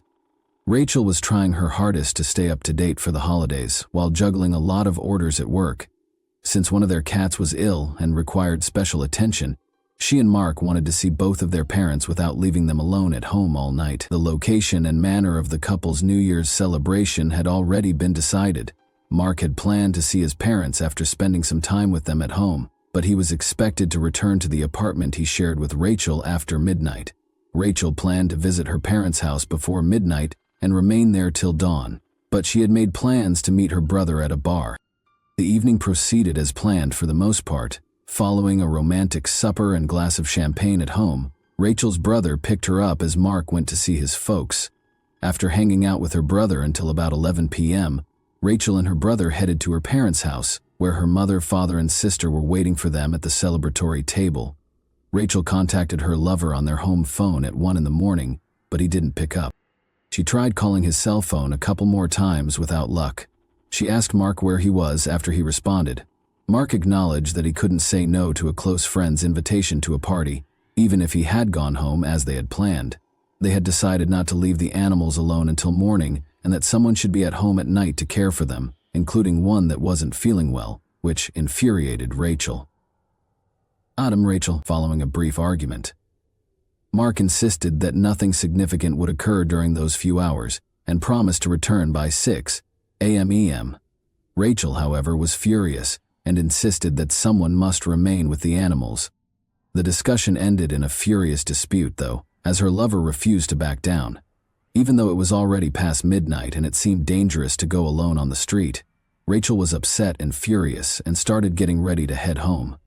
Her mother attempted to dissuade her daughter from leaving after overhearing her arguing with her boyfriend on the phone. Wanda assured her daughter that nothing awful would happen to the animals in such a short time, so she encouraged her to wait until dawn. Rachel, however, was determined and had already started dressing. Her mother didn't want to let her go because she was so concerned about her. Rachel was already standing at the open door when they began arguing loudly and went on. Her mother, however, was unable to persuade her. No one could go with Rachel because her brother and father had already gone to bed and were heavily intoxicated. She left her parents' house at around 1:30 a.m. and nobody ever saw her alive again. Disappeared into the shadows. Rachel told her mother that as soon as she got home, she would give her a call. An hour and a half went by and her daughter still hadn't called, even though the trip should have taken no more than 15 minutes. No one picked up the house or mobile numbers when the anxious mother started phoning her. It was close to dawn when Mrs. Moran eventually dozed off on the couch in the living room while holding the phone. On January 1, she heard her husband on the phone when she woke up at 9:30 a.m. She thought he was talking to Rachel since he used the word daughter. But as soon as he ended the call, he revealed that it was their oldest daughter, who had been attempting to contact her sister all morning and was beginning to become anxious. The mother became frightened upon hearing this. When she dialed the home phone, a drowsy Mark answered, not knowing what was going on, and she attempted to reach Rachel again, but her cell was off. It turned out that Mark thought his girlfriend had stayed with her parents and just went to bed when he got home at 7 a.m. from the party and didn't see her there. When Mark found out that Rachel had left for their apartment throughout the night but never showed up, he was shocked. She would have fed the animals first, so he was positive she hadn't been home, but he didn't know where she could be. But the cats were obviously hungry and the bowls were empty. They had left the apartment together the night before and their bedroom bed was made, and there was no indication that anyone had come in. Inquiring as to whether they had seen Rachel or had any communication with her, Rachel's parents and boyfriend started phoning all of their friends, family, and acquaintances, but it was all for nothing. Even though Rachel was 21 years old, the police did not wait the customary 24 hours before conducting an urgent search after the Moran family reported her missing to them that same day. After speaking with all of Rachel's family members, friends, and Mark, the police thoroughly ruled out the chance that she had fled on her own. They also investigated Rachel's apartment and her parents' house, where she was last seen. It should be mentioned that the missing woman looked really beautiful. Tall and slender, she had long platinum blonde hair and lovely facial features. People would surely remember her if they saw someone like her on the street. Thus, investigators started looking for potential witnesses. Stranger in the dark. It was not yet possible to track a location using a mobile signal in 2002, and the girl's phone's call and message logs yielded no leads. All that was known was that the gadget had been switched off about 15 minutes after Rachel had left her parents' house, and based on the time, she should have been close to her own house by then. Rachel's mother was speaking with law enforcement again when she abruptly remembered something crucial that she had neglected to bring up before. As it happens, they continued to argue loudly at the door while her daughter was already outside. Wanda urged her to wait till morning since she didn't want to let her go. She then caught sight of a man passing their residence on the street. She even considered asking him to go home with Rachel, however, she didn't. In the dark light, Wanda was unable to see the visitor clearly. She couldn't even provide a basic description because all she saw was a figure wearing a dark jacket and cap. But this individual might be a criminal or a useful witness. The authorities requested that all locals, including store owners, provide any surveillance camera footage they may have, since they needed to find him quickly. Investigators were able to determine that the missing girl passed the same business around 1 minute after the unidentified man did, and that the store was roughly 400 feet from Rachel's parents' home. Because of the low quality of the tape, it was impossible to make out the man's face or any other distinguishing traits, but it was evident that Rachel had traveled around half of the way home. The detectives chose to employ a strategy that frequently aided in missing person investigations as the hunt went on. After identifying a female who looked a lot like Rachel, they ordered her to walk the same path at night while wearing the exact same outfit as Rachel had on the night she vanished. After all of this was captured on camera, the news broadcast the video of the blonde strolling down the street at night and asked anyone who had seen her on New Year's Eve to come forward. The strategy was successful, as multiple witnesses claimed to have seen a dark male silhouette and a lone girl walking. But the man went by first, then the blonde, according to a witness who was smoking on a balcony. According to another witness who lives close to the apartment building where Rachel lives, the girl went by first, then the man came a few feet later. This implied that the stranger was either someone else or that they had fallen behind. About 150 feet from the girl's home, another camera was found along her path 10 days into the search. In the video, Rachel was seen passing by with a male in close pursuit. Given that he was dressed in the same clothes and had a similar build, there was little question that it was the same individual. There were unsettling hints that the man had once allowed the girl to pass in front of him before starting to follow her. Within a few days following the girl's disappearance, a massive search was launched for her. Detectives used aircraft, search dogs, divers, and hundreds of volunteers to mark a 10-mile search radius. They swept across woodland areas, wastelands, streets, and waterways. Artificial canals and tiny streams were drained for a detailed examination, and the search was carried out both on the ground and in the air. However, time went by with no outcomes. Given that Rachel had not used her cell phone or made any purchases using her bank card since going missing, authorities assumed she was dead. Her family, however, hoped to discover her alive and well. A sneaker that Rachel's family recognized was discovered in a drainage ditch close to her house 2 weeks later. Rachel's mother claims that on the day she vanished, she was wearing those shoes. Officers discovered a black purse with an ID card in Rachel Moran's name, a makeup bag, a wallet with bank cards, and a cell phone in one of the drained streams a few days later. Since all of the evidence was discovered within a mile of Rachel's house, the police speculated that the potential offender might reside nearby. He probably concealed the body here as well, if this scenario is accurate. This prompted the creation of a strategy to search every home within 2 miles of Rachel's residence, door to door. More cops were brought in, each working with a partner to reduce hazards and sad findings in the trash chute, because of course this took a lot of time and resources. The young woman had been going door to door for almost a month. Because it was hard to locate householders at their homes, and because the police required permission to enter the property, the search for neighborhood inhabitants was moving slowly. When a policeman and his aide arrived at another residence on Nash Court on January 28, they were instantly confronted by an unpleasant smell. Michael Little, 23, the homeowner, reassured them that there was nothing to be concerned about, saying that he was waiting for a plumber to clear the clogged plumbing. His friend Marcus was paying him a visit at the time, but he had no idea what the cops were looking for and had only seen them. Although nothing unusual was discovered in the house, the officers' suspicions were heightened by the lingering, sickening stench. It was discovered that a small trash chute, filled with bags of different wastes, was the cause of the stink rather than the restroom.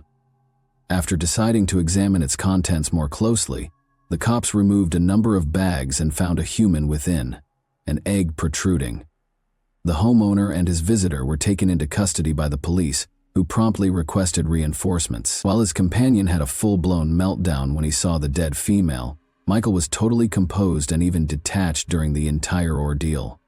It was difficult to remove the body from the small trash chute, and it was not apparent how it had ended up there in the first place. The victim was nearly naked, and it was impossible to determine the cause of death right away because of the advanced level of decomposition, but there were obvious stab wounds all over the body. According to the suspect's account, the scent had been driving him insane, so he was pleased the body had been discovered. He also gave his account of what happened that fateful night, although it didn't sound very credible. He claims that he heard the mother and daughter arguing while he was strolling down the street and deduced that the girl intended to go somewhere by herself. He pursued her, they started talking, and he got to know her. Rachel allegedly accepted Michael's invitation to enter his home when they arrived. Little claims that they had a little drink, talked, and then, with their cooperation, had sexual intercourse before he went to sleep. According to the suspect, the girl in the kitchen was acting strangely when he got up at 5 in the morning. He had a small bag of illegal narcotics on the table, and he presumed that his visitor had taken something from it. Then, he said, she snatched a knife and charged at him, but he was able to take the weapon from her and hit her with a series of deadly blows. Michael explained the whole thing away as a bad accident that happened while he was defending himself. Everyone who knew the dead girl, of course, didn't agree with this version. To begin with, Rachel would never have gone anywhere with him, much less talked to a stranger on a nighttime desolate street. Thoroughly, she had never used any illegal substances in her life, and secondly, she would never have cheated on her lover. The girl's distinctive internal injuries and the discovery of little seminal fluid inside her were indicators of personal aggression, according to the autopsy. A third of the 27 stab wounds on the victim's torso came from behind, and none of them appeared to be self-defense. Michael Little is who? When police investigated the suspect's background after his arrest, they found that the young man already had a lengthy criminal history. He was caught stealing several times while still in school and came from a dysfunctional household. In addition, he never completed his education, which prevented him from obtaining even a mediocre job because he lacked a foundational education. He subsisted on both benefits and money he obtained unlawfully. He had been arrested multiple times for distribution and possession of illegal narcotics. Little was characterized by acquaintances as a pathological liar. He was always bragging about his sexy adventures and his impressive number of lovers, but in truth, every girl attempted to stay away from this weird and violent man. But Michael had been inventing more and more stories lately about a tall blonde he was supposedly seeing, even though no one had ever seen her with him. Since the victim and the suspect lived in the same neighborhood and had houses only a few hundred feet apart, police theorized that the suspect may have seen the victim before. He probably started to fantasize about the girl and tell his buddies about her when he became interested in her. When the criminal saw her alone herself on the street that fateful night, he took advantage of the situation and attacked her. But this new, even stranger version was the first time the victim and her attacker had ever met. As the inquiry went on, the suspect abruptly withdrew his first claims and gave a completely different account, saying that the true perpetrator was his friend Marcus, who was also detained. Marcus allegedly brought the girl to his home after meeting her on the street that evening. After sharing a drink, the visitors started displaying interest in the homeowner, so they withdrew to his bedroom. The accused claims that following the private meeting, a furious Marcus stormed into the room, upset that Rachel had opted for someone else. After killing the girl with a knife, he threatened Michael with harm and demanded that he assist in concealing the body and keep quiet about what had transpired. The accused and his attorney swore that this was precisely how events had transpired, but of course no one believed this narrative. But there was no proof that Marcus was involved. He had a New Year's Eve alibi for the crime, and his response upon the body's discovery suggested that he was unaware of the nightmare that had taken place at his friend's house. Trial and sentencing, the precise events of that fatal night could only be partially reconstructed, because Michael never acknowledged his guilt. Little was found to have gone to a party on December 31, 2002, and was getting ready to celebrate the new year with pals there. He was cruelly rebuffed when he tried to flirt with one girl, and the same thing happened with another, leaving him drunk and furious. After leaving the gathering and making his way home, Michael ran into Rachel and let go all of his bottled-up anger. He chose to pursue the girl after hearing her and her mother quarrel, After waiting for his victim to pass by in a dark alley off the road, the thief followed her as they passed Michael's house. He assaulted Rachel and repeatedly stabbed her in the back. He probably took advantage of the poor girl after dragging her inside his house, then killed her with the same knife and hid her body in the garbage chute. Little was found guilty in October 2003 of assaulting and killing Rachel Moran. He was given a life sentence with the prospect of release only after 35 years. And that wraps up today's chilling story. If you enjoyed this video, don't forget to like and subscribe so you never miss a new upload. Also, let me know in the comments, what part of this story shocked you the most? Thank you for watching, and I'll see you in the next video.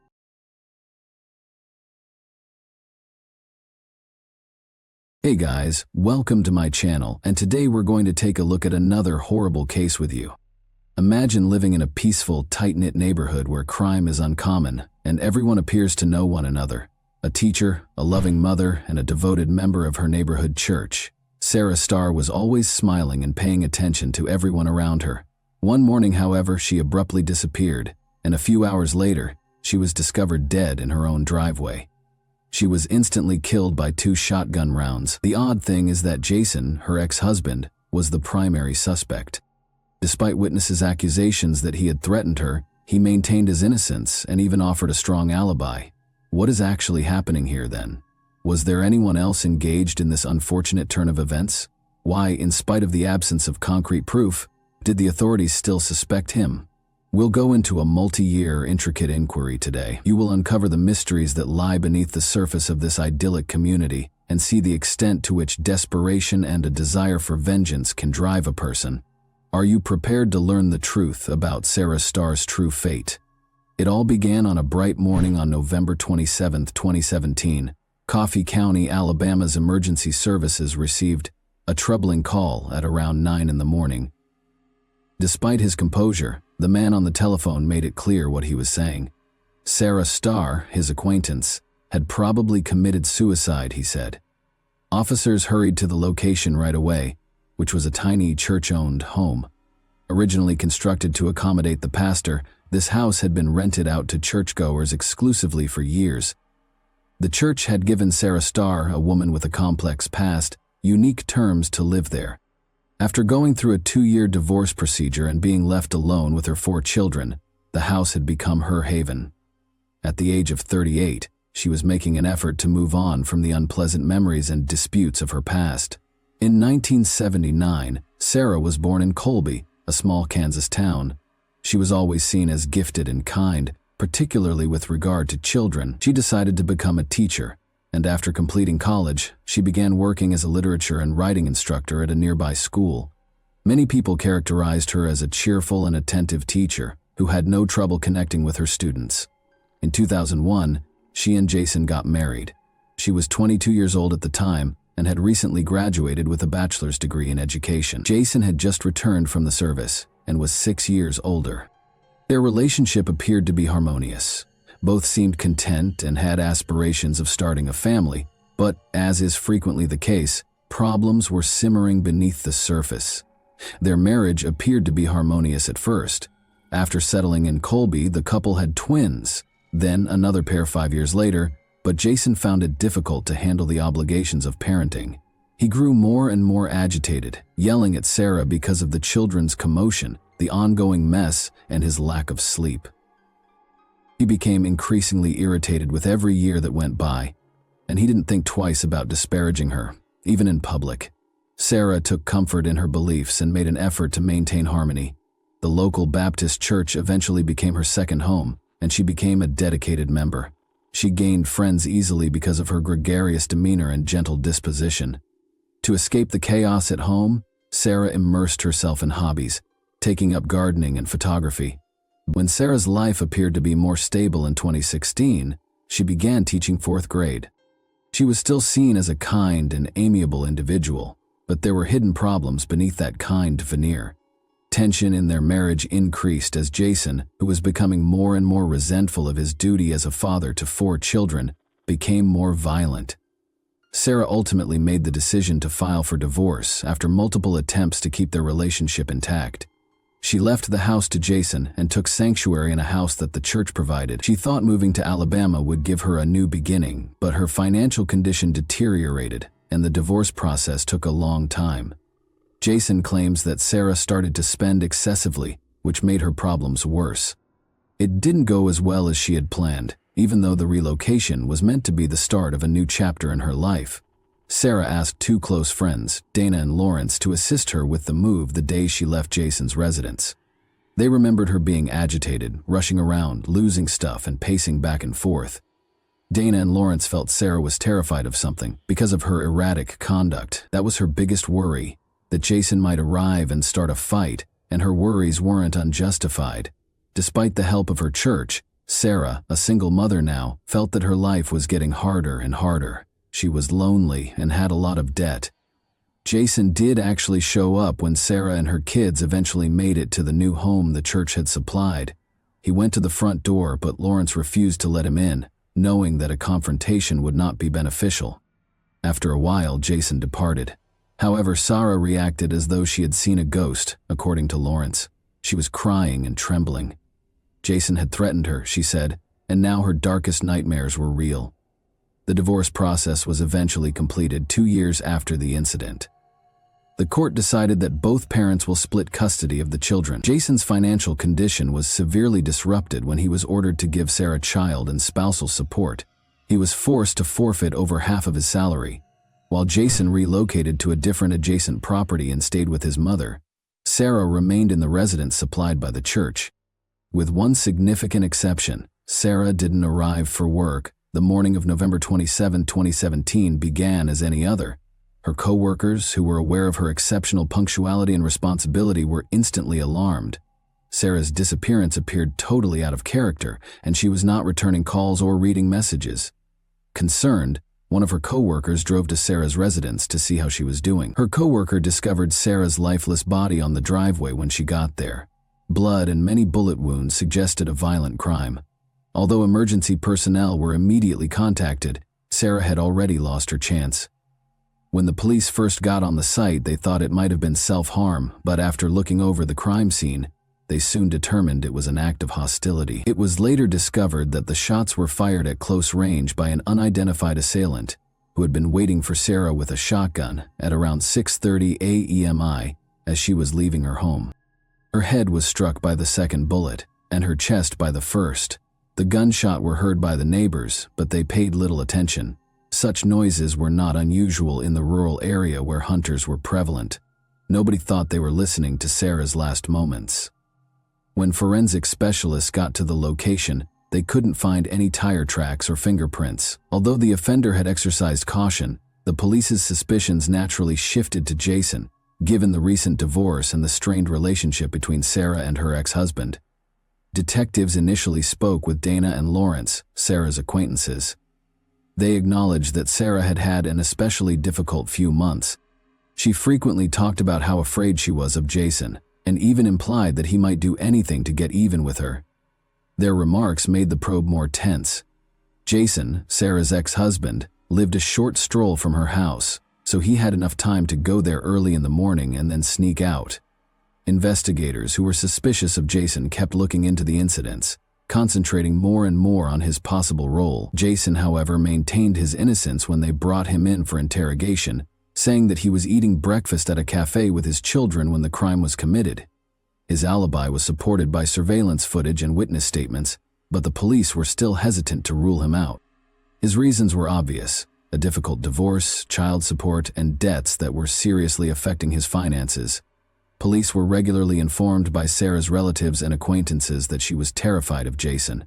They believed that he was the only one who could have gone to such lengths. He was not directly connected to the crime, though, according to the authorities. Authorities urged the public to come forward with any information that could aid in the case's resolution during a number of press briefings. The governor of the state even offered a $5,000 0-cents prize for information that would result in the offender's arrest, and a local citizen contributed an additional $500 0-cents to the total. The inquiry stagnated in spite of the police's efforts and extensive media coverage. For a number of years, the case remained unsolved, and police didn't pick up steam again until December 2021. They were sure that Jason might have been indirectly involved, perhaps by hiring someone to commit the murder after learning fresh facts. After the divorce, he had a compelling reason for doing so. He had to pay child support, which now accounted for over half of his salary and had become a significant financial burden for detectives. As they started looking through Jason's digital files, they saw some odd things on his computer. Notes that appeared to be written by him for a book. He expressed his feelings about his relationship with Sarah, the unfairness of the court's ruling, and his dissatisfaction with paying child support in these posts. The police suspicions were heightened by the text's disparaging statements about women. His pre-crime bank dealings were also examined by the cops, who discovered a number of odd payments. Jason sent a woman named Lily $2,600.00 between September 7 and November 15, 2017. She turned out to be a friend of Darren, Jason's brother. The fact that there had never been any transfers between them, and that, according to Lily, they hardly knew one another prior to that, made this even more suspect. During Lily's interrogation, police learned that Jason had given his brother a 2016 motorcycle, a costly vehicle, ostensibly for repairs following an accident. He said that the bike required extensive repairs, which would have cost about $5.00, and he made plans to send modest amounts of money to his brother via Lily. Detectives thought this was strange. Why did Jason, who was already having financial difficulties, decide to give his brother such a costly item out of the blue? And why was he conducting these transactions with Lily, a lady he hardly knew? These payments may have been tied to the crime, but detectives assumed that Jason and Darren were hiding them as repair expenses. They started keeping a careful eye on Darren. A rugged and reclusive man, Darren had spent the majority of his life alone in a trailer in Texas. He has previously been caught speeding and found in possession of prohibited narcotics. The investigators made the decision to examine the brothers' phone conversations and text messages. After seizing their phones, they discovered some important information. As it happened, Darren had definitely visited Coffee County, Alabama prior to Thanksgiving of 2017. His phone kept pinging close to Sarah's residence during his 10 days there, which began on November 18. His phone was turned off at midnight the night before the crime, which sparked suspicion. It wasn't switched back on until 10 in the morning the following day, by which time he had returned to Texas. This implied that Darren might have made a conscious effort to conceal his location at the time of the crime. In the evening of the same day, Jason received a text message from Darren that seemed to be coded. He told of a deer hunt that went well. According to the police, the brothers were communicating using coded language. Sarah's neighbor remembered seeing Darren's motorcycle close to Sarah's house. Prior to the incident, several local people had noticed this unusual bike, but nobody gave it much attention. When investigators looked at video from a security camera on a shed close to Sarah's house, they discovered another important piece of evidence. Shortly after the gunshots were heard, the camera caught a motorcycle that matched the description of Darren's ride, departing the area. The research took a significant turn in December 2021. With sufficient proof, the police accused Jason and his brother Darren of plotting a crime and filed charges against them. Jason was arrested first, and he promptly asked for a lawyer in spite of his brash assertions of innocence and defiant demeanor. But his self-assurance was fleeting. Shortly after being questioned, he suddenly admitted to killing Sarah. In spite of this admission, he was granted bail and required to wear an electronic monitoring bracelet. Darren fled after finding out about his brother's arrest. He was put on the most wanted list after the police and FBI began a manhunt. An initial $10,000.00 reward, later raised to $22.00, was given for information that resulted in his capture. On February 5, 2022, over 2 months later, Darren surrendered in Texas. In contrast to Jason, he declined to post bail and stayed in custody for the trial, denying any involvement. The paucity of concrete proof and the volume of circumstantial evidence caused the hearings to go on for months. The lawyer for Darren contended that there were no tangible signs connecting his client to the scene of the incident. He emphasized that the surveillance film was too hazy for a certain identification and that the weapon used in the incident was never located. He also underlined how the prosecution's case was undermined by the lack of motorbike tire traces and fingerprints. The prosecution responded by providing proof of Jason and Lily's transactions, emphasizing the money transfers that had taken place in the preceding months. Following the crime, they contended that the motorcycle that was delivered to Darren was utilized for the journey to Alabama, and that these payments were for services rendered. The security film from the shed, which showed a motorcycle similar to Darren's leaving the area soon after the crime, was an important piece of evidence. The prosecution maintained that, in order to hide their traces, the brothers transferred money through Lily. Lily said she was only complying with the brothers' instructions and had no idea what their goals were when she was questioned in court. Her evidence was crucial in establishing the case against the brothers. Even though all of the accusations against her were ultimately dismissed, each side tried to influence the jury during the trial, which lasted for several days. The restaurant video that showed Jason with his kids at the scene was highlighted by Jason's attorney as unmistakable evidence of his alibi. Additionally, he emphasized that Jason had willingly given the police his computer and phone, which he claimed was unusual for someone attempting to conceal their involvement. Jason's own confession and the gathered circumstantial evidence persuaded the jury in spite of the defense's attempts. On January 4, 2024, the jury convicted both brothers of conspiracy to commit murder, following 6 days of testimony and 6 hours of discussion. Jason and Darren were given life sentences without the chance of release in June. This ruling was viewed as a show of mercy because the jury was unable to agree on the death penalty, which would have been appropriate given the nature of the offense. Additionally, Jason has been forced to pay a $25,000 fine. Jason's defense team decided not to appeal the verdict because of his confession, while Darren's lawyer declared that he would. During the trial, Sarah's parents had assumed custody of the Star children. The older twins publicly declared they no longer wanted to have any contact with their father. There is currently no verified information regarding the status or result of any possible appeals, and both brothers are still incarcerated in federal prison.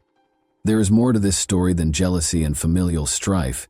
It serves as a reminder of how emotional and financial problems can turn tragic. The most tragic aspect is that the defenseless kids Jason was meant to watch over lost their mother because of their own father and uncle.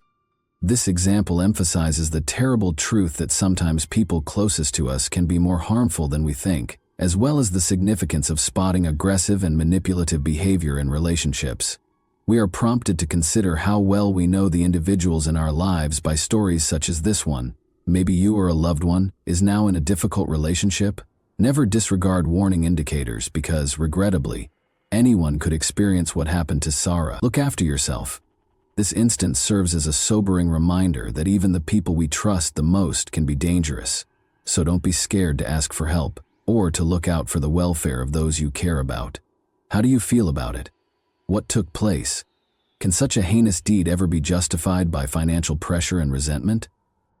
And that wraps up today's chilling story. If you enjoyed this video, don't forget to like and subscribe so you never miss a new upload.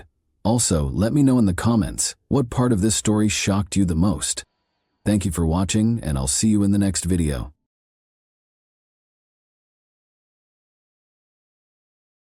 Hey guys, welcome to my channel, and today we're going to take a look at another horrible case with you. The instance of Sheila Labar, an angelic-looking demon.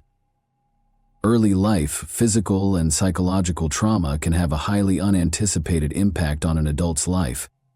Although they do not always result in someone becoming ruthless and trying to harm others, trauma can, occasionally, give rise to a true monster. In his book, Anatomy of Violence, criminal psychologist Adrian Raine goes into great length regarding his belief that a person might become a cold-blooded killer due to hereditary and psychophysical factors. Perhaps our heroine today, Sheila Labar, can be linked to the many serial killers in history who had genuinely terrible upbringings. Because of her angelic look, this woman was able to entice her victims and then execute them with ruthlessness. Criminologists are certain that she committed many more crimes, even if the court was only able to prove 2 of them.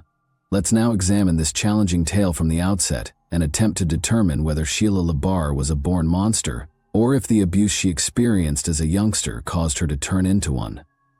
Sheila Labar is who?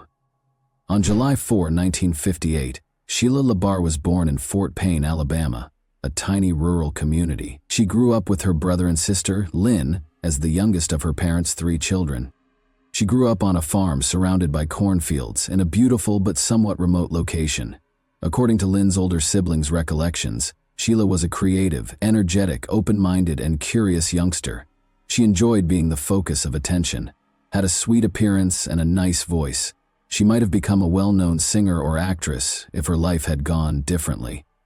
However, her name adorned the pages of criminal chronicles rather than vivid posters. In addition to his unfathomable brutality, her father, Manuel Bailey, the family's patriarch, was an alcoholic for many years. However, it would be more appropriate to state that his addiction affected his entire family. He frequently went on rampages, becoming a true beast who delighted in mistreating his wife and kids. He beat them with anything he had and humiliated and degraded them. Might shut himself in the house and keep everyone out in the middle of the night when it was freezing or raining. Mothers, daughters, and boys frequently had to sleep outside in the field or in a barn. Manuel started hurling dishes and other items at his family members one day when he was intoxicated once more. Sheila, the youngest daughter, was struck in the head by one of her husband's flower pots, despite the mother's best efforts to shield the kids. Sheila meticulously concealed her temple scar with her hair after suffering a severe concussion that would last a lifetime. The hardest thing the sisters had to go through in their parents' house, however, was not even the taunts and beatings. Sheila and Lin-Manuel recalled that they were forced to become intimate from a young age. The topic was never brought up, even though the mother might have known what was happening. Sheila fared well enough in school, though, in spite of the misery at home. She had aspirations of leaving the farm as soon as possible and taking over the big metropolis. The girl had a lot of drive and ambition. She had everything she needed to pursue her childhood dream of being an actress or pop singer. Charisma, a radiant appearance, and a lovely voice. Sheila was only 18 when she entered adulthood, and her first marriage. Although she moved out of her parents' house, adulthood was not always happy. She was not permitted to average her results in order to get into the university, and she lacked the funds to relocate to the big metropolis. Subsequently, Sheila secured a position as a maid at a hotel where her older sister was already employed. Sheila, it should be mentioned, was very lovely and had a slim physique. She had a mess of long, thick hair, a lovely grin, and large blue eyes. Over time, she learned to take advantage of the attention she received from men and control her suitors. A romantic relationship started between LaBar and Bailey in the late 1970s, after they met a man named Jonathan Baxter. Although Jonathan had a young kid from a prior relationship, he was not quite 20 years old. The child did not, however, become a barrier, and the couple soon married. But this marriage was short-lived. After Jonathan discovered that the young wife had mistreated his daughter while he was off from work, he collapsed after a few months. To be honest, Sheila was irritated with the youngster and would either raise her hand or put her in a closet if she began to cry or misbehave. Jonathan didn't plan controversies or pay attention to justifications. He just put his wife and his possessions outside his home and filed for divorce. He didn't want to see or speak to her ever again. Sheila survived largely off of the men she dated after the divorce, but all of these relationships were short-lived, lasting only a few weeks to a few months, until she met Ronnie Jennings, her future second husband, in the early 1980s. After a turbulent courtship that ended in marriage, Sheila adopted the double last name Bailey Jennings. Two irascible and unstable persons who frequently cheated on one another, scandalized, and even fought, nevertheless, were in an unhealthy relationship. They were married for over 3 years. Sheila requested a divorce from her husband in 1984 following yet another family dispute, but he turned her down. Ronnie actually didn't keep the relationship going at all. He only intended to annoy and anger his wife, and he was successful in doing so. Sheila lost her temper, took a lot of drugs in front of her husband, drank a lot of booze, and then, after this hellish concoction, she got behind the wheel and drove off. Soon after, Sheila lost consciousness due to the effects of the drugs and alcohol, flew off the road, and collided with a tree at a high speed. She had a severe head injury but miraculously survived. Doctors gave no prognosis, and she remained in a profound coma for over a week. Sheila spent several months in a psychiatric facility after she eventually regained consciousness and began to rehabilitate. Later, when she was under a lot of strain, she complained to her sister that one of the orderlies was bothering her all the time and might have been taking advantage of her helplessness. After all of this, Sheila went back to her second husband's house, but she started acting threateningly and aggressively toward him when she attacked Ronnie and jabbed nail scissors into his chest. During another controversy, fearing for his own life and well-being, Ronnie filed for divorce and quickly left the insane woman's wealthy lover.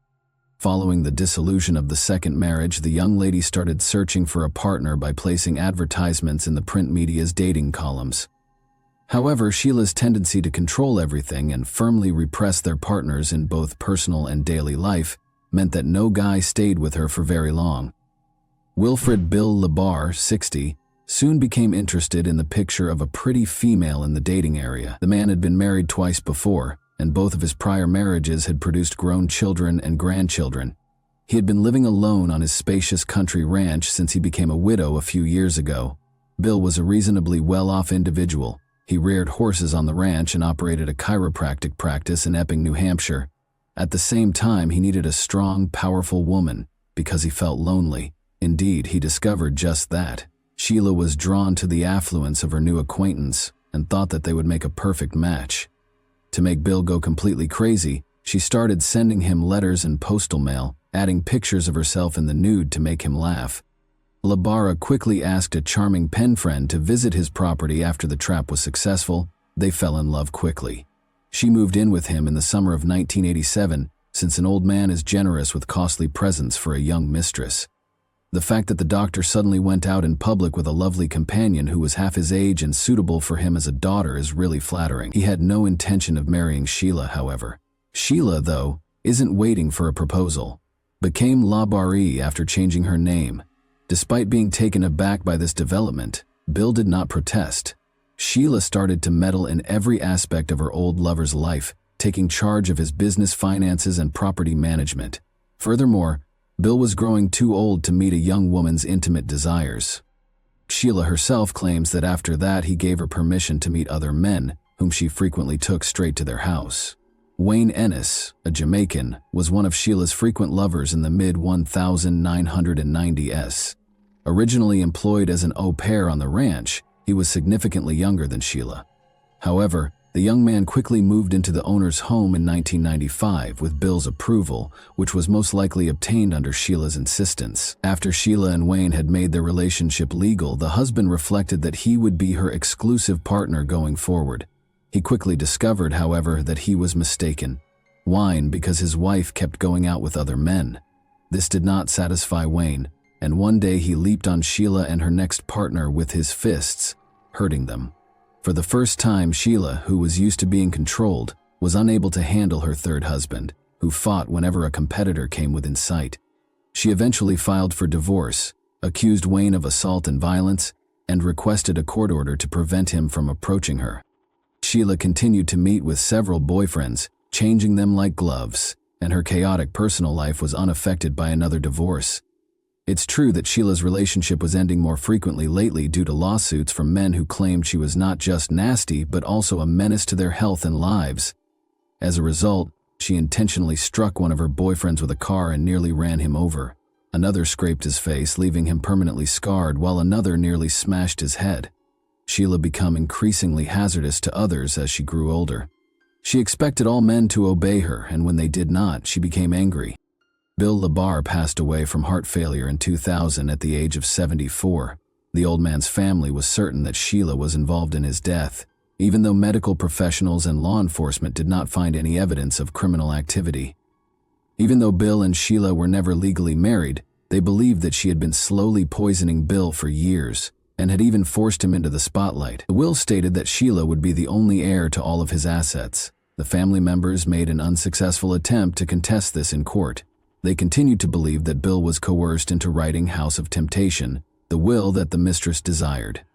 As I said before, Sheila took full ownership of all of Bill's property after his death. She didn't have to think about what other people thought anymore. With the land she received, she was free to do as she pleased. She described her home as a haven of pleasure and seduction, where no boundaries existed. She enticed men to her by meeting them online, in bars and on the streets, then worked to keep them on the ranch for as long as she could. Their age, skin tone, or any other aspect of their physical appearance didn't matter to her. After promising them supernatural pleasure, she tried to repress and control them. Sheila frequently met couriers in the nude and offered them a different way to pay in an attempt to woo them. However, she failed to consider that she was not growing any younger, and was not nearly as attractive as she once was. Couriers eventually just refused to deliver to her address. On the property, neighbors saw that LaBar had different guys arrive all the time, but some of them rushed out the same day. Others experienced a little delay as well. It was only possible to speculate as to what was happening within the house. So quickly, where had Michael DeLorge vanished to? Sheila made the decision to find love with men who were addicted or in desperate need of housing money. The most vulnerable group was also the easiest target for the crafty woman, who pretended to be a widowed millionaire everywhere and boasted about the enormous fortune she got in 2004. On one of the city's streets, LaBar encountered Michael DeLodge, a homeless guy. His life was challenging, and his addiction to illegal narcotics caused him to lose everything. When his family attempted to get him to a rehabilitation center, he fled and has been lingering ever since. Sheila was fond of Michael and extended an invitation to him, offering him food, housing, and the required medications in return for intimacy. The man had moved to the ranch and was totally reliant on his former mistress. Sheila rapidly became accustomed to the taste, and her desires grew increasingly complex. But he obliged with all of her requests, since he was scared to be on the street again. She enjoyed humiliating, beating, and binding Michael.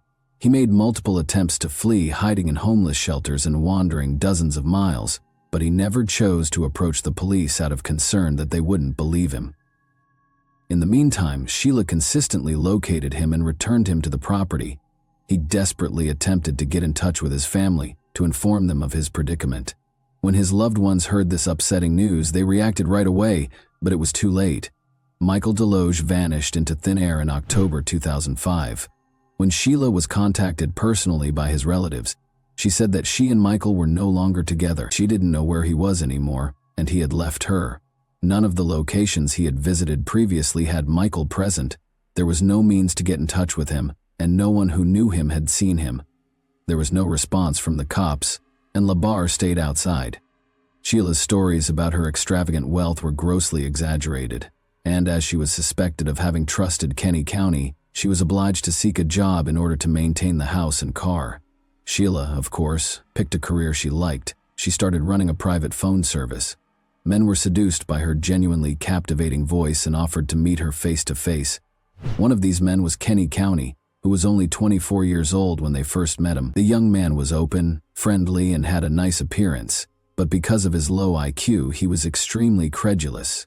LaBar was searching for a man much like this. In fact, Kenny was dependent on his mother, with whom he had a tight relationship. However, Sheila was able to sever this bond and really entice Kenny to her with the use of deft tactics. She promised that they would always be this way, and gave him a night of love that he would never forget.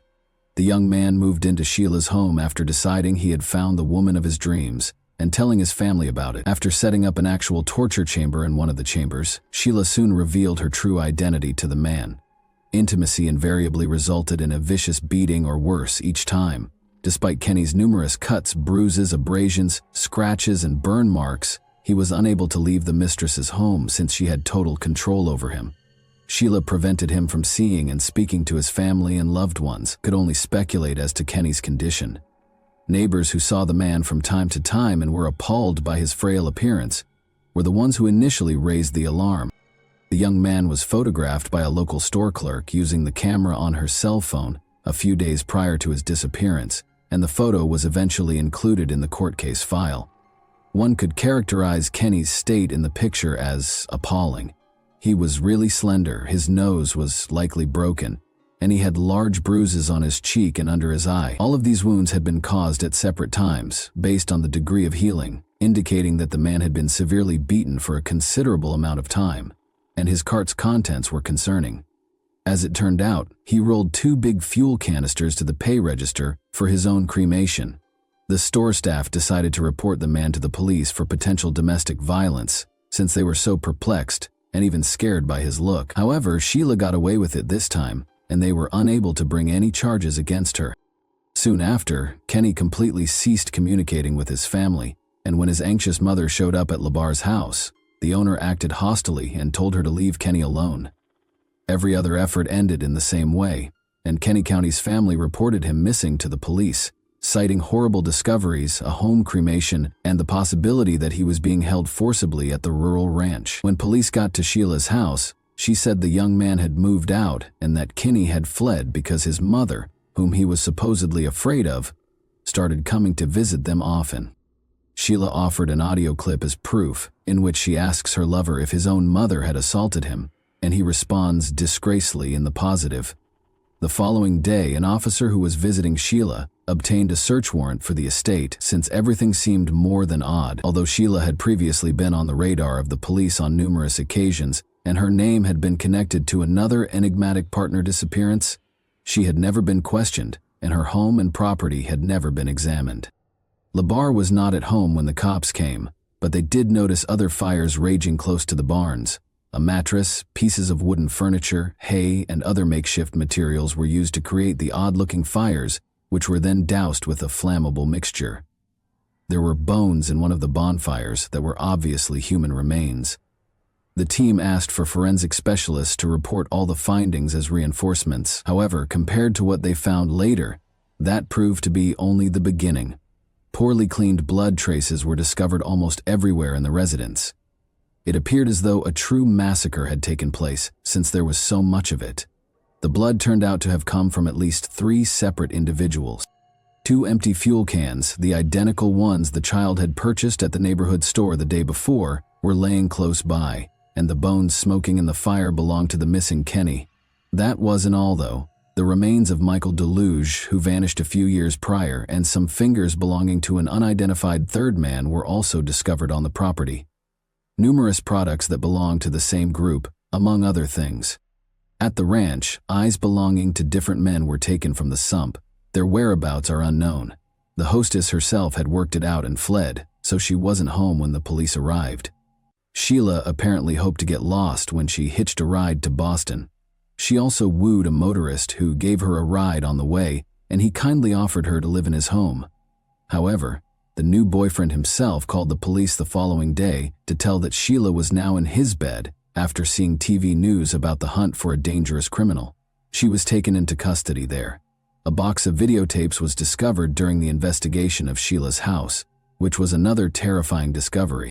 Kinney, Michael, and a number of other men admitted to heinous atrocities on the tapes, but based on their looks and state of health, it appears that they were tortured to make these admissions. There have been many concerns about Labarage's mental health since her arrest, thus the court mandated the required assessments. Sheila was diagnosed with schizophrenia symptoms and a delusional illness.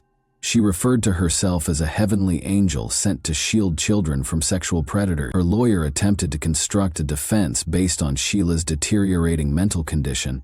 He referred to his client as gravely ill and attempted to demonstrate that she was unaware of what she was doing. Her childhood trauma, both physical and mental, was the cause of this. According to the defendant, she met God many years ago when she was in a coma near death after a tragic accident, and the deity instructed her to rid the world of those who violate children.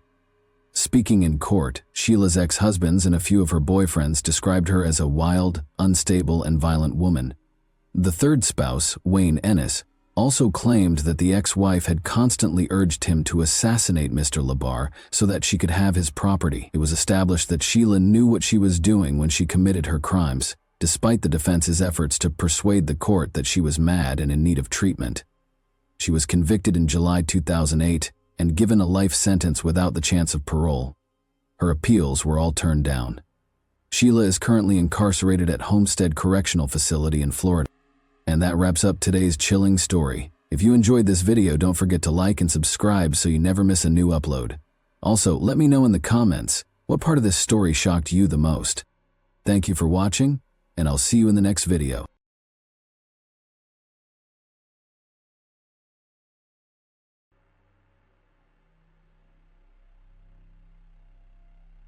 In March 2020, the COVID-19 pandemic struck the United States, and the entire world began to shut down.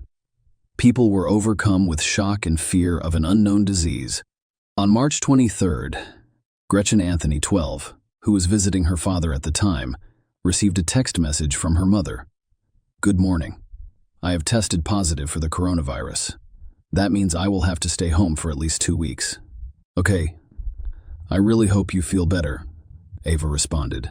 Soon after, her mother stopped sharing the location of her phone with her daughter Friends and family members received several text messages over the next 3 days, detailing Gretchen's deteriorating condition.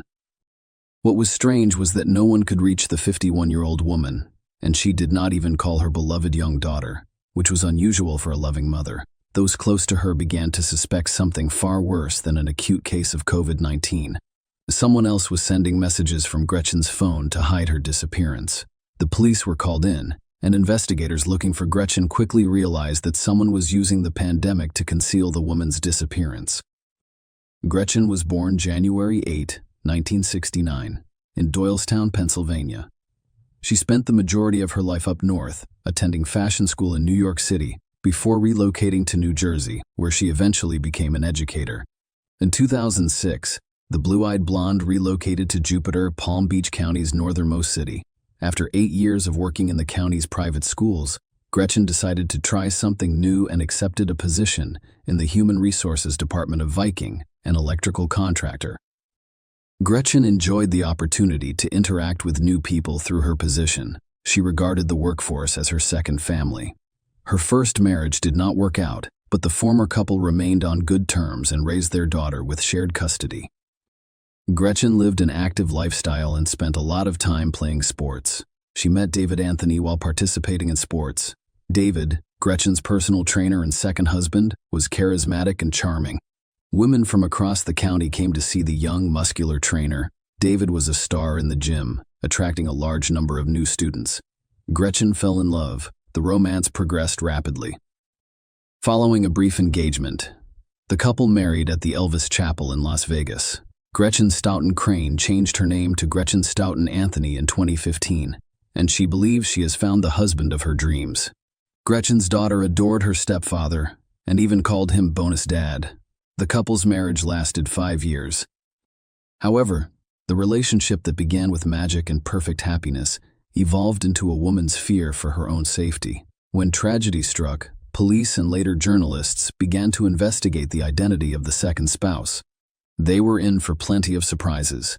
David Ethan Anthony was originally known as David Anthony Deutsch before changing his name. David Anthony Deutsch, a standout college basketball player, was arrested in 1997 for robbing a Blockbuster video store with a water pistol and assaulting a police officer. In each case, he entered a plea bargain and served some time in jail.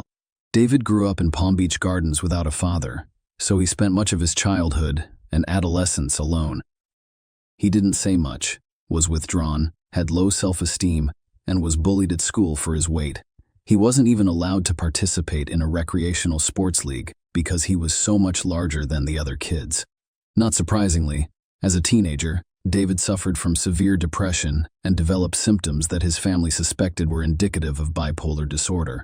He refused to take medication, instead focusing on sports and excelling at them. David received a scholarship to play college basketball after graduating from high school, and quickly rose to prominence on the team. He idolized basketball legends and named his husky Kobe after his favorite player, Kobe Bryant. On January 26, 2020, the idol died in a helicopter crash, which contributed to David's unstable behavior. Meanwhile, the smart, attractive coach ignored mental issues, basked in his well-deserved popularity, and married Gretchen. The couple lived an active lifestyle. David liked bicycling, deep sea fishing, and kayaking. Gretchen worked out hard in the gym, went to the beach, kayaked, and practiced yoga. Unfortunately, only the first 2 years of marriage proved to be happy. The smiling blonde would spend the next 3 years trying to leave. Gretchen admitted to her friends that her husband's behavior was becoming increasingly manic and that he occasionally insulted her. They even went through a 6-month breakup before reconciling. David's former boss at the gym, Tabitha Hopkins, later admitted to noticing strange mood swings in David. In 2017, things became so bad that Tabitha was forced to fire him for his aggressive behavior, particularly towards women. David was behaving strangely and refused to seek help. In 2018, the man became obsessed with the end of the world and packed his truck with 3 large bags of rice, several pots and pans, and 10 pairs of shoes. His family thought the episode was a sign of bipolar and manic depressive disorder. Bad periods were followed by good ones, during which David attempted to change his behavior. He even persuaded Tabitha Hopkins to give him his job back by assuring the gym owner that he was trying to be a better person and attending self-help seminars. Tabitha softened. There was no denying David's abilities as a trainer. The clients were overjoyed with him. David's condition deteriorated over time as his mental illness was not treated. Gretchen recognized her husband's problems and told her friends. She admitted to locking herself in their bedroom on occasion in order to increase the distance between them. I noticed this crazy look in his eyes. She texted a friend named Dawn one morning in late December. David was gaining momentum, and I didn't know what he was capable of. I'm watching him on the cameras and waiting for him to go to bed, Gretchen wrote at the end of the day. Then I'll go downstairs, get a knife, and put it under my pillow, just in case, and hopefully sleep. That same year, on Christmas Eve, Gretchen couldn't find her personal items. She searched the house, including David's backpack, and discovered her wedding ring, passport, driver's license, credit cards, and some money. Gretchen was so disturbed by the incident that she texted Dawn, her boss and friend, to express her fear of her own husband. By the end of the month, Gretchen had decided to end the turbulent relationship. In December 2019, she forced David to relocate from the townhouse to her mother's nearby home and change the locks. During this time, David's colleagues noticed a gradual shift in his behavior. The trainer was usually one of the first to arrive at the gym, but due to family events, he appeared increasingly withdrawn and sullen as time passed. On January 26th, David's idol Kobe Bryant died. When Kobe Bryant died, something happened that, as Tabitha recalls, you'd think David and Kobe Bryant were best friends. It traumatized him. In the days that followed, David became hysterical, crying and wailing in front of the fitness club groups he led and refusing to leave. Despite his emotionally fragile state, David actively participated in gratitude training, a contentious self-improvement program that critics compared to a cult. He paid thousands of dollars for seminars but refused to tell his family what he was doing during them. David's behavior regressed. On February 24th, he failed to arrive at work. When Tabitha tried to find out if he was okay, he attacked her, and the supervisor decided to terminate the employee permanently. This time, Tabitha saw David's terrifying rage and was terrified. Hopkins informed Gretchen about the incident and advised her to be cautious. "That's the last time I talked to Gretchen," she would later say. Gretchen filed for divorce 4 days later, on February 28, 2020, just a few weeks before she disappeared. David's stability rapidly deteriorated, and he became more hostile. On March 7, the woman David had begun dating reserved a seat in an unusual art class. They were to drink wine and draw pictures while guided by the instructor. However, the evening did not go as planned. When David attempted to hug his companion during class and she refused, he jumped up, yelled at her in the middle of the class, and ran outside. David's behavior terrified the young woman, and she decided not to continue the conversation, informing him that he could not stay with her tonight. When they got to his truck, it was clear that David had different ideas about the situation. She had only known David for a month when he decided to move in with her. Duffel bags containing men's clothes were spread out on her bed and dining room table, and food from his mother's house was stored in the freezer. Kobe, David's husky, was running around in the backyard. David only left after a new friend contacted her neighborhood security company and Gretchen went missing. Her family informed investigators that David was returning to her home after he had left. The young woman was concerned about her safety and installed surveillance cameras throughout her home and garage. On March 11, the World Health Organization declared a pandemic. A few days later, David arrived at Gretchen's house in the early morning, convinced that the pandemic was an end, a world prophecy. He believed the world was ending and walked around the windows pleading with his almost ex-wife to accompany him to Costa Rica, where he hoped they could escape the virus. After a few hours, regression relented and let David enter the house. That evening, a patrolling police officer noticed David visibly nervous and sweaty, running around outside a Riviera Beach restaurant and approaching a group of teenage girls. The officer noticed David's license plate, which was partially covered with black duct tape, and approached him. David claimed that his 12-year-old stepdaughter had taped the license plate and became increasingly nervous. The man ignored the police officer's orders not to move, yanked open his truck's door, and began searching for something under the seat. Fearing what might happen next, the officer pointed a gun at David and ordered him to the ground. When the officers searched under the driver's seat, where David was attempting to reach, they discovered a large knife. David was arrested for resisting arrest, but he posted bail and was released a few days later. The pandemic was gaining momentum. Some states began prohibiting people from leaving their homes as early as March 20. Gretchen, like everyone else, was trying to figure out how to adapt to the new reality. She shared virus-related videos and safety tips, as well as memes and jokes mocking the absurdity of the new normal. On Thursday, March 19, she posted a quote from a meditation blog: "There is chaos around you. The wisest choice is to create peace within yourself." After that, her profile was no longer active, and she stopped answering calls and messages. For all of her loved ones, this moment marked the beginning and end of their lives. On March 23, 2020, Gretchen and Anthony began texting their friends and family. Gretchen sent a series of messages to friends and family over several days, first stating that she was quarantined at home and then describing her deteriorating condition and hospitalization in the emergency room at Jupiter Medical Center. Another message stated that she had been transferred to another CDC facility that did not exist. On March 24, Don Paris, Gretchen's supervisor and friend, received a message from her saying, "I tested positive for coronavirus early this morning. This is bad news, but I'm at a coronavirus KDC treatment center that only handles COVID cases. The good news is that my blood type can potentially be used in treatment. I'm not sure if you remember when I said I have a strain of mad cow disease in my blood. Well, that strain is important for gathering more answers and finding she could be placed in a medically induced coma and lose her ability to write." Jeff Dreer did not believe the reports. He was perplexed by the numerous text errors and abbreviations. The tone of voice in the messages sounded more like David Anthony, and Jeff became concerned. Furthermore, it bothered everyone who received these messages that no one, including his daughter Gretchen, ever called.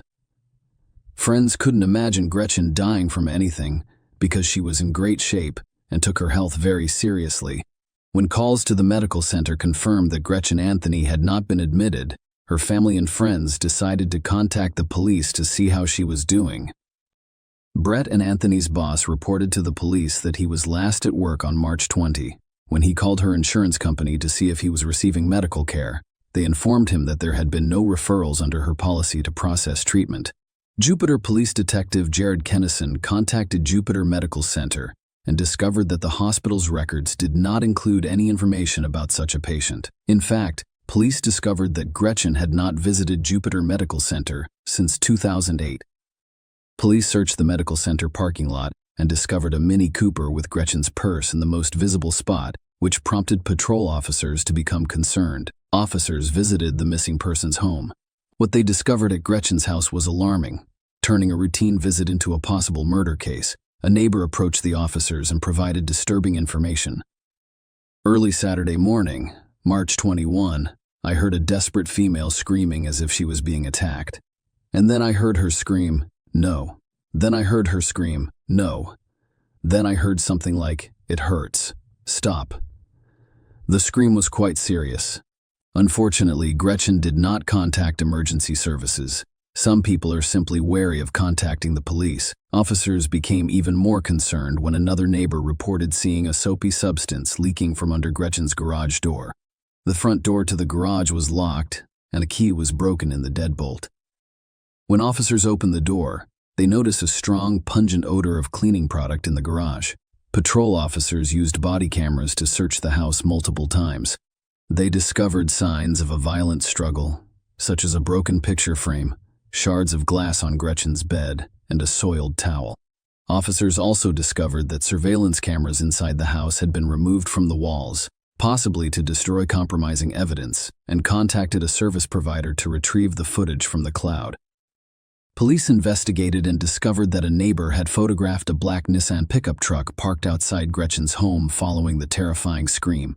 Gretchen's almost ex-husband, David Anthony, owned the exact same pickup truck before abruptly leaving. His mother told police that her son packed his truck and left on Tuesday, March 24, 2020, saying he was going to Costa Rica. Their suspicions were heightened when they saw a video shot in the parking lot of Jupiter Medical Center, where Gretchen's car was discovered. A Mini Cooper pulled into a parking spot, and a tall figure about the height of David Anthony emerged from the vehicle. Investigators began tracking Gretchen's mobile and discovered that it was registered in the Pensacola, Florida area. As later confirmed, David had driven only 600 miles to Pensacola, Florida, the westernmost city, after stopping at a couple of local pawn shops to sell some women's jewelry. He and his dog Kobe continued west, spending one night at a hotel in Pecos, Texas, before settling in Las Cruces, New Mexico. David contacted detectives from 2,000 miles away and reported that Gretchen was alive and in no danger. He explained that his spouse had given him a written statement, which he read aloud on the phone. According to the statement, Gretchen discovered financial crimes at her workplace and fled Florida with David, fearing for her life. The statement also stated that she had fled from her first ex-husband, Jeff. Detectives did not believe it and continued their investigation. They tracked Gretchen and David's cell phone signals, which indicated that the two phones were in contact, expecting the worst. On March 29, detectives obtained a warrant to impound the truck and worked with Las Cruces police to arrange a traffic stop. Las Cruces police detained David and seized his truck and property, including his and Gretchen's phones, but there was insufficient evidence to bring him in for questioning. He was allowed to simply walk away. On March 30, 2020, Jupiter police obtained electronic records from Gretchen's home, and investigators discovered the truth. On March 21, David lurked silently on the porch that overlooked the back of the garage. He was holding an elongated object. Gretchen appeared 6 minutes later in the video. The video shows David forcibly driving her into the garage, and a scream can be heard over it. She first yelled to the Amazon Alexa device in the garage, "Alexa, turn on the lights in the garage." The surveillance camera audio then recorded a muffled thud and Gretchen's muffled screams. She yelled at Alexa again, "Alexa, call 911. David had no idea that unless he programmed her smart speaker to call 911, it would not call the police in an emergency. After a while, David's face appeared in the frame, and his hands were gloved in one shot. Gretchen's bloodied head could be seen as he walked around the garage. On March 30, investigators had seen enough. Detectives obtained a warrant for David's arrest. The case evolved from a missing persons case to a murder investigation. Detective Kennison arrived in Las Cruces shortly before midnight on March 31st. Police arrested David outside a convenience store. A Jupiter detective questioned him at the state police headquarters in Las Cruces, New Mexico. They had one goal: to persuade David to reveal the location of Gretchen's body, and the detective failed. David claimed Gretchen was alive. During the interrogation, David Anthony repeated this claim 35 times. Detectives even tried using a voice recording of Gretchen's daughter, whom David adored. With her father's permission, the girl recorded her request. "David, it's Eva. I love you. I'm scared. I miss my mom," she said to him. "I need to know where my mom is. Please do the right thing and tell me where my mom is. Please. I love you." Detectives played the tape for David, but he remained unconcerned. While incarcerated, he refused to discuss what had happened to Gretchen. He remained silent for months, as is typical of him. David understood how difficult it would be for the prosecutor to obtain a conviction without Gretchen's body.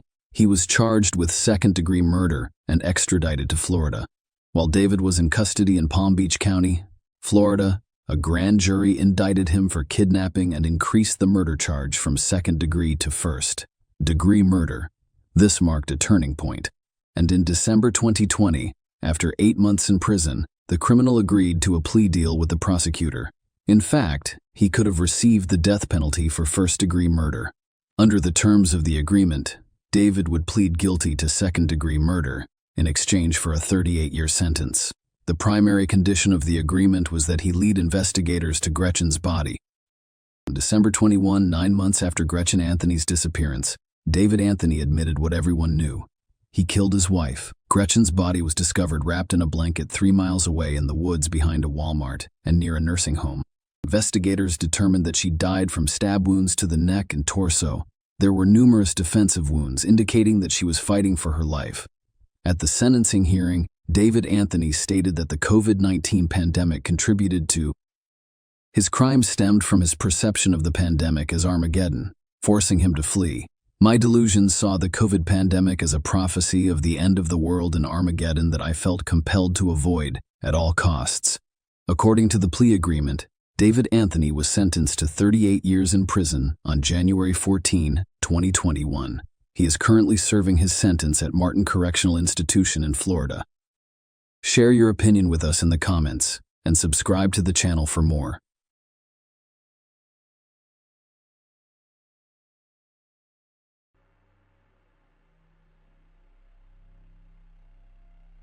Domestic violence was not uncommon at all times, and victims frequently choose to silently tolerate this attitude toward themselves and the domestic tyrant, believing his impunity allows him to cross any boundaries. The worst thing about such situations is that children may become victims. The case of young Thallium Palmer made headlines across Australia a few years ago, due to its extraordinary cruelty and monstrous coincidence of circumstances. When a child from one dysfunctional family moved to another, the situation became even more terrible and cruel. The girl's birth mother, in an effort to protect her only daughter from her tyrant husband, gave her to another family with the best intentions.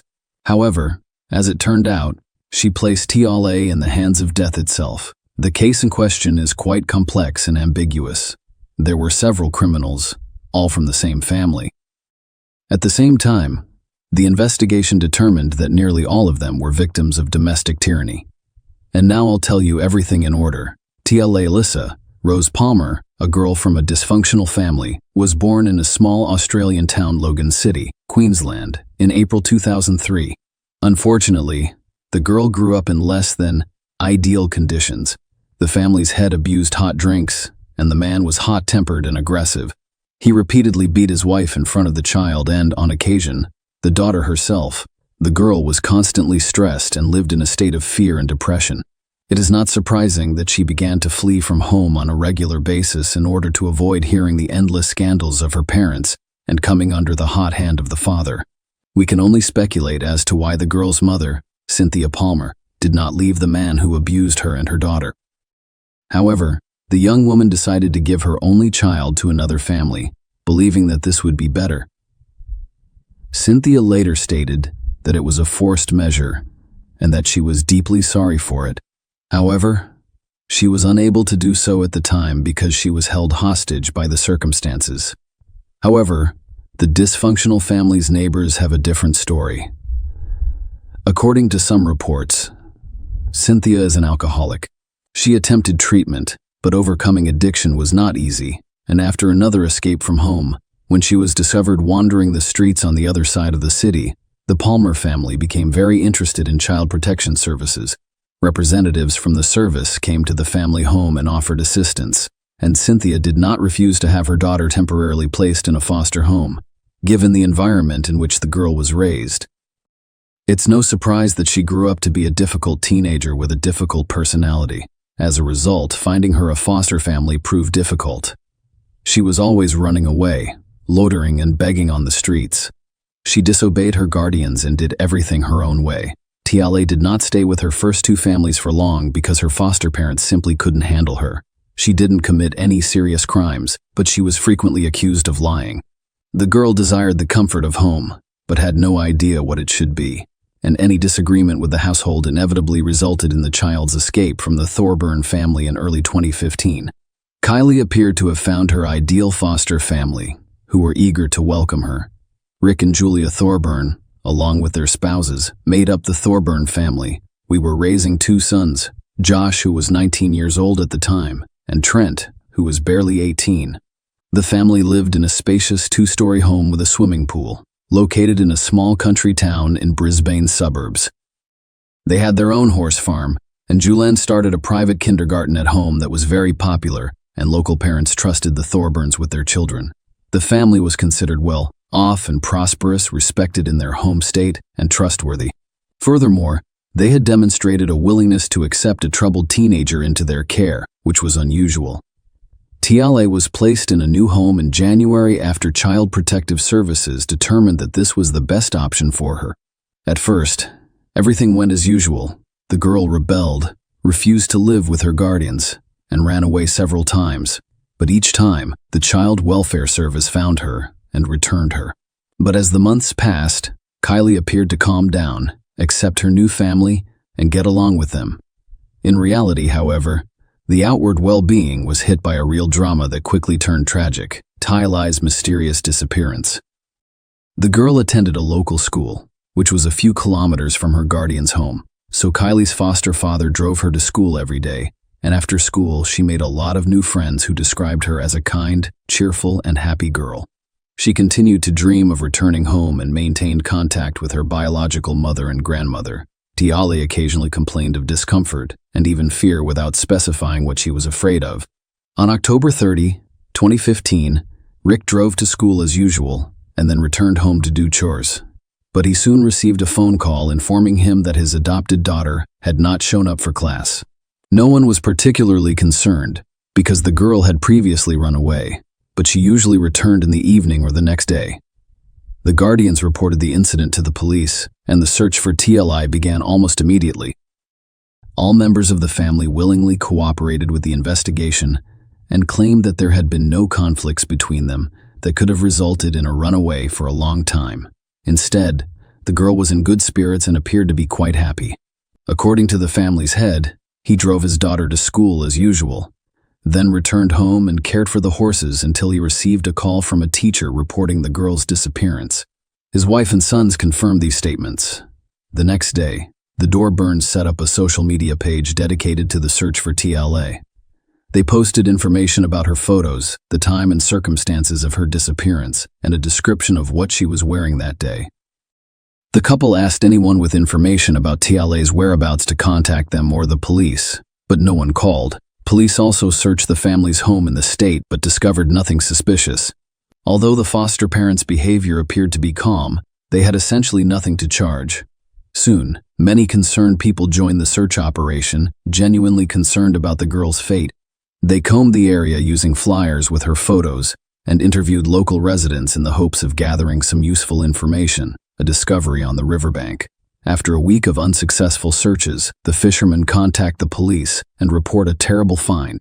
According to the men, they went to the Pimpama River in the morning of November 5. However, after barely casting their fishing rods, they noticed something unusual in the swampy, shallow water. As they came closer, the fishermen were horrified when they realized their discovery was nothing but human remains. The police officers who responded to the call reported that the body was that of a short man, but it was so disfigured that it was impossible to determine the deceased's gender. He had no clothes on, and no personal belongings could be found nearby. The body had numerous injuries that were initially thought to be caused by wild animals in the area. Furthermore, it decomposed rapidly due to heat, moisture, and a large number of insects drawn to the distinctive odor. The gruesome discovery was sent for examination, and it was determined that it was a girl aged between 12 and 16 years old. The police then gathered information on all missing young people recently, and the corpse was quickly identified. It was Thallium Palmer, whom the entire city had been searching for nearly a week. The cause of death was impossible to determine because the body had been in the water for so long. However, experts speculated that Thallium died from asphyxiation after discovering that her hyoid bone had been crushed. The most horrifying aspect, however, was that the injuries, which were initially thought to be animal bites, could have been caused by a person prior to Thallium's death. Thallium's death was clearly criminal in nature, so a criminal case was opened and a murder investigation was initiated. However, the investigation was moving very slowly because no serious leads have been found yet. This meant that the process could take months, if not years, and result in another unsolved crime. The case quickly became public, and nearly a quarter of the city's population came to say goodbye to the deceased girl. People brought flowers, soft toys, and balloons to the memorial service. On November 14, young Thallium's body was cremated. Thallium's birth mother gave a series of interviews to reporters in which he openly accused Child Protective Services of criminal negligence that resulted in the tragic store fires. The foster family willingly cooperated with the investigation from the start, but their behavior raised some concerns. Rick was supposedly the last person to see the girl alive, but no one could confirm that he actually drove his foster daughter to school on October 30. Spouse and sons claimed to have seen Thallium enter the car. Surveillance cameras along the school route also captured the car driving in that direction. However, no footage of Thallium leaving her guardian's car could be found anywhere. No teachers or classmates saw the girl that day, either at school or on the school grounds. Thallium appeared to have vanished. Investigators had growing doubts that Palmer was even in the car, Family members occasionally erred in their testimony about the events of that day, but insisted that everything was as it had always been, and there was nothing to suggest trouble with the children's secrets. As part of the investigation, dozens of children and teenagers were interviewed, including the deceased's classmates and friends. Everyone spoke highly of her, but they did mention that Thallium had recently been concerned about something but was unable or unwilling to discuss it. Thallium requested temporary shelter from a classmate a few days prior to the tragedy. She claimed she was in trouble and that the guardians would kill her. These statements were not taken seriously, and, despite feeling sorry for her, the friend was unable to invite someone to her house for a sleepover without parental permission. The other girl mentioned that Palmer had told her secret. Trent, the youngest of the Thorburn brothers, was her 18-year-old love interest. Furthermore, she boasted that they were romantically involved and would be together in the future. The latter revelation sounded strange because Thallium was only 12 years old, and a relationship with an older brother, even an adopted one, seemed unlikely, like a childhood fantasy. Nonetheless, the information she received was definitely something she needed to look into. The Thorburn family members categorically denied all suspicions. They referred to their deceased adopted daughter as a liar who wanted to draw attention to herself, and they suggested that the girl's school friends may have made up something or fantasized. There was no solid evidence to suggest that the guardians had committed a crime against Hailey, so they remained at large and went about their business as usual. Their private kindergarten continued to accept children, the farm thrived, and they did not have to deal with the pain of loss. For several months, the investigation was essentially on the same ground. Local residents with prior convictions were questioned, and those suspected of crimes were investigated. However, the search returned no results, and no new leads appeared. Even the announced high reward for any information about the case did not expedite the process. A parallel search was carried out in the area where Thallium's body was discovered. And a month later, under a layer of silt, a backpack and a shoe presumably belonging to the deceased were discovered 150 meters away from where the body was. These items were obviously intended to be discarded so that they would never be discovered. The entire story drew a large public response. The search and investigation results were broadcast on television and published in the press, and city residents organized pickets to demand that the killer or killers be found and punished. The biological mother of the deceased Thallium organized some of the tickets. Eventually, the police appealed to potential accomplices of the perpetrator, promising them protection and immunity if they identified the perpetrator or provided any significant information. However, this appeal also went unanswered. In 6 months, no new clues or avenues of investigation have emerged, despite an anonymous call and a wiretap at the Thorburn residence. It wasn't until the summer of 2016 that police received an anonymous call that altered the course of the investigation. The anonymous caller claimed that the Thorburns were looking for a troubled teen for a reason. They were motivated by a mercantilist interest, as custody of troubled children is compensated with increased allowance. Anonymous also stated that their youngest son most likely had an intimate relationship with Thallium, which he had mentioned in passing prior to the tragedy. Of course, this information could have been false. However, detectives remembered that they had previously heard from the deceased's high school friend that Thallium and her named brother may have had an affair. The investigators decided not only to take a closer look at Trent, but also to examine him thoroughly. The interrogations yielded no results because the guy and his family members insisted on their involvement, claiming that the girl fled and then got into trouble. The family's social media pages were quietly examined, and one of the chat rooms in Trent's profile revealed an unusual correspondence. Approximately a month and a half before the tragedy, he told his cousin that he had an intimate relationship with a girl much younger than him, but he did not reveal her name. Of course, the dialogue on social media could not become incontrovertible evidence, but it did allow the police to obtain permission to install listening devices in the Thorburn house, albeit without their knowledge. The wiretaps yielded shocking results within the first few days. On the recordings, family members could be heard meticulously rehearsing their versions of events, ensuring that their stories matched in every detail. The family had taught his household what to say and how to behave, and from the mother's mouth came such phrases as "Dad made this decision to save, we'll have to live with it. Never, ever tell anyone or anything, regardless of what happens." Rick threatened his family members several times, and while it was clear that they were afraid of him because they knew his father could turn words into action at any time, there was still insufficient direct evidence. However, the Thorburn Blue Card, which granted them permission to work with children, was revoked almost immediately, forcing the private kindergarten to close. The wiretap quickly confirmed that the youngest of the brothers had been intimate with Thallium. In fact, it had been happening on a regular basis for several months before he informed his mother in October that Thallium was pregnant. If Trent's suspicions had been correct, he would have been sentenced to prison for having an affair with Thallium. Julia told her husband everything, and Rick decided to take action. Julia and her sons arrived in Brisbane early on the day of the tragedy, ostensibly for business. It was supposed to serve as an alibi for them, so Rick stayed at home with his adopted daughter. When the mother and heirs returned home in the evening, it was already known that the girl had gone missing, and the family's head claimed to have solved the problem without providing any details, including arrest and investigation. Based on the information obtained, all members of the family decided to re-interview, and the police decided to search Rick's car, in which he allegedly drove his adopted daughter to school on the day she vanished. And it turned out that the car was sold almost immediately following the tragedy. The vehicle was located, and a thorough inspection revealed old washed-out traces of blood in the trunk. DNA analysis revealed that the blood belonged to Thallium, who had been murdered. After that, any remaining doubts were dispelled, and the Thorburns were taken into custody. They were questioned separately, with Trent being the first to speak. It turned out that he had duped Thallium into seducing him by telling her about his feelings and promising that they would always be together.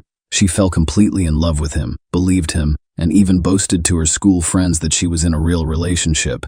However, when she became suspicious of the pregnancy, she realized that the foster father could literally kill her and began to ask her classmates to take her in. At least for a while. Rick fought the longest, but was put under pressure by evidence and testimony from his family members. He confessed to killing his foster daughter, claiming he was only trying to protect his family. He had strangled her severely and disfigured her body in the hopes that no one would ever identify him. Rick didn't consider the possibility of DNA testing when the head of the family was formally charged with first-degree murder. He collapsed and was rushed to the hospital with a heart attack. Their doctors concluded that he had caused the attack himself by taking a large dose of powerful drugs. They fought for his life for several days so that the perpetrator could face trial and receive a just punishment. The entire country followed each family member's trial and sentencing, as well as the investigation and trial, because the Thallium Palmer case became one of the most publicized and cruel in the last decade. Each member of the Thorburn family was found guilty, but many believe their sentences were too lenient. For example, Josh, the eldest son, was sentenced to just 3 months in prison for perjury and attempting to obstruct the investigation. The court considered his genuine remorse and the fact that he was a key witness against his father and younger brother during the trial. Julia Thorburn was sentenced to 1.5 years in prison for perjury and harboring her husband and son. At trial, she admitted that she was terrified of her husband and believed he could murder her and her son.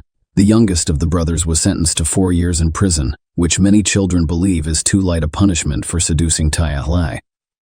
Perjury and obstruction of the investigation. In fact, the young man served just over a year before being released early. The head of the family who treated Thallium the most brutally was sentenced to life in prison. He pleaded guilty to all counts and expressed deep regret for his actions. Rick repeatedly stated that he was motivated by the desire to protect his family, but he does not understand how he could commit such a crime. Following the final verdict, Thallium's birth mother gave an interview in which she stated that none of the punishments for her daughter's killers were harsh enough. However, the day of the verdict signals the end of her quest for justice. Share your opinion with us in the comments and subscribe to the channel for more.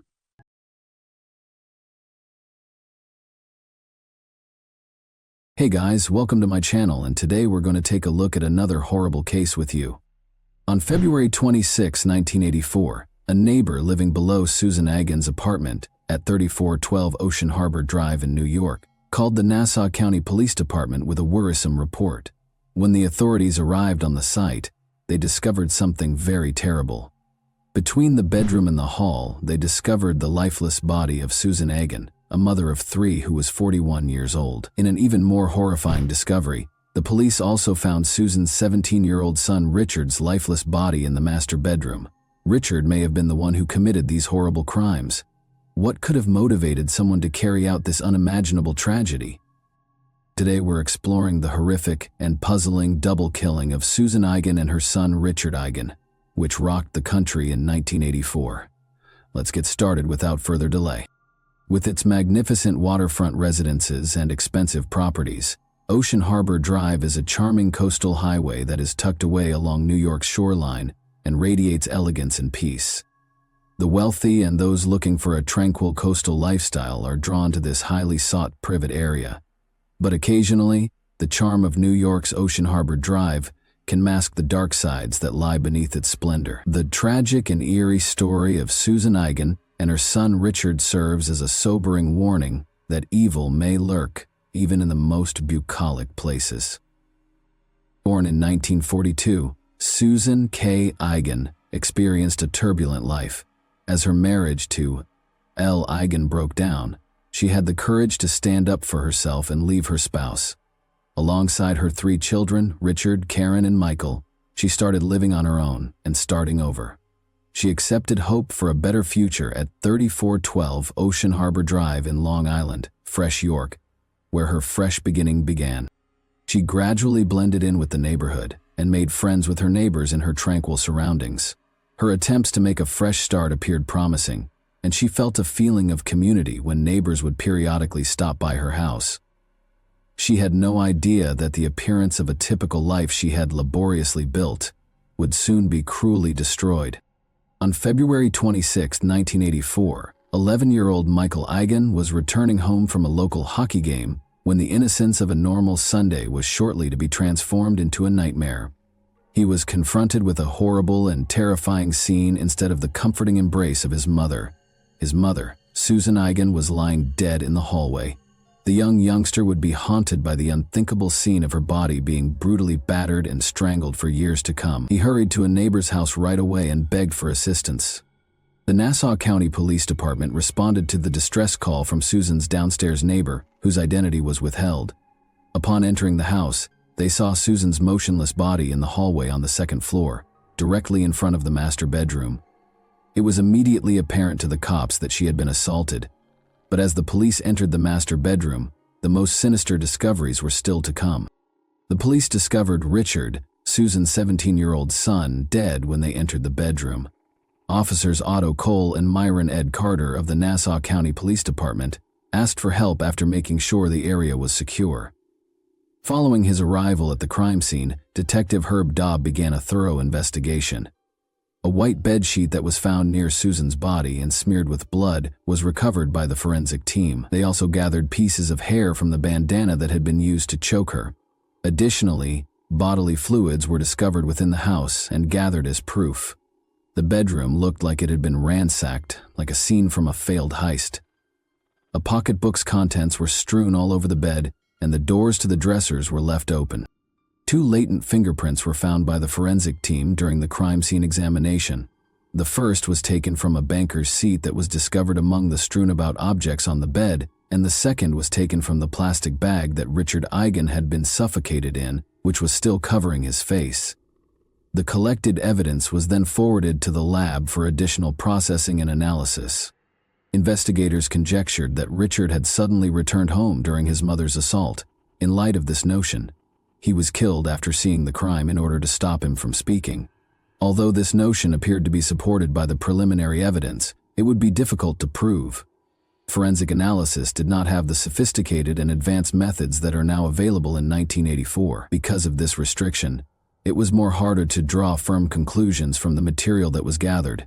The traditional procedures and technologies that investigators had to use might not have yielded as accurate and comprehensive information as contemporary forensic techniques. Detective Charlie Costello of the Crime Lab's Fingerprint Division was testing latent fingerprints taken from the bag used to strangle Richard and another from the bankruptcy taken from Susan's purse in August 1984 because he thought they might be those of the intruder. Costello used the Automated Fingerprint Identification System, AFIS, to process the prints, but no matter how hard he tried, he could not discover a match in the system. The detectives chose to expand their investigation by getting fingerprints from local residents who had a history or background in burglary because there were no prior criminal records related to the murder. The goal was to find a possible match, or lead, that would assist them reduce the number of suspects by comparing these fingerprints with those recovered from the crime scene. Despite being time-consuming, this approach was meant to broaden their investigation's scope and raise the likelihood of discovering a link to the offender.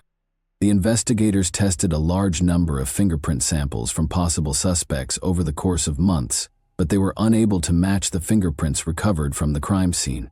They brought in as many samples as they could throughout time, but none of them produced any findings.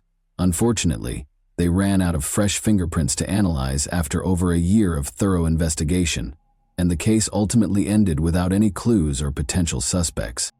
Detective Charlie Costello decided to try his luck again on January 22, 2002, after 18 years, and ran another fingerprint through AFIS in the hopes of making a breakthrough. He was quite relieved to receive a favorable outcome this time. Costello was able to match a fingerprint from a school bus driver application with the fingerprint on the evidence. Louis Talisi was the applicant's name. Investigators discovered that Louis Talisi was 42 years old at the time of the incident and had a history of drug use after finding this match. Detectives were cautious and patient, choosing to obtain more tangible evidence before making an arrest. After Louis Talisi was named as the cold case's lead suspect, in order to identify body fluid stains on the evidence gathered from the murder scene that would otherwise be invisible to the human eye, McCarthy used an ultraviolet beam in February 2002 for DNA analysis. McCarthy collected the fluid successfully and used it to recover a partial DNA profile.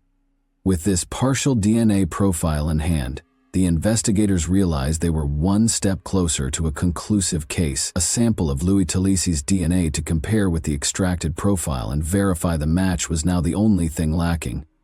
The time has come for them to locate Louis Talisi. Detective Tony Graziano, a talented and well-prepared undercover agent from the Nassau County Police Department, was tasked with obtaining Louis Talisi's DNA on May 10, 2002. Without telling Talisi about the investigation, he had to surreptitiously collect a secret DNA sample from the suspect. 11 a.m.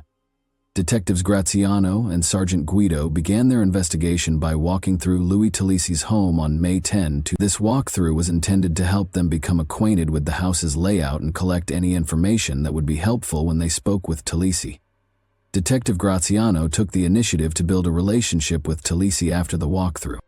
In undercover operations, developing rapport is essential, since it helps you win the suspect's trust and confidence during the encounter. In order to establish a relaxed and welcoming environment, Graziano conversed with Talisi on a variety of subjects. The detectives were conscious that they needed to handle the matter tactfully and make sure Talisi didn't know what they were really trying to do. Gaining Talisi's trust sufficiently to get a secret DNA sample without arousing suspicion was their aim. Detective Graziano and Sergeant Guido continued their informal tour of Talisi's house, and Talisi smoked a cigarette while they spoke.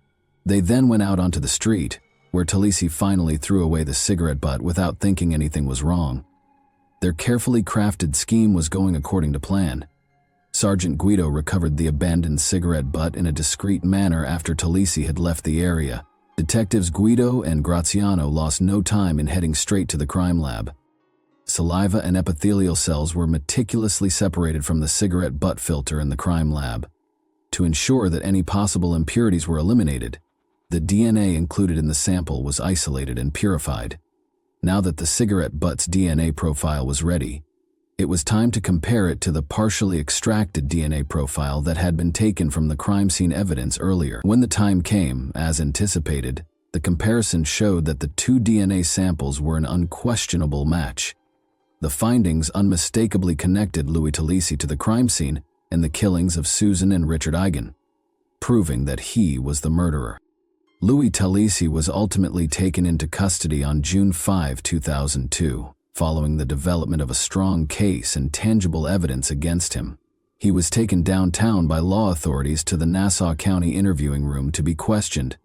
The detective's evidence, which included the vital fluid sample that connected Louis Talisi to the crime scene, was presented to him. Thallium showed his slyness by spotting a possible defense tactic right away. He admitted to knowing Susan and shrewdly asserted that he was physically involved with her. He said that this clarified why his bodily material was found in Susan's house and implied that it had nothing to do with the killings. Thallium added that he was a Brooklyn resident at the time of the killings and had met the Ingners through acquaintances who shared a residence with them. Afterwards, Thallium had previously met the Ingners multiple times. He was not an invited guest on the day of the murder, the detectives claimed. Although the cold case detectives didn't trust Thallium's statement, they were aware of the possible complications it could cause in court. They knew it was important to handle it carefully. However, they had one more piece of information that was crucial, a trump card that, if used properly, would prevent Thallium from fleeing. 2 hair strands, obtained from the bandana used to strangle Susan Gagani, were turned over to DNA analyst Terry Melton on July 3, 2002. Melton then used the hair samples to create a DNA profile. Comparing this freshly acquired DNA profile with Louis Thallium's pre-existing DNA profile, the Gagani double murder case was turned over to the Nassau County District Attorney's Office following the conclusion of the investigation and the development of a compelling case against Louis Thallium. The team led by the district attorney went over the evidence and got ready for the trial. Trial proceedings started when the case was added to the court's docket. For Susan and Richard Gagani, Assistant DA Robert Biancavilla created a painting depicting death that Thallium fashioned. Louis Thallium refused to admit to the killings in spite of the growing evidence against him. Michael Washour, his defense lawyer, presented a plan to raise a reasonable doubt in the jury's mind. Washour offered an alibi to refute the prosecution's case by claiming that Thallium was trying to have a family get-together on the day of the killings. Washour also raised the idea that other people who knew the Gagners might have committed the crimes in an attempt to disprove Thallium's involvement. Louis Thallium had the chance to make a brief appearance in court during the trial.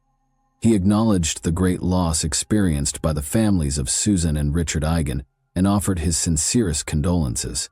He did, however, continue to stand by his claim that he was innocent of the crimes for which he was charged. In his speech before the court, Susan's son Michael Gagani described a disturbing memory that had plagued him ever since the killings. He described an instance in which he and his adolescent companion ended up on a boat with Louis Thallium 4 years after the horrific events.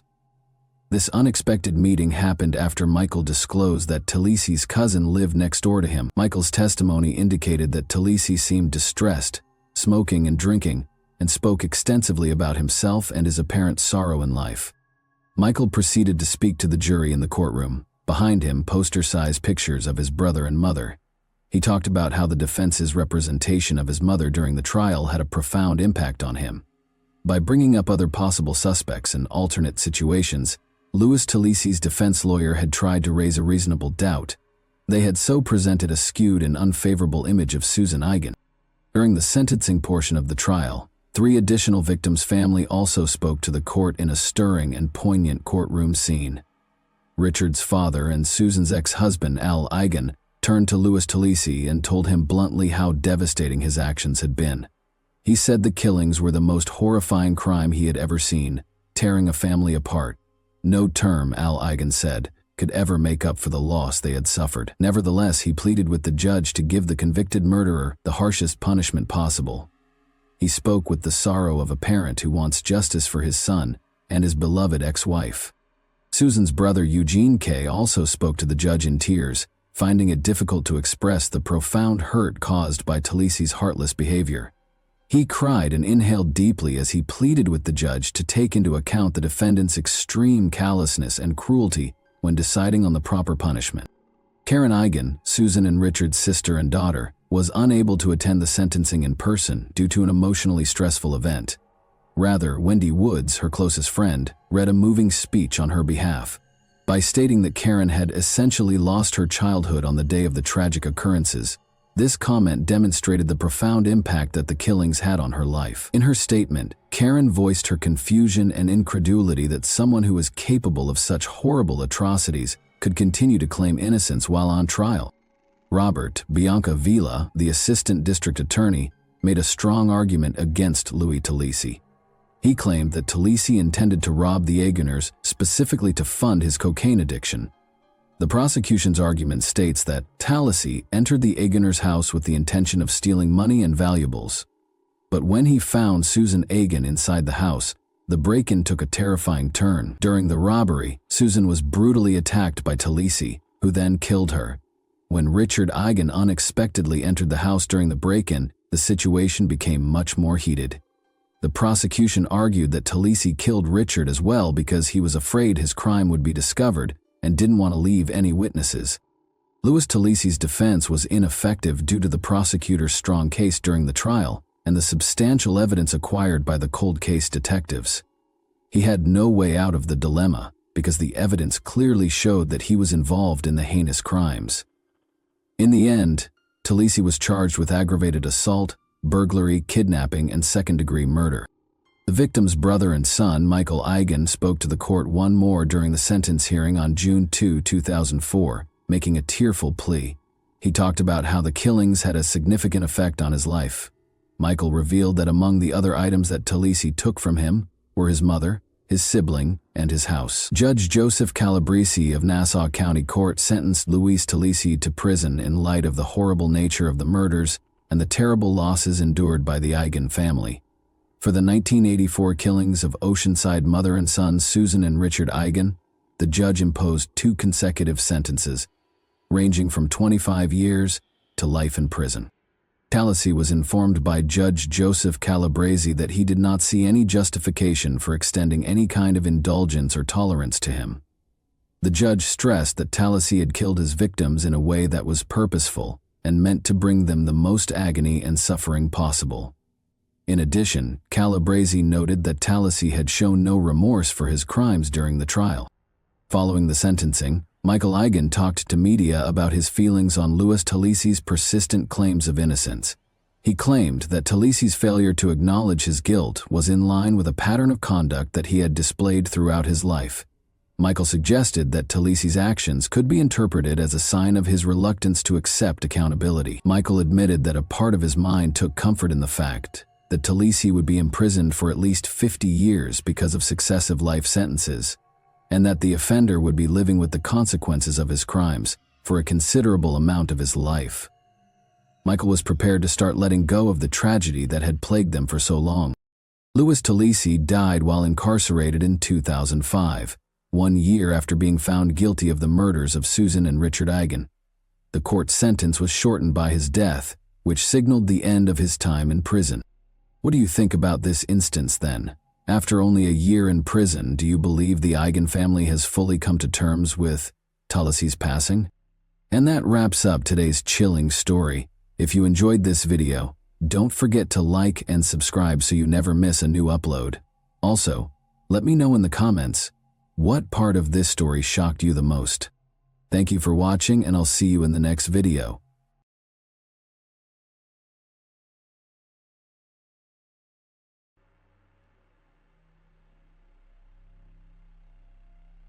On December 20th, 2017, a press conference was held during which Mark Perez, special agent in charge of the Florida Department of Law Enforcement, announced a breakthrough in the disappearance of Mike Williams, a Tallahassee real estate appraiser who was originally presumed to have drowned while duck hunting on Lake Seminole. An alligator ate him on December 16, 2000. The truth is that Mike Williams did not drown in the lake. I can tell you that, because I am here now, Perez said. Animals that eat people did not eat him. He didn't leave his wife and 18-month-old daughter behind when he left town. He was killed. We can't say more about it yet because the investigation is still going on, but I'm happy to say that. This morning, investigators told the Williams family about new information they had found in the case. Today's story is about love, betrayal, cheating, and greed, but it's also about a mother who has been strong for 17 years and 4 days. Mike's mom, Cheryl Williams, didn't believe that her son had drowned in Lake Seminole. She pushed hard for police to look into her son's disappearance, and she really thought that the people who did it would be punished, even when no one else did. Either he was alive or he was dead. I chose to believe he was alive, and I think that's what helped me, Cheryl said on December 20th, 2017. A lot of people told me I was crazy, But we would never have found him if I gave up. Brian Winchester was given a 20-year prison sentence the day before the press conference. He was a close friend of Mike and his wife Denise, and later married Brian. In a strange way, those who did what happened got what they deserved when the truth came out in 2000. Mike's mother was right. In 1997, Brian and Denise started having an affair, which turned into a murder.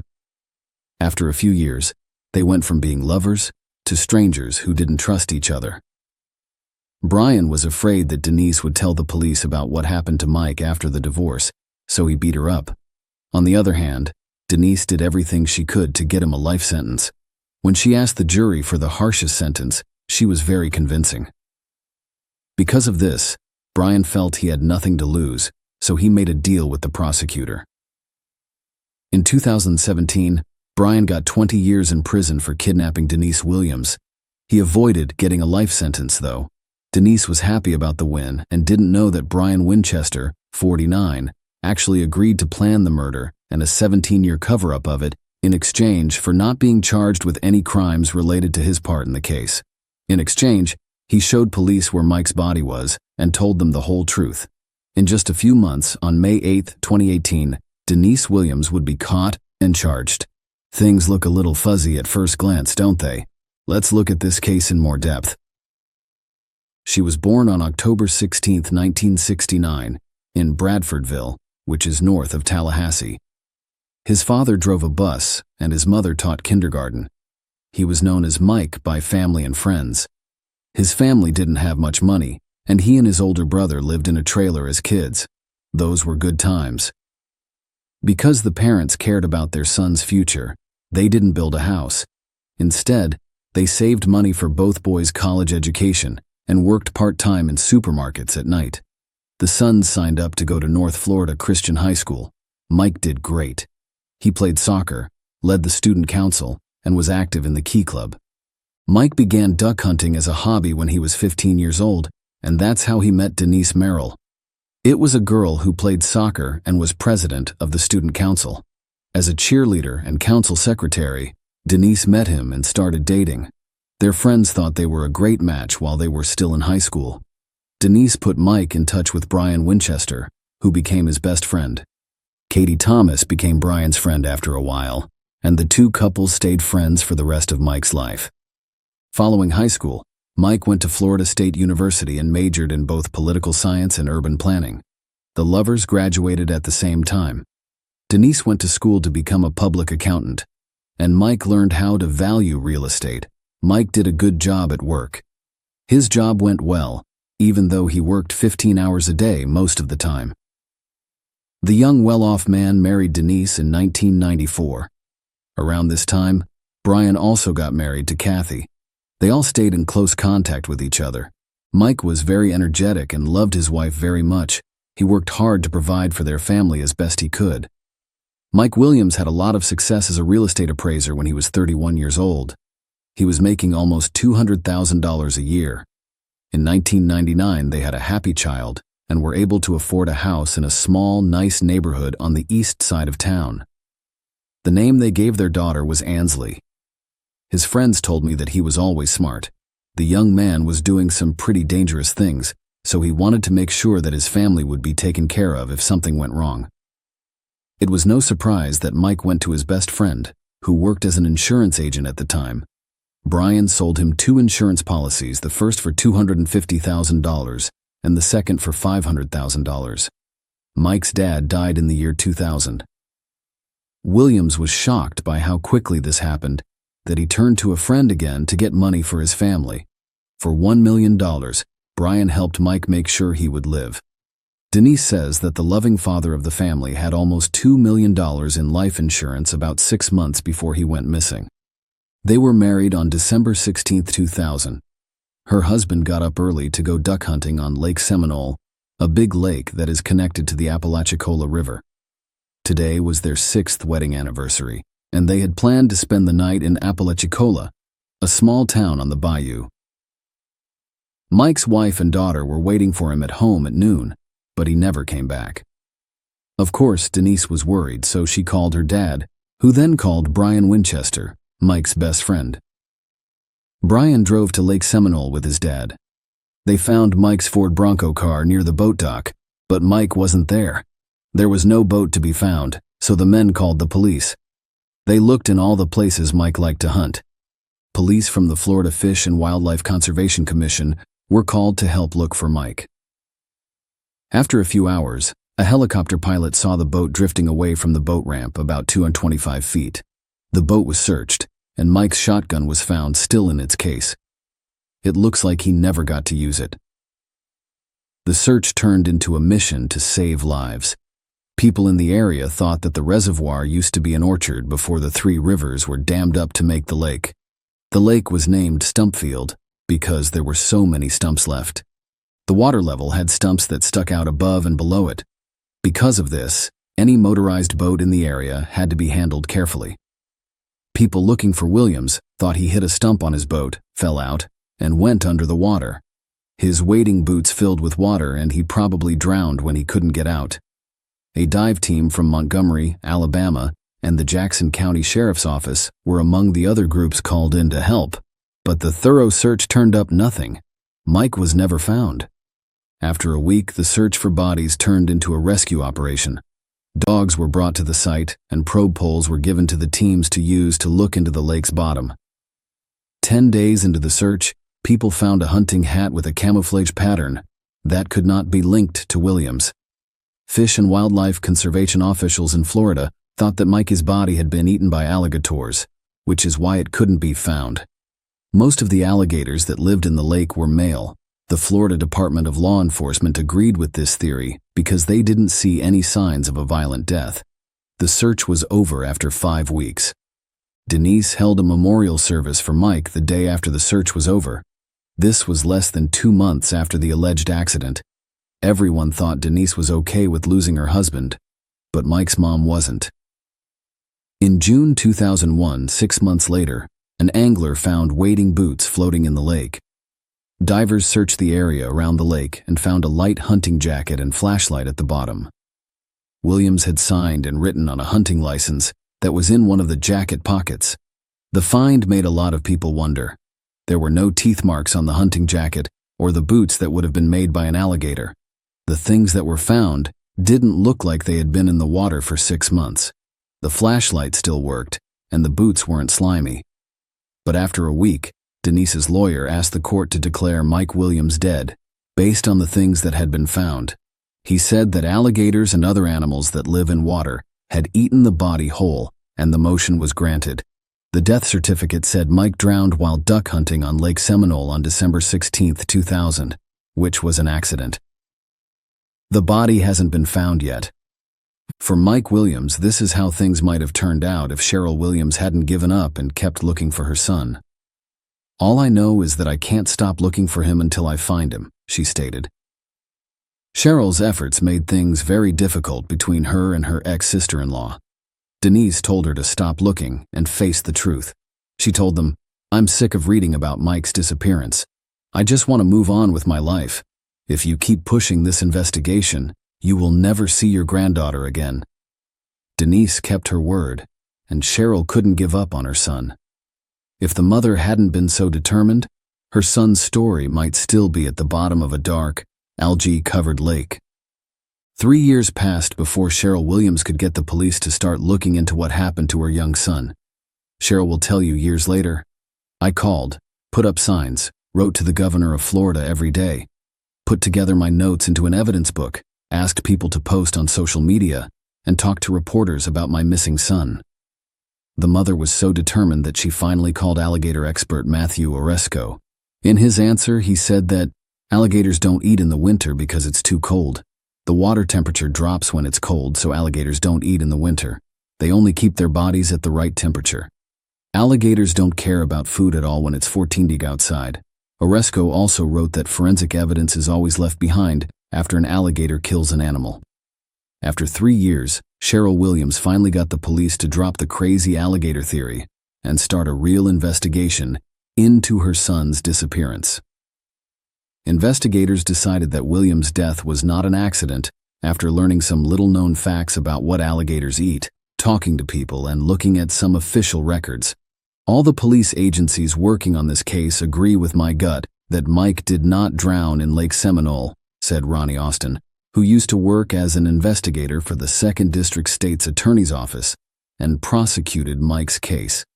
At first, the Florida Fish and Wildlife Conservation Agency took over the case because Williams was thought to be a hunter who had gone missing. Police spent 735 hours looking for the body in a 10-acre area of the lake, but they didn't look for any signs of wrongdoing. The Jackson County Sheriff's deputies who were brought in to help with the search also didn't look at any other options. Investigators talked to everyone who helped with the search. Years later, police officer David Arnett, who was at the scene that day, said that some things seemed odd right away. Williams didn't usually hunt alone. His truck was found in an undeveloped area from which he would have had to drag the boat over mud, not on the nearby concrete boat launch he usually used. The terrible storm that night should have pushed the boat to the east shore, but it was found on the west shore. The boat's motor wasn't running, but it was full of gasoline. If Mike had been driving the boat and fell out of it, it would have continued to float in circles until it ran out of gas. Sadly, law enforcement started to doubt too late that they were dealing with a straightforward drowning. A lot of volunteers and searchers had already walked all over the crime scene. A car that could have been a clue was taken by the family without any checks being made. Possible witnesses were not found. When police learned that Winchester had divorced his wife Kathy and married Denise, they became suspicious of both Denise Williams and Brian Winchester. They also found out that Denise got an unexpected windfall of almost $2 million from the life insurance policy of her late husband. Investigators found that Winchester was the one who sold Mike the policy. They also thought it was odd that Denise, Mike's wife, didn't want to be involved in the investigation and tried to stop Cheryl from doing anything, even telling the grandmother she couldn't talk to her granddaughter. They were called in for questioning in 2005, but it didn't add anything new to the investigation. Brian made up an excuse for what happened the morning of the disappearance of Mike Williams. Based on what his ex-wife Kathy said, he was 60 miles from the lake and in bed at home. He told her that he had planned to go hunting with his dad in the morning, but had slept in instead. Even questioning Denise didn't turn up any new clues. In 2008, the Florida Department of Law Enforcement said they didn't think Mike's disappearance was an accident and that they thought he had been robbed. Unfortunately, they can't bring charges because there isn't enough evidence. "We have suspicions, but we need proof," Cheryl Williams said, after another investigation failed to find out what happened to her son. She did not give up, though. Because of her work, the Discovery Cable Channel did a story on Mike's disappearance and the investigations that followed. By late 2011, Cheryl had lost faith in the Florida Department of Law Enforcement and thought it was either not capable of solving the case or not interested in doing so. Since 2012, Mike's mother has sent Governor Rick Scott about one letter a day, asking him to either give the investigation to another agency or name a special prosecutor to do it. Over the course of 9 years, Cheryl wrote 2,600 letters to the governor. Brain and Denise broke up after Denise caught him cheating on her in 2012. After a few more years, Denise asked for a divorce. An evaluation of the old family home was to happen. After that, not even property issues would hold them back. This event changed the course of Mike's case. Brian and Denise didn't want to get a divorce, but they also didn't want to stay together. They fought all the time, and the Williams investigation made fun of them. Brian called Denise, but she stopped calling him back. He was too stressed to handle it. Denise left her house on August 5, 2016, to drive to work at Florida State University. That day, a real estate appraisal was due because of a court order. She saw someone get into the back seat of her car while she was on the phone with her sister. Winchester was the one it was. Denise was told to keep going straight ahead by Brian, who put a loaded gun to her ribs. He said he had to do it because she wasn't home when he called. Denise tried to make Brian feel better, agreed with everything he said, and said she would give him a chance to save their marriage. Brian thought so. He got out of the car after Denise told him she wouldn't call the police to report what he had done.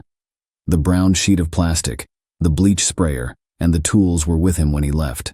As time went on, it became clear that Denise had miraculously lived. Denise called the fire department.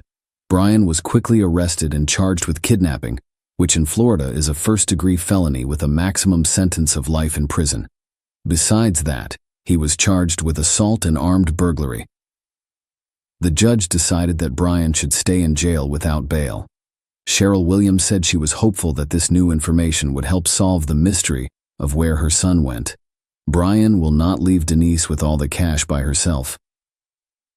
"I pray that he will tell us what really happened," she told the New York Daily News. Brian did tell, and he was able to get a very good deal from the prosecutor that kept him from getting a life sentence at first. Brian started his story by saying, "I think we were all doing really well, but I wasn't a good husband. I found a note in my first wife Kathy's purse one day and knew she was cheating on me. I was after revenge. Denise and Mike and I often went to bars and concerts together. Denise and I had been friends since high school. I've never really liked her, but after Kathy cheated on me, I changed how I felt about other women." Brian and Denise started seeing each other in October 1997. What started as drunk sex at a rock concert quickly turned into regular secret meetings. We started getting together at hotels during the workday, and did so whenever we could. Brian said he didn't want to get a divorce. Denise made it loud and clear that she would never leave her husband. She cared about what other people thought, and she didn't want to share custody of her daughter. Over time, the relationship grew into more than just meeting up for sex. Denise and Brian sent each other gifts and love letters because they saw themselves as a couple. It was clear that things could not keep going this way. They couldn't live without each other, and Denise didn't want them to get a divorce. It wasn't okay to hurt her image of a religious woman. Around this time, Mike almost died in a hunting accident, but Brian saved him. Denise saw an escape route all of a sudden. After the deal with the prosecutor is over, Brian will tell us the year 2000, which will lead us to talk about how Mike and Kathy died. For Denise, she wanted everything to be blamed on me and not on her. She also wanted it to be an accident instead of a murder, so she could deal with it. Brian and Denise chose a boating accident after thinking about other options. By doing this, they planned the murder to get the most money from Mike's life insurance policy. They both knew that Mike had to be killed before the end of December 2000, when one of the 3 policies ran out. The plan was set. Brian told his friend that he had found a great place to hunt on the shores of Lake Seminole. Mike planned to go with Brian and get back home by noon so he could spend his anniversary with his wife. I told him that we were going to go to a special place and that he absolutely had to bring his wading boots with him. I had to make sure he took them with him, because it was believed that if you fell overboard in wading boots, you would drown very quickly. The plan was to make death look like unplanned drowning. Brain pushed Mike out of the boat once they were in the water. He almost drowned, but he climbed up on the stumps and started wading through them to get to the shore. Brian became scared. I didn't know what to do. Mike started calling loudly for help. I didn't know how to get out of this situation. I had a shotgun. I was panicking, and I shot him in the head. I didn't think about what I was doing.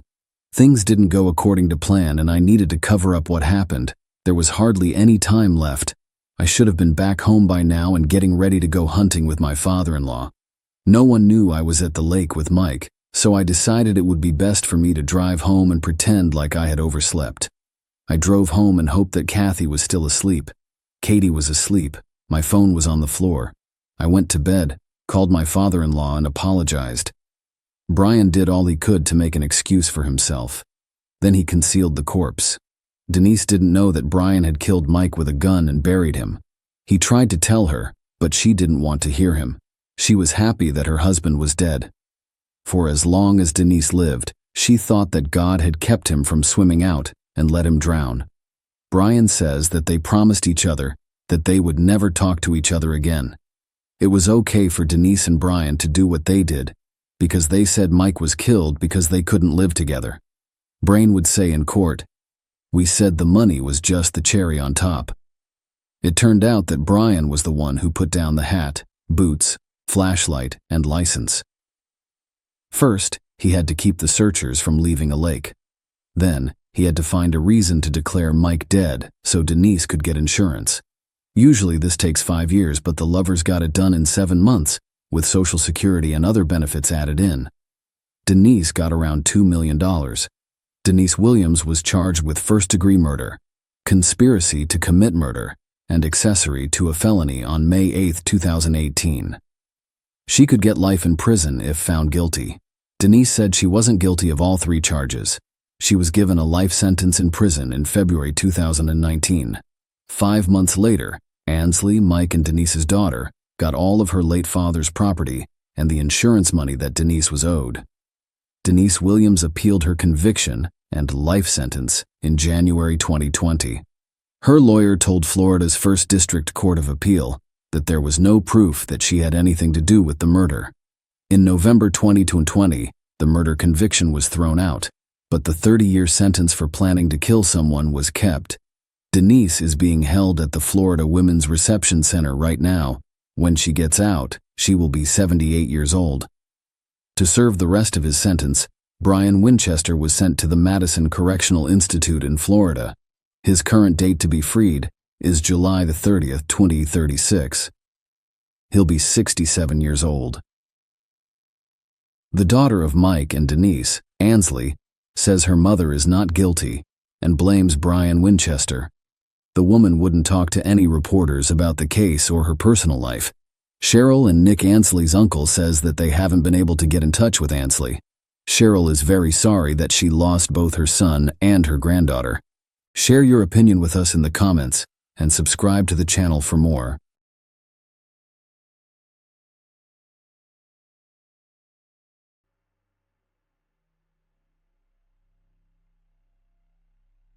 A girl went missing after spending the night at her friend's house. In the morning, the bedroom window was wide open, and all of her belongings remained in the room. Police began looking for her, but no one anticipated the dark secrets they would soon discover in the small town. Amanda Linke was born on June 7, 1991 in Tennessee. She grew up in a large, friendly family with many brothers and sisters. Later, they relocated with their parents to Spring Hill, Florida, where Amanda attended the local middle school. She enjoyed dancing, writing poetry, and playing multiple musical instruments, and she was a very happy child during school breaks. Amanda would always visit her grandparents in the small town of White Cloud. She enjoys spending time there because she has many friends in the town. White Cloud was a quiet and peaceful community of only 1,400 people. The majority of its residents knew each other. Amanda finished 7th grade of middle school in 2004 at the age of 13 and went to White Cloud for the entire summer without supervision or concern for their safety. Amanda spent time with her friends, went for walks, and enjoyed her vacation. On June 20th, she stayed overnight at her best friend's house. They talked, had fun, and went to bed late at night. In the morning, her friend woke up and found Amanda was not in the room. The bedroom windows were wide open. She went to the kitchen and walked around the house, but Amanda was nowhere to be found. Investigators spoke with Amanda's friend, who stated that she did not hear anything that night and that Amanda never told her she was planning to leave. The friend's parents, brother and sister, were present at the time of the disappearance and did not witness anything. Police attempted to locate witnesses who lived near the house but were unsuccessful.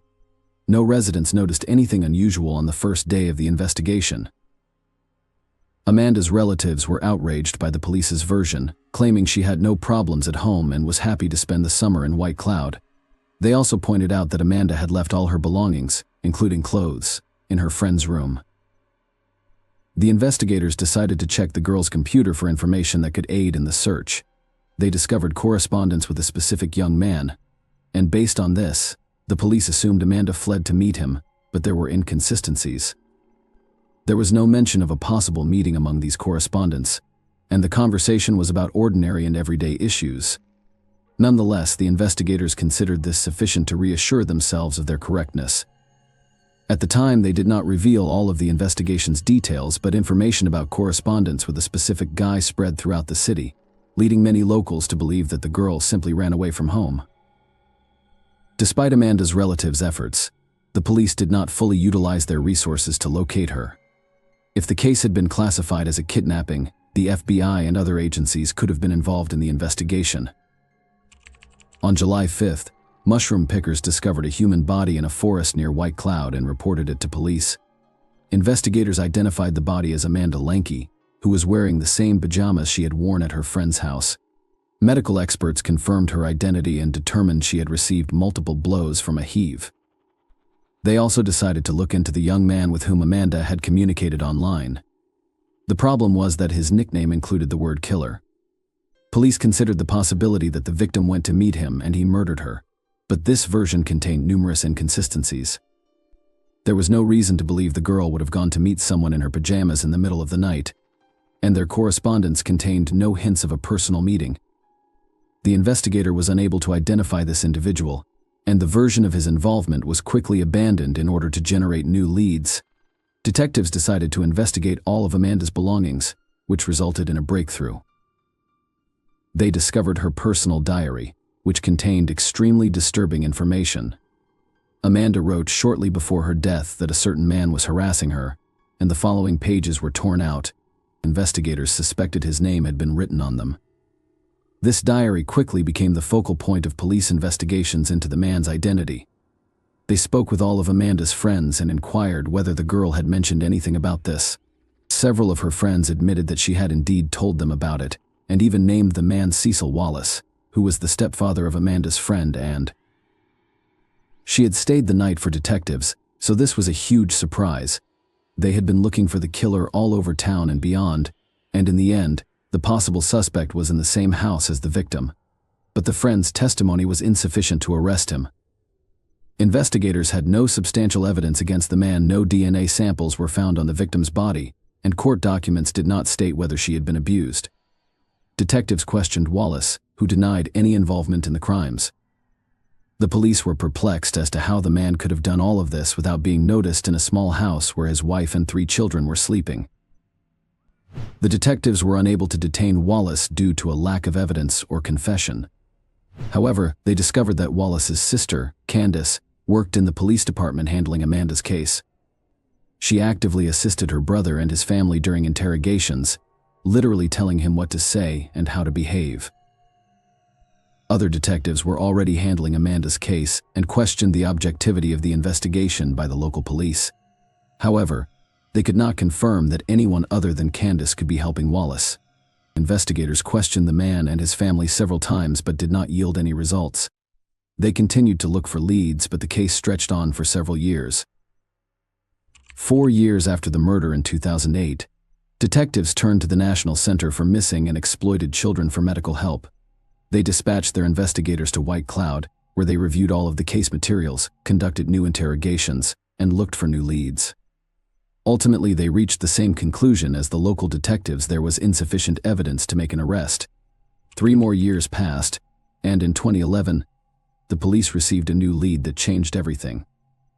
A 27-year-old Texas girl who grew up in White Cloud visited a news website from her hometown. There, she discovered information about Amanda's murder and began investigating it. After learning that the victim had spent the night at the Wallace house, the woman decided to contact the police and report something disturbing. In 1998, when she was 13 years old, she stayed overnight at Wallace's house because she was friends with his second foster daughter. In the middle of the night, a man entered their room and assaulted both of them, threatening them to keep quiet. The victims were too scared to report the incident, so they never told anyone. However, when the adult victim learned about Amanda's case, she decided to contact the police. The victims were then aged between 13 and 16 years old. In October 2011, police arrested Wallace, 43. After compiling all of the evidence, he was charged with molesting both of these victims and the man who was named as a suspect in Amanda's case for the first time. Detectives had no doubts about his involvement in the murder after hearing everything the other women had to say. At the preliminary hearing, he was granted bail of $150,000, which he was able to pay. Apparently, his sister and other relatives assisted him in gathering the funds. The trial was scheduled to begin in a month. While waiting for Wallace to return to work, the locals were upset that he had been released on bail. They repeatedly protested outside the company's office, demanding that the man be fired. On November 10th, the day of the first court hearing, an unexpected development occurred. Wallace did not appear at the scheduled time, and the police immediately declared him wanted. A few hours later, they discovered his car in the woods near the city.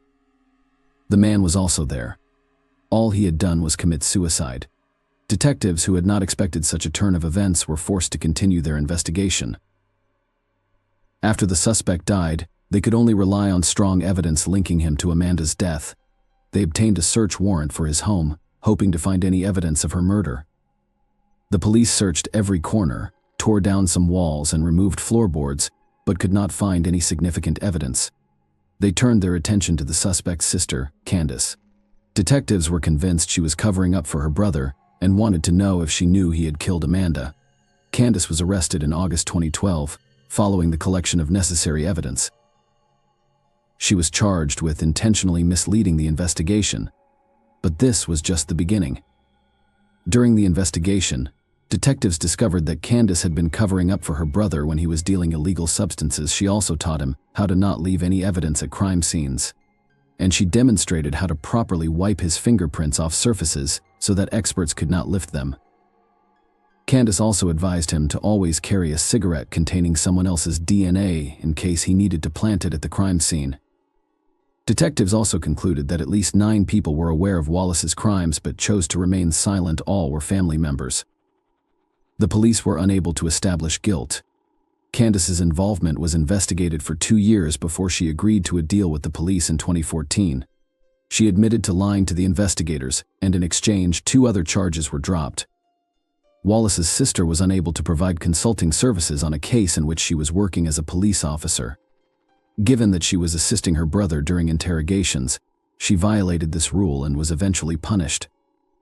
Candace, however, insisted that her brother was innocent, and the court sentenced her to 30 weekends in jail. This is a dubious practice in which the convict is only required to be in the jail building 2 days per week and is free to roam the rest of the time. Such sentences are a kind of half measure, and if a person has committed a minor offense, they can face several weekends in jail. As a result, they receive a punishment that has little impact on their lives. The convicted individual can continue to work and spend time with their family. Of course, Amanda's relatives were extremely dissatisfied with the decision. They were certain that Candace had assisted her brother in avoiding punishment. However, they were unable to fully approve it, so she received such a minor punishment. Amanda's family was forced to face yet another trial in 2004. Medical experts only handed over a portion of her remains so that they could hold a funeral. The remainder was to be kept by detectives during the investigation. However, following Wallace's death, it was decided to hand over the remains to his relatives. In 2013, the girl's family had to exhume her remains in order to bury him. Her mother is still hoping that investigators will find evidence to prove Wallace's guilt. She also seeks legislative changes to alter the police approach to searching for missing children. The woman insists that investigators should not conduct an investigation based on their subjective assessments, and that the disappearance was a voluntary escape from home. There is almost no doubt that Wallace murdered Amanda, but what was his motivation, given that there is no evidence in the court documents that the victim was subjected to violence? 2 assumptions can be made. He likely assaulted her, but did not leave any biological material, so the investigation decided not to reveal this information because it was unnecessary. Detectives could also keep this information secret for the sake of the investigation, hoping that the criminal would reveal previously unknown facts. His past crimes also speak in favor of Wallace being the killer. He assaulted at least 3 victims using the same scheme. All of them stayed at his house overnight. The question remains, why did he kill Amanda? Perhaps he planned to intimidate her, like the others, but the girl threatened to tell the truth to everyone, or she tried to run away from him, and then he panicked. Something else in this case is very alarming. Detectives suggested that all of Wallace's relatives who were in the house on the night of the murder knew about this crime, and even helped the man hide it. In addition to Amanda, his wife, son, and daughter were there. This could explain how he managed to attack the victim without waking any of his relatives. In any case, even without a final verdict from the court, Wallace will no longer be able to harm anyone. The fact that he settled the score with his life before the trial once again speaks in favor of his guilt, even though he took the details of this crime to the grave. Please share your thoughts on this story in the comments section, and thank you for watching.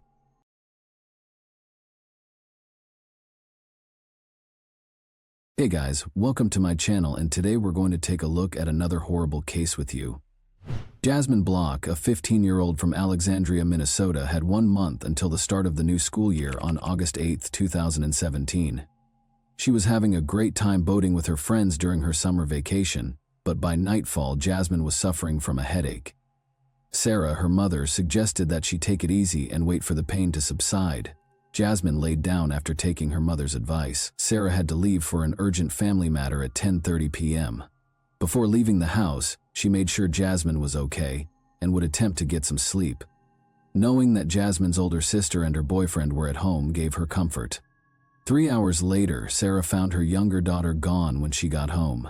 To her surprise, the top portion of the pajamas she was sleeping in was on the floor, and Jasmine's phone, keys, and bag were all at home. She had also lost 2 pairs of shoes.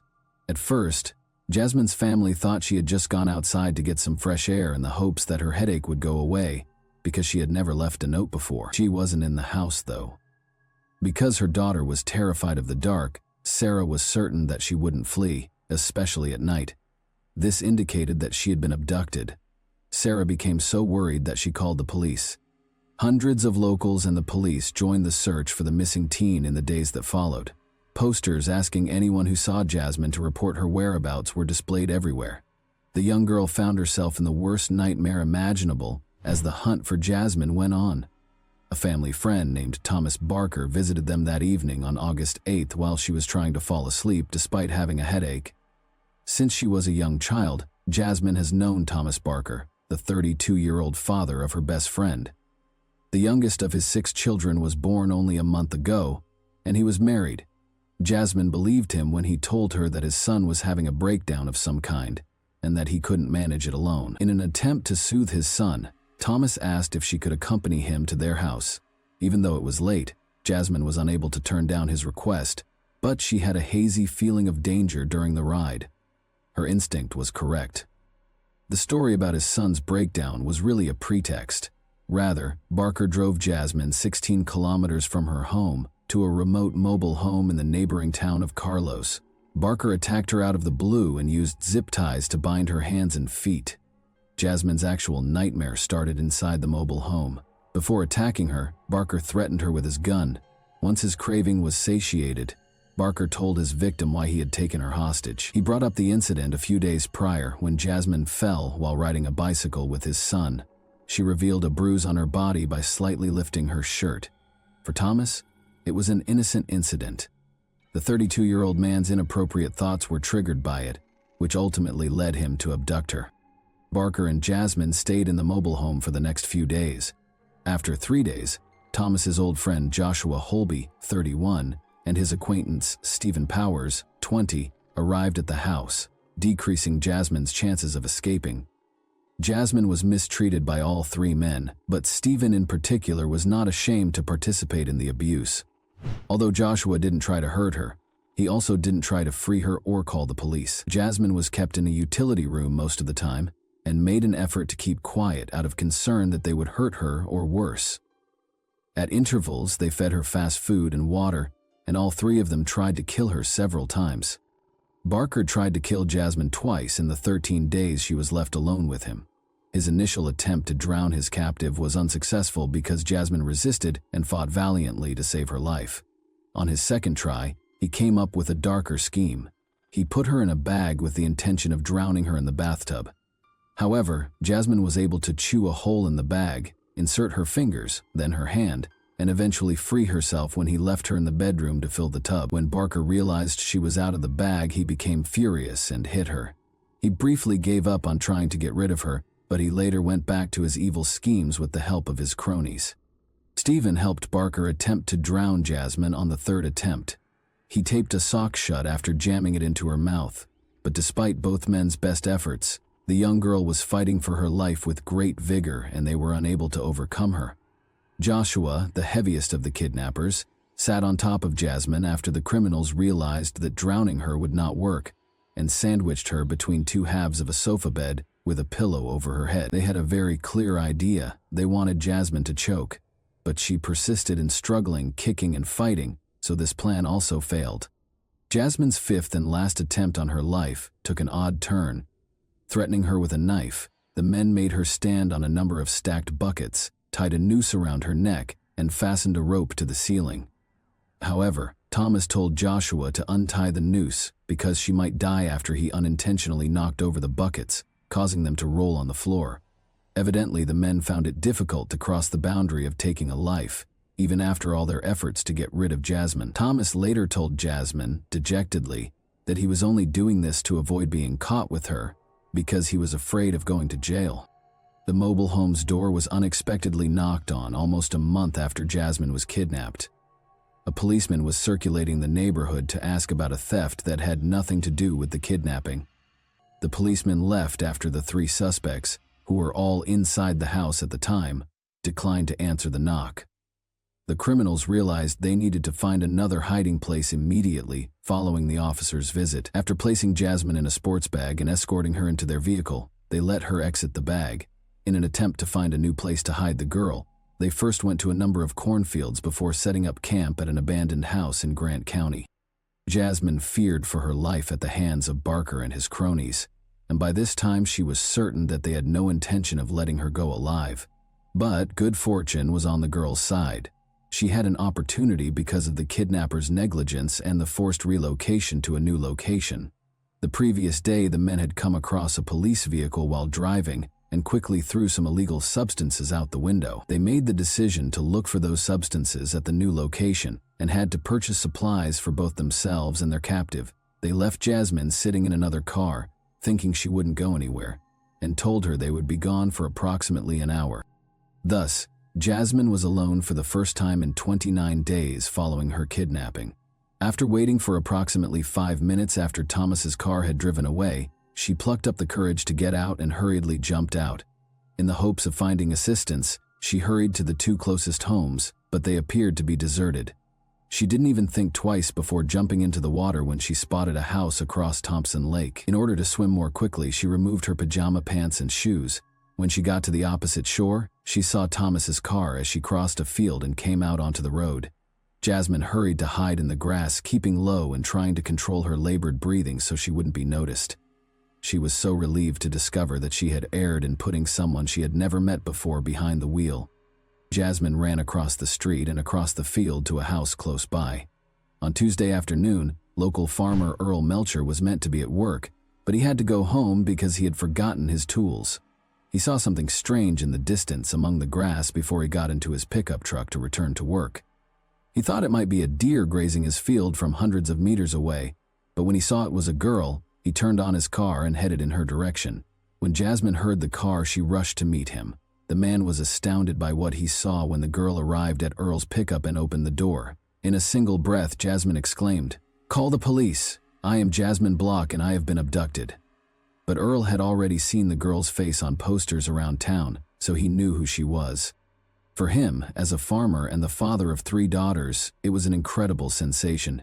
He turned on the car's heater, sat Jasmine down, and gave her a towel.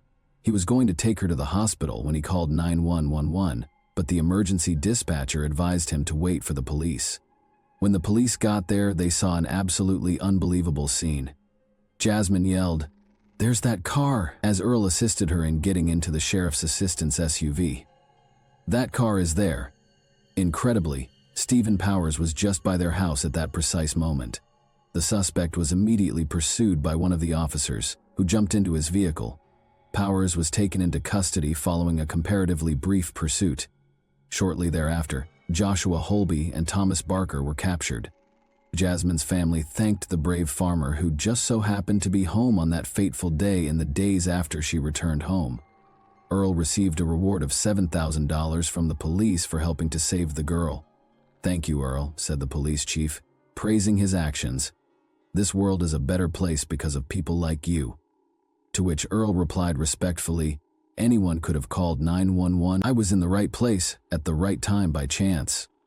Earl already knew what he was going to do with the reward money. He gave the money to Jasmine and her family and invited them to lunch. He clarified that, although the sum meant a lot to him, Jasmine's family needed it far more than he did. Their family and friends were shocked to learn that Thomas, Joshua, and Stephen were the ones who had abducted the girl, even though they had previous criminal records. According to Thomas's sister, she couldn't fathom how her brother, who has cerebral palsy and uses a walker, could have managed to kidnap a teenager. She added that she helped with the search for the girl, and that Barker's wife and mother even went to the house where he was keeping her, but they had no suspicions. Thomas Barker was given a 25-year prison sentence for his actions toward his son's friend a year after the kidnapping. He will spend the rest of his life listed as a violent offender. He can, however, apply for civil commitment after being released from prison, and, if accepted, he will live out the rest of his days in a specialized facility. Stephen Powers will spend 8.5 years, and Joshua Holby will spend 8 years behind bars. Even though the girl managed to get away, the 29 days that the 3 men held her captive had a profound effect on her.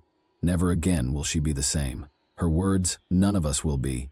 She has trouble sleeping because she fears nightmares, and every time she closes her eyes, she sees the faces of the kidnappers. Jasmine finds it difficult to trust people these days, so she withdraws from them. Fortunately, acknowledged Sarah, her mother, the world is not without kind people. Jasmine had the chance to visit a post-traumatic stress disorder specialist in Texas to try out novel therapeutic approaches. She brought 2 gadgets home from the meeting that have been effectively assisting her in managing her PTSD symptoms, anxiety, and nightmares. In addition to these resources, Jasmine says she has found comfort in talking to friends and creating art as a way to express herself. She is getting better every day. In order to support other girls who might have gone through something similar, she made the decision to share her story. Jasmine smiles and responds that she just wants everyone to know that she is doing well when asked if she has anything else to share. And that wraps up today's chilling story. If you enjoyed this video, don't forget to like and subscribe so you never miss a new upload. Also, let me know in the comments what part of this story shocked you the most. Thank you for watching, and I'll see you in the next video.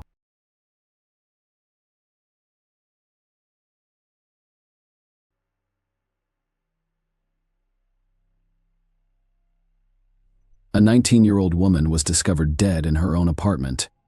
Investigators quickly discovered several disturbing facts, but they were unable to solve the case for several years before revealing the truth. Everyone was shocked and outraged by the unexpected outcome. Nona Dismayed was born December 26, 1985, in Russellville, Arkansas. She grew up in a large family with 4 brothers and 1 sister.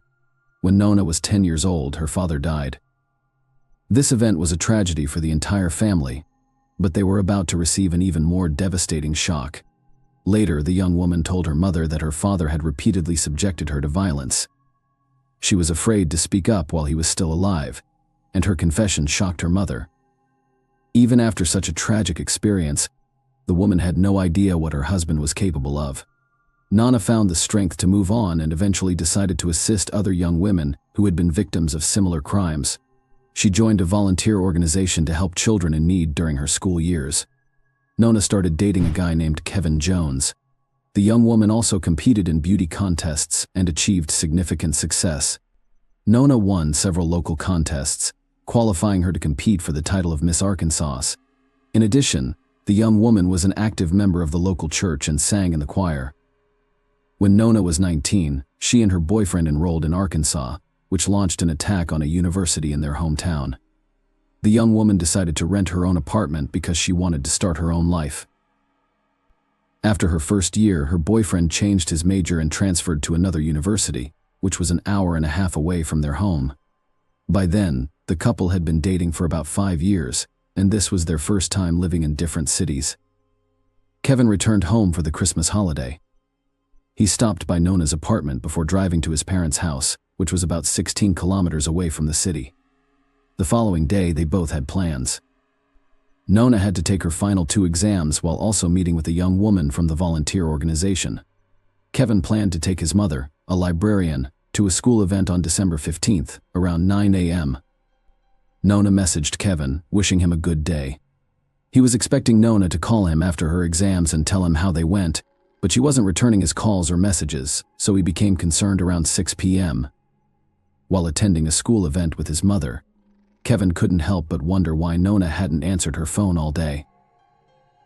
Kevin eventually decided to call his friend, who worked as a pizza deliveryman in the neighborhood where Nona's apartment complex was located. Kevin asked him to come by and see if everything was fine. His friend arrived quickly and noticed that Nona's car was parked in the parking lot. and the lights in her apartment were turned on, but no one was answering the door. He told Kevin about it, and Kevin told his mother that he was worried about his girlfriend and wanted to go to her apartment to make sure everything was fine. The woman agreed, and they headed to the apartment complex together. Kevin's friend was waiting for them there, and the three of them began knocking on the door, but there was no response. Kevin had a key, but he left it at home that day because he had no intention of stopping by. A few minutes later, Kevin and his friend attempted to open the front door because they suspected something bad had happened to Nona, but they were unable to do so. Kevin then remembered that there were sliding glass doors in the back of the apartment. When he approached them, he immediately noticed something strange. Nona was concerned about her own safety, so she installed a special removable grill on the back glass door whenever she was alone at home. They are primarily used against burglars. They are simple to install and remove from within the home, but extremely difficult to do from the outside. But this time, there was no grill, and the doors were unlocked. When they entered the apartment, they noticed blood on the blinds and discovered a shocking sight in the bedroom. Nona was lying face down in a pool of blood, wearing only socks. Kevin rushed over to her and attempted to lift her, only to realize she was dead. Meanwhile, his mother contacted police investigators, who arrived at the apartment and began investigating the crime scene. They immediately suspected that the victim had been struck on the head several times with a table lamp found on the floor. Investigators discovered a bloody fingerprint on the table lamp, possibly left by the killer next to the victim's body. They also found an empty condom wrapper on the bedside table and no signs of forced entry. Medical examiners confirmed that the table lamp was used as a weapon, with the metal base matching. Experts suggest that the perpetrator may have used a condom found in the apartment, making it difficult to determine the presence of sexual violence. However, the crime scene was not thoroughly examined, with investigators failing to collect blood samples from the blinds on the back door or search for shoe prints in the apartment, which could have been used. When he entered the apartment and ran to her, he tried to lift her up, and upon realizing that she was dead, he hugged and held her. The police found this behavior strange and suspected that Kevin had done it deliberately by hugging the victim and getting covered in her blood he may have destroyed. Potential evidence and compromised the crime scene. Why it would be difficult for investigators to prove his guilt. For example, if Kevin's clothes or nails were found with the victim's blood, it could easily be explained that he hugged the victim after discovering her body. Another suspicious moment was that Kevin went to check on his girlfriend not alone but with his mother, and he also invited his friend to the apartment. Investigators believed that this way he secured two witnesses who found the body with him and saw him covered in blood. The police talked to Kevin for a long time right outside Nona's apartment, and from their questions the young man realized that they considered him a suspect. Then he said something that strengthened the investigators' conviction that he was the murderer, recognizing that he was suspected. Kevin began arguing with the investigators, stating that he constantly watches Law and Order and is aware that they are attempting to convict him. These words also appear strange to the police. In addition, they discovered that the key to Nona's apartment was only with three people: the girlfriend, her mother, and Kevin. Given the lack of evidence of a break-in, they assumed the man used his copy of the key to enter the apartment. Kevin was interrogated at the police station for several hours. During the interrogation, he told investigators his version of events and insisted he had nothing to do with the murder. However, investigators directly accused him of the murder and urged him to confess. Around 4 p.m., after numerous attempts to call his girlfriend, Kevin sent a message asking if she was still alive, despite the fact that Nona had already died. When the police left the interrogation room and left Kevin alone, he stood up and began punching the back of the chair for the investigators. This became another indication that the young man was violent and capable of murder. However, the police found no evidence linking Kevin to the murder. Medical experts discovered that Nona attempted to defend herself, which would have resulted in bruises and scratches on the killer's body, but none were found on Kevin. Despite this, the detectives remained convinced he was guilty and attempted to gather evidence. After interviewing over 50 people, the police were unable to find any witnesses.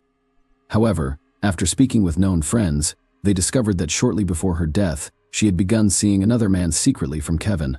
Investigators immediately checked this person, but he had a solid alibi for the time of the murder, which raised suspicions about Kevin. She was killed with extreme cruelty, which in most similar cases indicates the killer's strong personal animosity toward the victim. A few days later, Kevin agreed to take a polygraph test. The operator concluded that the young man provided numerous false answers, and one of the investigators claimed that this was the worst polygraph result he had ever seen in his 28 years of experience. However, there is one caveat: the person who read the device's readings was not a certified specialist. He was simply a police officer who had not received the necessary training to work with this device, which did not bother the detectives. Following the interrogation, they increased the pressure on Kevin, attempting to force a confession. They claimed that all his acquaintances and relatives already knew that he killed Nona. The police really told everyone that Kevin's guilt was practically proven, and that he would soon be arrested. They convinced the victim's parents that he was the one who killed their daughter, although they refused to believe it. Until the end, the day before the funeral, a farewell ceremony was supposed to take place in the church, and Kevin had been helping to organize it since early in the morning. Later on, detectives called him in for questioning again, promising to release him before the start of the ceremony. In the end, Kevin spent 7 hours at the police station and missed the ceremony. Nobody present knew he was being questioned, so many assumed that Kevin didn't show up due to guilt over what had happened. Nona's parents didn't even want him to come to the funeral, as investigators had already convinced them of his involvement in the murder. But Kevin still came and sat far away from her relatives. After examining evidence from the victim's apartment, experts discovered a fingerprint on the light bulb in the desk lamp. The fingerprint was left by blood, indicating that it could only have been made during or after the murder. Despite this, investigators continued to search for Kevin for months.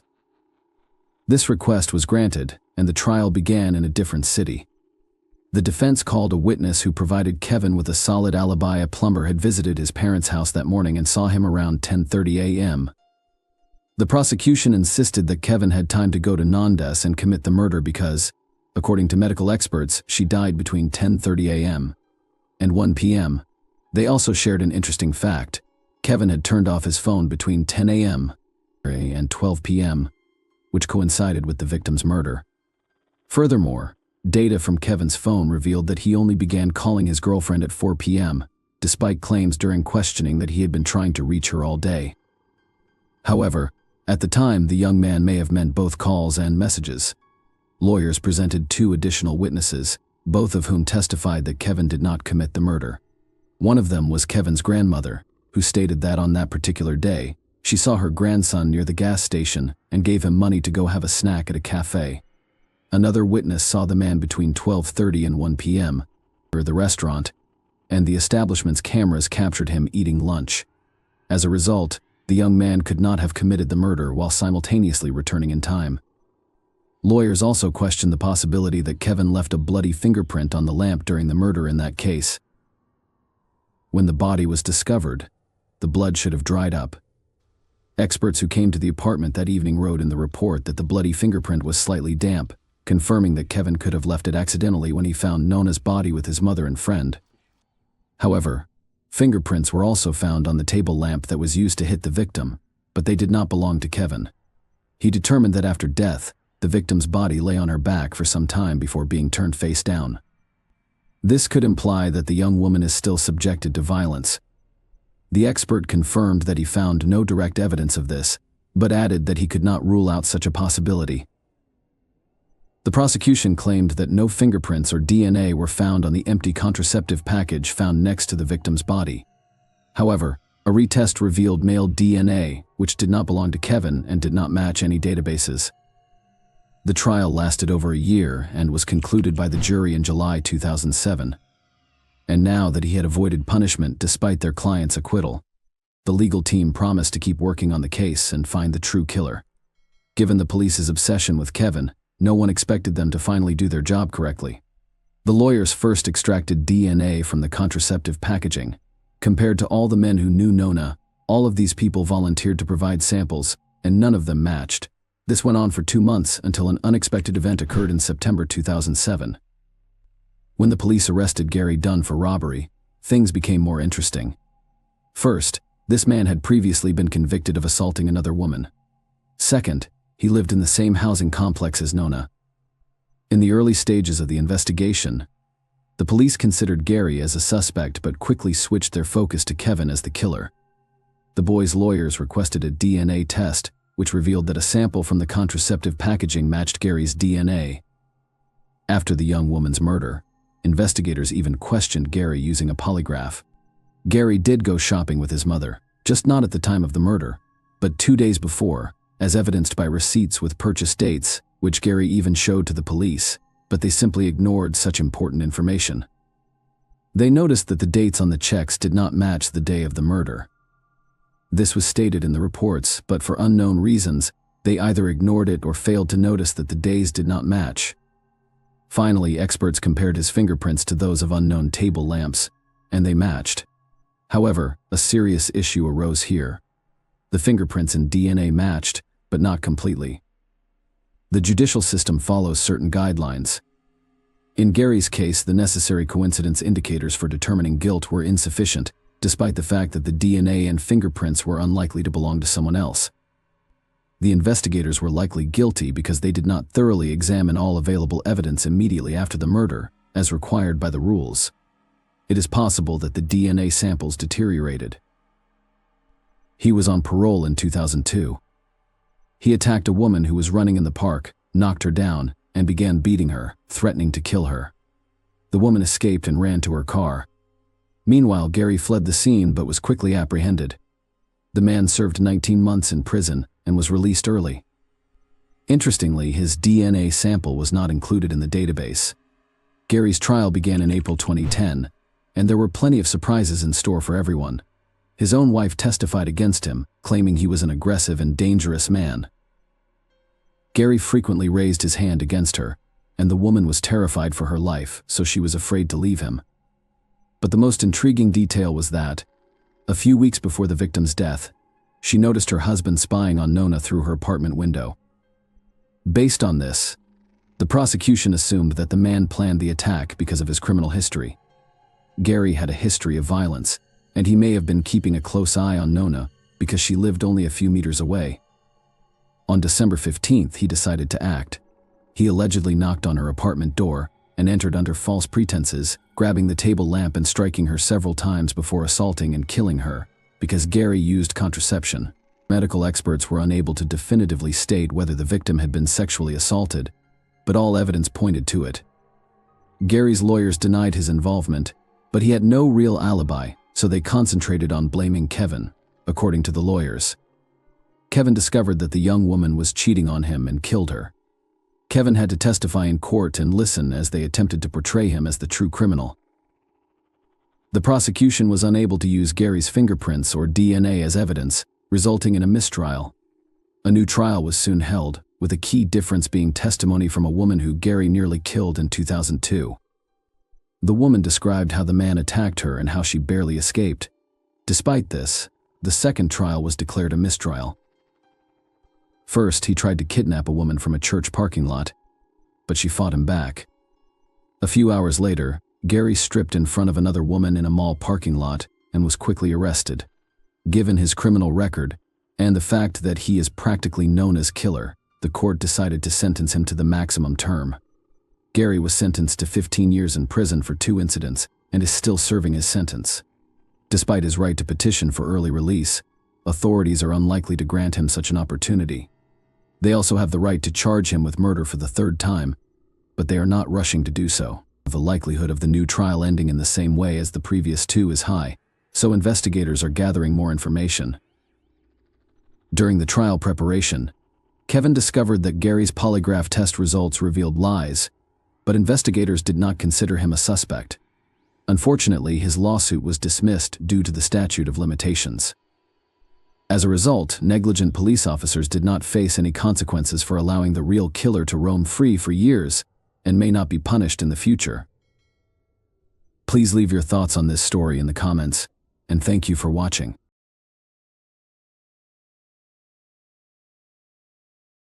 Hey guys, welcome to my channel, and today we're going to take a look at another horrible case with you. Little Bria had only ever been frightened by imaginary monsters.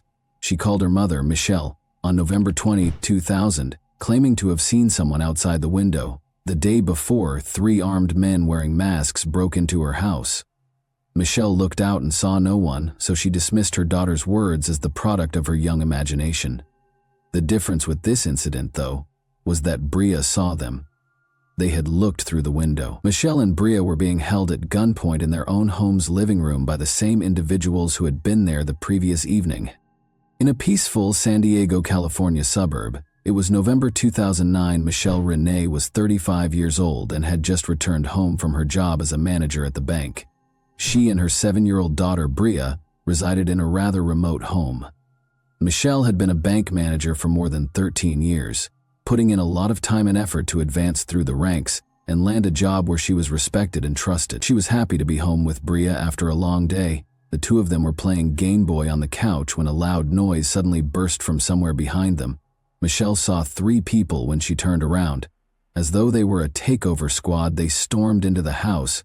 This was obviously not a SWAT team, though. The strangers wore all black clothing and were armed. Bria and Michelle screamed.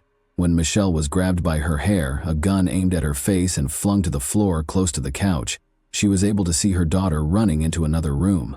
After securing her with duct tape, they turned the woman to face her daughter, who was lying face down close to the door with her hands and legs bound. "Are you going to kill Mommy?" Bria asked. "Do you intend to murder me?" The strangers said, "No, if the mother does everything we tell her to Michelle's belief that they had broken in to kill them. Michelle was told bluntly by the illegal intruders, "You will rob the bank for us, or we will kill you, and your daughter will be first." The intruders told Michelle that they had been watching her for months and had a plan because they knew she was a bank manager.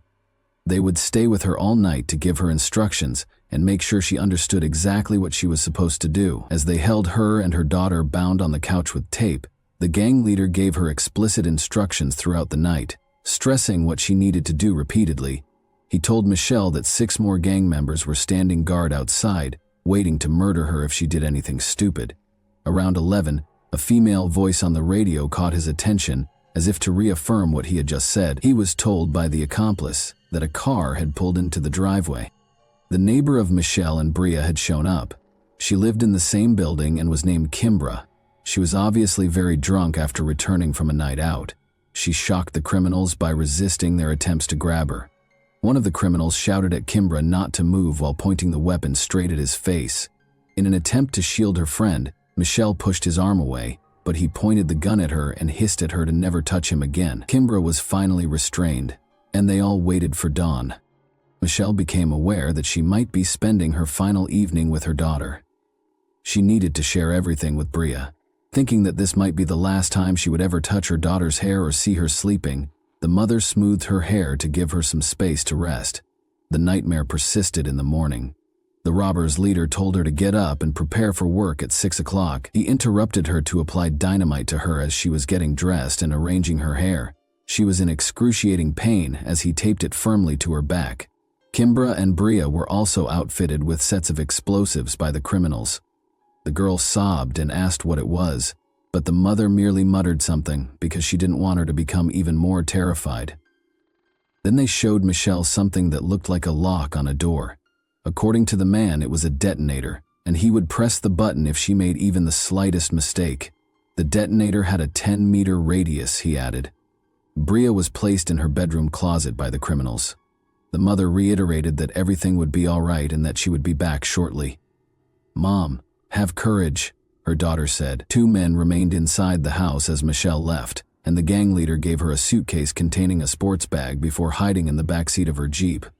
As she always did, she was headed to work in a minute, but this time she had a gun pressed against her side and dynamite strapped to her back. She parked in her usual spot when she arrived, and the man told her she had 5 minutes to come out with the money after the cash collector arrived before she got out of the car. He had his finger on the detonator in case something went wrong.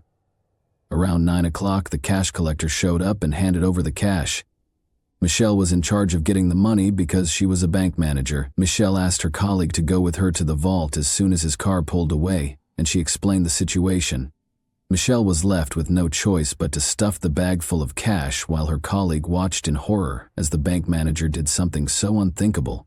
Her heart pounded. Was she moving quickly enough? Naturally, Michelle's co-workers informed the police about the incident, but first she took $360,000 out of the bank. She climbed into the Jeep and got ready to do whatever was asked of her.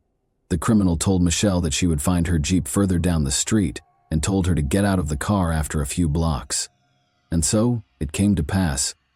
She located her vehicle, got into it, and drove quickly home. The woman didn't know if she would find her daughter alive when she got home. She saw Kimbra's car was gone as soon as she pulled up to the house. She called for Bria as she entered the house, but the silence was uncanny. At last she heard a small voice. From the other side of the house, Bria was calling to her. Her mother had left the girl in the closet and she was still there. Relieved, the woman gave her daughter a hug, but it wasn't quite over. Bria saw her mother's expression change to one of panic. The gang leader had departed without taking the dynamite away from her. What if the detonator was used remotely by the criminals? Before departing, Kimbra informed Michelle that they had just cut the tape and thrown the explosives against the far wall, removing the dynamite from the girl and her back. They all rushed to the nearby homes after that. Investigators from the FBI, police, and even a bomb disposal team quickly swarmed the street. The officers soon realized that the dynamite was a fake, consisting only of 2 sticks painted red.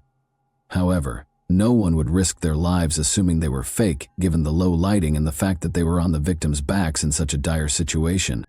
However, Michelle made an effort to commit every detail that might aid in identifying the criminals to memory during the incredibly terrifying 14 hours that she was held captive. It made it possible for her to concentrate on something else rather than the situation's horror. Actually, it was her special talent for picking up on subtleties in people's looks and actions that others might miss. She committed the criminal's physique to memory, attempted to gauge their height from the house's furnishings, took note of their footwear and jeans, and examined the appearance of their weapons. She eventually had to use the restroom, so the gang leader accompanied her. She flipped the switch, brightening the man's face as he led her to the restroom. He was still wearing a mask, of course, but Michelle could see his eyes clearly. They were big, expressive, and a little red at the corner. All of a sudden, she recognized this person from her bank office. She frequently handled new client accounts in her role as bank manager, and on that particular day, a man had visited her office. He clarified that he needed information about opening accounts and making investments, because he would shortly inherit a sizable sum. He repeatedly asked the same questions while seated at her desk. The man introduced his companion as Lisa, and they departed when a woman finally came in and said, "Chris, we need to go." However, he gave Michelle his business card before he left. She put it in her desk's top drawer. Michelle's mind was racing with all of these ideas, and she felt that she needed to be extremely careful and not even hint at her recognition of him. Additionally, she recognized his accomplice because she occasionally heard Lisa's voice on the radio. They wouldn't let her die if she messed up. Michelle then requested that the officers immediately check her desk's top drawer. The business card wasn't a fake. It was there. Christopher Butler was the man's name. Butler's conviction as a bank robber was quickly discovered by the FBI. They discovered his residence and placed him under observation. The bank was only a few kilometers from Butler's home and that of his fiancée, Lisa Ramirez. The other 2 men, Robert Ortiz, who had his sights set on Bria, and Christopher Higgins, a big man who protected Michelle, were soon recognized by detectives. The decision to arrest Christopher and Lisa was made on December 1. They were allegedly pulled over for document verification during a routine traffic stop. There was just so much evidence in the car. In a stressful situation, the pneumatic gun in the glove compartment appeared completely real. In addition, the officers discovered a black bag Michelle had described. Gloves, homemade masks, Michelle's credit cards, banknote adhesive ribbons, and even a door lock that the criminals had managed to pass off as a detonator. 2 investigators waited for more evidence in the house. Officers discovered a sample of dynamite bearing Christopher and Lisa's fingerprints, along with all the ingredients needed to make fake dynamite. Because they were sure they wouldn't be linked to the crime, the accomplices left a ton of evidence. The $360,000 that was stolen, however, was not discovered by the officers in the house or the car. On that same day, they took $93,000 and arrested Higgins. Higgins admitted to everything and talked about going to Vegas for a few $1,000s. Ortiz fled, but he had $32,000 from the bank when he was apprehended in Wisconsin 3 months later, and he admitted to everything. Christopher Butler, however, denied everything, even in the face of indisputable proof. His fingerprints on the dynamite. Lisa rejected his attempt to place the blame on her. She acknowledged that she was the woman Michelle had heard on the radio. She even acknowledged that she came up with the plan to steal the bank manager using fake dynamite.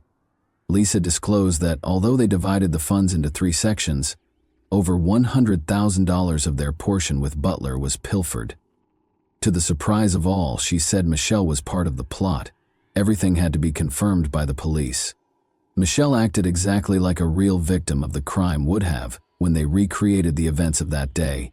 Every detail of the victims, Higgins, and Ortiz's accounts lined up, and investigators were unable to uncover any proof linking Michelle to the plot. All 4 suspects were in custody awaiting trial by the spring of 2001. But Michelle and Bria were still processing that terrifying night. The girl thought the criminals would eventually find them and kill them, so she desperately wanted to hide somewhere. She changed from a joyful, fearless, and energetic youngster to a terrified being who feared solitude. Michelle took Bria to stay with her grandmother in Alaska in June because of this. She went back to finish things up and moved to Alaska with her dog, essentially no money and a camera, leaving the child with her grandmother. She drove off on a 9-day journey. Since she had committed to returning for Bria's birthday, she was only on the road for 9 days. Their healing really started only after they relocated. Michelle and Bria were prepared to confront their criminals when they returned to San Diego for the trial a year later. Michelle believed the trial was merely a formality because the investigators had gathered so much evidence. How foolish she was. Together, Christopher and Lisa were put on trial. Lisa would find it challenging to maintain her innocence because she confessed during a videotaped interrogation. In order to spare her from life in prison, her attorney made a deal with prosecutor Tom Manning, but he turned it down. However, the judge was compelled to forbid using Lisa's statements in court because she incriminated Christopher as well as herself during the interrogation. The case depended almost exclusively on Michelle's statements in the absence of Lisa's confession. The attorneys for Christopher and Lisa made the decision to pursue Michelle in an effort to damage her reputation. The jury doesn't think angry witnesses are trustworthy. Michelle did not do well on the witness stand and they were successful. The problem was that Michelle wasn't your typical victim. She had been a stripper for many years. It was a decision she had to make in order to live, and the woman didn't hide it. Michelle left home when she was 15 years old and put in a lot of effort to rise from bank manager to regional vice president before taking a bank manager position to spend more time with Bria. She kept up her exotic dancing for a while even while she was employed at the bank. However, Michelle's integrity as a witness was called into question by something else. She falsified her resume and other documents, listing experience and skills she didn't have in order to obtain a job at the bank. This appeared to be less than ideal from a legal standpoint. Butler's attorney also probed her personal life in an attempt to paint her as a careless, egotistical mother who would stop at nothing to get money. Her financial troubles might have served as a catalyst for the conspiracy.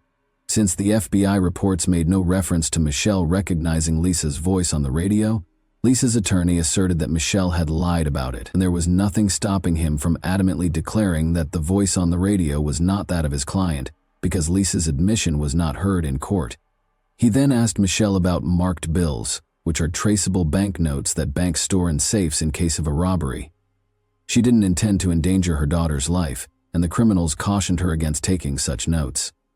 However, the attorney now asserted that it was suspicious. In addition, he questioned her maternal instincts, knowing that her daughter is wearing dynamite. Would a mother rush to the house where she is? Following Michelle's 3-day testimony, Christopher took the stand. He testified that he had a romantic relationship with Michelle and that she was behind it all.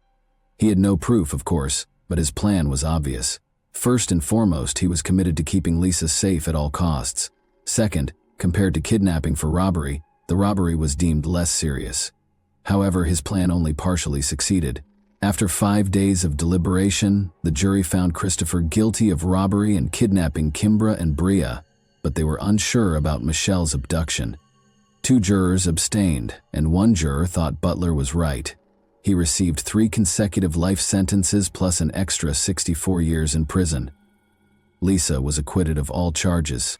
Both Higgins and Ortiz were swiftly convicted in the second trial, which proceeded completely differently. Each received a 32-year sentence. There was never any trace of the remaining $260,000 in bank funds. Therefore, while the guilty were incarcerated to serve their sentences, Bria and Michelle saw it as only the beginning. It was a difficult road for them to heal, but eventually Michelle understood that she could either take charge and set an example and support system for her daughter, or she could become angry and blame the kidnappers for all of her life's shortcomings. So she did. She began her own public relations firm from the beginning, gave numerous speeches in public, told other assault survivors her story, and penned a book that was made into the movie In Captivity. Bria followed her dreams after being inspired by her mother. Despite receiving a multiple sclerosis diagnosis at the age of 18, she went on to attend college and join the school cheerleading squad, but they had to confront the past once more after their world was destroyed 20 years ago. Christopher was granted parole in June 20. Tom Manning, the prosecutor, made the decision to attend the hearing. He had a strategy. Christopher Butler was questioned by him regarding all of his false statements made in court. Christopher could have insisted on his version and carried the truth to his grave, so it was a dangerous plan. However, he acknowledged that Michelle was never a part of the conspiracy and that they did not have a relationship. He blamed his ex-girlfriend Lisa Ramirez for the crime, but he refused to accept responsibility for it. He conveyed his profound apologies for the suffering his victims had endured as a result of him.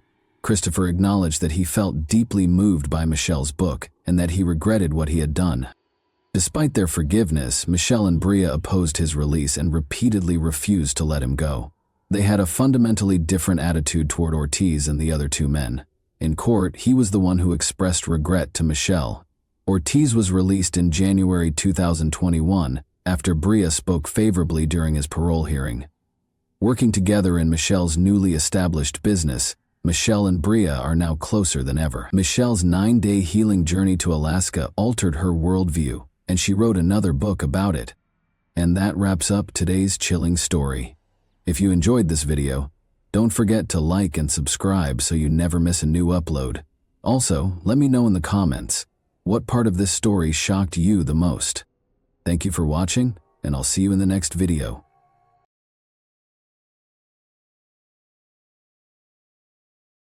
Hey guys, welcome to my channel, and today we're going to take a look at another horrible case with you. The case of Loretta Jones leads us to Price, Utah, in the United States. With fewer than 9,000 residents according to the 2010 census, Price is the biggest city in Carbon County. The majority of its citizens own their homes, giving them a suburban feel. Price is a stunning area for outdoor activities and is well known for its cavernous gorges, expansive deserts, and intriguing rock formations. Statistics show that there is a roughly 1 in 56 probability of becoming a victim of crime in Price. Our story starts here, in this quiet village. Loretta Jones and her 4-year-old daughter Heidi Jones resided at 460 E 400 South in Price. She put in a lot of effort there to support herself and her daughter. She was young and single, but she gave everything she had for Heidi, who recalled all of their wonderful times together. Heidi's dolls and much of her childhood clothing were handcrafted by Loretta. Their wonderful life together would soon come to an abrupt end on the evening of July 30, 1970. Unaware that it would be the last time she would see her mother alive, Heidi bid her goodnight with a kiss on that beautiful July night. When Heidi Jones awoke on the morning of July 31, 1970, she discovered her mother, Loretta, dead on the floor of their living room. Heidi, too young to properly understand, stepped outside. There she noticed Sue Ann Hovert, her neighbor, excavating worms at her flat. Hovert asked Heidi what she was doing after noticing her beckoning her closer. In response, Heidi said, "I can't. I think my mommy is dead." When Hovert heard these words, she instantly stopped what she was doing and went inside with Heidi to see how things were going in Loretta's house. Hovert discovered Loretta laying face down, her back and hair matted in blood, and she was completely nude from the waist down. Police Chief Art Poloni arrived at the site after Hovert phoned the police. On July 31, 1970, at approximately 11:40 a.m., the police arrived and verified Loretta's death. The living room was covered in blood, and Loretta had been stabbed 17 times. Since there was no evidence of forced entrance, the detectives concluded that she had known her assailant. Additionally, Loretta had no defensive wounds, suggesting that she had not attempted self-defense throughout the assault. The medical examiner determined that Loretta had body fluid on her, and that she had been slain by a short, narrow knife. Unfortunately, there were no CCTV cameras to record the events, and DNA testing was only in its infancy at the time. Investigators looked to Heidi for answers because a young girl was there in the house when the crime occurred. Heidi informed them that she was warned not to leave her room by her mother after she had put her to bed. She added that on the night of the murder, she didn't hear her mother struggle or scream. The detectives were alarmed by what she said, though. Heidi had told the investigators that Tom did it. Tom killed my mom. As they searched the house during the investigation, the cops started looking for explanations. This notepad contained an entry from Heidi's grandma, who was recording whatever Heidi said at the time. When the body was recovered, Heidi told her grandma, "It was Tom that killed my mom." Later, they located Loretta's diary, which had a name that sounded a lot like the one Heidi had mentioned. Thomas Egley. Before her death, Loretta dated Thomas for 2 months, according to the diary. They were only able to learn this about Thomas. The name that 4-year-old Heidi, who was asleep at the time of the murder, mentioned, was the only other clue the investigators had to piece together the case. But the police soon had another lead to pursue. 10-year-old Kula Fennell, who lived 3 blocks from Loretta's home, was outside with her brother at 9:30 p.m. riding their bikes. As night fell, Kula's brother abandoned his bike and entered, and Kula chose to follow suit, leaving her bike outside. A man grabbed her from behind and covered her lips with his palm as she made her way to the main door. Fortunately, Kula was able to release her mouth from the assailant's hold and scream loudly. The man ran away in fear. Kula could see her assailant and the path he took. She informed the cops that he ran toward Loretta's residence. Since Thomas Egley was already a suspect in a murder investigation that same evening, his image was later included in a lineup at the police station. Thomas was taken in for interrogation after Kula identified him as the one who attempted to abduct her. The investigators thought Kula and Loretta's cases were connected. Thomas denied any involvement in either of the 2 occurrences when they questioned him about them separately on August 1, 1970. According to Thomas, he got a lift with other teens the night of the murder and was dropped off at a fast food restaurant in Price, where he ate hamburgers. Around 11:30 p.m., he claimed to have gone to Highway Rendezvous, a pub on Spring Lane Road, before returning home. He said that day, he didn't see Loretta. When the investigators went to the pub to inquire about if they actually saw Thomas that evening, the proprietor acknowledged seeing him. He had red spots on his shirt and appeared frightened and shaky, she observed. Thomas informed the detectives that since he had been painting all day, the red specks on his shirt must have been paint. The detectives took samples of Thomas's hair, blood, and fingerprints, as well as the clothes he claimed to be wearing that evening, regardless of what he stated. They felt they had sufficient grounds to arrest Thomas as a result, and they did. While Thomas and his fiancée, who was 8 months pregnant, were staying at a motel in Helper, Utah, Thomas was detained. However, prosecutors called witnesses who gave Thomas an alibi during the preliminary hearing on November 5, 1970. Since Thomas was known to have visited Loretta's house before to the occurrence, the prosecutors claimed that the fiber evidence resembled the rug she had at her house was insufficient. However, Thomas was charged with attempted kidnapping and jailed for 90 days after Kula Fennell named him as the man who attempted to kidnap her. In 1971, Thomas relocated to Rockford, Colorado, following his parole. For years, however, Loretta's case remained unresolved. After her mother passed away, Heidi had to cope with the trauma. Her grandma, who had taken her in right away after her mother passed away, would listen to her talk about the incident. She kept saying to her grandma that she didn't think Tom killed her mother. Her grandmother kept a journal in which she recorded everything Heidi said. Heidi added that Tom was cruel to Loretta and would frequently strike and slap her. The grown-ups in the family eventually sought to dissuade Heidi from talking about the incident and try to help her forget it. Heidi never forgot what had happened to her mother in 1970, even if she stopped talking about it. As Heidi got older, she realized that Loretta had to have suffered through the attack in order to keep her safe. Heidi decided that she owed her mother justice as a result, and she would obtain it for her. Heidi never forgot her mother's case, even if decades went by and she moved on with her life. Even though she still had a soft spot for her mother, she didn't advocate for the case to be reopened, until one day, after being inspired by the television program Unsolved Mysteries, she launched a large letter campaign, writing to the Carbon County Sheriff. Price City Police Department, and FBI.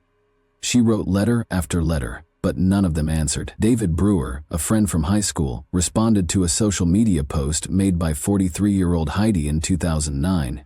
After a while, the two got back in touch, and Heidi found out that David was collaborating with the Carbon County Sheriff.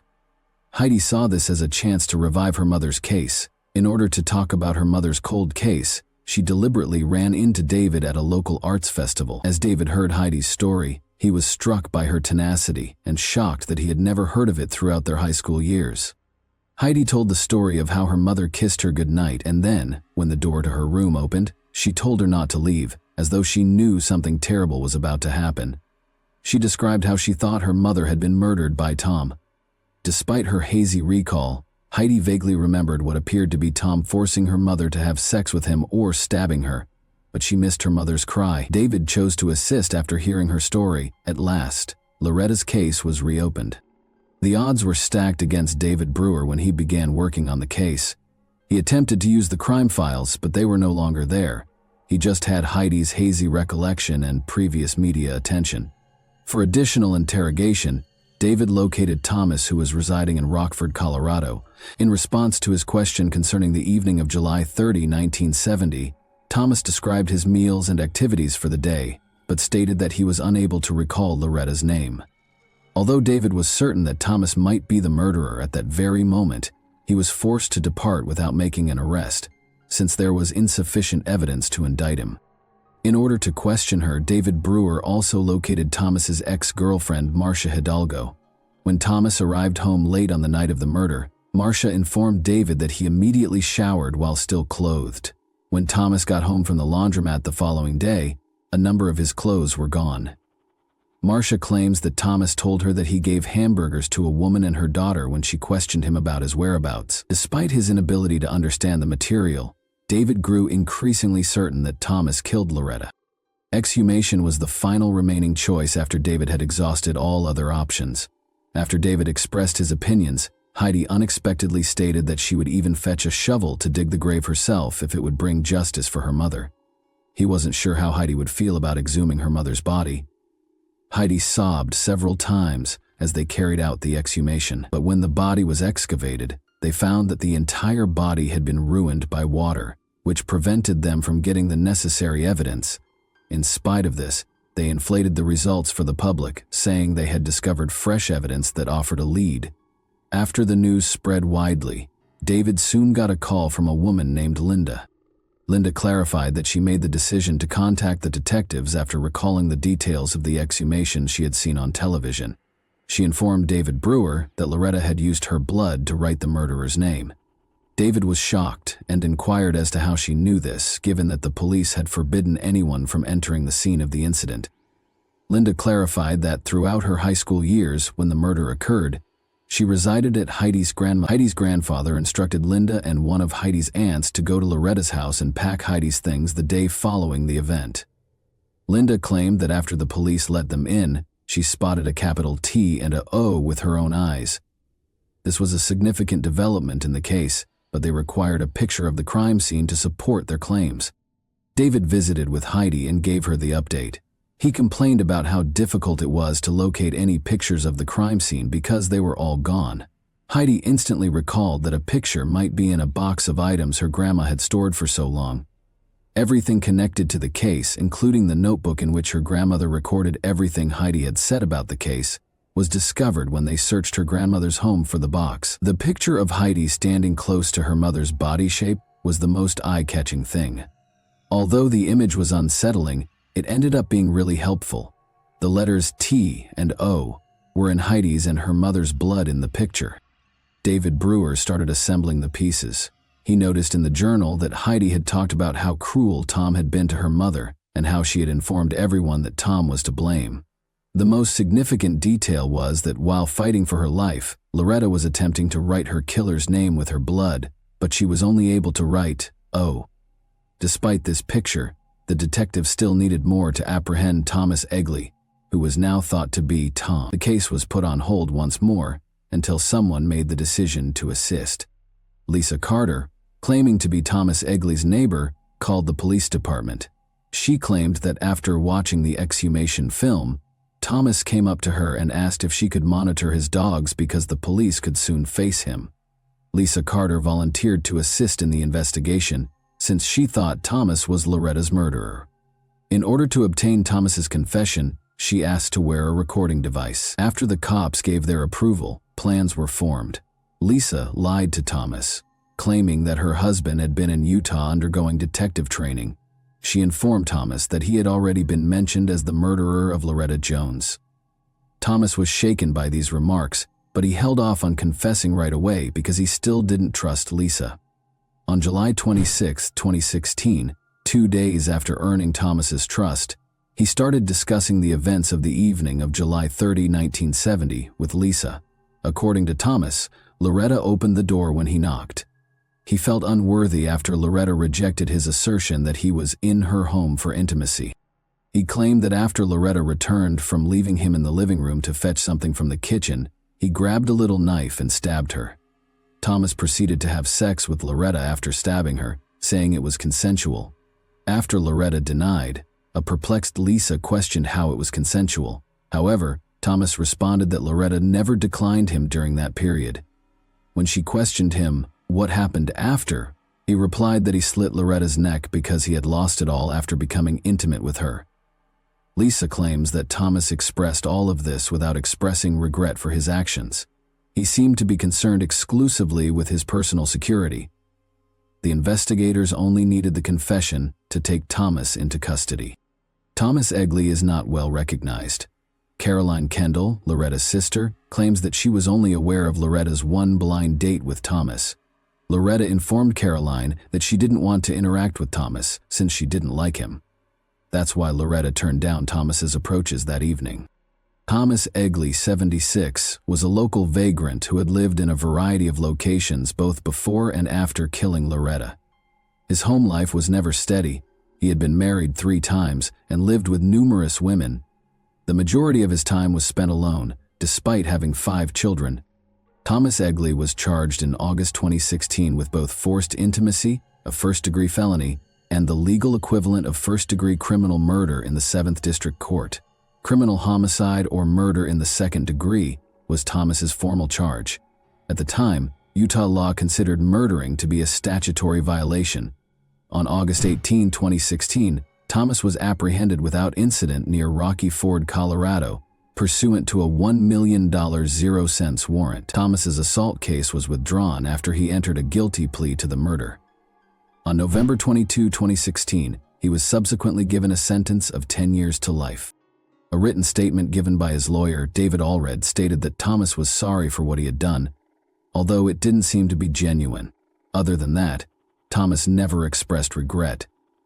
Thomas stated in court that he couldn't understand why the deceased's family decided to restart a case from 46 years ago, even though he felt he should be released because he hadn't committed any crime since killing Loretta. Even after 46 years, Thomas didn't appear to regret what he had done. Thomas claims that when he killed Heidi's mother, he was unaware that she was present. Because Loretta was aware of this, she never resisted or yelled as he was stabbing her. If Thomas had known Heidi was present, he probably wouldn't have spared her. He protested to the judge after being sentenced that he didn't like his incarceration, which was Salt Lake County's state prison, since it didn't let him have visitors. He might appeal, the court informed him. Heidi, who suppressed her pain for more than 40 years, had the chance to express her entire thoughts to the person who killed her mother. She talked about how painful her mother's passing was, and how she hoped Thomas Egley would stay in prison and never have to see his loved ones again. Even if he were eligible for parole after 10 years, she also promised to ensure that he never walked free. Heidi referred to it as justice, even though others called it closure, claiming that nothing could provide her with the relief and closure she required. For her, it was crucial that justice was done. As this tragic tale of Loretta Jones's passing draws to a close, we are reminded that not all wounds, particularly those of the heart, can be healed with time. Additionally, we are reminded of the evil that exists inside our nature. We are left with the intriguing question of why Thomas Egley decided to orphan Heidi at such an early age, given his clean slate with the law. Before we leave, I would like to ask you a brief question. How did you feel about the way Loretta's case was initially handled? Considering everything that was accessible to them at the time, do you believe that law enforcement could have performed better? And that wraps up today's chilling story. If you enjoyed this video, don't forget to like and subscribe so you never miss a new upload. Also, let me know in the comments what part of this story shocked you the most. Thank you for watching, and I'll see you in the next video.